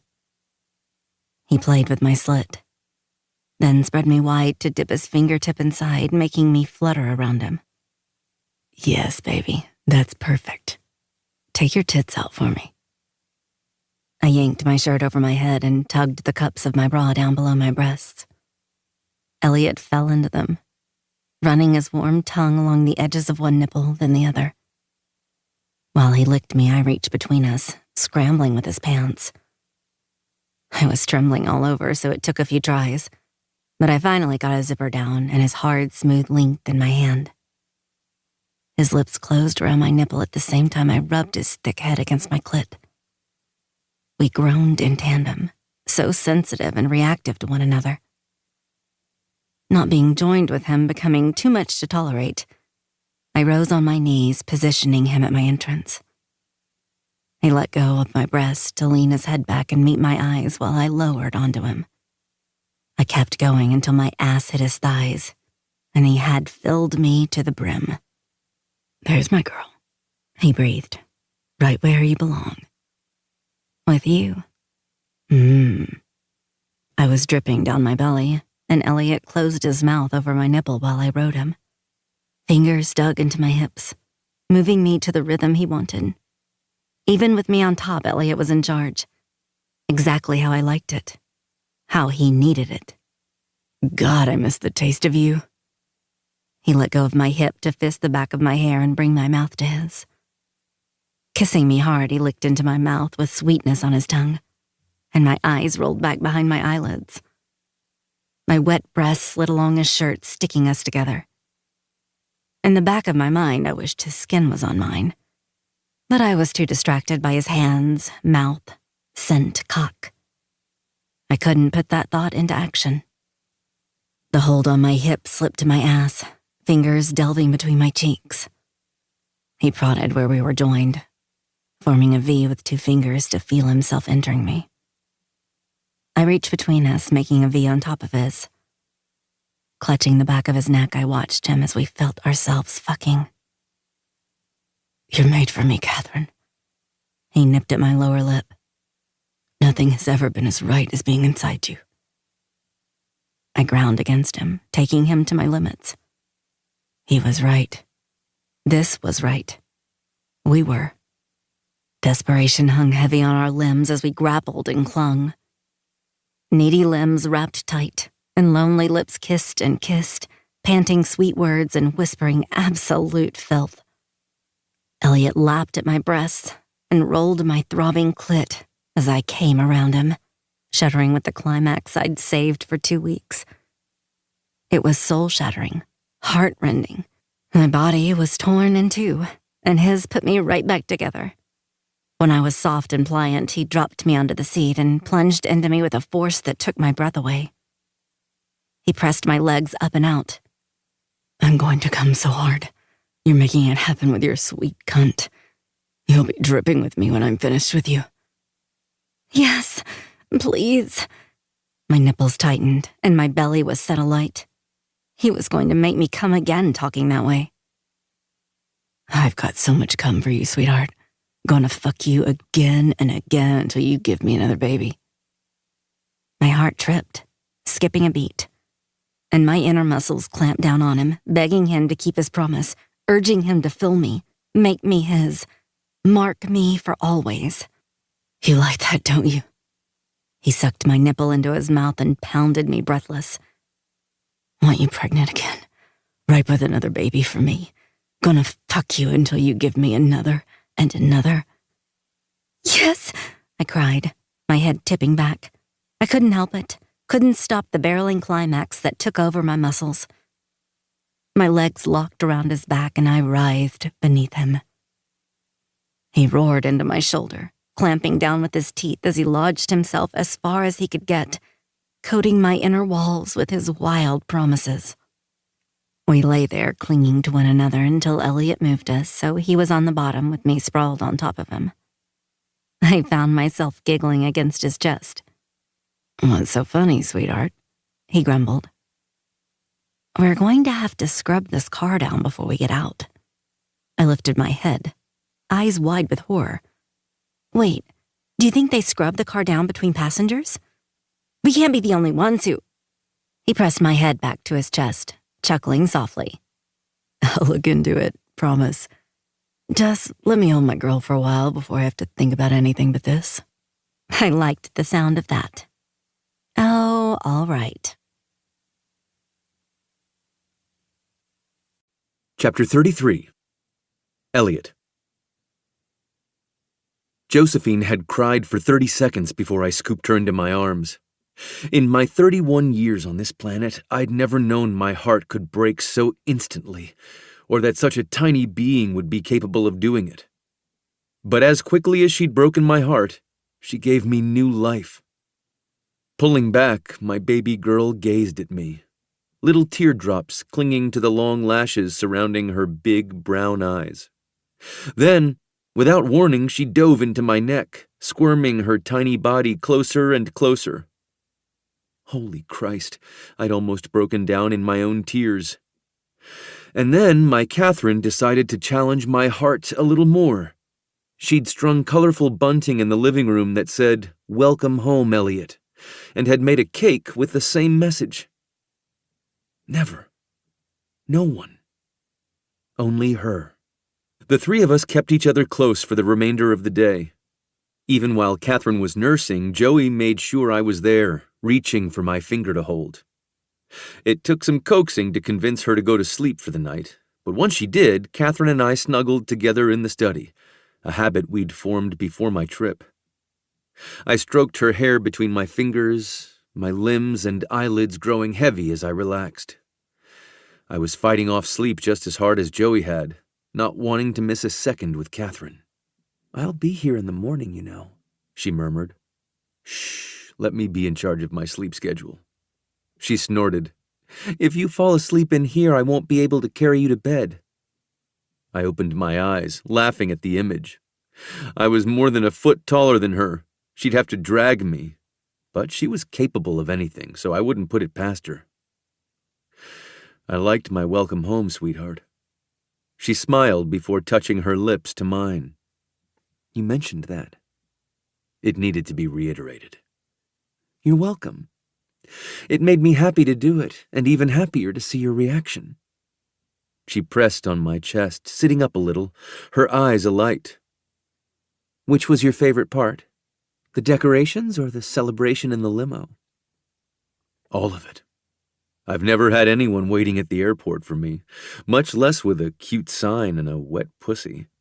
She burst out laughing, and the tinkling, delighted sound woke me up a little more. I planned to make it my mission to keep her laughing like that. Making her happy filled a cold, shriveled part of me I hadn't noticed had been empty until her. "You were saying some crazy things in the back of the limo," she said. Not crazy if you liked it." I pressed my thumb to her plump bottom lip. "And from how tight you squeezed my cock, I think you liked it." Her tongue darted out to lick her lip, getting my thumb too. "I didn't expect it, but yes, I liked it. The talk part. Getting pregnant while I still have a small baby sounds like a nightmare." "With you, it wouldn't be a nightmare." I kissed her cheek, then the corner of her mouth. "But for now, it's just talk. Really hot talk." Reaching down, I adjusted my half-hard cock in my sweats. "I wish I had more energy, sweetheart. I would love nothing more than to spread you out in my bed and tell you all the ways I'm going to fill you up." Her palm slid along my jaw. "I would love that too. But you need rest, and to be honest, so do I."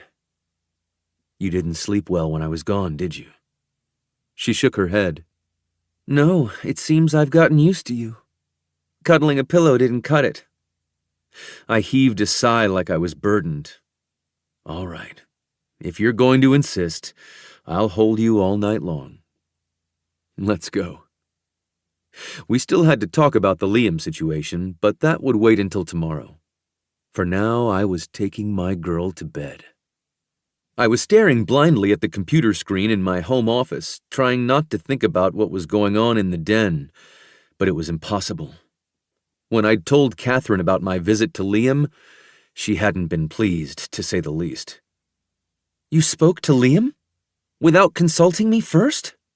"I did what I had to do to protect you, sweetheart. And I appreciate that, I really do, but Elliot, you can't go rogue like that. Not when it comes to my daughter." She hadn't stayed angry at me long, though. Quickly it had cycled to fear, then determination as she'd swiped up her phone and gone to another room to call him in private. The last hour I'd sat in my office, holding my breath and cursing every fucking second that passed. I had no control here. No power.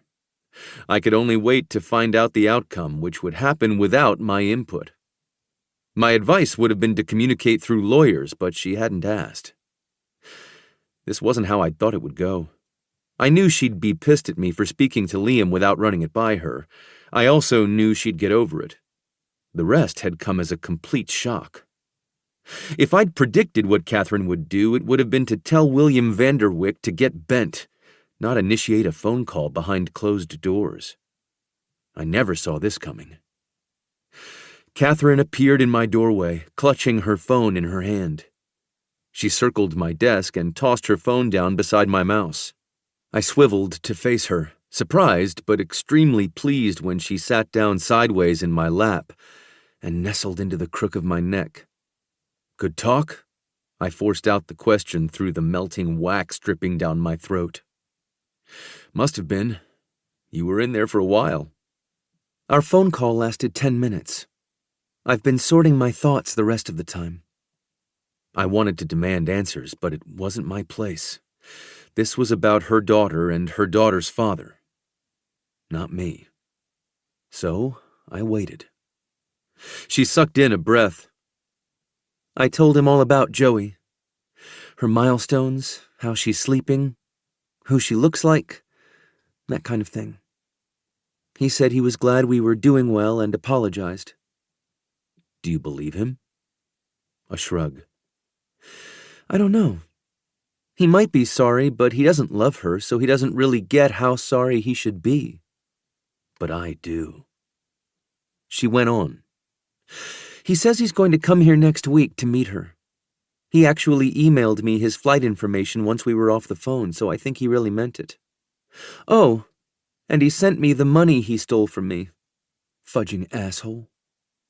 My heart slammed, then stuttered to a stop. During my conversation with Liam, I never truly believed he'd had an interest in Joey, nor had I imagined in my wildest dreams he'd book a flight to meet her, that he'd want a relationship with her. Out of my control. "How do you feel about that?" I asked. I don't know. She's technically his too, so if he wants a relationship with her, I should encourage it, but I guess she doesn't feel like she's his. She's mine and... She cut herself off, shifting in my lap. She's mine. I slid my palm down her arm to take her hand in mine, going through the motions though my head was miles away. She is yours. You're not ever going to lose her. That was a fact. No matter what happened, I would never allow anything to separate Catherine from her daughter. Not even the father of her child. Thanks to you. Sitting up, she brought my hand to her mouth and kissed my knuckles, but I didn't feel much of anything. I would be freaking out times 1,000 if you hadn't gone to him like you had. And I know my knee-jerk reaction was to say you overstepped, which you definitely did, but in this case, I can only say thank you for being you and taking control. I would be floundering without you. You would have figured it out, Catherine. You didn't need me to do it. Out of my control. Sure, I would have ignored the problem until it had fallen down around me. Like my house. She tugged on my shirt.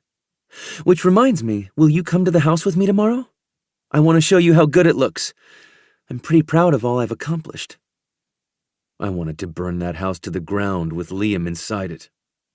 But I nodded, blood roaring in my ears. My fingertips were numb and my chest was in a vice. I recognized panic for what it was, remembering these feelings from when my mother was alive. Tomorrow. I patted the outside of her leg, kneading her up and out of here so I could catch my breath and think critically. Panicking would get me nowhere. I have some work to do, so... Oh. She straightened. Oh, okay. I'll let you get to that. She walked out of my office, looking back twice. I should have said more, reassured her in some way, but I wasn't there. I was losing my dad, my mom, in chaos. The reins were slipping from my hands. Joey wasn't mine. Catherine didn't live here. Out of my control. This was why I didn't do this. I didn't open up to more people than I had to because I couldn't control the outcome. Business made sense. I could predict market fluctuations. People weren't so easy. Falling in love didn't guarantee she would stay, or even fall too. Now that I had them, I wasn't willing to lose Catherine or Joey, but I had to get my head straight. If I didn't accept that I couldn't control everything, I wouldn't be good for either of them. Catherine's house was beautiful. I hadn't seen it since she'd started working on it. In fact, she had forbidden me from coming, wanting it to be a surprise. And it was. The new wood floors gleamed. The walls were freshly painted and crisp. She had a kitchen, a really nice kitchen. With Joey in one arm and my hand clasped in hers, she pulled me through the house, enthusiastically detailing everything that had been done, pointing out how Miles had helped, what Raymond's cousin had done, the projects she'd worked on with Raymond and Davida. "I tiled that backsplash, Elliot. Me!" She beamed, her cheeks glowing rosy. Amazing. It was. She'd put her all into fixing this place up, literally dirtying her own hands to bring these walls back to livable conditions. More than livable. A nice family home. It made me sick. She looked so fucking pleased, and I couldn't bring myself to match her enthusiasm. But if she wanted this, I'd give it to her, even if it killed me to let them go. Catherine had to make the right choices for her and Joey, and if she thought living on her own was it, I wouldn't stand in her way. Her smile wavered. "Let's go upstairs. Maybe you'll be suitably impressed with my bedroom." "I'm impressed already, sweetheart. You wanted this, so you made it happen." She kissed my knuckles. "Without any help from you. Don't you appreciate your independent girlfriend? If it weren't so cringe, I'd call myself a girl boss." "Ah, good thing you told me it was cringe. I'll return the girl boss mug I bought you."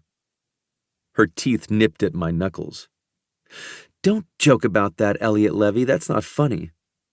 "It's rose gold," I teased, but my heart wasn't in it. Not even a little bit. I felt like I was losing her and she was right fucking here. I had to get over it. Give her the life she wanted.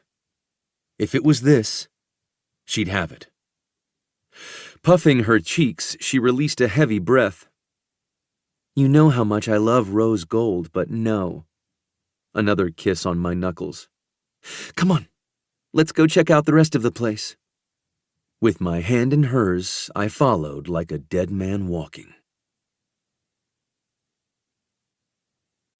Chapter 34. Catherine. As someone painfully familiar with being unwanted, I was always vigilant for the signs. Disinterest, loss of affection, sudden silence, impatience. I'd been so eager and proud to show Elliot my almost finished house, and he stalked through it like he couldn't wait to be out. That was after barely speaking to me the night before, when I'd kind of needed his support. I was scared of what would happen when Liam showed up, and had thought I'd made that clear, but Elliot had stayed locked in his home office until long after I'd gone to sleep. Only then had he slid into bed with me. I'd woken sometime around 1 a.m. to him holding me in his sleep, and had watched him dream. He'd been restless, his mouth moving, muscles twitching, and had finally settled when I'd tangled my legs with his and scooted closer, our bodies flush. It made me feel so good to be the one who could settle him. And I'd thought maybe we were okay. But the distance returned this morning and hadn't closed. The primary bedroom was the last stop. I'd painted it dove gray and hung up some of my art from Mexico that had been in storage. I gestured to the painting above the bed. "This is by the same artist who did my thigh tattoos." He nodded, staring at the painting like he wanted to burn it to a crisp. Looks good up there. This will be a nice room to wake up in every day. Close to Josephine's room. It is. I jiggled her on my hip as she looked around at all the new sights. Though she's only ever napped in there, she slept in here with me. She'll need her crib soon. Yeah, we have to figure that out. It made me nervous, but it was probably time to give her her own space. He looked around, nodding. You did a lot in a short time. I know. A lot of it's thanks to Miles really narrowing down exactly what needed to be done. I bowed to his planning skills, equipped. but Elliot barely reacted. It seemed his mind was elsewhere, just like it had been last night. We walked down to the living room, and I placed Joey on a pile of blankets with a couple toys. She happily lazed on her back, gumming a rattle. Elliot towed the ratty couch. You should probably replace this. I scrunched my nose. I know. It fit when this place was a hovel, but now it looks like it snuck in from the trash pile. When we'd begun reno, I'd been thinking I'd be moving back here at the end. But over the last month, my mindset had changed. And I'd started to think I was fixing this place up to sell. The paint I'd chosen was neutral, and I'd talked to Ray and Davida about borrowing some furniture to stage a couple rooms for pictures. Now I wasn't so sure. Elliot hadn't asked me to stay or brought it up at all. And he was showing all the signs I had become hyper-aware of as a teenager. Plus, I really needed to stand on my own. Elliot had done so much, even flying to Australia to deal with Liam, which I was deeply embarrassed about. What kind of man wanted to deal with his girlfriend's, well, baby daddy was the only term for it. God, no wonder he's pulling away. Elliot's hands were in his pockets instead of on me. Seems like it's pretty much finished. Yeah, there's some tile work that isn't done in the upstairs bathroom, but it's basically done. I'm pretty proud. When will you be moving back here? My mouth slammed shut, and my heart went boom, shaking me down to my core. He raised an expectant brow, waiting for my answer. I thought about what Davida would say, what she'd been saying all along, that Joey and I needed our own space. It was fine and dandy to fall in love, but having a home base that was only mine made the most sense. Well, I could move back here any time, really. Obviously, I didn't want to do it while you're gone, but tell me to stay. Please tell me and I will. His jaw rippled. Whenever you're ready. I nodded, the pieces of my exploded heart fluttering like confetti. I guess there's no time like the present. This was the right thing to do. Moving back here didn't mean we were breaking up, even though it felt like it at the moment. Most couples didn't live together so early in the relationship. This was a good thing. We'd both have some breathing room, and when we saw each other at work and maybe on date nights, it would be even more exciting. This was for the best. It was right. We'd both be happier this way. And if Elliot really was pulling away from me, I'd already have my lovely home to live in and nurse my shredded fucking heart. Efficient, Elliot muttered. Right, well, I have to head to the office for a few hours. I'll take you back to my place so you can pack your things. Anything big I can bring later. I straightened my shoulders and put on a shiny smile. That sounds like a plan. Let's get going. I could be brave. This was a good thing. Joey and I had been happy living with Elliot. But we would be happy here too. We would make memories, and if we were lucky, Elliot would be a part of a lot of them. But if he wasn't, if he really wanted out, we'd still have each other. Chapter 35. Elliot. 10 p.m. on a Saturday night in the office wasn't unusual for me. In fact, I used to look forward to the weekend so I could spend late nights alone, in silence, getting my work done without anyone bothering me. The last few months, things had changed, and home had held far more enticement than work. Until today. Without Catherine and Joey, I had no interest in returning. My plan was to work until I couldn't keep my eyes open, then go home and crash. Rinse and repeat tomorrow. I'd run the moment I'd left her over and over in my head, trying to find something I could have done differently. She hadn't been flipping with joy when I'd driven away, but she'd been so fucking enthusiastic about her house, I hadn't been able to see a way to deny her. We weren't broken up. That wasn't what I wanted, and I was nearly certain it wasn't what Catherine wanted. But our relationship was changing in a way I did not agree with. I would get used to this. Catherine and I would still see each other daily, and I would be able to see Joey. Well, probably not daily anymore. Motherfucker! A ball of helpless rage shot me to my feet. My chest was too tight. I couldn't catch my breath. My hands flexed and straightened at my sides. I wouldn't see my baby girl every day anymore. Before I knew I was going to do it, I had ripped my keyboard away from my computer and hurled it across the room. It landed with an impotent clatter, not even having the decency to break. "Motherfucker!" I bellowed, ripping at my hair in frustration. My chest hurt, my stomach ached, my lungs were the size of shriveled grapes. I didn't want to be in this office. I wanted my girls. My family. Stalking out of my office, I stopped at Catherine's desk, my gaze landing on her drawer, and I knew what I needed. A nice dose of P.S. You're intolerable. I hadn't looked in the drawers since she'd been back from maternity leave, and now I wondered what she'd been writing. If she'd been writing. She didn't find me intolerable anymore, that much I was sure of. But Catherine still played a lot of her feelings close to the vest. Sliding the drawer open, I tossed the tampon box aside and retrieved her secret envelope. It was tan instead of white. Frowning at my discovery, I placed it on her desk and sank into her chair. This envelope was unquestionably thinner than the previous one I'd invaded. It was newer, too, and when I peeked inside, there were far fewer strips of paper.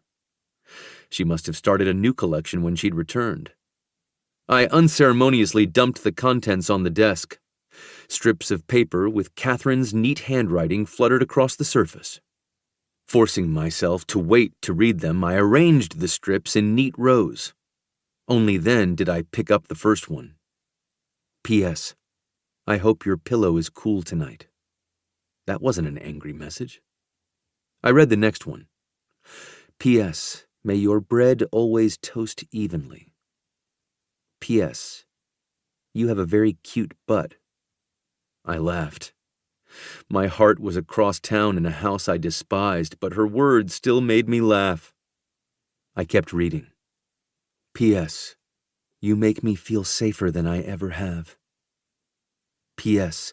My stomach butterflies are demanding a raise from how much overtime you're making them work.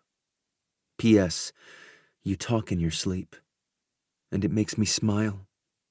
P.S. You're going to be a great dad. P.S. I'm falling so hard for you, Elliot Levy. My head fell forward, too heavy to hold upright anymore. What was I doing here on my own? If Catherine wanted to live in that house, I'd move in with her. When Liam showed up to meet Joey, I needed to keep my promise and be right there with them. They were my family. Those were my girls. I couldn't control everything, but this I could. Being there, no matter what. Showing Catherine I wasn't going to leave, that she had every reason to feel safe with me, and proving she could keep falling because I wasn't going anywhere. I looked at the clock. Almost midnight. Too late to storm over there and take back my family. This was it, though. The last night we'd live apart. Tomorrow, I'd have them back. Chapter 36. Catherine. This was so fudging stupid. I hated this house. It was cute and all, and I would always be proud of the work I'd put into it. But I'd chosen it with Liam in a whole other life. It didn't feel like home. I'd gotten Joey down for the night, but it hadn't been easy. Davida and Raymond stopped by after bedtime with wine and moral support. We were in my pretty living room, a glass of wine into our evening. Ray and Davida on the gross couch. Me channeling Joey by lounging on blankets on the floor. You're being smart, Davida said, her glass perched at her lips. I know. I buried my face in the blankets, careful not to knock my wine glass over. I was limiting myself to 2, and I didn't want to spill a drop. Raymond clicked his tongue. Being smart shouldn't look so damn miserable. He smacked the cushion he was sitting on. Also, can you tell me why there's a spring at my ass? That would be due to it being made the same year I was. Davida lowered her chin, daring us to guess what year that might have been. I pushed myself upright, sitting cross-legged on my blanket pile. Do you know what it felt like when Elliot dropped me off at the house to pack my things? What, baby? Ray asked gently. Like when my parents had taken me to the airport when they'd sent me to Mexico. Up until that point, I'd been unapologetic about what I'd done. I curled my lip at the memory of my punk-ass teenage years. I wouldn't say sorry to save my life back then. But when the airport came into view, I fell apart. My whole tough, untouchable front crumbled. And I cried like a little baby. I begged and pleaded with them not to send me away. Promised I'd be better. I'd do anything they wanted. Oh, darling. Davida breathed softly. Poor thing. They still left me. They dropped me off on the curb with 2 suitcases. Didn't even wait until I got inside. I swiped a tear from under my eye and cleared my thickly coated throat. I didn't ask Elliot to let me stay because I was afraid he'd say no. I don't think I could bear for him to drive off without me. I barely survived my parents doing it. Silence fell over us, each sipping our wine.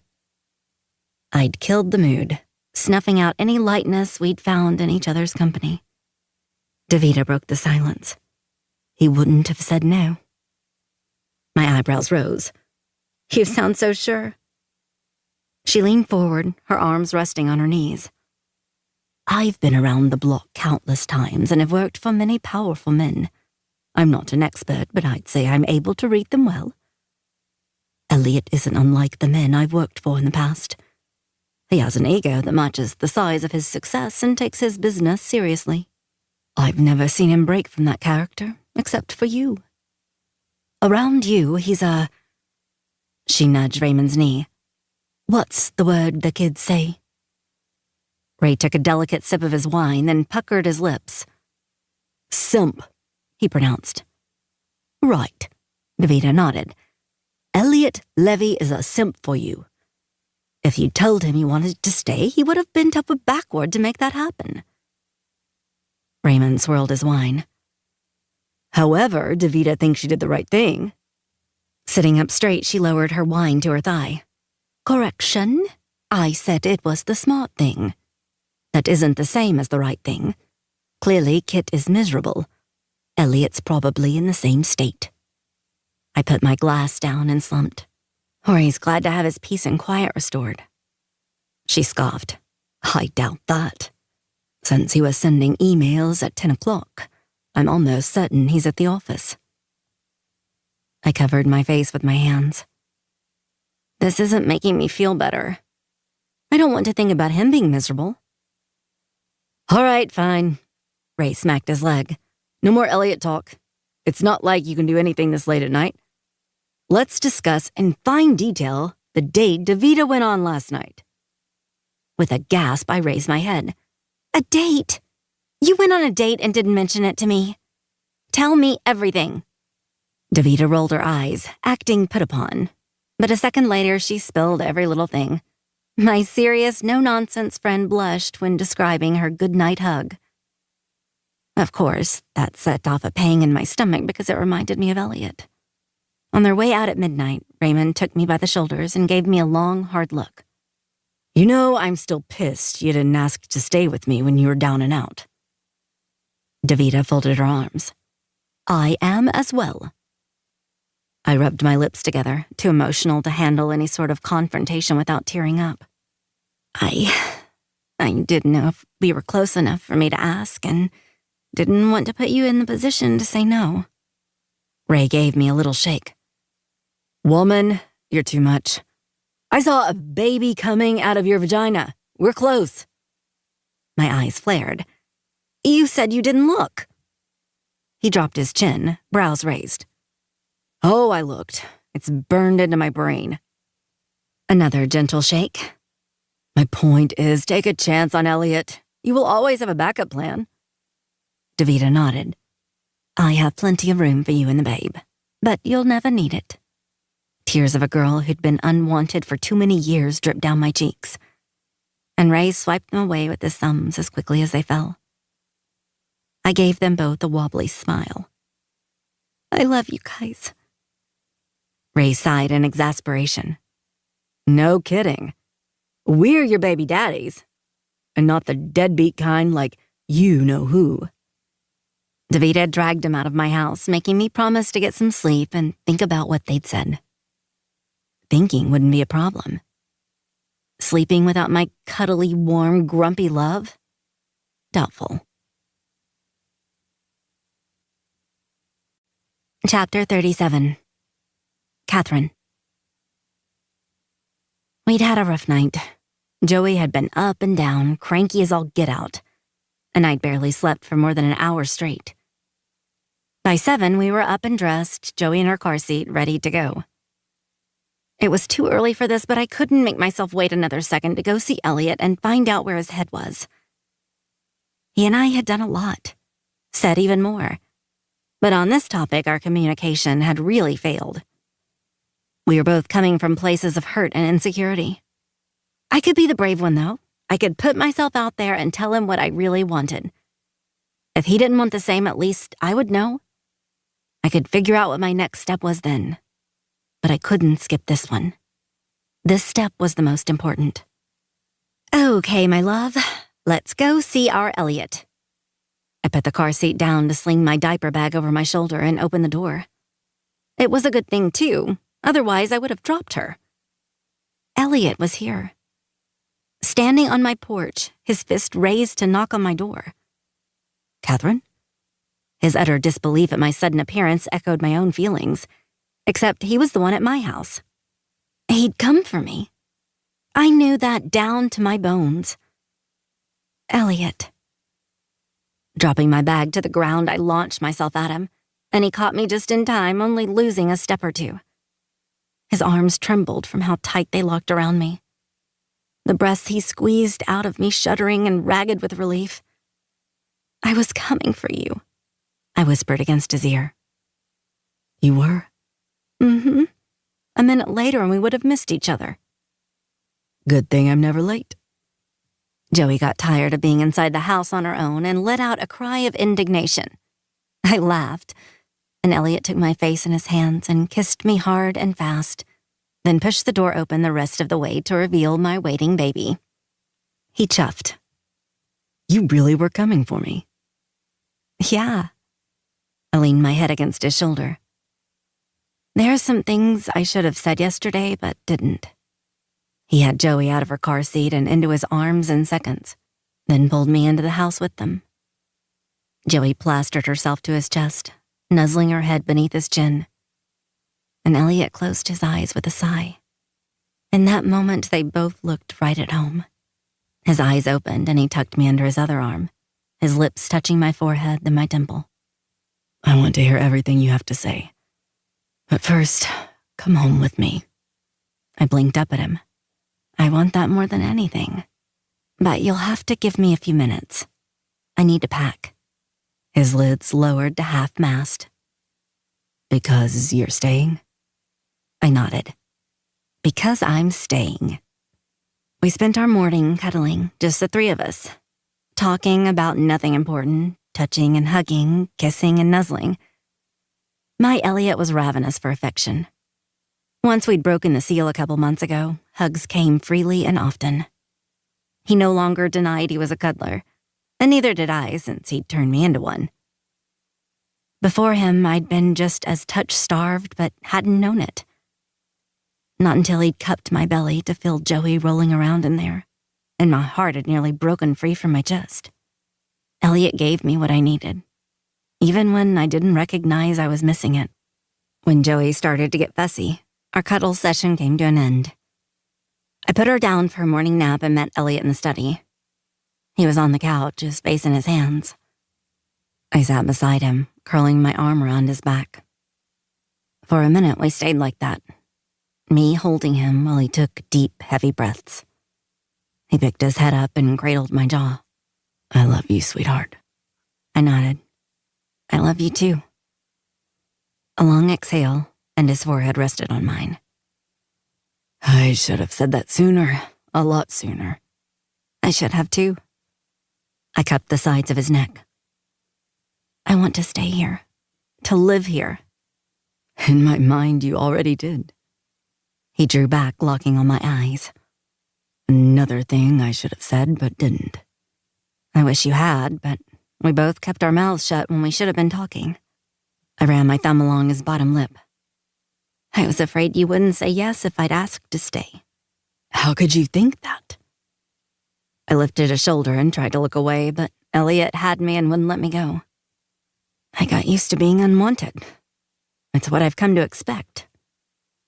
He opened his mouth to refute me, but I pressed on his chest. I know you want me. You show me that every day. These are my own insecurities. It'll take time to get over them. He grimaced, his hand on my jaw flexing. I love you, Catherine. I don't say that lightly. I know. I believe you. Let me explain what I mean by loving you.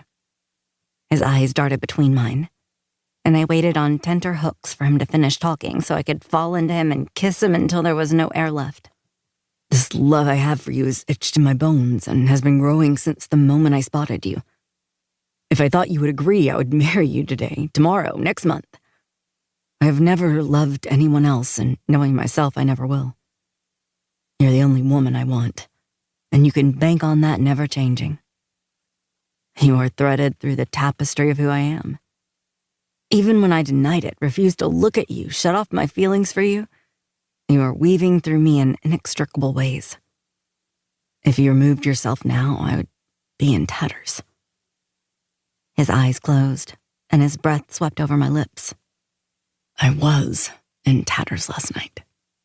I was too, I whispered. I don't know if I've loved you as long, but I do know I don't want to live without you. You won't, he promised. And I really did believe him now. When I packed my things yesterday, I left almost everything behind as an excuse to come back. And maybe I was hoping one night apart would be too much for us, and I'd be brave enough to tell you what I really wanted. It was too much.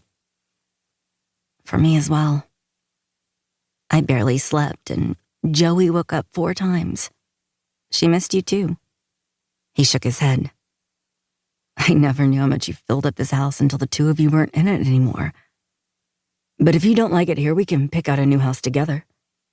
Are you kidding? I love it here. I can picture Joey running through these halls and the yard. He stiffened, alarm widening his eyes. I'll have to have a fence put up. We can't let her out there until there's a fence. I grinned at him. I think we have time. She can't even sit up on her own yet. Running around is a while away. He slid his hand to the back of my hair, fisting it just shy of too tight. I won't let Liam take her from us. As adamant as he was, what lay beneath his statement was fear. I heard it in the slight quiver of his voice, the grip on my hair, the urgency in his eyes.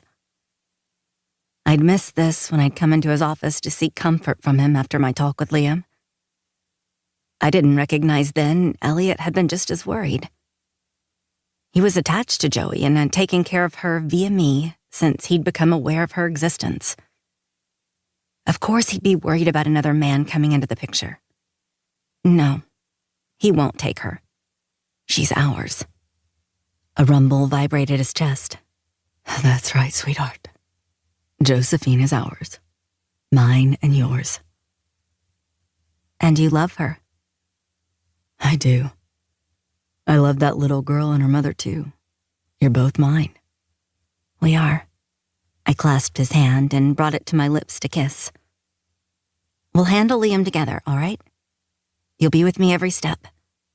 That would make me feel a whole lot better about it all anyway. His brow dropped into a stern line. No more private phone calls. I quirked my lips. Stern Elliot made happy bubbles in my stomach. And no more secret meetings. His answering huff had an edge of annoyance, but he acquiesced. Fine. As long as you're okay with me being underhanded if I need to. I'm okay with that. He looked at me, serious as ever. I'm putting your name on the deed to this house. I stopped myself from rolling my eyes. I knew he was serious and there was nothing I could do to stop him. You know that's crazy. I don't believe it is. Not with you. I'm not going to let you or Joey go, so there's nothing crazy about giving you ownership of my house. You already own me free and clear. And you're all I want. Reaching back, I slid his hand from my hair and placed it on my chest, right over my fluttering heart. His fingers curled into my chest like he was wrapping them around my heart. I'm not your parents, Catherine. I won't ever abandon you. Do you believe me? I believe you. And I'm sorry I didn't talk to you yesterday. I'm sorry I didn't notice you needed reassurance from me. I love you, Elliot, and I want to be a family with you. He swallowed hard, his mouth opening and closing twice before he spoke. I want that too. More than anything. Hug. His arms closed around me with zero hesitation, and we fell backward on the couch, tangled around each other.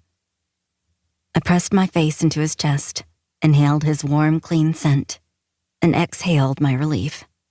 I was home. Chapter 38. Elliot. I had my girls back. So why couldn't I shake the tightness in my chest? This was all I wanted. The two of them in my house, never leaving, making them mine for all time.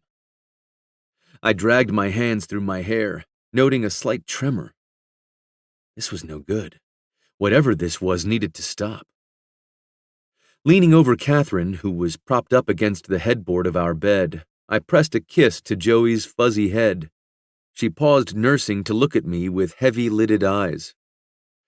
"Good night, little girl," I murmured before kissing Catherine's forehead. "I'm going to go shower." Catherine grabbed my arm and rubbed her face against it before kissing the crook of my elbow. She always did things like that, kissing me in spots that weren't common, any place she could fit her lips. Kisses like touching down on the moon, like javelin throws, long jumps. The landing was what mattered. Sucking in a harsh breath that didn't fill my constricted lungs, I pulled myself away and left the room.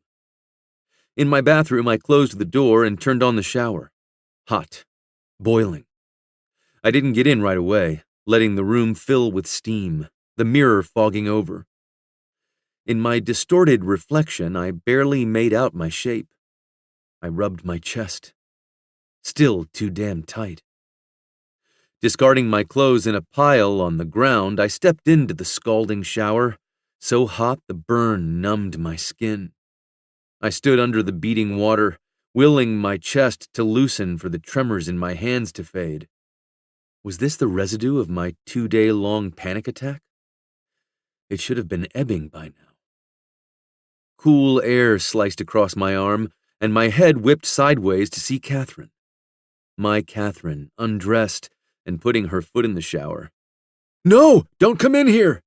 My frantic bellow echoed off the tile walls. She jumped back, her hands over her breasts, eyes round and wounded. "I'm sorry, As she turned, my arm shot out to grab her nape and spin her back to me. "The water, sweetheart. It's too hot for you." Keeping her under my hand, I twisted the dial to make the temperature more bearable. "I thought you wanted to be alone. I should have asked, not presumed," she quavered, still clutching her chest. I tugged her forward into the shower with me. "I always want you with me. You really don't have to ask. I just didn't want you to get hurt." She smoothed her palms over my reddened skin. "And what about you? Who's stopping you from getting hurt?" Releasing a heavy sigh, I dropped my forehead to the top of her head. "I guess that's you. If you hadn't come, I probably would have boiled my flesh from my bones." "Don't do that," she squeezed my shoulders. "I like your skin." "You're stealing my lines." "I like your lines, too." She pressed into me, her soft breasts flattening against my abdomen. "Can I wash your hair?" I didn't know what the fuck to say. "Do you want to?" She nodded. drops of water dripping from her lashes, running in rivulets down her cheeks. I'd like to take care of you, Elliot. Rising on her toes, she reached for my hair, sliding her fingers through the sides. You have me at a height disadvantage, though. You might need to sit down for me. I can do that. I took a seat on the built-in marble bench at the back of the shower, my heart tumbling down never-ending stairs. But that wasn't panic. It came from watching Catherine. We hadn't taken a shower together before, and the sight of her with water streaming over her curves like a wild waterfall snatched what little breath I'd recovered right out of my lungs. This woman was spectacular. She stepped between my spread knees, rubbed the shampoo in her hands together, then went to work on my hair. Her fingers carved lines along the sides and top, nails dragging from my crown to my nape. I closed my eyes and let my head fall against her stomach and breasts. A little gasp escaped her, a pause in her movements. Then she returned to her tender care. It went without saying I had never been given this sort of treatment. But then I'd never been open to something like this. I wouldn't have been with anyone but her. To think I'd nearly missed this, that I wasn't going to allow myself to even think of having her, much less invite her into my life in a way that would render me useless if she left me permanently. For me, there was no going back. There hadn't been since I'd opened my eyes to her.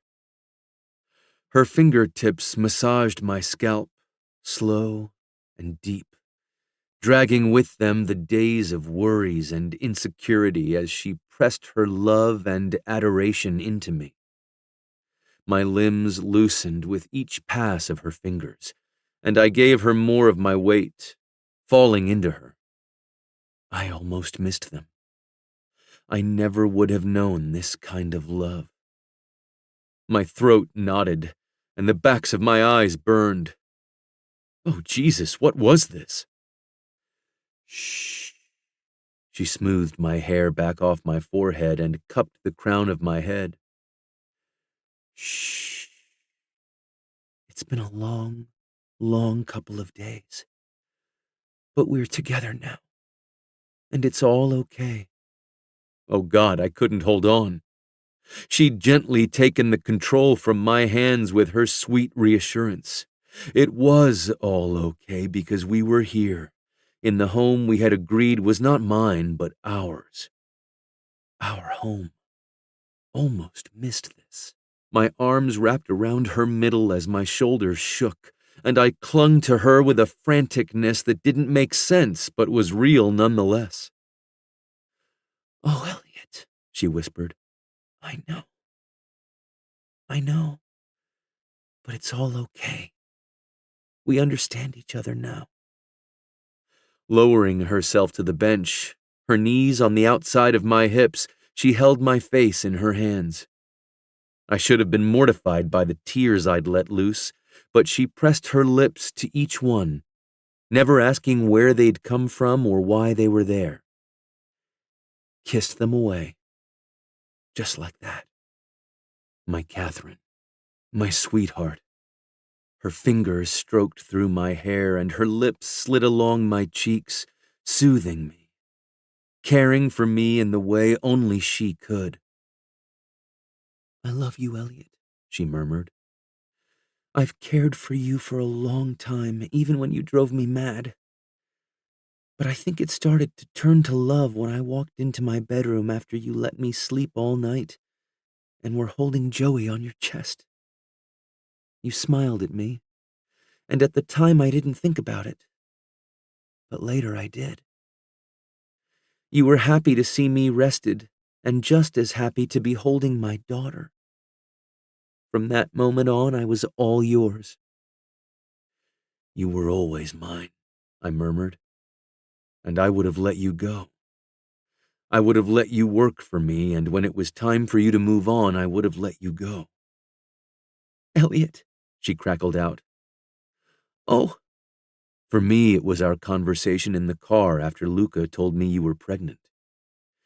I could no longer look away from you. And the only thing I wanted to do was take care of you. I exhaled against her slick skin. The weeks you were gone were torture. I found any excuse to contact you. I remember. You were more outrageous than ever and made me smile. My house was literally falling down around me, but your grumpy, complaint-filled emails were a bright spot. Catherine. My heart thumped as hard as a knockout punch. I almost let you go. I hear you. She shook her head, her eyes locked on mine. You didn't, though. You let me in instead. And now I'm part of you. Right? Right. That means what came before doesn't really matter. We're here. This is our life, and we're going to do this together. You don't have to look back on the might-have-beens because they didn't come true. We're true. I love you, and that's true. Joey loves you, and that's true too. Her fingers slipped through my hair and down my shoulders and arms until she found mine, weaving our fingers together. She kissed my skin and the tip of my nose. I'm here and I love you, she murmured. We're in this together. I watched her move around my face, kissing me everywhere but my lips, quietly reminding me I chose her. My dad's favorite saying echoed in my mind. Almost only counts in horseshoes and hand grenades. Almost missing this didn't matter, because I hadn't. I had her. We had each other. Her lips finally landed on mine, and I was found. As we kissed, I helped her rise higher on her knees. Then she lowered onto me, taking me as deep as her body would allow. Relief loosened the vice around my chest. This is it. My beautiful Catherine was home, in my arms, and she had no desire to be anywhere else. We'd said the words to each other that should have been said before we'd spent a torturous night apart. I wouldn't keep my mouth shut again, not if there was the slightest chance of repeating the eviscerating feeling of leaving my two loves behind. I cupped her breasts to my mouth, lapping at the sweet droplets on her tightened nipples, sucking one between my lips. She moaned, head falling back, arms locking around my shoulders. Shower water misted us. Our warm, slick skin slipped and slid, hips rolling, colliding, slow and needy rises and falls. Releasing her nipples, I buried my face in her throat and gripped her hips to push her lower, keeping her seated on my thighs and my cock locked within her. She ground against me, my name like velvet on her lips. Her love for me was a caress of whispers in my ear, a promise made with intention. I ran my hands down her spine to the wide flare of her hips and the cushion of her ass and dug in, laying claim to her outside with my touch and her inside with my cock, to her soul with my love that was an unbreakable vow. I'm close, she murmured. Fill me, please. Circling my palm to her front, I splayed my fingers over her soft stomach. You're going to give me so many babies. How many? At least 3 or 4 more. Okay. Her forehead fell against mine. Need you pregnant again so I can take care of you properly. She tightened around me, moans spilling from her lips. Oh, you like that? I squeezed her ass and took hold of her waist to direct her movements, bringing her down harder, faster.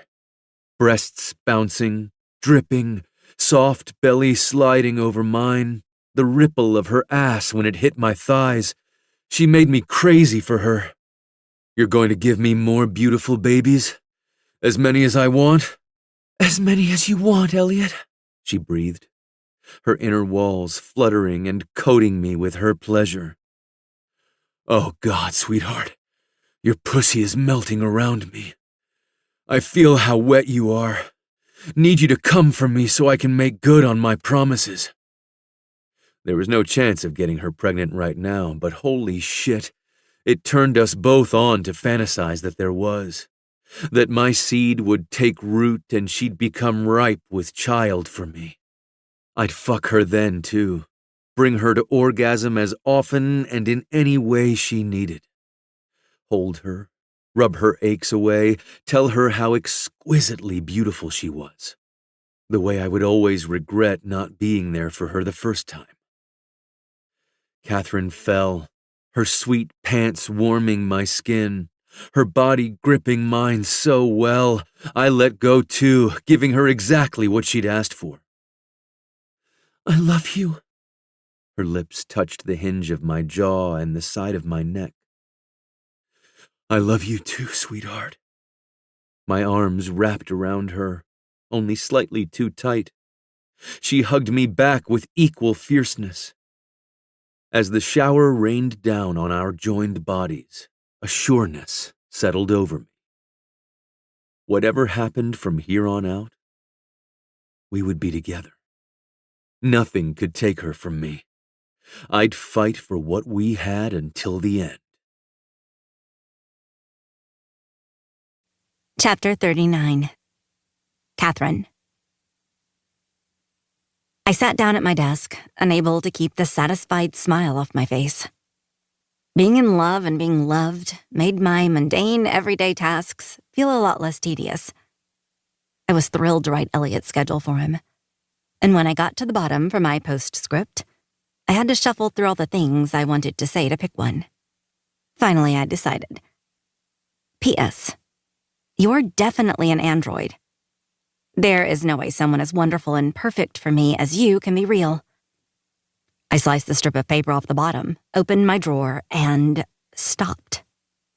The box of tampons was askew. Not just slightly, but upside down and turned the opposite way. Tremors ran through my hand as I picked it up to grab the envelope from beneath it. My heart slammed at the crinkles on the envelope and the strips inside in disarray. Someone had been searching through my desk. The only person who'd been in the office over the weekend had been Elliot. He'd found my postscripts. But he hadn't mentioned them, and we'd barely spent a second apart yesterday. If he'd been the one looking through my desk, I could only be relieved I'd shredded my first set of postscripts. I shuddered to think of how he would have felt reading those. When Elliot came striding toward me a few minutes later, so handsome and powerful, my heart rate ratcheted as always, even though my mind was going in a million different directions. He stopped in front of my desk, a smile hitching the corner of his mouth. Hello, Catherine. Hello, Elliot. That was when he noticed the mess on my desk. The upended tampon box, the envelopes, the scattered postscripts. His eyes raised to mine, and they were alight with an emotion I couldn't quite put my finger on. It wasn't anger, though. He lowered his voice. Come into my office, sweetheart. Let's talk. Shoving the tampons back in my drawer, I picked up his schedule and followed him into his office, closing the door behind me. These days, instead of sitting across from him for our morning meeting, I sat in his lap. Grossly unprofessional, sure, but we managed to get the job done with an added dose of affection to get us through the day, and no one else saw us. Did you uncover my secret stash? I asked. I did. His eyes danced over my face, confirming he wasn't angry, but I couldn't get a bead on what he was feeling. This weekend? He nodded once. I found your new stash Saturday night. New stash? Oh, God. Did you? You found the first postscripts? Reaching up, he slid his fingers through the side of my hair and cupped my head in his wide palm. I don't think you understand what extent I was driven crazy during your leave. The size difference in the paper. I had to get to the bottom of it. But how did you know there was a difference? I take such a small piece. He slid open one of his drawers and brought up a thick stack of paper that matched the schedule I'd placed on the center of his desk. I've saved everything you've ever written for me. I knew Daniel's schedules were 1 inch too big, and I was determined to prove myself right. My chest went fuzzy at the stack of schedules, which weren't unlike the stack of notes I'd saved from Elliot at home. We were a pair of sentimental fools when it came to each other, and I loved that for us. I thought the tampon box made a good deterrent. It was, but you'd been pregnant since you'd come to work for me, and hadn't had a need for tampons. I playfully hit his chest. Fuck you for being so smart. He chuckled. You're pretty devious, too. The things you've said in your postscripts. I'm surprised you didn't fire me. I wasn't nice. No, you weren't. He slid his fingers down the length of my hair, then started all over again. But those notes were like a journal to you. Private, and I read them anyway. So it would have been my own fault if my feelings had been hurt. Were they? Quite the opposite. I've never laughed harder in my life. I even called Weston to tell him about what you'd written. He agreed with your assessment. And somehow you still wanted me. Mirth brightened the gold flecks in his hazel eyes. From the very first time I saw you. I started to fall into him, to let him kiss me silly as he was wont to do. And then I remembered what Anne had said to me about the HR mix-up while Elliot had been away. I'd stuffed that in the back of my mind and had forgotten about it until now. When was the first time you saw me, Elliot? His brows rose, but he didn't seem worried, nor did he hesitate to answer me. Outside the cafe down the street. I was early and decided to stop for coffee before coming at the office. But the truth was I was dragging my feet because I'd just fired my last assistant the week before and wasn't looking forward to the hiring process. I hadn't even reached out to HR for a new candidate request. Please explain, because I'm so confused. Well, you see, I was in a shitty mood and walked up to the cafe at the same time as a girl with long auburn hair. I opened the door for her. She sped past me, then spun around, curtsied, and said, "Thank you so much. You just made me feel good about how this day is going to go." I searched my mind for Elliot, finding nothing but a faceless man in a suit. I must have been too flustered to really look at him. I didn't realize that was you, I whispered. I know you didn't. You smiled at me and my heart fucking stopped, but you weren't really looking at me. You followed me inside? Not in a stalker way. Remember, I'd already been going in. Of course you were, I quipped. Tell me more, please. You were standing in line, nodding your head to the music. I think it was Smashing Pumpkins. Then it switched to the next song. I had no idea what it was until later when I looked it up. I laughed, knowing exactly the song he meant. Oh my God! It was Miley Cyrus, Party in the USA. Yeah. His mouth hitched. The baristas started singing along to the chorus. And when you got to the counter to order, you sang too. Not loud, you didn't make a scene. But you and the cashier had a moment where you were smiling and singing to each other. And it was so intensely human. The short connection of singing a cheesy, Miley Cyrus isn't cheesy. He held up a hand.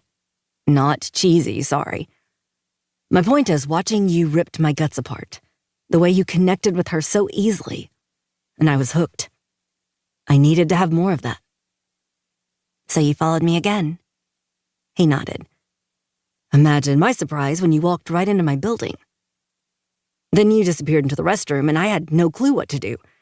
I just waited. And I ran into you.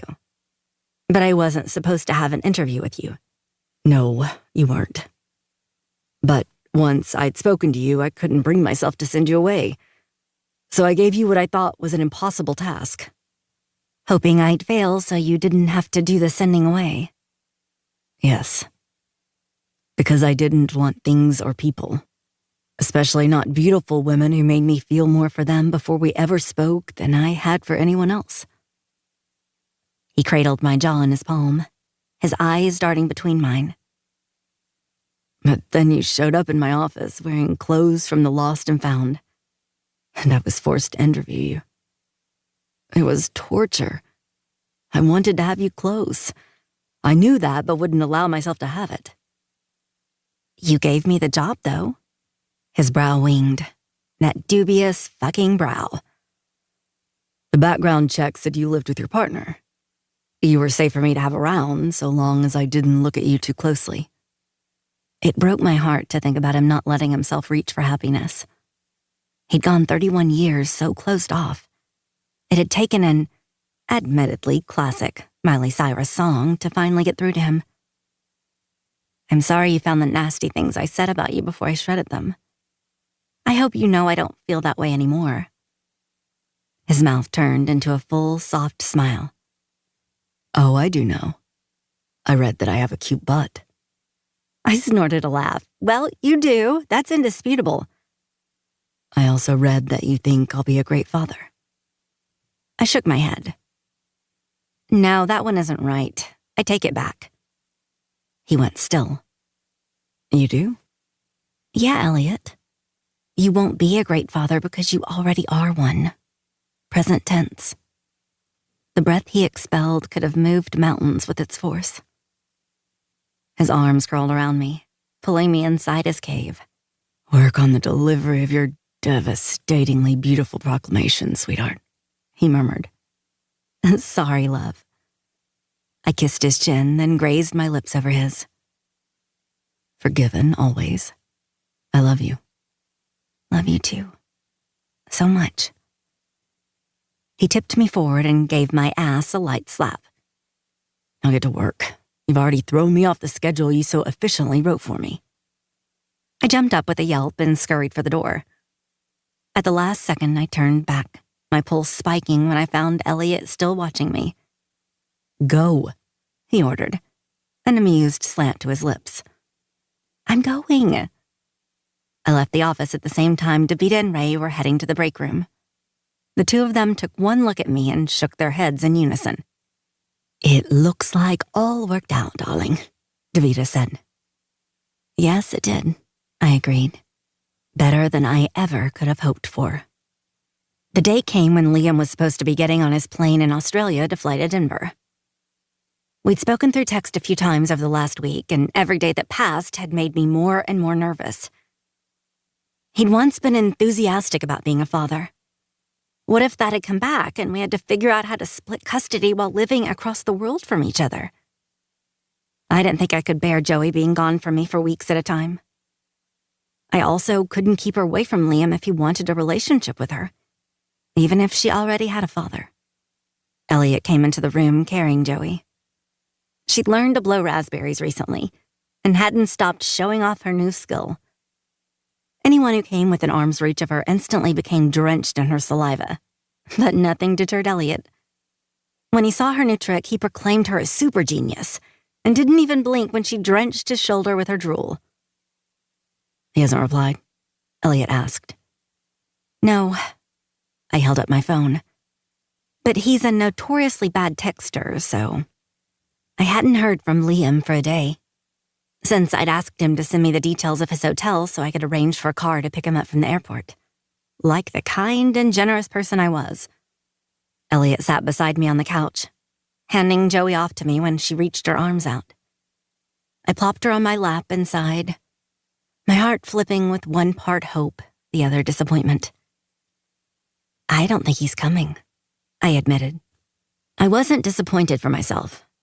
My former friendship with Liam had crashed and burned and would never be revived. But one day, no matter how much Elliot and I loved her, Joey would ask what happened to the man who'd helped make her, and I'd have to tell her. Elliot's jaw clenched. He was holding back. It's okay, I told him. You can say it. The look in his gaze was tender, but his jaw remained like stone. I hope he doesn't show. I don't want him around my girls. I swallowed hard, choking back the thickness of my swirling emotions. But one day Joey will want to know why he didn't come for her. And it breaks my heart to think of her hurting over this. Mine too. And we can't help that. It's going to happen in one form or another. But here's what we're going to do. We're going to fill her up with so much love she'll barely think about the tiny drip Liam might have provided had he stepped up like he should have. If she's sad, it'll be fleeting. She'll be so secure in our home in the knowledge that she has the two parents who've wanted her since the day they knew she existed. My eyelids lowered as I soaked in what he was saying. I didn't know my desire to take care of you meant I would love the baby inside you too, but it did. And when she moved under my hands, my entire world changed. No matter what happens with Liam, I'm here. I'm your pillar. Be confident you can lean on me because I will never let either of you down. He said this with such confidence I absorbed some of it. When the time came to have a tough conversation with Joey, I believed he'd be by my side. I puffed out a breath, deciding to take action so I didn't feel so helpless. I'm going to call Liam instead of sitting here wondering. I dialed his number and put my phone on speaker. We didn't do secret phone calls in this house, but it was no use since he didn't pick up. Even worse, he sent me to voicemail. Minutes later, I had my answer anyway. Liam. I'm sorry, Kit, but I can't do this. You're in good hands with Levy.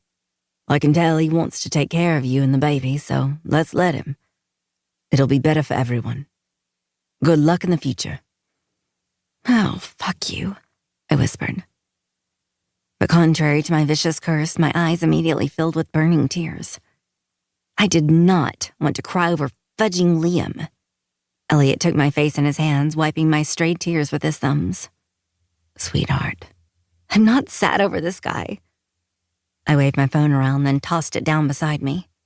Joey squealed at the flying phone, so I held her against my shoulder and kissed the top of her head. She resumed blowing raspberries and tangling her wet fist in my hair. My eyes lifted to Elliot's, and for one fleeting moment, heaviness hung between us. Then Joey made a giant raspberry and yanked the hell out of my hair, and it was gone, replaced with laughter. We laughed with relief that we got to keep Joey all to ourselves. Amusement at the messy baby we were both crazy over. A little bit of sadness that Liam was such a massive letdown. But mostly we laughed because this was our life. And it was so incredibly, stupidly beautiful. Chapter 40. Elliot. It didn't take much arm twisting from Catherine to convince me to invite my friends and family over for dinner before the Rockford grand opening tonight.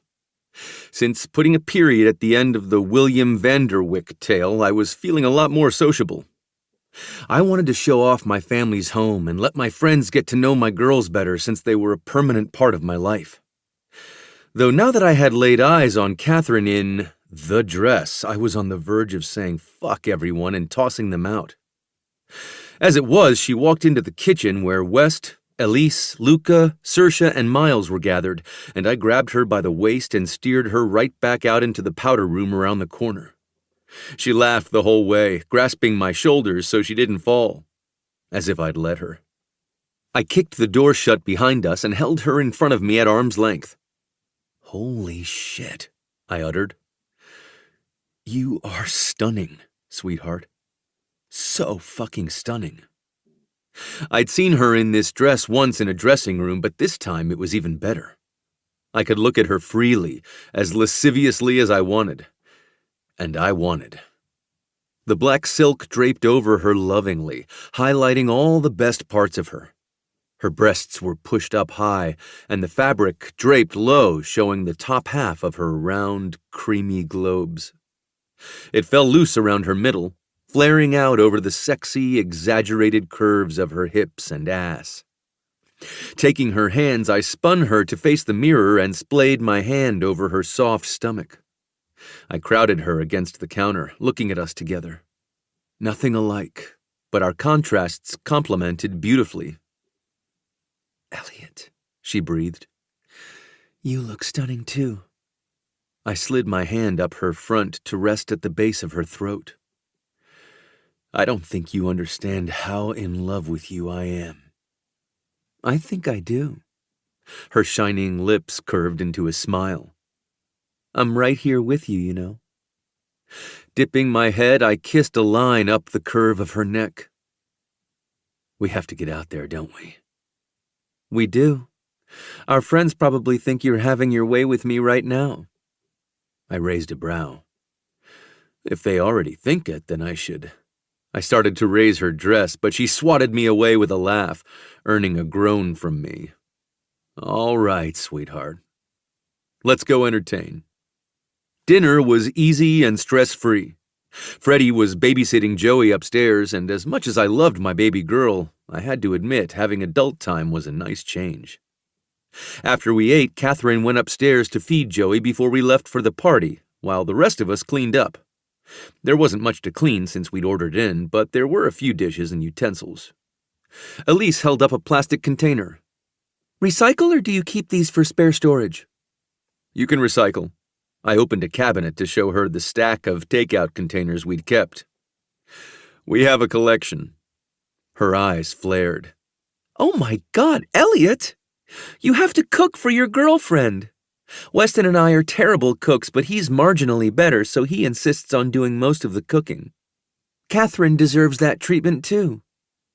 She does deserve it, you're right. I lifted a shoulder, unbothered. We do cook sometimes, but we have a baby. It's easier to do takeout most nights. West cleared his throat. You said, we have a baby. I nodded, glancing at each of my stunned friends. I did. She's mine now. Luca was the first to move, clapping me on the shoulder. Things you don't see coming are often the best kind of surprises. Then he slipped his arm around Saoirse to demonstrate how true his statement was. Elise tugged on my elbow. Think Kit needs help with the baby? I looked down at my sister, who seemed like she might be looking for a moment in private with me more than anything. She might. Let's go check. Elise and I found Catherine in Joey's new nursery. She wasn't sleeping in here full-time yet, but she took all her naps in her big girl crib, and we were slowly thinking about moving her at night. When Catherine was ready. Hi, you two, Catherine greeted us. She'd finished feeding Joey and had her on the changing table. I was just getting this stinky girl all cleaned up. Oh, can I do that? Elise asked. Well, Elliot and me? I want to see my brother in action. Catherine's brows rose in surprise. Sure you can. I'm warning you, though, it's kind of gross up in here. Elise patted my back. Elliot can handle it. I narrowed my eyes at her. I thought you wanted to help. I'll give you encouragement. Catherine snorted a laugh. I think this is a brother-sister thing. I'll leave the two of you to work out who gets disgusting diaper duty. Catherine left us to it, disappearing downstairs to join everyone else. Elise made no move to change Joey's diaper, but it didn't bother me to be the one to do it. It was all part of taking care of my girl, and she was always so damn adorable when I had her on the changing pad. She blew raspberries and kicked her feet the entire way through, happy as a clam. Should we put on your jammies, little girl? With my hand on her soft little belly, I reached in the drawer beneath her and pulled out some one-piece cotton footy pajamas. It was cute as hell, with a bunny face on the butt. You're going to wear your bunnies tonight, Joey girl. We love the bunnies, don't we? Elise sighed as she watched. She really is yours, isn't she, Elle? I looked at my sister, whose cheeks were flushed, eyes shiny with unshed tears. Don't cry, Elle. She blinked rapidly and dragged her index finger beneath her eyes. You were always so good at taking care of me, so I knew you'd be a good dad, but I didn't think you wanted it. I didn't.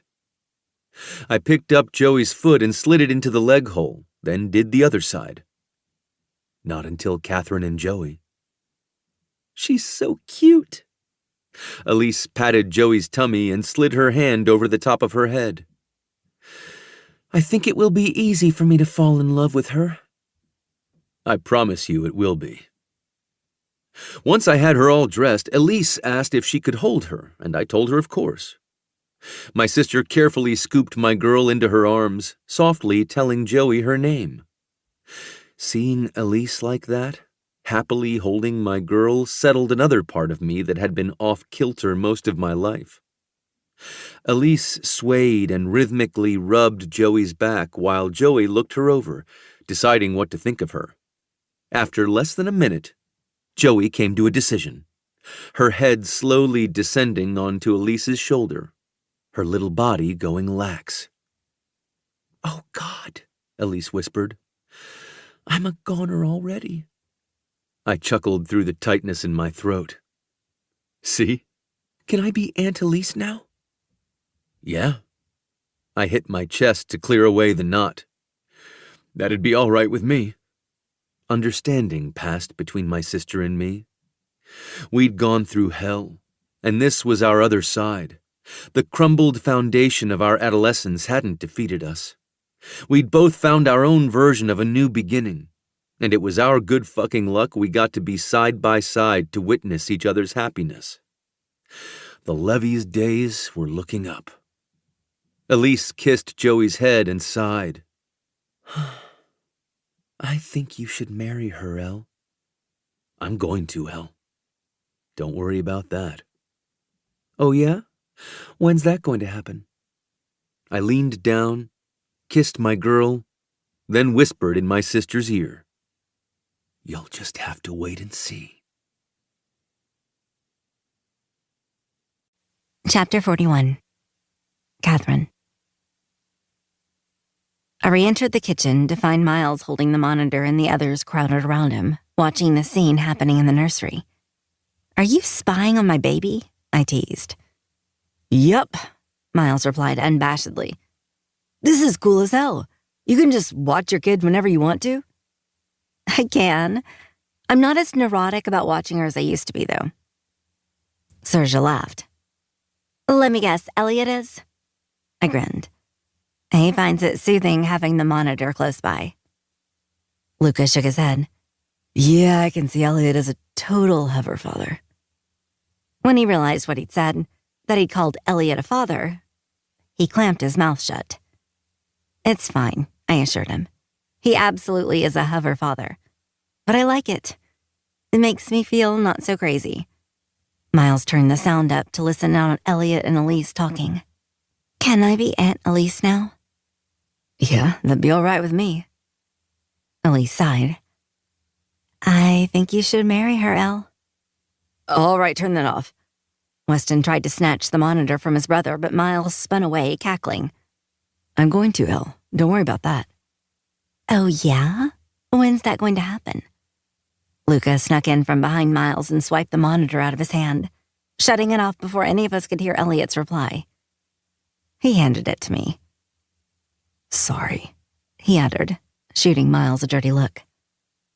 "It's fine." And it was, even though my face was on fire and my heart had expanded 10 times. I knew Elliot planned on marrying me. He told me daily I was his forever. But hearing him say it to his sister with such assurance was a whole other ballgame. Weston smacked the back of Miles's head. Learn when enough is enough. "That's boring," Miles proclaimed before turning a contrite smile on me. Sorry, Kit. I picked up my half-full wine glass and waved him off. "You don't have anything to be sorry about." As I sipped my wine and tried to recover from what I'd heard, I wondered if Elliot had remembered the monitor was on when he was speaking to Elise. But this was Elliot. He didn't miss important details. Of course he'd remembered and known all of us might hear, including me. I bit down on my bottom lip and my toes curled. Elliot Levy wanted to marry me. And he made sure everyone important to him knew it too. The atrium lobby of the Rockford building had been transformed from a sleek modern passage into a cocktail party venue. When we arrived, finely dressed guests were milling about, waiters carrying trays filled with champagne and hors d'oeuvres weaving between them. Twinkle lights had been wrapped around steel pillars and seating had been arranged in clusters.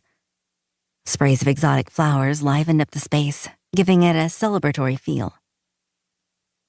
Our group split off, Luca and Weston running into people they knew who wanted to speak with them, and Miles ventured off to find the bar and new friends. Elliot kept his arm around my waist, introducing me to too many people for me to keep straight. Not that this was a party full of strangers. I'd been by Elliot's side for over a year as his assistant, so there were many people I had met when I'd accompanied him to his meetings. But this was our official coming out. We were showing in no uncertain terms we are far more than boss and assistant now. And though it was nerve-wracking, feeling Elliot's pride when he reintroduced me as his girlfriend had me beaming like a little loon. God, I loved this man. We were speaking to two women who ran a nonprofit that helped the unhoused in Denver. Elliot slid his palm up to my shoulder. Catherine was the project manager for a charity that builds houses in impoverished areas of the world. Fair housing is a topic she's passionate about. He winked at me, and I knew he was thinking about me being arrested for protesting my father's business practices. This man of mine got a kick out of being with a criminal. I was drawn into the conversation with the women and shared my experience in Mexico and Costa Rica. While I was speaking with them, Elliot signaled he had to go talk to someone else for a moment. He stayed in my eye line and kept me in his. Although I was comfortable where I was, it was beyond nice to know he hadn't forgotten who he was with, even while conversing with other people. Then before I knew what was happening, Elliot was in the front of the crowd, a mic in his hand. He'd mentioned he would be speaking for a minute or two tonight, but I'd lost track of time, so the sound of his voice rising above everyone else's took me by surprise. I wove through to the front as he thanked everyone for being here tonight and named the people who'd been in charge of bringing this building to life. It was incredibly thoughtful of him to give credit so publicly, but that was Elliot, always considering the best move. There's one more thing we have to do to give this building its official beginning. Elliot moved next to the stand, which was covered with a black cloth. As many of you know, when I finish a project, the last thing I do is stamp it with a new name. Sometimes it's easy for me to think of what to call my buildings. Other times I have to rack my brain to ask for help. This time it was the former. I've known what this building would be called for months. And now it's my honor to share the new name with you. Carefully, he pulled back the black cloth, revealing a silver plaque with the building's name emblazoned on it. Alcott Tower. Oh, this man, the things he did to me. Tears burned the backs of my eyes. In his own roundabout way, he'd named this beautiful building in honor of me and Joey Girl. Since Louise May Alcott had written my favorite book, Little Women, I would have hated to see my own name or Joey's up there. And of course, Elliot understood that. This was perfect. Just perfect. Elliot was watching me with warmth, the corners of his mouth pulled up. I smiled back, mouthing, "I love you," which he returned. He explained to the gathered crowd that he'd named this building selfishly. When I pass by Alcott Tower, I'll always smile. In fact, I may detour this way daily, so if you see me driving past, you'll know why. Without another word, he walked straight to me and took my hands in his. What do you think? Lovely, I rasped. Thank you. He stepped closer, dipping his chin. Don't cry, sweetheart. It kills me when you cry. They're happy tears, I promise. This is just so incredibly thoughtful and special. I pulled my hand from his to pat my damp cheek. Do I have mascara running all over me? He cocked his head, lips rolled over his teeth. He didn't want to tell me, and that was enough for me to know I looked awful. It isn't so bad? A laugh burst out of me. I don't believe you. I'm going to the restroom to fix my face. He walked me to the hallway leading to the restrooms and kissed me before letting me go. I was certain he would have stood there had one of his security team members not been trying to get his attention. I giggled at his disgruntled expression. It's okay, Elliot. Go talk to them. I'll be fine for a minute. His eyes darted back and forth between mine, checking me over himself. I'll wait for you near the bar. Come find me when you're done. See you soon. No more tears. I'd done enough crying lately. The rest of the night was going to be all smiles. Chapter 42. Catherine. I'd been more of a wreck than I'd suspected. It had taken me several minutes to clean up the black tear tracks from my cheeks. Once I was good as new and there was no chance of more tears, I left the restroom, eager to find Elliot. Hopefully he was finished with security. I didn't think I'd properly thanked him for the name of the building. Then again, the way I wanted to thank him was better left behind doors. My dress swished around my legs as I strode down the hall. The clinking of glasses and din of conversation swirling with the music from the string quartet grew louder with each step. But as soon as I reached the mouth of the hallway, a man stepped in front of me, stopping me dead in my tracks. Hello, Kit. The last time I saw Gavin, he'd been making a scene in front of LD. We hadn't heard from him since, so I assumed he'd slinked back into the slimy hole he'd come from. Apparently not. Gavin, you shouldn't be here. Elliot told you. Oh, but I'm not here for Elliot. It's you. He wagged a finger at me. When we met, there was something familiar about you I couldn't place. I thought about it and thought about it. Then I remembered you said you're from Philadelphia, and that's when it clicked. During my internship at Warner Properties, I'd seen the Warner family portrait hanging in the lobby every day. Ostentatious as fuck, with a cute red-haired daughter in the center never failed to catch my eye. My stomach plummeted to my feet, and my head went fuzzy. Gavin failed to notice, continuing with his discovery like he'd found Atlantis. I called a college buddy who works at Warner to ask him about the portrait. He told me the girl was the lost Warner daughter. That's what everyone calls her because she ran away from home, and poor Samson Warner had no idea what had happened to his daughter. That wasn't remotely true, but I couldn't get my mouth to work to tell him that. Gavin placed his sweaty hand on my shoulder, sending shivers down my spine. Don't worry, kitten. I arranged for a family reunion. He moved to the side, revealing my father only a few feet away coming toward us. It hadn't even been 10 years since I'd last seen him, but he appeared to have aged 2 decades. His formerly salt and pepper hair was mostly salt now, and the bags under his eyes had their own carry-ons. The part of me that had always wanted to be a daddy's girl, that had longed for his approval and unconditional affection, yearned for him, even after he'd let me down again and again. Kit. His rich, authoritative voice hadn't changed, and the way he barked my name still sent shivers down my spine. It's really you. Dad, I squeaked out. What are you doing here? Well, I'm here to see you. His heavy brow furrowed, and he turned to Gavin. You said she was expecting me. Gavin raised his hands, play-acting his innocence. I might have forgotten to mention your visit to Kit. But aren't surprises fun? I think so. My feet became unstuck, and I slid to the side so I was fully out of the hallway and could be seen by others.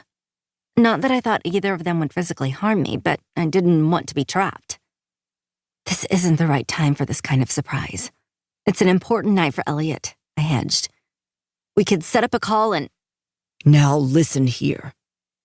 My dad charged right through my protests. That hadn't changed in all the years apart. Your mother and I have been looking for you for years. I've flown across the country for you. I will not set up an appointment to see my own daughter. Gavin rocked back on his heels, a pleased smile lighting up his features. I'm happy I could be the one to facilitate this father-daughter meeting. Family really is the most important thing there is. I gasped at him, incensed. What is in this for you? Is this supposed to be some kind of payback to Elliot? I promise you, he's not going to be hurt by this. I am. Dad's brows winged in the middle, and his cheeks flushed crimson. I'd gotten that very annoying trait directly from him. I'm not going to hurt you, Kit. I'm here to see you. You disappeared from Mexico, and we had no idea where you went. I won't hurt you either, kitten, Gavin drawled. That's not the kind of guy I am. Good. I'm glad we had that settled. Now let's go find Elliot and we can all talk. I tried to edge past them, but Gavin put himself in my way. With the wall behind me and the two of them in front of me, I felt like a trapped rabbit. Excuse me, I don't like being blocked in like this. My father, for his part, seemed to realize what they were doing and backed off, giving me some space. But Gavin stayed where he was, trying to intimidate me with his height and proximity. I don't think we need to involve Levy. Gavin said smoothly. The three of us are getting along so well. This doesn't involve you anymore either, my father told him. I'd like to speak to my daughter in private. Gavin swiveled to look at him. That's fine as long as you remember what we discussed. I found her for you and brought you here. It's time for you to keep your end of the bargain. I expect to have a new lease in hand on Monday. Dad straightened his spine and tugged on his starched cuffs. Gavin obviously didn't know who he was messing with. While Elliot Levy could be intimidating as hell, Samson Warner had the capacity to be a soulless villain without breaking a sweat. It's become clear to me you deal in deception, young man. I see now why you haven't been able to find office space, and it has nothing to do with being wrongly blacklisted. I don't make it a habit to do business with anyone who isn't completely above board. I almost laughed at my father's claim. It was so ridiculously untrue. But I wasn't really in the laughing mood. All I wanted was to get to Elliot without making a scene and ruining his party. Once I was with Elliot, we could face whatever this was together. Kit, what's shaking over here? Miles appeared out of nowhere, putting himself between me, my father, and Gavin. This little trio is not matching the party vibe. I hooked my arm through his, relieved he'd found me. Walk with me to find Elliot, please. Miles's expression grew serious as he looked me over. Are you okay? I don't know. My father reached out for me. Wait a second, Kit. You're not going anywhere until we talk. Miles maneuvered us away from the wall and my father's grasping hand. How about you don't touch her? She's clearly uncomfortable with you, so we're going to walk away and you're going to leave her alone. He puffed up his chest with his own overinflated importance. I'm her father. I have every right to touch her or talk to her. Miles raised a brow at me. You want him to touch or talk to you? I don't. Not without Elliot. Then he's not going to. He winked and shot me a sparkling smile. I've got you, Kit. With my arm hooked in his and his hand over mine, he wove us through the crowd. My father was hot on our heels, muttering his protests, with Gavin simpering beside him. But I didn't look back. Like the Red Sea, the bodies of partygoers and servers moved aside, giving us a path that led straight to Elliot. He was by the bar with West, Luca Elise, and Serja, but he wasn't paying them any attention. His head was swiveling left and right, and my stomach pained at his worried expression. He was waiting for me, undoubtedly concerned I hadn't shown up yet. Breathless seconds passed and our eyes finally met. I saw him taking the situation in. Me holding on to Miles for dear life. The two men right behind us. Miles's determination to get me away from them. Without me saying a word, Elliot lifted his hand to signal to the security guard standing sentinel nearby. Then he came for me. Chapter 43. Elliot.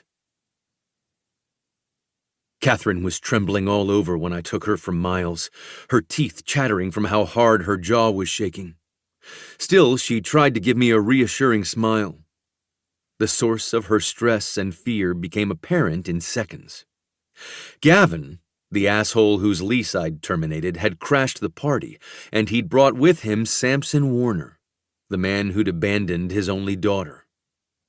I'd known something was wrong when she didn't show at the bar, but this wasn't what I'd expected, and I really didn't like being taken by surprise. I've got you. I pressed my lips to her forehead. I'll handle this. I gave her to Elise and Serja, who enfolded her between them without me having to say a single word. Then I stepped forward to intercept the two unwanted guests, Luca and Weston on one side of me, security guards on the other.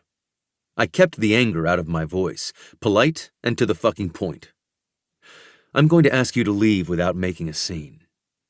Samson Warner had the audacity to appear affronted. I'm not leaving without speaking with my daughter. Who the hell are you to try to stop me? I had no interest in introducing myself to this man. He was shit beneath my boot as far as I was concerned. I'm the owner of the building you're standing in, and you're not welcome here. You can leave on your own accord, or my men can carry you out. Your choice." Samson sputtered, leaning around me to see Catherine. "Kit, please. Your mother has been so worried for so long. I can't leave here without something to tell her." "You need to leave," I repeated flatly. He flung a hand out toward Gavin. "Toss this scumbag out. He's the one who lied and said I was an invited guest. I came with the impression I was expected by my daughter." A vein bulged in Gavin's forehead. "This is unacceptable. I brought you here. The sound of his voice was nails on a chalkboard, and Catherine didn't need to hear anything either of them had to say. I motioned for security to go ahead and remove them.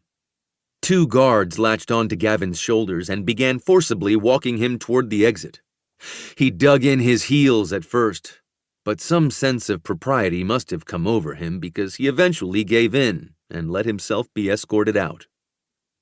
I looked down my nose at Samson. "Are you going to leave, or do you need a hand?" One moment he was standing proud, spine rigid, chin up. The next, defeat snapped something inside him, and he collapsed to a broken old man in an expensive suit. "I just wanted to see my daughter," he murmured. "I'll go." He started for the door, and I turned back to Catherine, taking her hand in mine. "You're okay, sweetheart." She wasn't crying, and her trembling had ebbed. "That was my dad." "I know." I think he really believed I wanted him here tonight. He came to see me." It sounds like Gavin had given him that impression. "I know I should hate him, but I don't think I do. And maybe I want to hear if he's sorry." Her lashes fluttered and she sucked in a breath. "Will you come with me to talk to him?" "Of course I will. I would never deny her anything, though it killed me to grant her this. Her father was the source of so much pain. He'd abandoned her, had made her feel unwanted and unloved. He didn't deserve a conversation with her. But if she needed to do this, I would damn well be by her side for all of it. Hand in hand, we went together. And because Weston and Luca always had my back, they followed along with Elise and Saoirse. And Miles. Fucking Miles. Continuously coming to Catherine's aid. I'd have to stop being annoyed by him soon. Our group pushed out of the lobby and onto the sidewalk out front, and the scene we walked into was nothing short of chaos. Donald Rockford was pacing the sidewalk, disheveled and sweaty. He had a poster board hanging from his neck, and more disturbingly, was waving a gun in the air. "This is my building! Mine! He stole it! Tell him to come out here and face me like a man!" My security guards were beginning to surround him, cautiously inching closer. One tried to coax some sense into him. "Sir, I'm going to ask you to put the gun down. The police are on their way, sir. We don't want anyone to get hurt." Donald burst into frenzied laughter. "You might not want anyone hurt, but I damn well do. That idiot Levy doesn't deserve my building. He stole it right out from under me. Not gonna get away with it. Not on my watch." Gavin was nowhere in sight, but Samson had frozen next to the door, so we were almost shoulder to shoulder. "Elliot Levy!" Donald sang into the night sky. "Come out here, big man!" The sign on Donald's chest said, "Elliot Levy is a crook. He steals from old people. Lock him up." The letters were surprisingly neat and orderly compared to how unhinged he was behaving. Catherine clutched my taut arm, her nails digging in. If she weren't with me, I wouldn't have been afraid. Donald could barely stand up straight, let alone aim a gun. But one wild shot could hit her, and she could be taken from me. Her life wasn't something I'd ever take a chance on. Behind me, Elise sucked in a sharp breath, and I was given another reminder of how high the stakes were. Donald spun around to face the building and caught sight of us watching him. His manic eyes bounced from person to person, pausing on Catherine with faint recognition. When he landed on me, he brought the gun in front of him, shaking like he was in an earthquake. His finger wasn't on the trigger. Yet. "What is that, a peacemaker from the Wild, Wild West?" Miles sauntered around Catherine and me, his hands on his hips. "What year was that gun made? 1892? Have you held up any stagecoaches lately?" Donald's arm went lax, falling to his side, and his face pinched with confusion. "What are you talking about, boy?" "Miles, no!" Weston hissed. "Get back here!" Miles ignored his brother, scratching the back of his head with his middle finger. "Did you know Billy the Kid?" He snapped his fingers like he'd just thought of something. "Say, did he give you that heater? No, wait, that's from The Outsiders. What do cowboys call their revolvers? Pops?" The security guards drew closer as Donald stared at Miles like he was an alien speaking another language. "Who's a cowboy?" Donald demanded weakly. "Why do you keep asking me these questions?" "I don't know, Don. You seem interesting to me. I've always been curious about what life in the 1800s was like, and you look like just the guy to tell me. Did you ride the Oregon Trail? I heard dysentery was the worst, and forget it if your wagon broke an axle." He slid his hand across his throat like a knife. "That's the end for you, right? Can't really go on without an axle." The guards took their opening. One grabbed Donald's arm while the other wrapped himself around Donald from behind like a boa constrictor. He screamed and flailed, crying pityingly for help.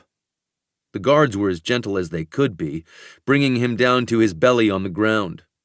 Miles spun around to face all of us and wiped his forehead. "Fuck. I was nervous there for a second." Weston shoved forward, shaking his head at his brother. "You could have gotten yourself killed. What were you thinking?" His mouth hitched.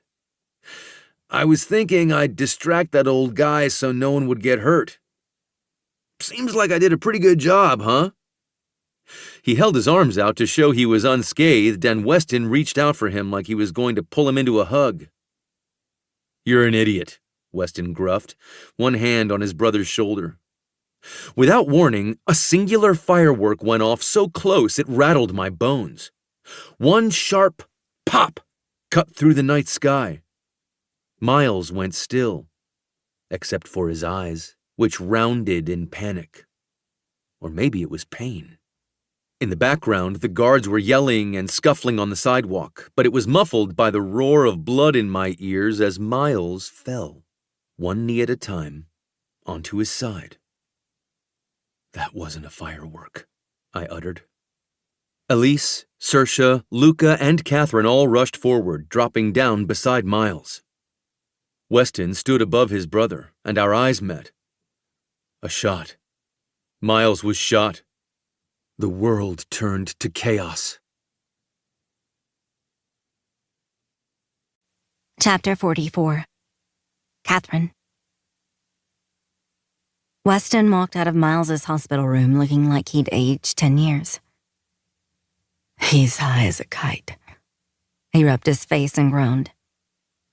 They're taking him in for surgery to remove the bullet. But he told them not to stitch it up too neatly because, and I quote, "Chicks dig scars." My brother, he broke off, and Elliot didn't hesitate to pull his oldest friend into a tight hug. Elise stationed herself to the side, rubbing them both up and down their backs. Miles was going to live. He'd be fine. A gunshot to the ass wouldn't stop him for long. But there had been long, harrowing minutes where none of us had known where he'd been hit. All we saw was blood. So much blood. Miles had passed out from the pain and blood loss, and I'd watched Weston crumble. He'd fallen to his knees and cried over his brother's body. Luca and Elliot had been right there on their knees with him. But what could they have said, done? It wasn't until we'd gotten him to the hospital that it was determined the bullet had hit him in the medius part of his butt and lodged there. The thing left unsaid was how lucky Miles had been. Donald Rockford had made a wild shot. A few inches higher, it could have lodged in his spine or a vital organ instead of his ass. I was certain that weighed heavily on all of us. I knew it did me. I was only grateful my father hadn't stuck around once he'd weaseled my phone number from me. Dealing with him would have been a bridge too far. A part of me hoped he'd just stay gone, but a microscopic sliver was still curious to hear him out. I'd once been curious to find out what would happen when I stuck my finger in a flame, though, and that resulted in a pus-filled blister. Assuaging my curiosity wasn't always worth it. Miles's room door swung open, and his bed was pushed out by a nurse. He lay on his side, attached to tubes and monitors, a blanket tucked around his waist. I kissed my hand and blew it at him. "Good luck, Miles." He gave me a lazy thumbs up. "Thanks, kid. Take care of all the babies. You're good at that, you know." He pointed to his brother and Elliot to make sure I knew which babies he was referring to. "You got it. The babies are in good hands," I promised. We stayed until 1 a.m. after Miles woke up from surgery. He was groggy and pissy, but the prognosis was good, and the doctor assured him he'd always have a scar. So he fell back to sleep with a smile. At home, we took a shower together. Neither of us had much energy left, so all we did was hold each other under the hot water and do a cursory scrub. Wrapped in my robe, I started toward our bedroom, but Elliot pulled me into the study with him. He stopped next to the couch, me in front of him, running his hands over my damp hair and down my shoulders. Tears glistened in his eyes as he checked me over, squeezing my arms and sides, running his fingers along my spine and over my hips. His movements became more frantic, opening my robe to see my bare skin. And I let him, because he needed it, and maybe I did too. Each pass of his hands reminded me I wasn't hurt. I was in one piece. Things had been scary at the end, but we'd made it through. "I could have lost you," he whispered, as if he didn't want to voice his fear too loudly into the universe. We could have lost each other, but we didn't.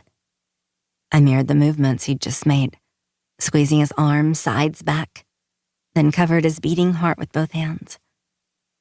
We're both okay, unscathed. He closed his eyes and twin tears trailed down his cheeks. Rising on my toes, I kissed them away and touched my lips to his. "I love you so much, Elliot." He fell to his knees, wrapping his arms around me and pressing his face to my middle. "I love you to the moon, Catherine. I can't tell you how sorry I am for everything that happened tonight." No. I drove my fingers through his hair and cradled the back of his head against me. Sometimes life is crazy and chaotic and you can't control it. "I want to," he gritted out. "Yeah, but let me tell you something. Tonight when my dad and Gavin were confronting me, my first thought was I had to get to you." I tangled my fingers in his hair and tugged his head back so he was looking up at me. "You and I can't control what happens outside of us, but I've never been more sure we can handle whatever life throws at us as long as we're together." He exhaled, his eyes lowered to half-mast. "I'm certain of that too, sweetheart." He pressed a kiss below my belly button. "You stole most of the things I wanted to say to you, but I'm relieved to know we agree." "What?" He reached into the pocket of his joggers and brought out a small, black velvet box. "This was supposed to happen differently, and maybe I should wait, but I can't." I shook my head, my heart slamming in my chest. "No, don't wait." "I'm not."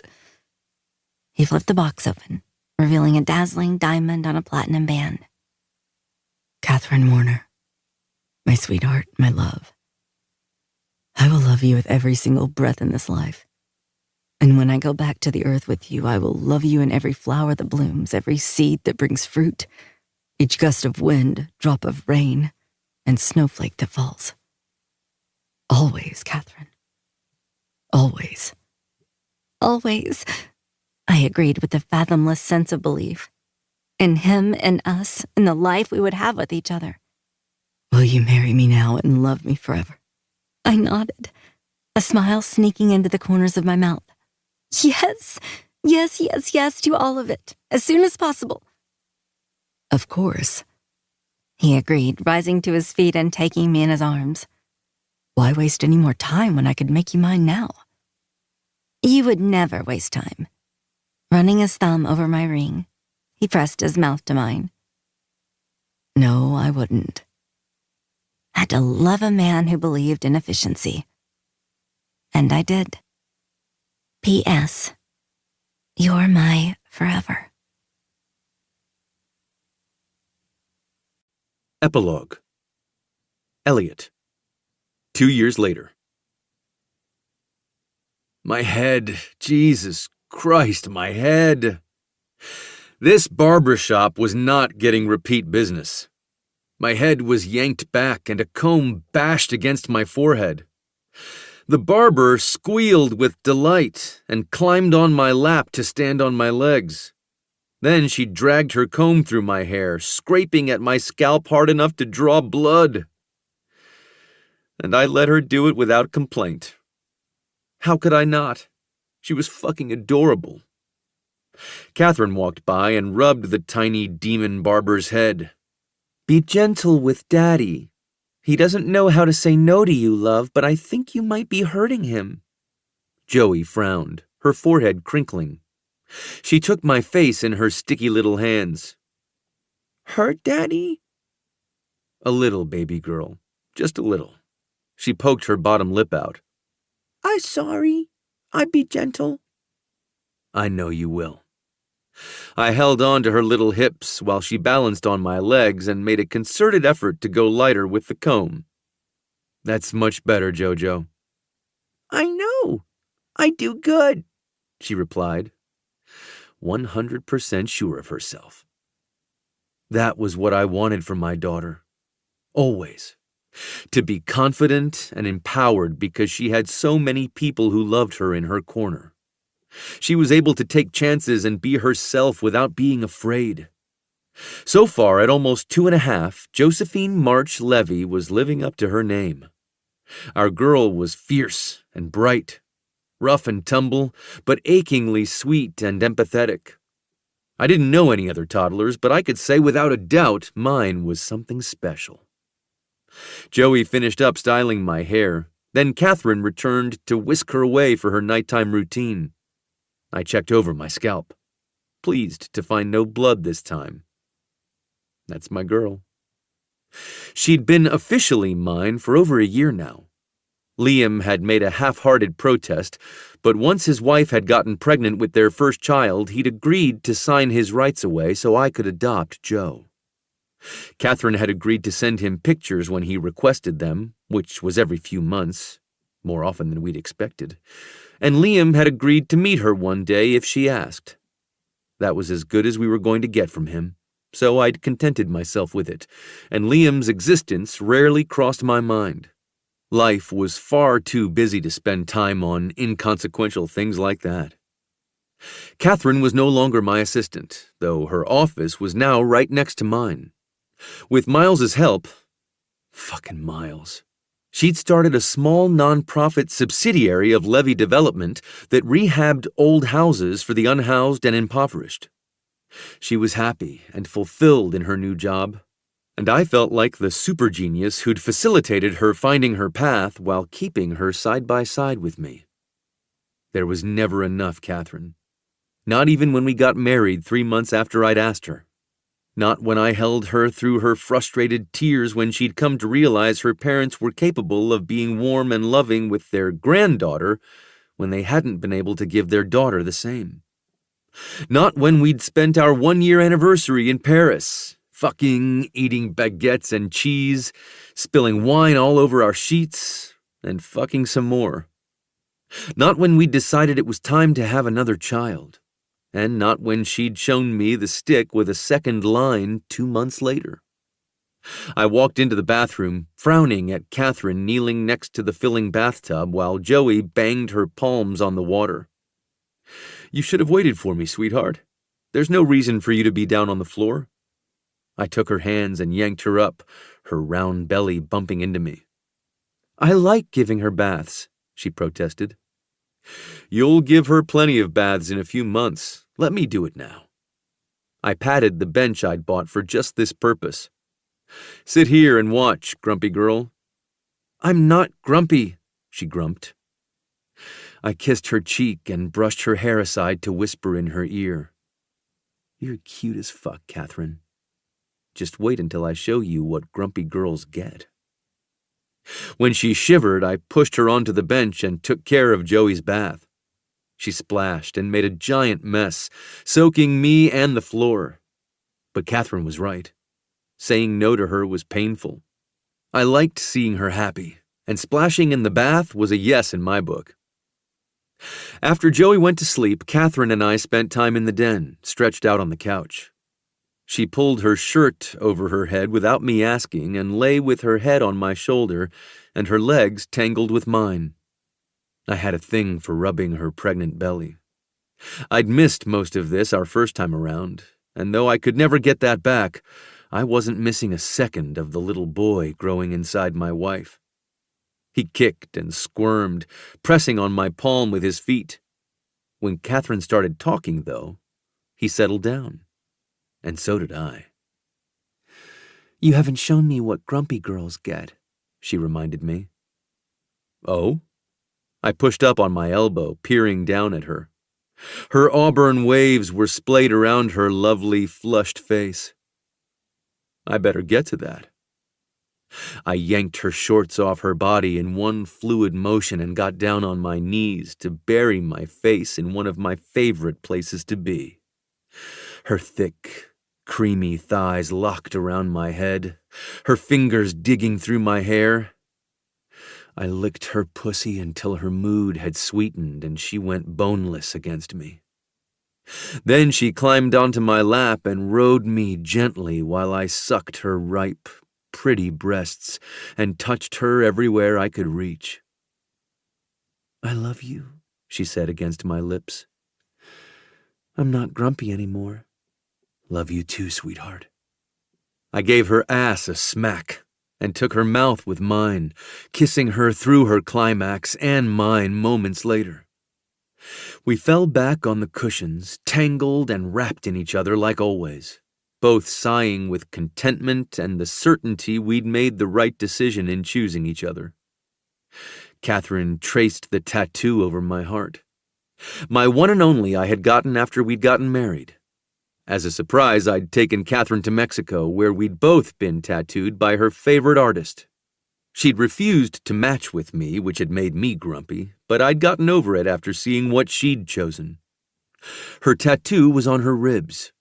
It was an embroidered anatomical heart with roots growing marigolds, my birth month flower. Our minds were aligned. My tattoo was a single chrysanthemum and a daisy, Catherine and Joey's birth month flowers. There was room for the children we would have, but it was also complete as it was. Just like me. Complete with Catherine and Josephine, but eager to accept the bonus of everything else to come. Let's get to bed, sweetheart. She blinked her sleepy eyes at me. Okay. Like every night, I checked all the doors and set the security system. Catherine was waiting for me in bed. When I walked into the room, she pulled back the covers, welcoming me beside her. I slid in, pulling her against me, and clicked off the light. I might be grumpy again tomorrow, she whispered in the dark. I grinned. If you are, I might have to give you the same treatment. She laughed and snuggled closer. I shut my eyes and nuzzled her hair. In less than a minute, her breathing deepened, sleep calming her. Soon I was drifting too, joining my wife and daughter in their dreams. P.S. Thank you for making me feel.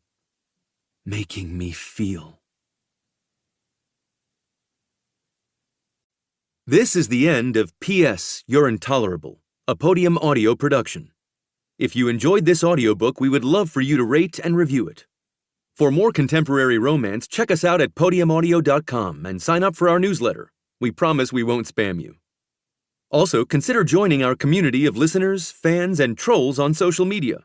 We're active on Instagram, Facebook, TikTok, X, and Reddit. We'd love to connect. You have been listening to P.S. You're Intolerable, produced by Mitch Raines, written by Julia Wolfe, performed by Allie Piper and Alistair Hainsbridge. Text copyright 2023 by Julia Wolfe. Production copyright 2024 by Podium Audio. All rights reserved.